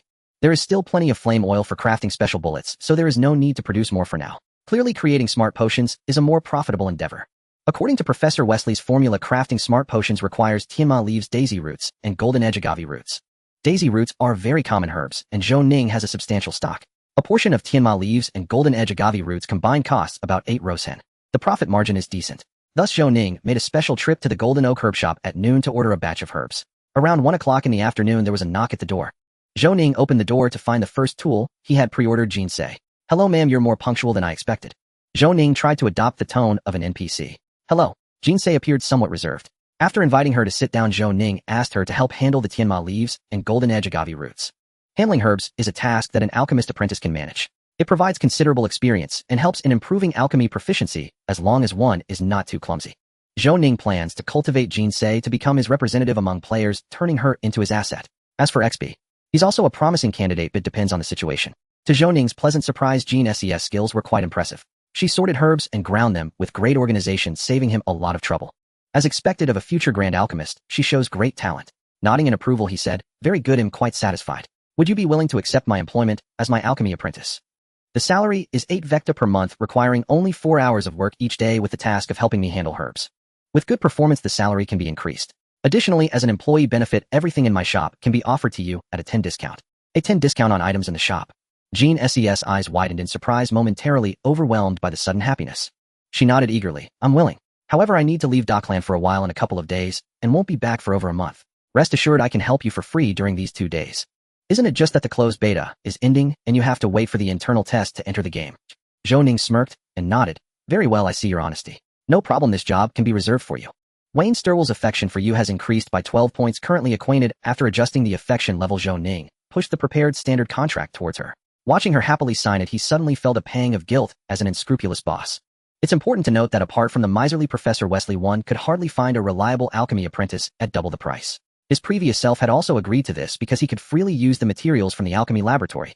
After signing the contract, Jin Sei's panel immediately displayed a prompt: "You have become NPC Wayne Sturwell's alchemy apprentice. Wayne Sturwell has unlocked the private shop feature for you."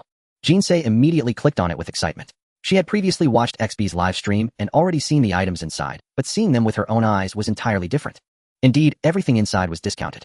The stone ghost mask, originally 30 vecta, now only costs 27 vecta. The devil fruit, which was originally 500 vecta, is now only 450 vecta. Jin Sei expressed that she was interested in everything. As she clicked on the second page, Jin Sei's gaze suddenly froze. The hidden class transfer knowledge book for the roaming gunslinger, which originally required 30 vecta with 30 affection, now only costs 9 vecta after the discount. Is this a bug?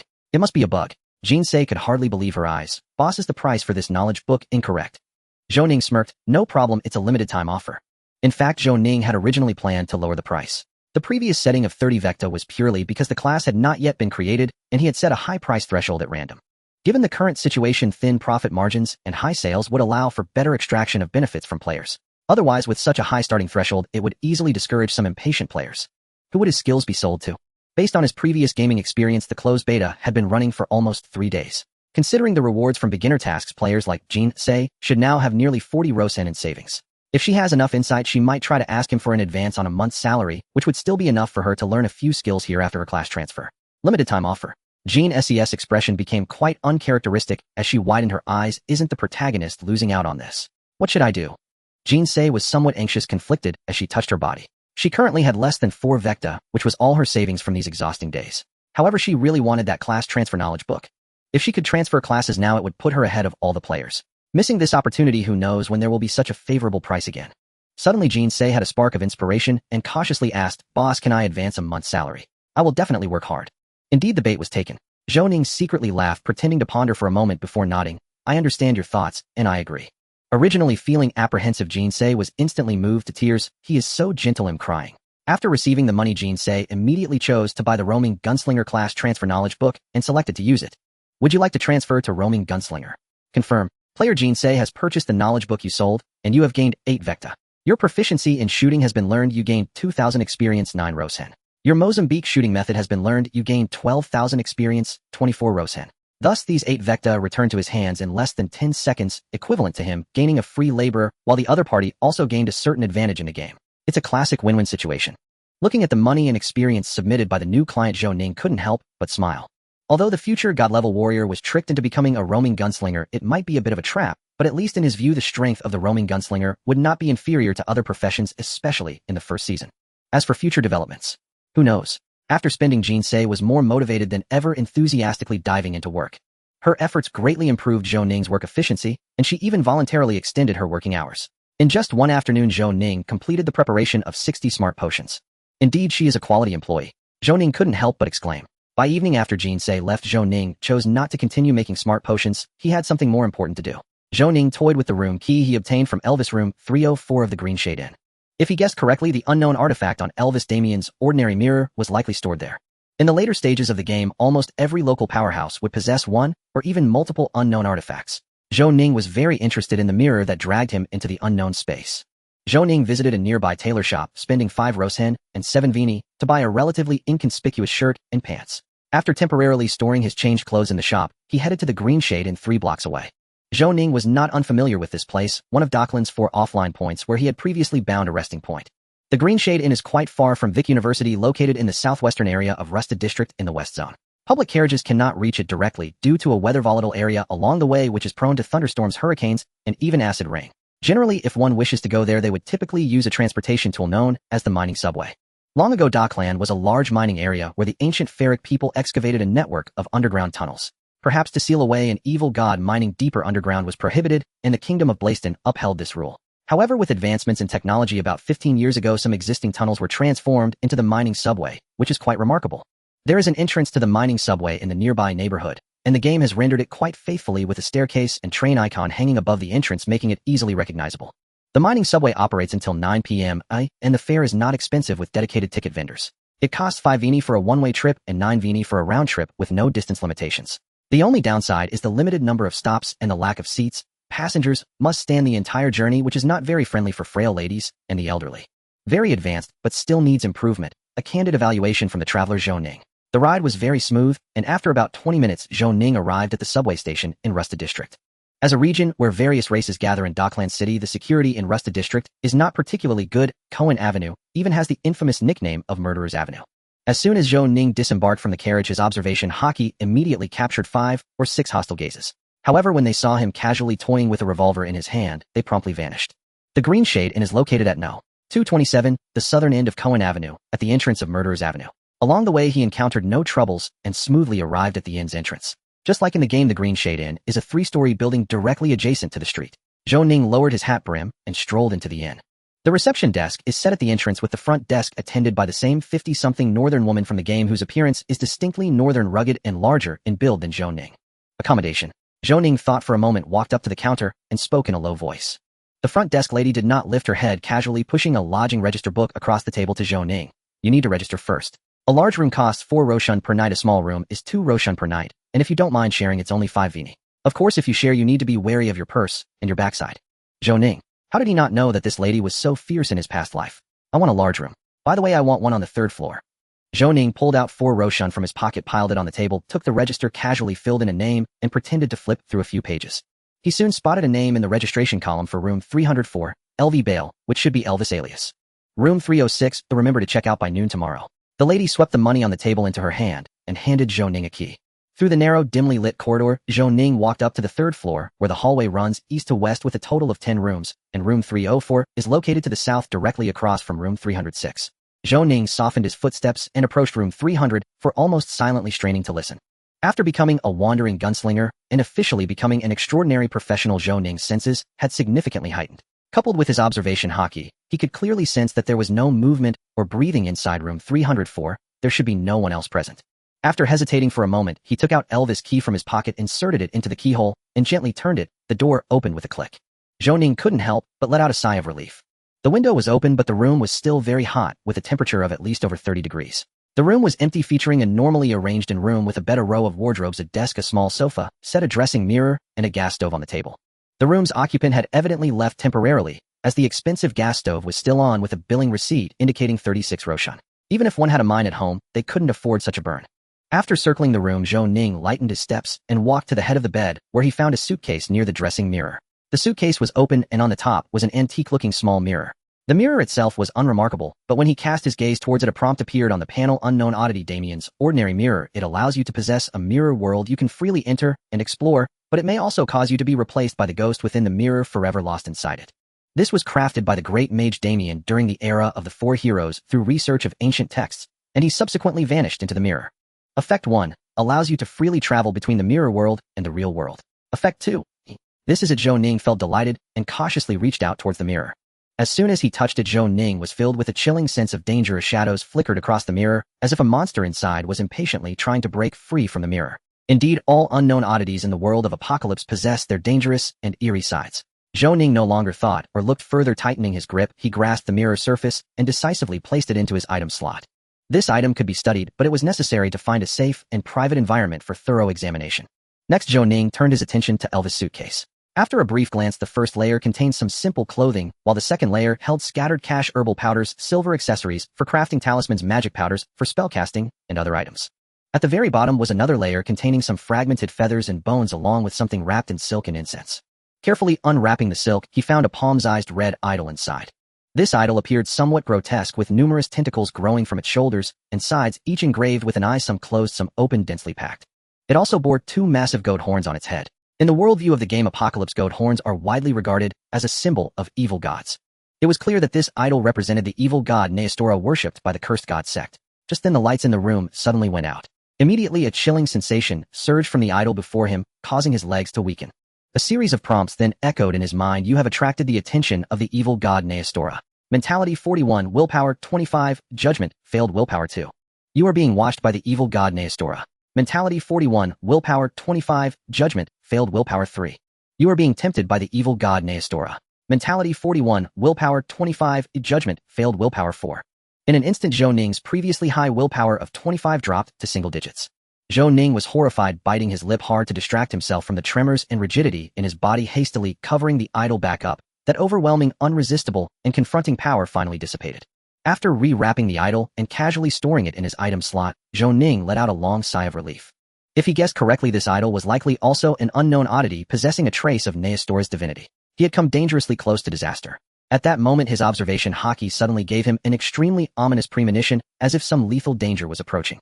Moments later, footsteps suddenly echoed up the stairs, heading straight for the 3rd floor. Zhou Ning dared not linger any longer and decided to retreat. He hurriedly climbed from the window to the balcony, scaling down the water pipe nimbly and landing swiftly, then quickly left the vicinity, glancing back from the street corner. There were very few gas lamps here. Zhou Ning stood in the dimly lit corner of the street, completely undetected. He saw that the light in room 304 had been turned on again, and someone was looking out the window. The person appeared to be about 40 years old, sporting a large beard, looking somewhat unfamiliar, dressed in a blue coat, likely a noble, as there are strict regulations in this world that only nobles can wear colored clothing. Zhou Ning, not daring to linger further, directly left Cohen Avenue and took the mining subway back to the eastern district of the city. Only upon returning to his alchemy laboratory did Zhou Ning slowly exhale, feeling his heart finally settle back in his chest. Although he hadn't encountered any dangers tonight, both the mirror and the statue had instilled an overwhelming sense of dread within him. Especially the statue of Neostora, whose profoundly haunting aura left a lasting impression on him. It had nearly driven him to the brink of madness. Such an object was a complete hot potato, and Zhou Ning seriously considered handing it over to the ascetic church for handling. The ascetic church was the official church of the Braystone Kingdom, worshipping the sun goddess, and one of the 4 righteous divine churches on the continent. He believed they would be more than willing to take on the task of destroying such a malevolent object. After resting for a full 2 hours, Zhou Ning's willpower finally returned to a safe level of 13, restoring his mental state. Zhou Ning took out the ordinary mirror of Damien from his inventory, carefully examining the mirror's surface. To be honest, he was quite curious about the world within this mirror. According to the game panel's description, there was a world waiting to be explored within, and it likely contained unimaginable value. However, this mirror appeared to be just an ordinary mirror with no abnormalities, as if what he had seen earlier was merely an illusion. Recalling the scene in room 304, he had distinctly seen a shadow trying to break free from the mirror when he first encountered it. It had indeed given him a spine-chilling feeling, but his observation haki assured him that the danger was entirely within his control. Of course, he would not let his guard down, and at the very least, he would not recklessly enter the mirror without any safety measures. To ensure absolute safety, he had donned his Phoenix battlesuit in advance and shot a grappling hook towards the beam above, ready to pull himself to safety at the first sign of trouble. The Phoenix battlesuit originated from the Marvel Universe, an item that should not exist in this world at this stage. Its defense exceeded 100 points and significantly enhanced Zhou Ning's strength, making it incredibly powerful. With this Phoenix battlesuit, Zhou Ning was confident he could contend with any existence that wasn't overwhelmingly powerful. Following the methods used in his past life games to utilize unknown artifacts, Zhou Ning bit his finger and dripped blood onto the mirror's surface. The mirror rippled, the blood silently seeping and exuding a deep and tranquil darkness. Moments later, Zhou Ning felt as if he had established some special connection with the mirror. Gently stroking the mirror with his left hand, waves rippled across its surface like that of a water surface, and astonishingly his left hand sank into the mirror. Suddenly, Zhou Ning felt someone on the other side of the mirror grasping his hand forcefully, pulling him towards the mirror with immense strength. Fortunately, Zhou Ning had already put on his Phoenix battle suit and instinctively gripped the stranger's hand, in return activating the grappling hook to ascend into the air. Moments later, a shadowy figure was pulled from the mirror, stumbling and collapsing onto the floor. This figure was entirely composed of shadows wreathed in black mist, rendering its features indistinct, and it was desperately struggling. Releasing the grappling hook with his right hand, Zhou Ning raised his gun into the air, unhesitatingly enhancing it with armament haki, firing 3 shots in quick succession. Floating, shooting, ripple shot, and a deadly direct shot. All 3 shots struck the shadow, and the final deadly direct shot delivered a fatal blow, shattering it into pieces like broken glass. Your deadly direct shot dealt 459 damage to the Mirror Phantom. You have killed the Mirror Phantom LV25 Spirit, gaining 7,200 experience. Mirror Phantom. Zhou Ning couldn't help but recall the description of the ordinary mirror of Damien. If he were truly caught inside the mirror, there might indeed be a risk of being replaced. Reclaiming the grappling hook, Zhou Ning lightly landed on the ground, approached the mirror, and cautiously merged into it. The bright whale oil lamps in the laboratory flickered, and in the next second, he found himself inside the mirror. The situation before him was peculiar. The surrounding environment was identical to that of the alchemy laboratory, yet all directions were symmetrical. The alchemy table, originally on the left side of the room, was now on the right side. Further away, there was a hazy membrane, likely the entrance to the mirror world. Interesting. Zhou Ning's lips curled into a slight smile. Zhou Ning took out the card Mini-Mech Warrior from his inventory, chose to use it, and as a cloud of smoke dissipated, a half-human-sized mechanical warrior, holding an M1 Garand rifle, appeared before him, walking towards the membrane under Zhou Ning's control. Without entering combat, the health bar remained static. Zhou Ning cautiously followed the Mini-Mech Warrior through the smoke, and the scene that unfolded before him left him momentarily stunned. What appeared before him was not the distorted world he had seen last time, but rather ruins filled with an ancient elven style. White mist permeated everywhere, and the once extravagant and magnificent elven-style architecture now lay in countless ruins connected by long corridors. His Mini-Mech Warrior was walking along the corridor ahead. Beyond the corridor lay a mist-filled void so deep that its bottom was unseen. From a distance, these ruins appeared as if they were built within an infinite void, evoking an overwhelming sense of awe in Zhou Ning. He inhaled silently, coming to a halt. The corridors before him branched out in all directions, leading to various ruins. Zhou Ning saw countless black shadows wandering within the ruins. Those were the mirror phantoms he had previously slain, seemingly guarding these ruins. It feels a bit like a game dungeon, Zhou Ning muttered to himself. At first, Zhou Ning tried to count the number of ruins in his field of vision, but he soon gave up, as there were simply too many to count. No wonder the great mage Damien, who created this mirror, would become lost within it. In the distance, Zhou Ning even spotted a staircase spiraling upwards, leading into the depths of the cloud sea. Where did this staircase lead? Who had constructed such a colossal structure within the mirror? How had it been abandoned? Were there still any inhabitants inside? And who had connected the ruins with corridors? Thinking of the mysteries and madness hidden within this mirror world made Zhou Ning's scalp tingle. Then not far away, Zhou Ning spotted a mirror hanging in midair. He approached quietly and saw the scene from the adjacent room where Mr. Turing was chatting with Leandro on the sofa. It could be considered a peeping tool. Zhou Ning had a strong intuition that he could directly reach Mr. Turing's home through this mirror, and when someone approached it, he could easily bring them inside as well. Looking further, he noticed countless mirrors hanging in the corridor, which meant he could reach any place through any mirror. Truly an unknown artifact, this function alone was something many people would covet. Zhou Ning chose not to continue exploring as this world was far too vast, so vast it was chilling. Perhaps the time for exploring this world would come once players fully entered it. In the following 2 days, Zhou Ning did not step out of the alchemy laboratory even once, and even his meals were resolved inside. With the help of the tools, by noon the next day his alchemy skill leveled up, followed by the long-awaited panel notification. Your proficiency has reached 100, and alchemy has attained the advanced level. You have comprehended a new skill application of alchemy. You have learned new recipes: advanced healing potion, advanced mana potion, petrification potion, dream potion. Zhou Ning took out the alchemical handbook of Gerda from his inventory and decisively chose to use it. You have used the Gerda's alchemy manual, and your alchemy skill has reached the expert level. Your secondary profession of alchemy apprentice has met the conditions for advancement. Please choose one of the following 3 paths: transmutation master, applied alchemy master, or potion master. The alchemist's secondary profession has 3 paths. Once chosen, switching requires forgetting skills and relearning, which is a hefty price to pay. The transmutation master excels at using spirit stones for element conversion. After advancing to transmutation master, one can conduct more refined research on element conversion and develop many exclusive recipes, making the conversion process more efficient. In the later stages of the game, learning the formula for converting silver to mithril can lead to immense profits.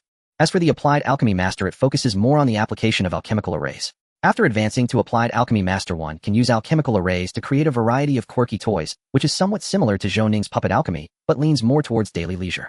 However, hidden within the War God's Church is a rare blueprint for alchemical armor exclusive to the applied alchemy master. In the past, a player had crafted it, and it looked quite impressive. The potion master, as the name suggests, specializes in creating various potions.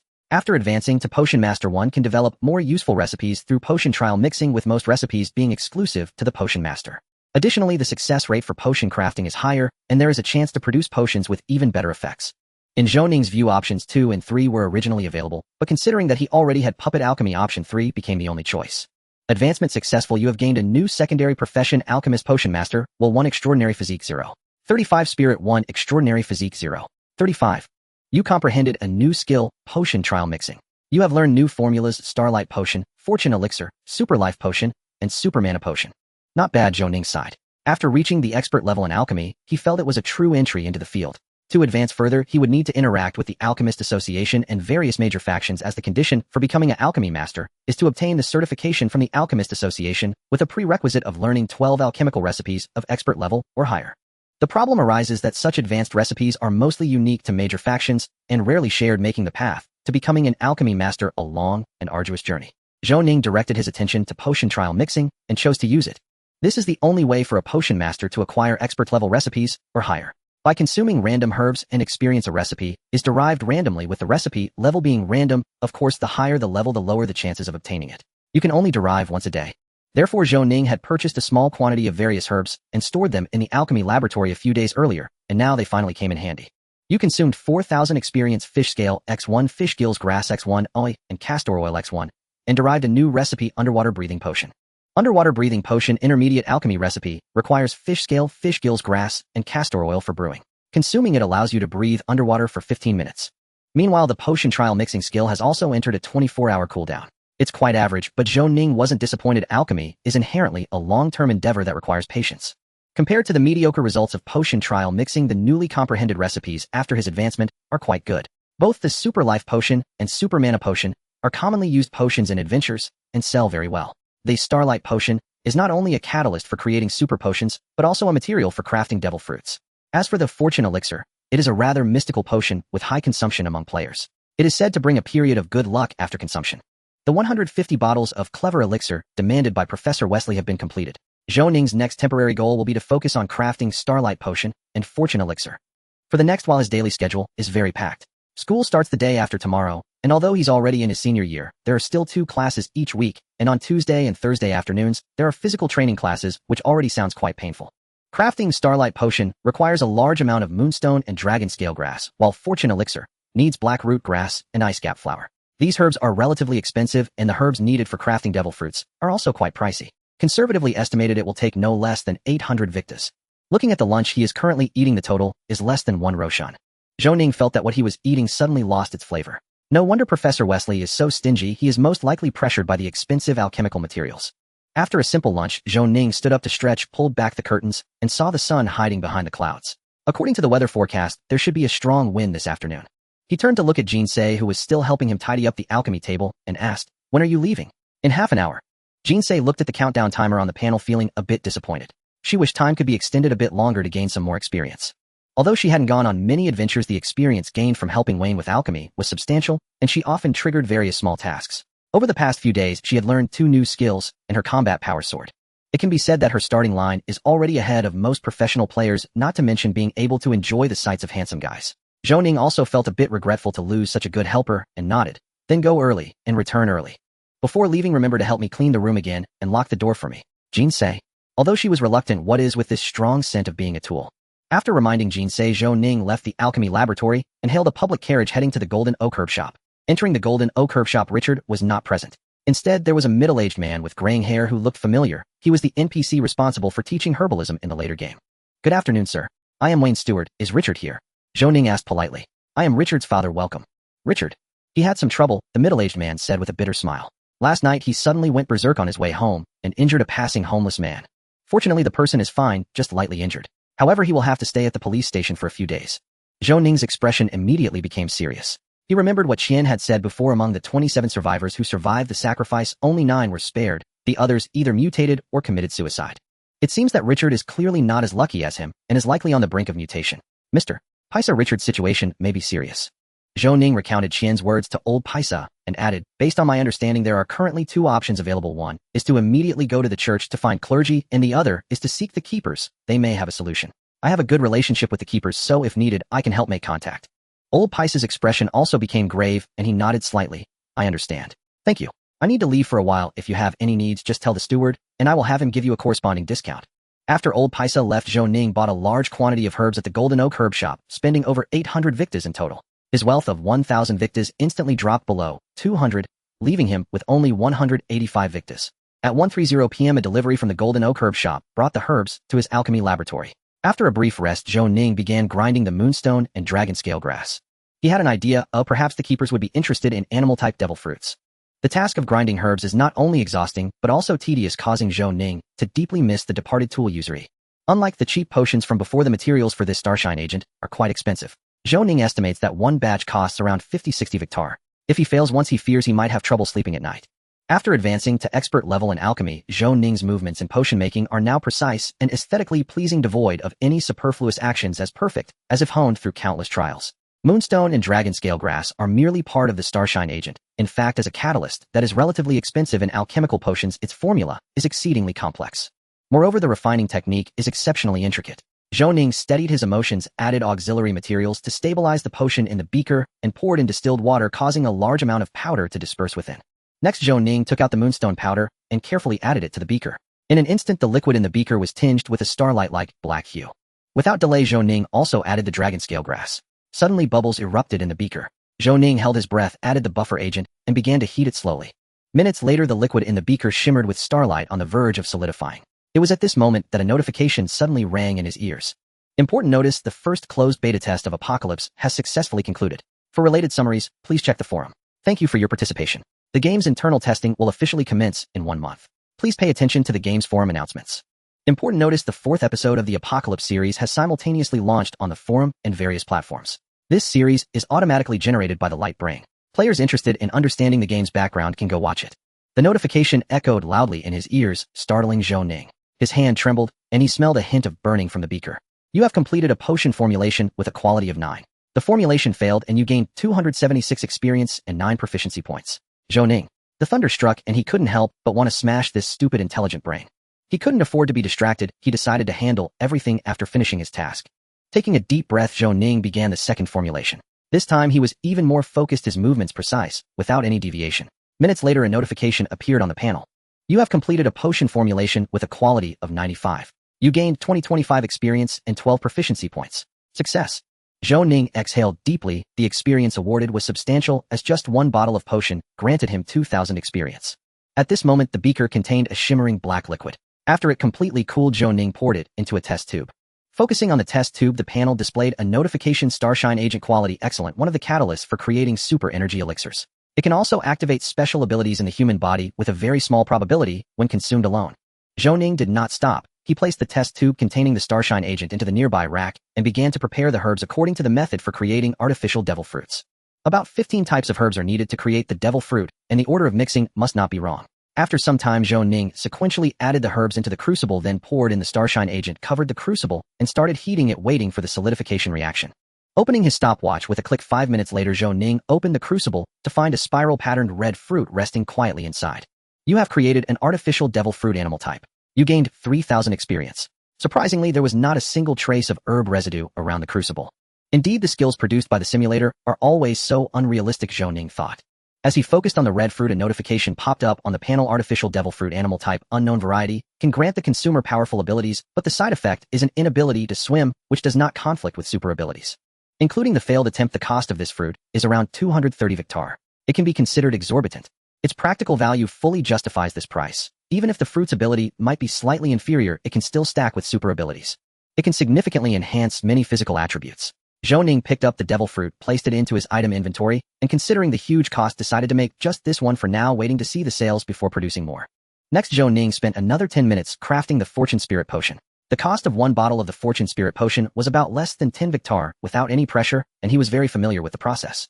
You have completed a potion formulation with a quality of 87. You gained 1,500 experience and 11 proficiency points. Fortune Spirit Potion quality excellent. Type consumable use enables the consumer to have good fortune for 2 minutes. However, excessive consumption may lead to dizziness and incoherent speech. Don't drink it. In his past life, the Fortune Spirit Potion consistently ranked first in sales on the alchemical potion charts. Many players believed that consuming it would bring them good luck, though Zhou Ning, who didn't really believe in luck, was among the skeptics.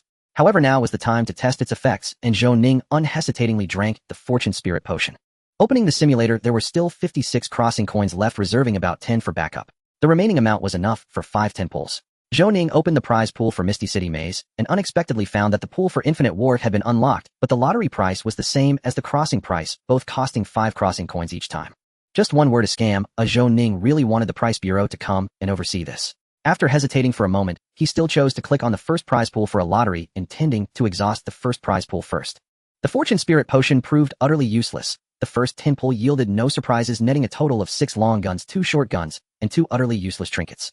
Zhou Ning immediately clicked for the second 10 pull. The result was similarly unimpressive. He only received 5 guns while the other 5 were all useless trinkets. Next was the third pull, which was also ordinary. Zhou Ning gritted his teeth and proceeded with the fourth 10 pull. You have obtained the rare item Chunshin-style rifle with several 7.62mm caliber bullets included. You have obtained the precious item Roosevelt's double-barreled shotgun with several 7.62mm caliber bullets included. You have obtained the epic item arrow. You have obtained the achievement Gun Collector. This achievement unlocks a new quest. Your Curiosities Hall has gained a new collection. Please click to check. Does this count as a big win? This definitely counts as a big win, right? Zhou Ning had been feeling a bit despondent, but upon seeing the final result, he was startled and hurriedly clicked on the Curiosities Hall. Indeed, on the first shelf of Misty City Maze was a new item, an arrow with the words claimable written behind it. Clicking to claim it, he received a refund of 6 crossing coins. In the last inventory section, a new bond name also emerged: stand users call arrow. This bond consists of 3 items. As it has not yet been completed, there are currently no bond attributes. Closing the Curiosities Hall, he clicked to view the arrow he had just drawn. The panel popped up a notification: arrow part of the ancient weapon bow and arrow. Shooting the main body with the arrow may lead to death. If not dead, it awakens the stand. Zhou Ning, why does this feel increasingly like a low-quality mobile game? Should I take advantage of the lingering effects of the Fortune Spirit Potion and strike while the iron is hot? This thought barely surfaced in Zhou Ning's mind before he dismissed it. He needed this thing for self-preservation, not for self-destruction. What if I really die? Glancing at the crossover coins, which still allowed for a 10-time draw, Zhou Ning decided not to save and simply opted for another 10 draws. You have obtained a rare item, the manuscript of Einstein's theory of relativity. You have obtained a rare item, the 1953 first issue of Playboy. You have obtained a rare item, the Nobel Prize trophy of the vampire Zhou Ning.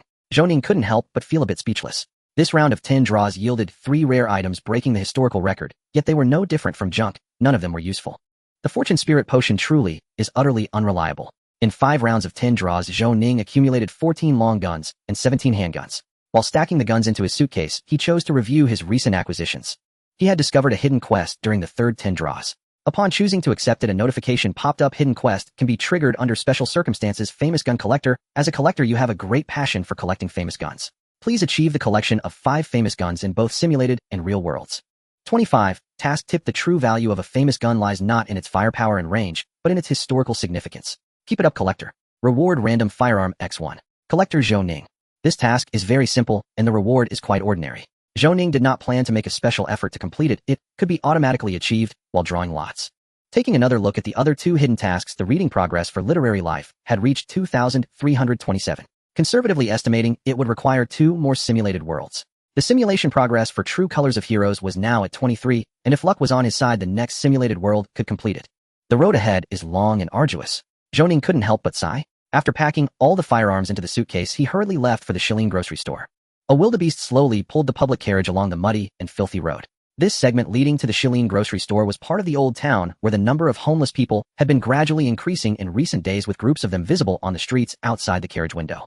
Perhaps this is the consequence of the assassination of Charles VI, Zhou Ning thought heavily to himself. Currently, Brixton has a set of poverty alleviation laws originating from the Kingdom of Ferric. The public safety judge has the authority to manage poverty alleviation matters by parish, collect poverty taxes, and issue poverty relief funds. The elderly and those who have lost their ability to work receive assistance at home. Impoverished children are fostered in designated households and sent for apprenticeship at a certain age. Wanderers are either imprisoned or sent to reformatories. This was originally quite good, but as the economy gradually declined and poverty intensified, Brixton's fiscal expenditure for poverty relief increased, rendering the poverty alleviation law increasingly ineffective, which naturally led to the current situation. This is also what makes the game Apocalypse special. Unlike other games, the intelligent brain of Apocalypse never interferes with the course of history, but rather coldly and precisely controls the operation and evolution of the game world based on programs and data. Sometimes it even makes it hard to distinguish between game and reality. Zhou Ning withdrew his gaze from the window, focusing his mind on the game forum. He had been so busy these past few days that he hadn't had time to check in, and the forum's popularity had grown to a level Zhou Ning found somewhat incomprehensible, with registered users reaching 30 million. Keep in mind the game had only just undergone closed testing. Clicking into the discussion area, Zhou Ning indeed found the recently released 4th episode of the series pinned at the top, but he didn't click on it immediately. Instead, he curiously clicked on another hot pinned post. The title of the post was very eye-catching: analysis of NPC strength in Apocalypse. The post was made over an hour ago by an internal tester named Grantham.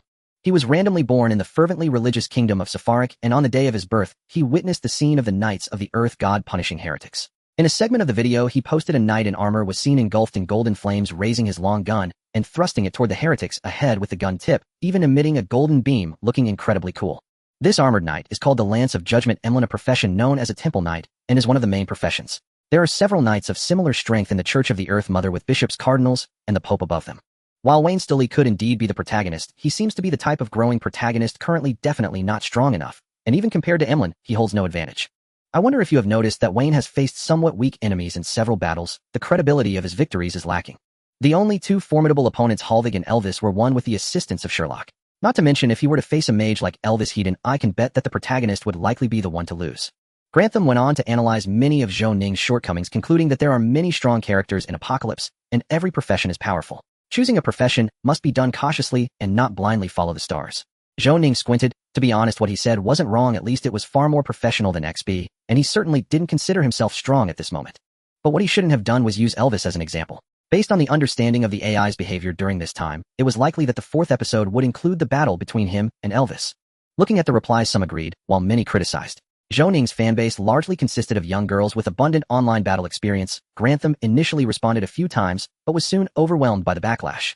In an instant, it became a lively scene resembling a large-scale online brawl. Zhou Ning's lips twitched slightly, and he chose not to continue browsing the posts, but instead clicked on the pinned series to watch. As soon as he clicked it open, a flurry of bullet comments came streaming in. For watches. Non-stop excitement, no dull moments. Grantham, what do you think of this video? God knows how many times I've watched this segment of the video. Thus Zhou Ning knew without looking that the protagonist of this video was likely him again. Unlike the previous episodes that often exceeded an hour, this episode was shorter, only lasting over 40 minutes. The video began with a dilapidated house featuring a garden, the scene flashing indoors where a group of black-robed individuals was discussing plans beside a deep red altar. From their dialogue, viewers could gather that the cursed god cult was collaborating with 2 other factions to advance a grand plan named the Advent of the Divine Nation. The assassination of Charles VI was merely a part of this plan. To smoothly advance the plan, several individuals must be eliminated, including Wayne Stully, who had previously obstructed their plans. Zhou Ning, what does this mean? Do they really think I'm easy to bully? He paused the video, dragging the progress bar back to the beginning. He saw a dilapidated house with a garden, its roof blue, a typical Brixton middle-class style. Not far away was a river, which could either be the Seaton River flowing southeast through the city or the canal in Dockland. As long as one rides a carriage and inspects the river, it wouldn't be difficult to find. Zhou Ning revealed a faint smile at the corner of his mouth, unexpectedly able to spy through high-tech means. It was almost time for them to witness the power of technology. The video continued to play. As Zhou Ning knew, Elvis had accepted the mission to kill him, and was plotting to lure him into the mirror world to finish the job. The next scene locked onto his figure, and through a conversation with Leandro the audience learned that they were going to visit a man named Mr. Tulin. Then the scene switched back to Elvis, who in room 304 of the Green Shade Inn began to track Zhou Ning's whereabouts through the mirror near Vic University. As Zhou Ning passed by a shop window, the screen went black, and he was pulled into the world within the mirror by Elvis. It must be said that the editing of the intelligent brain was skillful. Just a few cuts vividly showcased the desolate, gloomy, and eerie aspects of the mirror world. It made the audience feel as if they were watching a fantasy film. As Zhou Ning was dragged into the world of the mirror, the bullet screen instantly filled with comments. Elvis, welcome to my world. Elvis 15 against 1, the advantage is mine. This scene has been the 5th time I've watched, it's just too cool. I declare that starting today, Elvis is my new husband. 5 minutes ago, Elvis, welcome to my world. 5 minutes later, Elvis, can you hurry up and leave my world? Then Elvis made his entrance, opening his arms and repeating the phrase, welcome to my world, which was played repeatedly later on, and even turned into a meme video, becoming one of the top 10 most iconic scenes in gaming history. Soon after, Zhou Ning attempted to shoot at Elvis, but the bullet emerged from the other side of the distorted world, almost hitting himself. One blood-draining magic worm after another emerged from the ground, pouncing towards Zhou Ning. He tried to shoot again, but failed once more. From Elvis' mouth, the audience learned that bullets could not function normally in this world, while his magical pets and spells could operate effectively, making normal attacks. Everyone felt an extreme sense of oppression. Was the protagonist going to perish here? But soon the players became less anxious. Because the camera zoomed in on Zhou Ning facing the blood-draining worms that were over 10 meters tall and densely rushing towards him, he even had the leisure to adjust his hat, his eyes betraying a hint of amusement. In an instant, the bullet screen erupted with countless messages, and the players who had been holding back their excitement burst forth with unimaginable enthusiasm. So handsome, my husband is so handsome. High energy warning. He didn't expect it, I can do more than just shoot. In the video, Zhou Ning suddenly reached out, grabbing the neck of a blood-draining worm. Since it was a close-up, the audience could clearly see the swift motion of his hand, leaving a trail behind. The worm tried to struggle, but was spun around by Zhou Ning with a swift motion. The wind picked up, and the blood-draining worm spun around like a fan blade, flying several meters to the side, instantly colliding with 3 or 4 worms that had charged in. However, there were still about 10 worms pouncing at him from all directions. Then the audience could see in close-up that Zhou Ning didn't even move, just a plain look was enough to scare the blood-draining worms back, as if they had seen their nemesis hurriedly retreating back underground. Zhou Ning. He was actually conscious at the time, but the battle was not entirely under his control. Looking back now, it was indeed quite imposing. Next, Elvis cast a very flashy spell, the Firebird technique, which could only be used by advanced fire mages, launching firebirds that could lock onto and track targets successfully, hitting Zhou Ning and erupting in a stunning burst of flames in the air. Just as the audience's hearts were racing, they saw Zhou Ning unharmed and adjusting his hat, walking out of the fire, calmly gazing at Elvis, looking incredibly dapper. Not to mention those silly players, even Zhou Ning himself was struck by his own handsomeness. Through the camera's switch, the audience could clearly see a drop of cold sweat trickle down Elvis' face. Elvis, dangerous. Elvis, is it too late to run now? Elvis, can we negotiate for you to leave my world? In the final moments of the battle, as Zhou Ning charged in front of Elvis, delivering a flurry of punches for a full 30 seconds, the bullet screen exploded with 666 messages expressing their excitement and shock. I cried, really cried, my husband is too tough. This is why you can always trust Wayne Stewart, handsome, mysterious, and powerful. No more talking, let's jump back and savor that scene of Elvis showing off truly the best of this episode. Graham, what do you think of this video? Graham, what do you think of this video? The entire latter half of the video was filled with comments directed at Graham. Of course, Graham saw these comments, gritting his teeth in frustration. Although he still believed the protagonist was not as strong as Emlyn, what could he do? After all, he had used the wrong example, and Elvis just happened to encounter Wayne Stewart. In fact, Zhou Ning felt quite lucky. Elvis was a level 43 advanced fire mage, extremely powerful, while he himself hadn't even reached his main class at that time. Even if he wore the Phoenix battle armor, he might not be able to defeat him without the use of firearms. If it weren't for the timely summoning of his higher-level character, he would have likely been finished. However, it could be said that mistakes lead to fortune. After this video was aired as a series, his powerful image should be further established, and more players would choose to be roving gunners during the beta test. As the video drew to a close, it transitioned to Leandro visiting Mr. Tulin. Through their conversation, Zhou Ning learned some incredible news. Mr. Tulin was actually a master-level alchemist and had connections with the Alchemy Society, truly a significant figure. Just when he wanted to know more, the screen went black, and it ended there. Closing the game panel, Zhou Ning frowned slightly. Although this episode of the series was short, it provided him with plenty of information. Firstly, it gave him the location of the Curse Cult's headquarters, and he needed to find time to locate it. Having been treated by them so many times, it was time to repay the favor. Additionally, Mr. Tulin's identity surprised him. Based on his experience, such significant figures often possessed remarkable skills or hidden quests, so he needed to make time to build a rapport. Soon after, the carriage came to a slow stop, and Zhou Ning, familiar with the route, arrived at the Westland Grocery at 355 Wall Street, knocking on the door. This time Sherlock was finally absent, but the one who opened the door was also Zhou Ning's old acquaintance Ian. After some time apart, Ian has become much haggard, his already rugged hairline receding further. Zhou Ning couldn't help but be surprised, wondering what was going on. Was the pressure from the daykeepers that intense? Even such a tough guy as Ian couldn't withstand it. Come in, Ian said, showing a smile on his otherwise stern face upon seeing Zhou Ning. He reached out to help Zhou Ning with the suitcase and walked into the room, but just as he turned around, he tripped and fell flat on the ground, his face making a solid contact with the floor. Zhou Ning was both surprised and amused, rushing over to help Ian up. Are you okay? I'm fine, Ian said, 2 streams of blood running from his nose as he wiped them away, speaking calmly. After sitting down in the room with Ian, Zhou Ning opened the suitcase on the table. 14 long rifles, 17 handguns, count them, plus 200 rounds of ammunition, a total of 707 vectors, and he'll let you keep the change. Ian counted silently, nodding slightly. The numbers are correct. He took out a stack of cash and a card from his pocket and pushed them towards Zhou Ning on the table. Here are 700 vectors, and the card contains a bounty of 1,000 vectors which you can withdraw at any state-owned bank. Ian smiled and continued, if I were you, I would consider investing the funds you have into the National Arms Company and the gas mine stocks. It should yield steady appreciation. I forgot to mention, besides being a daykeeper, I also work as an amateur investor. Zhou Ning paused, surprised, asking, stocks? Zhou Ning was taken aback for a moment, then smiled. In the world of Apocalypse, stocks did exist, but mainly in government bonds, foreign treasury bonds, mining, and canal stocks, among others. Even the gaming forums had sections dedicated to stocks, with people boasting about how much money they made or lamenting their losses. Zhou Ning had little interest in this, silently counting the money on the table and stashing it away. Money in one's pocket is what truly matters. 1,700 vectors. His purse was fuller than ever before. After a moment, Zhou Ning lightly tapped the edge of the long table and smiled, saying, Ian, I wonder if you could help me contact someone in charge. Sherlock would work too. I have a big deal to discuss. What kind of deal? Ian asked, slightly taken aback, but then nodded, sure, but you'll have to wait about 30 minutes. All right. Zhou Ning nodded with a smile, crossing his legs into a more comfortable position as he watched Ian hurriedly leave. Although I don't know what stocks are, I advise you not to follow his advice. He seems to have come into contact with something unclean and is currently plagued by misfortune. Suddenly, a cold female voice echoed in Zhou Ning's mind. Who? Zhou Ning was startled, glancing around the empty room.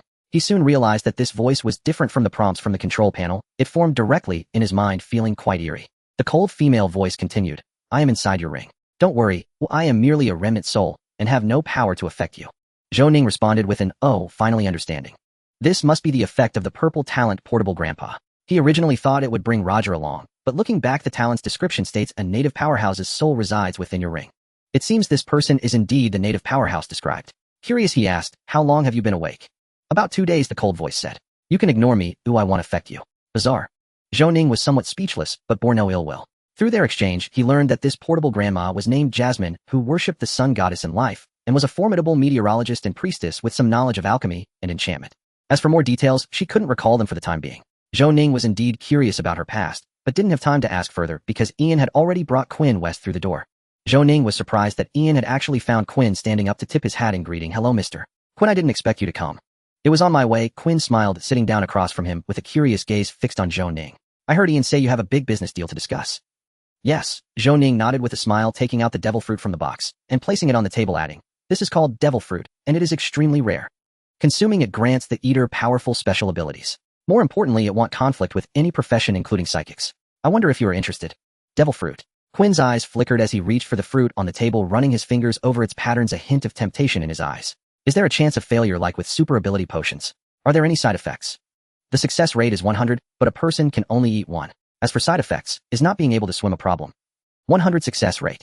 Quinn's interest was piqued. He ignored the side effect of not being able to swim, considering that super ability potions were not only exorbitantly priced, but also had a less than 50 success rate for awakening psychics. He pondered, how much for this fruit?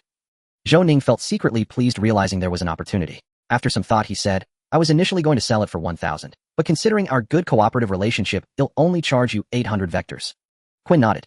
The West family was involved in the alchemy business, and a bottle of super ability potion costs around 250 vectors. Considering the risk of failure if this fruit performed as Zhou Ning described, 800 vectors wasn't too steep. 700 vectors, but I need to test its effects first. Zhou Ning fell into thought. After mastering the process, he could control the production cost of the devil fruit to below 200 vectors, leaving a profit margin of 2 times. Since the daykeepers had no conflict of interest with himself, this deal was certainly feasible. He feigned reluctance and acted, saying, I agree. Quinn counted out 700 vectors and pushed them towards Zhou Ning. He picked up the devil fruit from the table, smelling it, and frowned, asking, how do you eat this thing? Just eat it all at once. Zhou Ning said earnestly. He had heard that the taste of the devil fruit was worse than excrement. Although he didn't know who had tasted excrement to make that comparison, he was still quite curious. All right. Quinn nodded, casually handing the fruit to Ian. This fruit is for you as a reward for your long-standing contributions to the daykeepers. Yes, sir. Ian stood straight, astonished, accepting the fruit with both hands. Without hesitation, he took a bite, and a moment later his expression grew serious.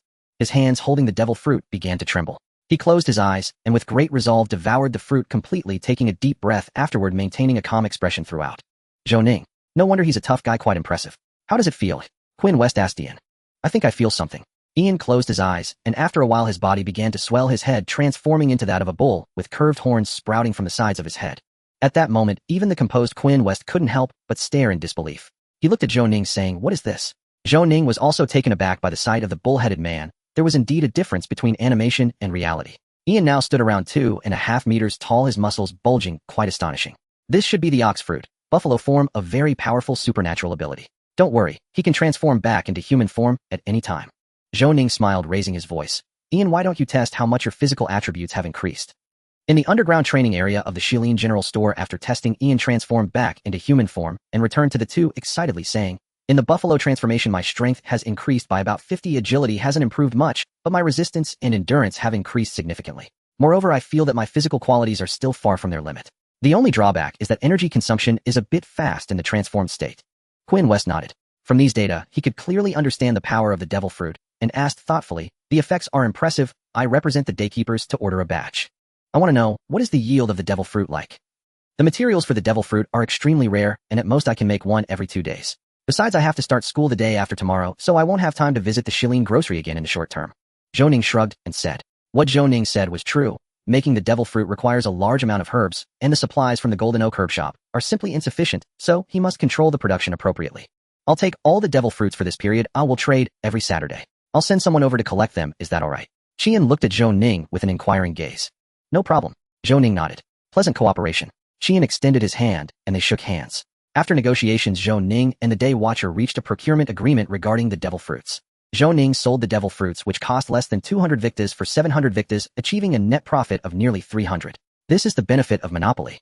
He would not be too greedy. In fact, Qian's willingness to pay 700 was already beyond his expectations. Truly, he was deserving of the title brother scale among future players, as he was fair in his dealings. From the NPC's perspective, the reference value of this item can only be compared to high-tier super potions of the same level. Even high-tier super potions can only be sold for 600. Although there is a temporary loss, he had to manage it this way until he found a more reliable sales channel. In a few days, Zhou Ning planned to attend a gathering of extraordinary individuals to try his luck. Qian even prepaid a deposit of 500 victas, which pushed Zhou Ning's cash flow over 2,000 victas, giving him a considerable amount of funds.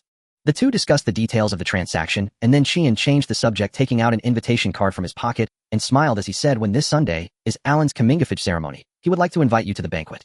Are you free?" "I should be free," Zhou Ning thought for a moment, and said. After all, the chubby boy had been through thick and thin with him, and Zhou Ning had a good impression of him. It would also be a good opportunity to familiarize himself with the nobles of the Destined Kingdom, as Zhou Ning had always been very concerned about the nobleman in blue from that night. Seeing Zhou Ning accept the invitation, Qian smiled, and said, "Then see you on Sunday, or Alan will surely be very happy you are coming." After leaving the Shilin grocery, Zhou Ning did not head straight back to the dormitory. Instead, he took a public carriage and reached the other end of the old town. There was a blacksmith shop named Iron Forge, which was quite famous in the game. He had considered that during his encounter with Elvis in the mirror world, he lacked a suitable and durable sword. Though his combat typically relied on ranged attacks, there are various types of combat, and there are indeed means in the game world that restrict ranged attacks. For instance, there is a water magic that can make one forget how to perform ranged attacks. This meant that Zhou Ning should better buy a sword to avoid being without a melee weapon when needed, leaving him to wait for death. Pushing open the door of the Iron Forge, Zhou Ning felt the paper money in his pocket and stepped inside. The layout of the blacksmith shop was the same as in the game. A row of swords was placed against the left wall. A glass display case in the center contained firearms, bullets, daggers, and other items, while a row of long spears was displayed on the right. The weapons here are quite ordinary, lacking a certain spirit. At this moment, Jasmine's voice popped up in his mind, commenting. Zhou Ning's mouth twitched, slightly too lazy to respond to her. Everyone knows that these weapons lack spirit. At least weapons with spirit are all epic grade, right? Would they even be displayed here? After scanning the left side, he did not see any particularly good weapons. However, a male clerk approached him politely and asked, "Sir, what would you like to buy?" This was a shop run by northern people, and the clerk was also a northern person. At least he looked like one with red hair and a height of nearly 2 meters, looking very robust. In the game Apocalypse, the northern people are most famous for two things, one being forging and the other being piracy. 2 of the 3 major pirate kings in the game have northern bloodlines. Facing the male clerk's question, Zhou Ning pondered for a moment and said, "I would like a one-handed sword weighing around 11 pounds, sturdy. Do you have any recommendations?" "Price is not an issue." The clerk nodded and led him forward, pointing to a one-handed sword hanging in the corner, saying this sword was personally crafted by Master Malian, infused with some meteorite iron. It costs 49 victas and 9 roshan. Would you like to try it? About 50 victas. Zhou Ning was startled by the price, but he had money on him now, so it wasn't a financial burden. He nodded slightly at the clerk. All right. Zhou Ning took the sword from the clerk's hand, swung it a few times, and found it surprisingly easy to handle. An information panel popped up. Rare item, meteorite stabbing sword, quality purple, damage 1836, attack speed very fast, attribute agility 2. Rare item. Zhou Ning squinted his eyes, stroking the stabbing sword, and immediately made the decision to buy it. I'll take this one. All right, sir, please follow me to the payment area. After the transaction was completed, the clerk's smile became much more sincere as he led Zhou Ning to the counter. After painfully parting with 50 victas, Zhou Ning exited the Iron Forge, and after crossing several streets, he arrived at a staircase leading down. In the game, there is a large underground market below, and there are many staircases in the old town leading here. Most of the goods are worthless herbs or materials, but the main selling point is some strange and mysterious side items. Many elderly citizens or collectors who have had a difficult time will choose to sell antiques from different eras here. The unknown oddity Zhou Ning mentioned earlier appeared here. At this moment, Zhou Ning did not hesitate and directly walked down the stairs. After pushing open the door, a dazzling light from gas lamps immediately filled his vision. After slightly adjusting to the brightness of the gas lamps, Zhou Ning glanced around. Just like in the game, there was indeed a sizable underground market here with numerous small stalls intertwined stretching over 1,000 meters. This market would continue until around 10 p.m., and this was the peak period with people occasionally gathering from various directions to enter the market. At this time, the market was very crowded, mostly filled with young people who embraced individuality and a mystical atmosphere. They navigated through various stalls, occasionally stopping to differentiate and discuss, creating a lively environment. After adjusting his hat, Zhou Ning stepped into the market. The unknown oddity from his previous life only appeared some time after the game began, bought by a noble from Blaston, with a player happening to witness the entire process and posting it on the forum. Therefore, the probability of this item appearing tonight would not be very high. At least Zhou Ning did not expect to buy it immediately. He came tonight just to take a chance on the way. As a buyer, Zhou Ning did not immediately look for what he needed. Instead, he moved along with the crowd. It must be said that the atmosphere of mysticism here was quite strong. The stalls were filled with various items, such as moonstones, yellow crystals, crosses, and talismans, all at cheap prices. However, based on Zhou Ning's observations, none of them were useful. On the contrary, he was pleasantly surprised by the medicinal materials at an herb stall, which were very cheap, especially the snake grass used for making the Fortunate Spirit Potion, which was even cheaper than after an 80% discount at the Golden Oak herb shop. Though the quantity was not large, it was still an unexpected gain. After paying, Zhou Ning happily walked towards the next stall with a bag of herbs. Moments later, he stopped in front of a stall selling old books. He unexpectedly spotted a familiar name among the old books: Wendergun. He was the legendary alchemist who created puppet alchemy. In that moment, Zhou Ning was stunned for quite a while, thinking he might have seen it wrong. In his past life, information regarding Wendergun in the game was exceedingly scarce, though only the player who accepted the quest learned a few details about Wendergun's deeds through the quest text. Zhou Ning never expected to see his book at an ordinary stall selling esoteric books. This coincidence vaguely gave him a sense of fate. Upon closer inspection, he indeed hadn't misread it. However, Wendergun on the book wasn't the author's name, but rather the title of the book. Zhou Ning took a deep breath, composed himself, and walked over, picking up the book from the stall and gently flipping it open to read. This book was approximately 400 pages thick, titled An Introduction to the Life Sciences of Wendergun. The text of this book was still written in the Ruined script, which was quite unfriendly to most people from Blaston. As for the content, the first several pages discussed his research theories in life sciences, filled with many obscure Ruins words that required consulting a dictionary to comprehend. Zhou Ning attempted to convert the recognizable sentences into ancient Pharaonic language using the deciphering method from puppet alchemy to piece together phrases using the second, fourth, sixth, and eighth characters from each line, and indeed, he was able to read it. He didn't expect this guy to be quite straightforward, maintaining a consistent encryption method. Just as he wanted to flip a few more pages, the stall owner, a middle-aged man with graying hair, could no longer hold back and coughed heavily, saying, "Customer, if you're not buying, please put the book down. You've been looking for over 10 minutes. Sorry." Zhou Ning suddenly realized, lifting the book and shaking it, he asked, "How much is this book?" 42 Roshan. The owner glanced at the title and said, "This is a medical classic from the ancient Pharaonic era, and it's a unique edition. This price is already quite cheap." As a wealthy man, Zhou Ning didn't bother to haggle and directly made the purchase. Upon concluding a deal, the stall owner's face lit up with a smile. "You must be a medical student from the nearby university. I also have a set of medical classics written by Brian. Oh, would you be interested?" Zhou Ning shook his head, indicating he wasn't interested. He searched the stall again, but found no second book from the same series. To avoid missing anything, he asked the stall owner, "Do you have any more books by Wendergun? I can offer a high price." "No." The stall owner shook his head, but perhaps moved by the term high price, he hesitated for a moment. "I'll keep an eye out in the used book circle for you. You can leave your contact information, and I'll have someone notify you if I find anything. But one thing, the price won't be low." "Okay." Zhou Ning smiled slightly, jotting down the address of his alchemy laboratory for him. At this point, he could only silently sigh the charm of money.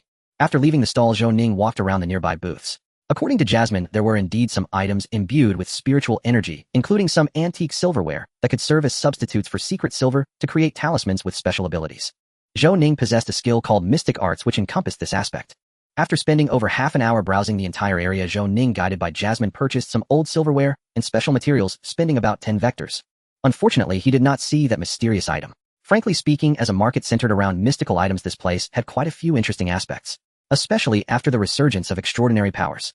There were fortune tellers using crystal balls, magicians performing strange illusions, and witches casting spells. To Zhou Ning, many exhibited traces of the mystical, yet they were merely at an entry-level proficiency. Unconsciously, he had become a seasoned extraordinary being as well. Zhou Ning smiled, stepping towards the exit. By the time he took the public carriage back to Vec University, it was nearly 10 o'clock. Due to the impending start of the semester, the campus was no longer as quiet as it had been a few days ago. The tree-lined paths were bustling with students coming and going. He couldn't help but marvel at his allure. In the less than 5-minute walk from the school gate to the dormitory, he was approached 7 or 8 times. Upon returning to his dormitory, he discovered that John unusually had not gone out to have fun, but was instead sitting at his desk writing vigorously. "What are you doing?" Zhou Ning curiously walked over to ask. "Writing a business plan. Oh, I want to start a new venture," John said without looking up. "My dad promised that as long as I present a feasible business plan, he'll invest another 100 vectors in me." Zhou Ning: "I initially thought my 2000 vectors made me wealthy, but compared to John, I couldn't help but shed tears of poverty." John paused for a moment, then looked up. "Originally, I wanted to invite you to start a business with me. But never mind." John chuckled and shook his head. "I know someone like you, an extraordinary being, wouldn't be swayed by money, nor would you want to be bound to a small shop." Zhou Ning: "Why not? You used filthy money to tempt me before. How could you just give up without even trying?" After chatting with John for a bit, Zhou Ning took a comfortable shower in the washroom, then walked into his room, drying his hair. Digging out a pen, a piece of paper, and a Ruins dictionary from the drawer, Zhou Ning began attempting to decipher the book's content. Including the time spent consulting the dictionary, it took Zhou Ning nearly 5 hours to decipher the 400 pages, finally completing it around 3 in the morning. Without hesitation, Zhou Ning picked up the deciphered results and began reading quietly. Frankly speaking, the decoded content left Zhou Ning somewhat disappointed, yet also shocked. This section detailed Wendergen's journey after he researched puppet alchemy. He became increasingly obsessed with the creation of life, believing that everything in this world, regardless of size or position, was fundamentally the same. Humans and stones alike were composed of the same substance. They merely existed in different forms, and as long as the formula was correct, they could convert into one another. To prove his theory, he sought to learn medicine by all means. Through extensive dissection experiments, he understood the human body structure and the positions of various organs, and after making all necessary preparations, he officially began to create his first alchemical life. A year later, he succeeded. By mixing pure earth primordial life and human sperm, he continuously added blood over 40 days and indeed cultivated a transparent humanoid life. Although this small life died 3 days later, he felt he had found the correct direction. The following extensive content detailed Wendergen's various methods of researching alchemical life, which even included some extraordinary beings. Although Zhou Ning could hardly comprehend it, he was nonetheless deeply shocked. At that moment, a notification came from the panel. "Through reading, you have learned Life Alchemy Beginner." Life Alchemy. Zhou Ning glanced at it, temporarily dismissing it. Due to Horvig and the Life Alchemy Society, this school of thought left a very poor impression on him. Continuing to read, after conducting extensive research, Wendergen felt the time was ripe and attempted to create the legendary extraordinary being, a dragon. What shocked Zhou Ning even more was that Wendergen actually succeeded. After long-term research, he truly crafted a dragon through his extraordinary alchemical techniques. Then came the final words of Wendergen. "I read in a book that a fierce battle once occurred between gods, where one god was wounded by another, shedding divine blood that turned into lakes. Since even gods can bleed, a marvelous thought suddenly struck me. What is the structure of a divine being like? Do they possess internal organs like humans? Just in time, there's an opportunity." Zhou Ning also deeply resonated with this, as Wendergen was indeed a madman, but an extraordinary one. Zhou Ning was particularly curious about what Wendergen ultimately intended to do, and there was an underlying madness in his words that sent shivers down Zhou Ning's spine. The thought was chilling. Would Wendergen actually want to dissect a deity? The subsequent details should be in another book, and until he acquired that book, even curiosity would be futile. He opened the control panel, and indeed found a new skill called Life Alchemy under the Life Skills section. Upon clicking on it, there was only a recipe for creating a small alchemical life requiring pure earth primal life and human sperm, which Zhou Ning felt no interest in for the time being. At the very least, it would be a lower priority than puppet alchemy. Zhou Ning took out his pocket watch to check the time. It was already 3:30 a.m. However, perhaps due to just finishing Wendergen's text, he surprisingly felt no drowsiness. After opening the simulation panel, he discovered he still had 11 crossing coins left from his previous draw, plus the low guarantee from the past 2 days, leaving him with 13 in total. How about playing a game? The new simulation world Battle of the Gods requires 60 crossing coins, so there was no rush. Therefore, Zhou Ning turned his attention to the Rewind interface, preparing to try out this new feature. Upon opening the Rewind interface, 3 selectable worlds appeared before him: Mist City Labyrinth, Infinite Battle, and Across the Seas. Rewinding to Mist City Labyrinth and Infinite Battle both required 20 crossing coins, while Across the Seas required a staggering 50. Zhou Ning hesitated for a moment before choosing Infinite Battle for the rewind. If he remembered correctly, there were about 10 empty slots in the Hall of Oddities in Infinite Battle, with plenty of good things still available. Rewind preparation. 20 crossing coins. Please select a crossing mode. 1. Choose random template crossing.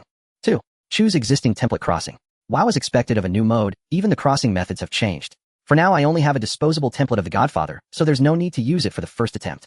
After a moment of contemplation, Zhou Ning chose option 1 and entered the rewind. Before him appeared 5 cards, 3 of which were quite familiar: the returning Crazy Joker, Zhou Ning Spartan, Zhou Ning, and Genius Architect Zhou Ning. The other 2 he had never seen before, but didn't seem very powerful. No surprises here, Zhou Ning couldn't help but pout. After clicking to shuffle, all 5 cards flipped over. Zhou Ning randomly tapped one, and the card revealed itself. It was himself dressed in a purple suit wearing clown makeup. His personality was erratic and unpredictable. His talents included Criminal Genius Purple, Evil Charisma Purple, Demolition Genius Purple, Firearms Master Purple, and Reading Disorder Gray Negative Talent. Skills included Intimidation and Extortion Master Level, Explosive Manufacturing Expert Level, and Negotiation Expert Level. Match successful. In a parallel world, you are a walking Crazy Joker in a dark world who ignores laws, disregards order, enjoys danger, revels in explosions, and embraces death. You harbor fears and madness stemming from your soul. In your heart, there is no justice, and all beautiful things are hypocritical. You wish for others to rebel against you, even desiring the entire world to oppose you, so that you may destroy it. What sort of change would such a you bring to this world?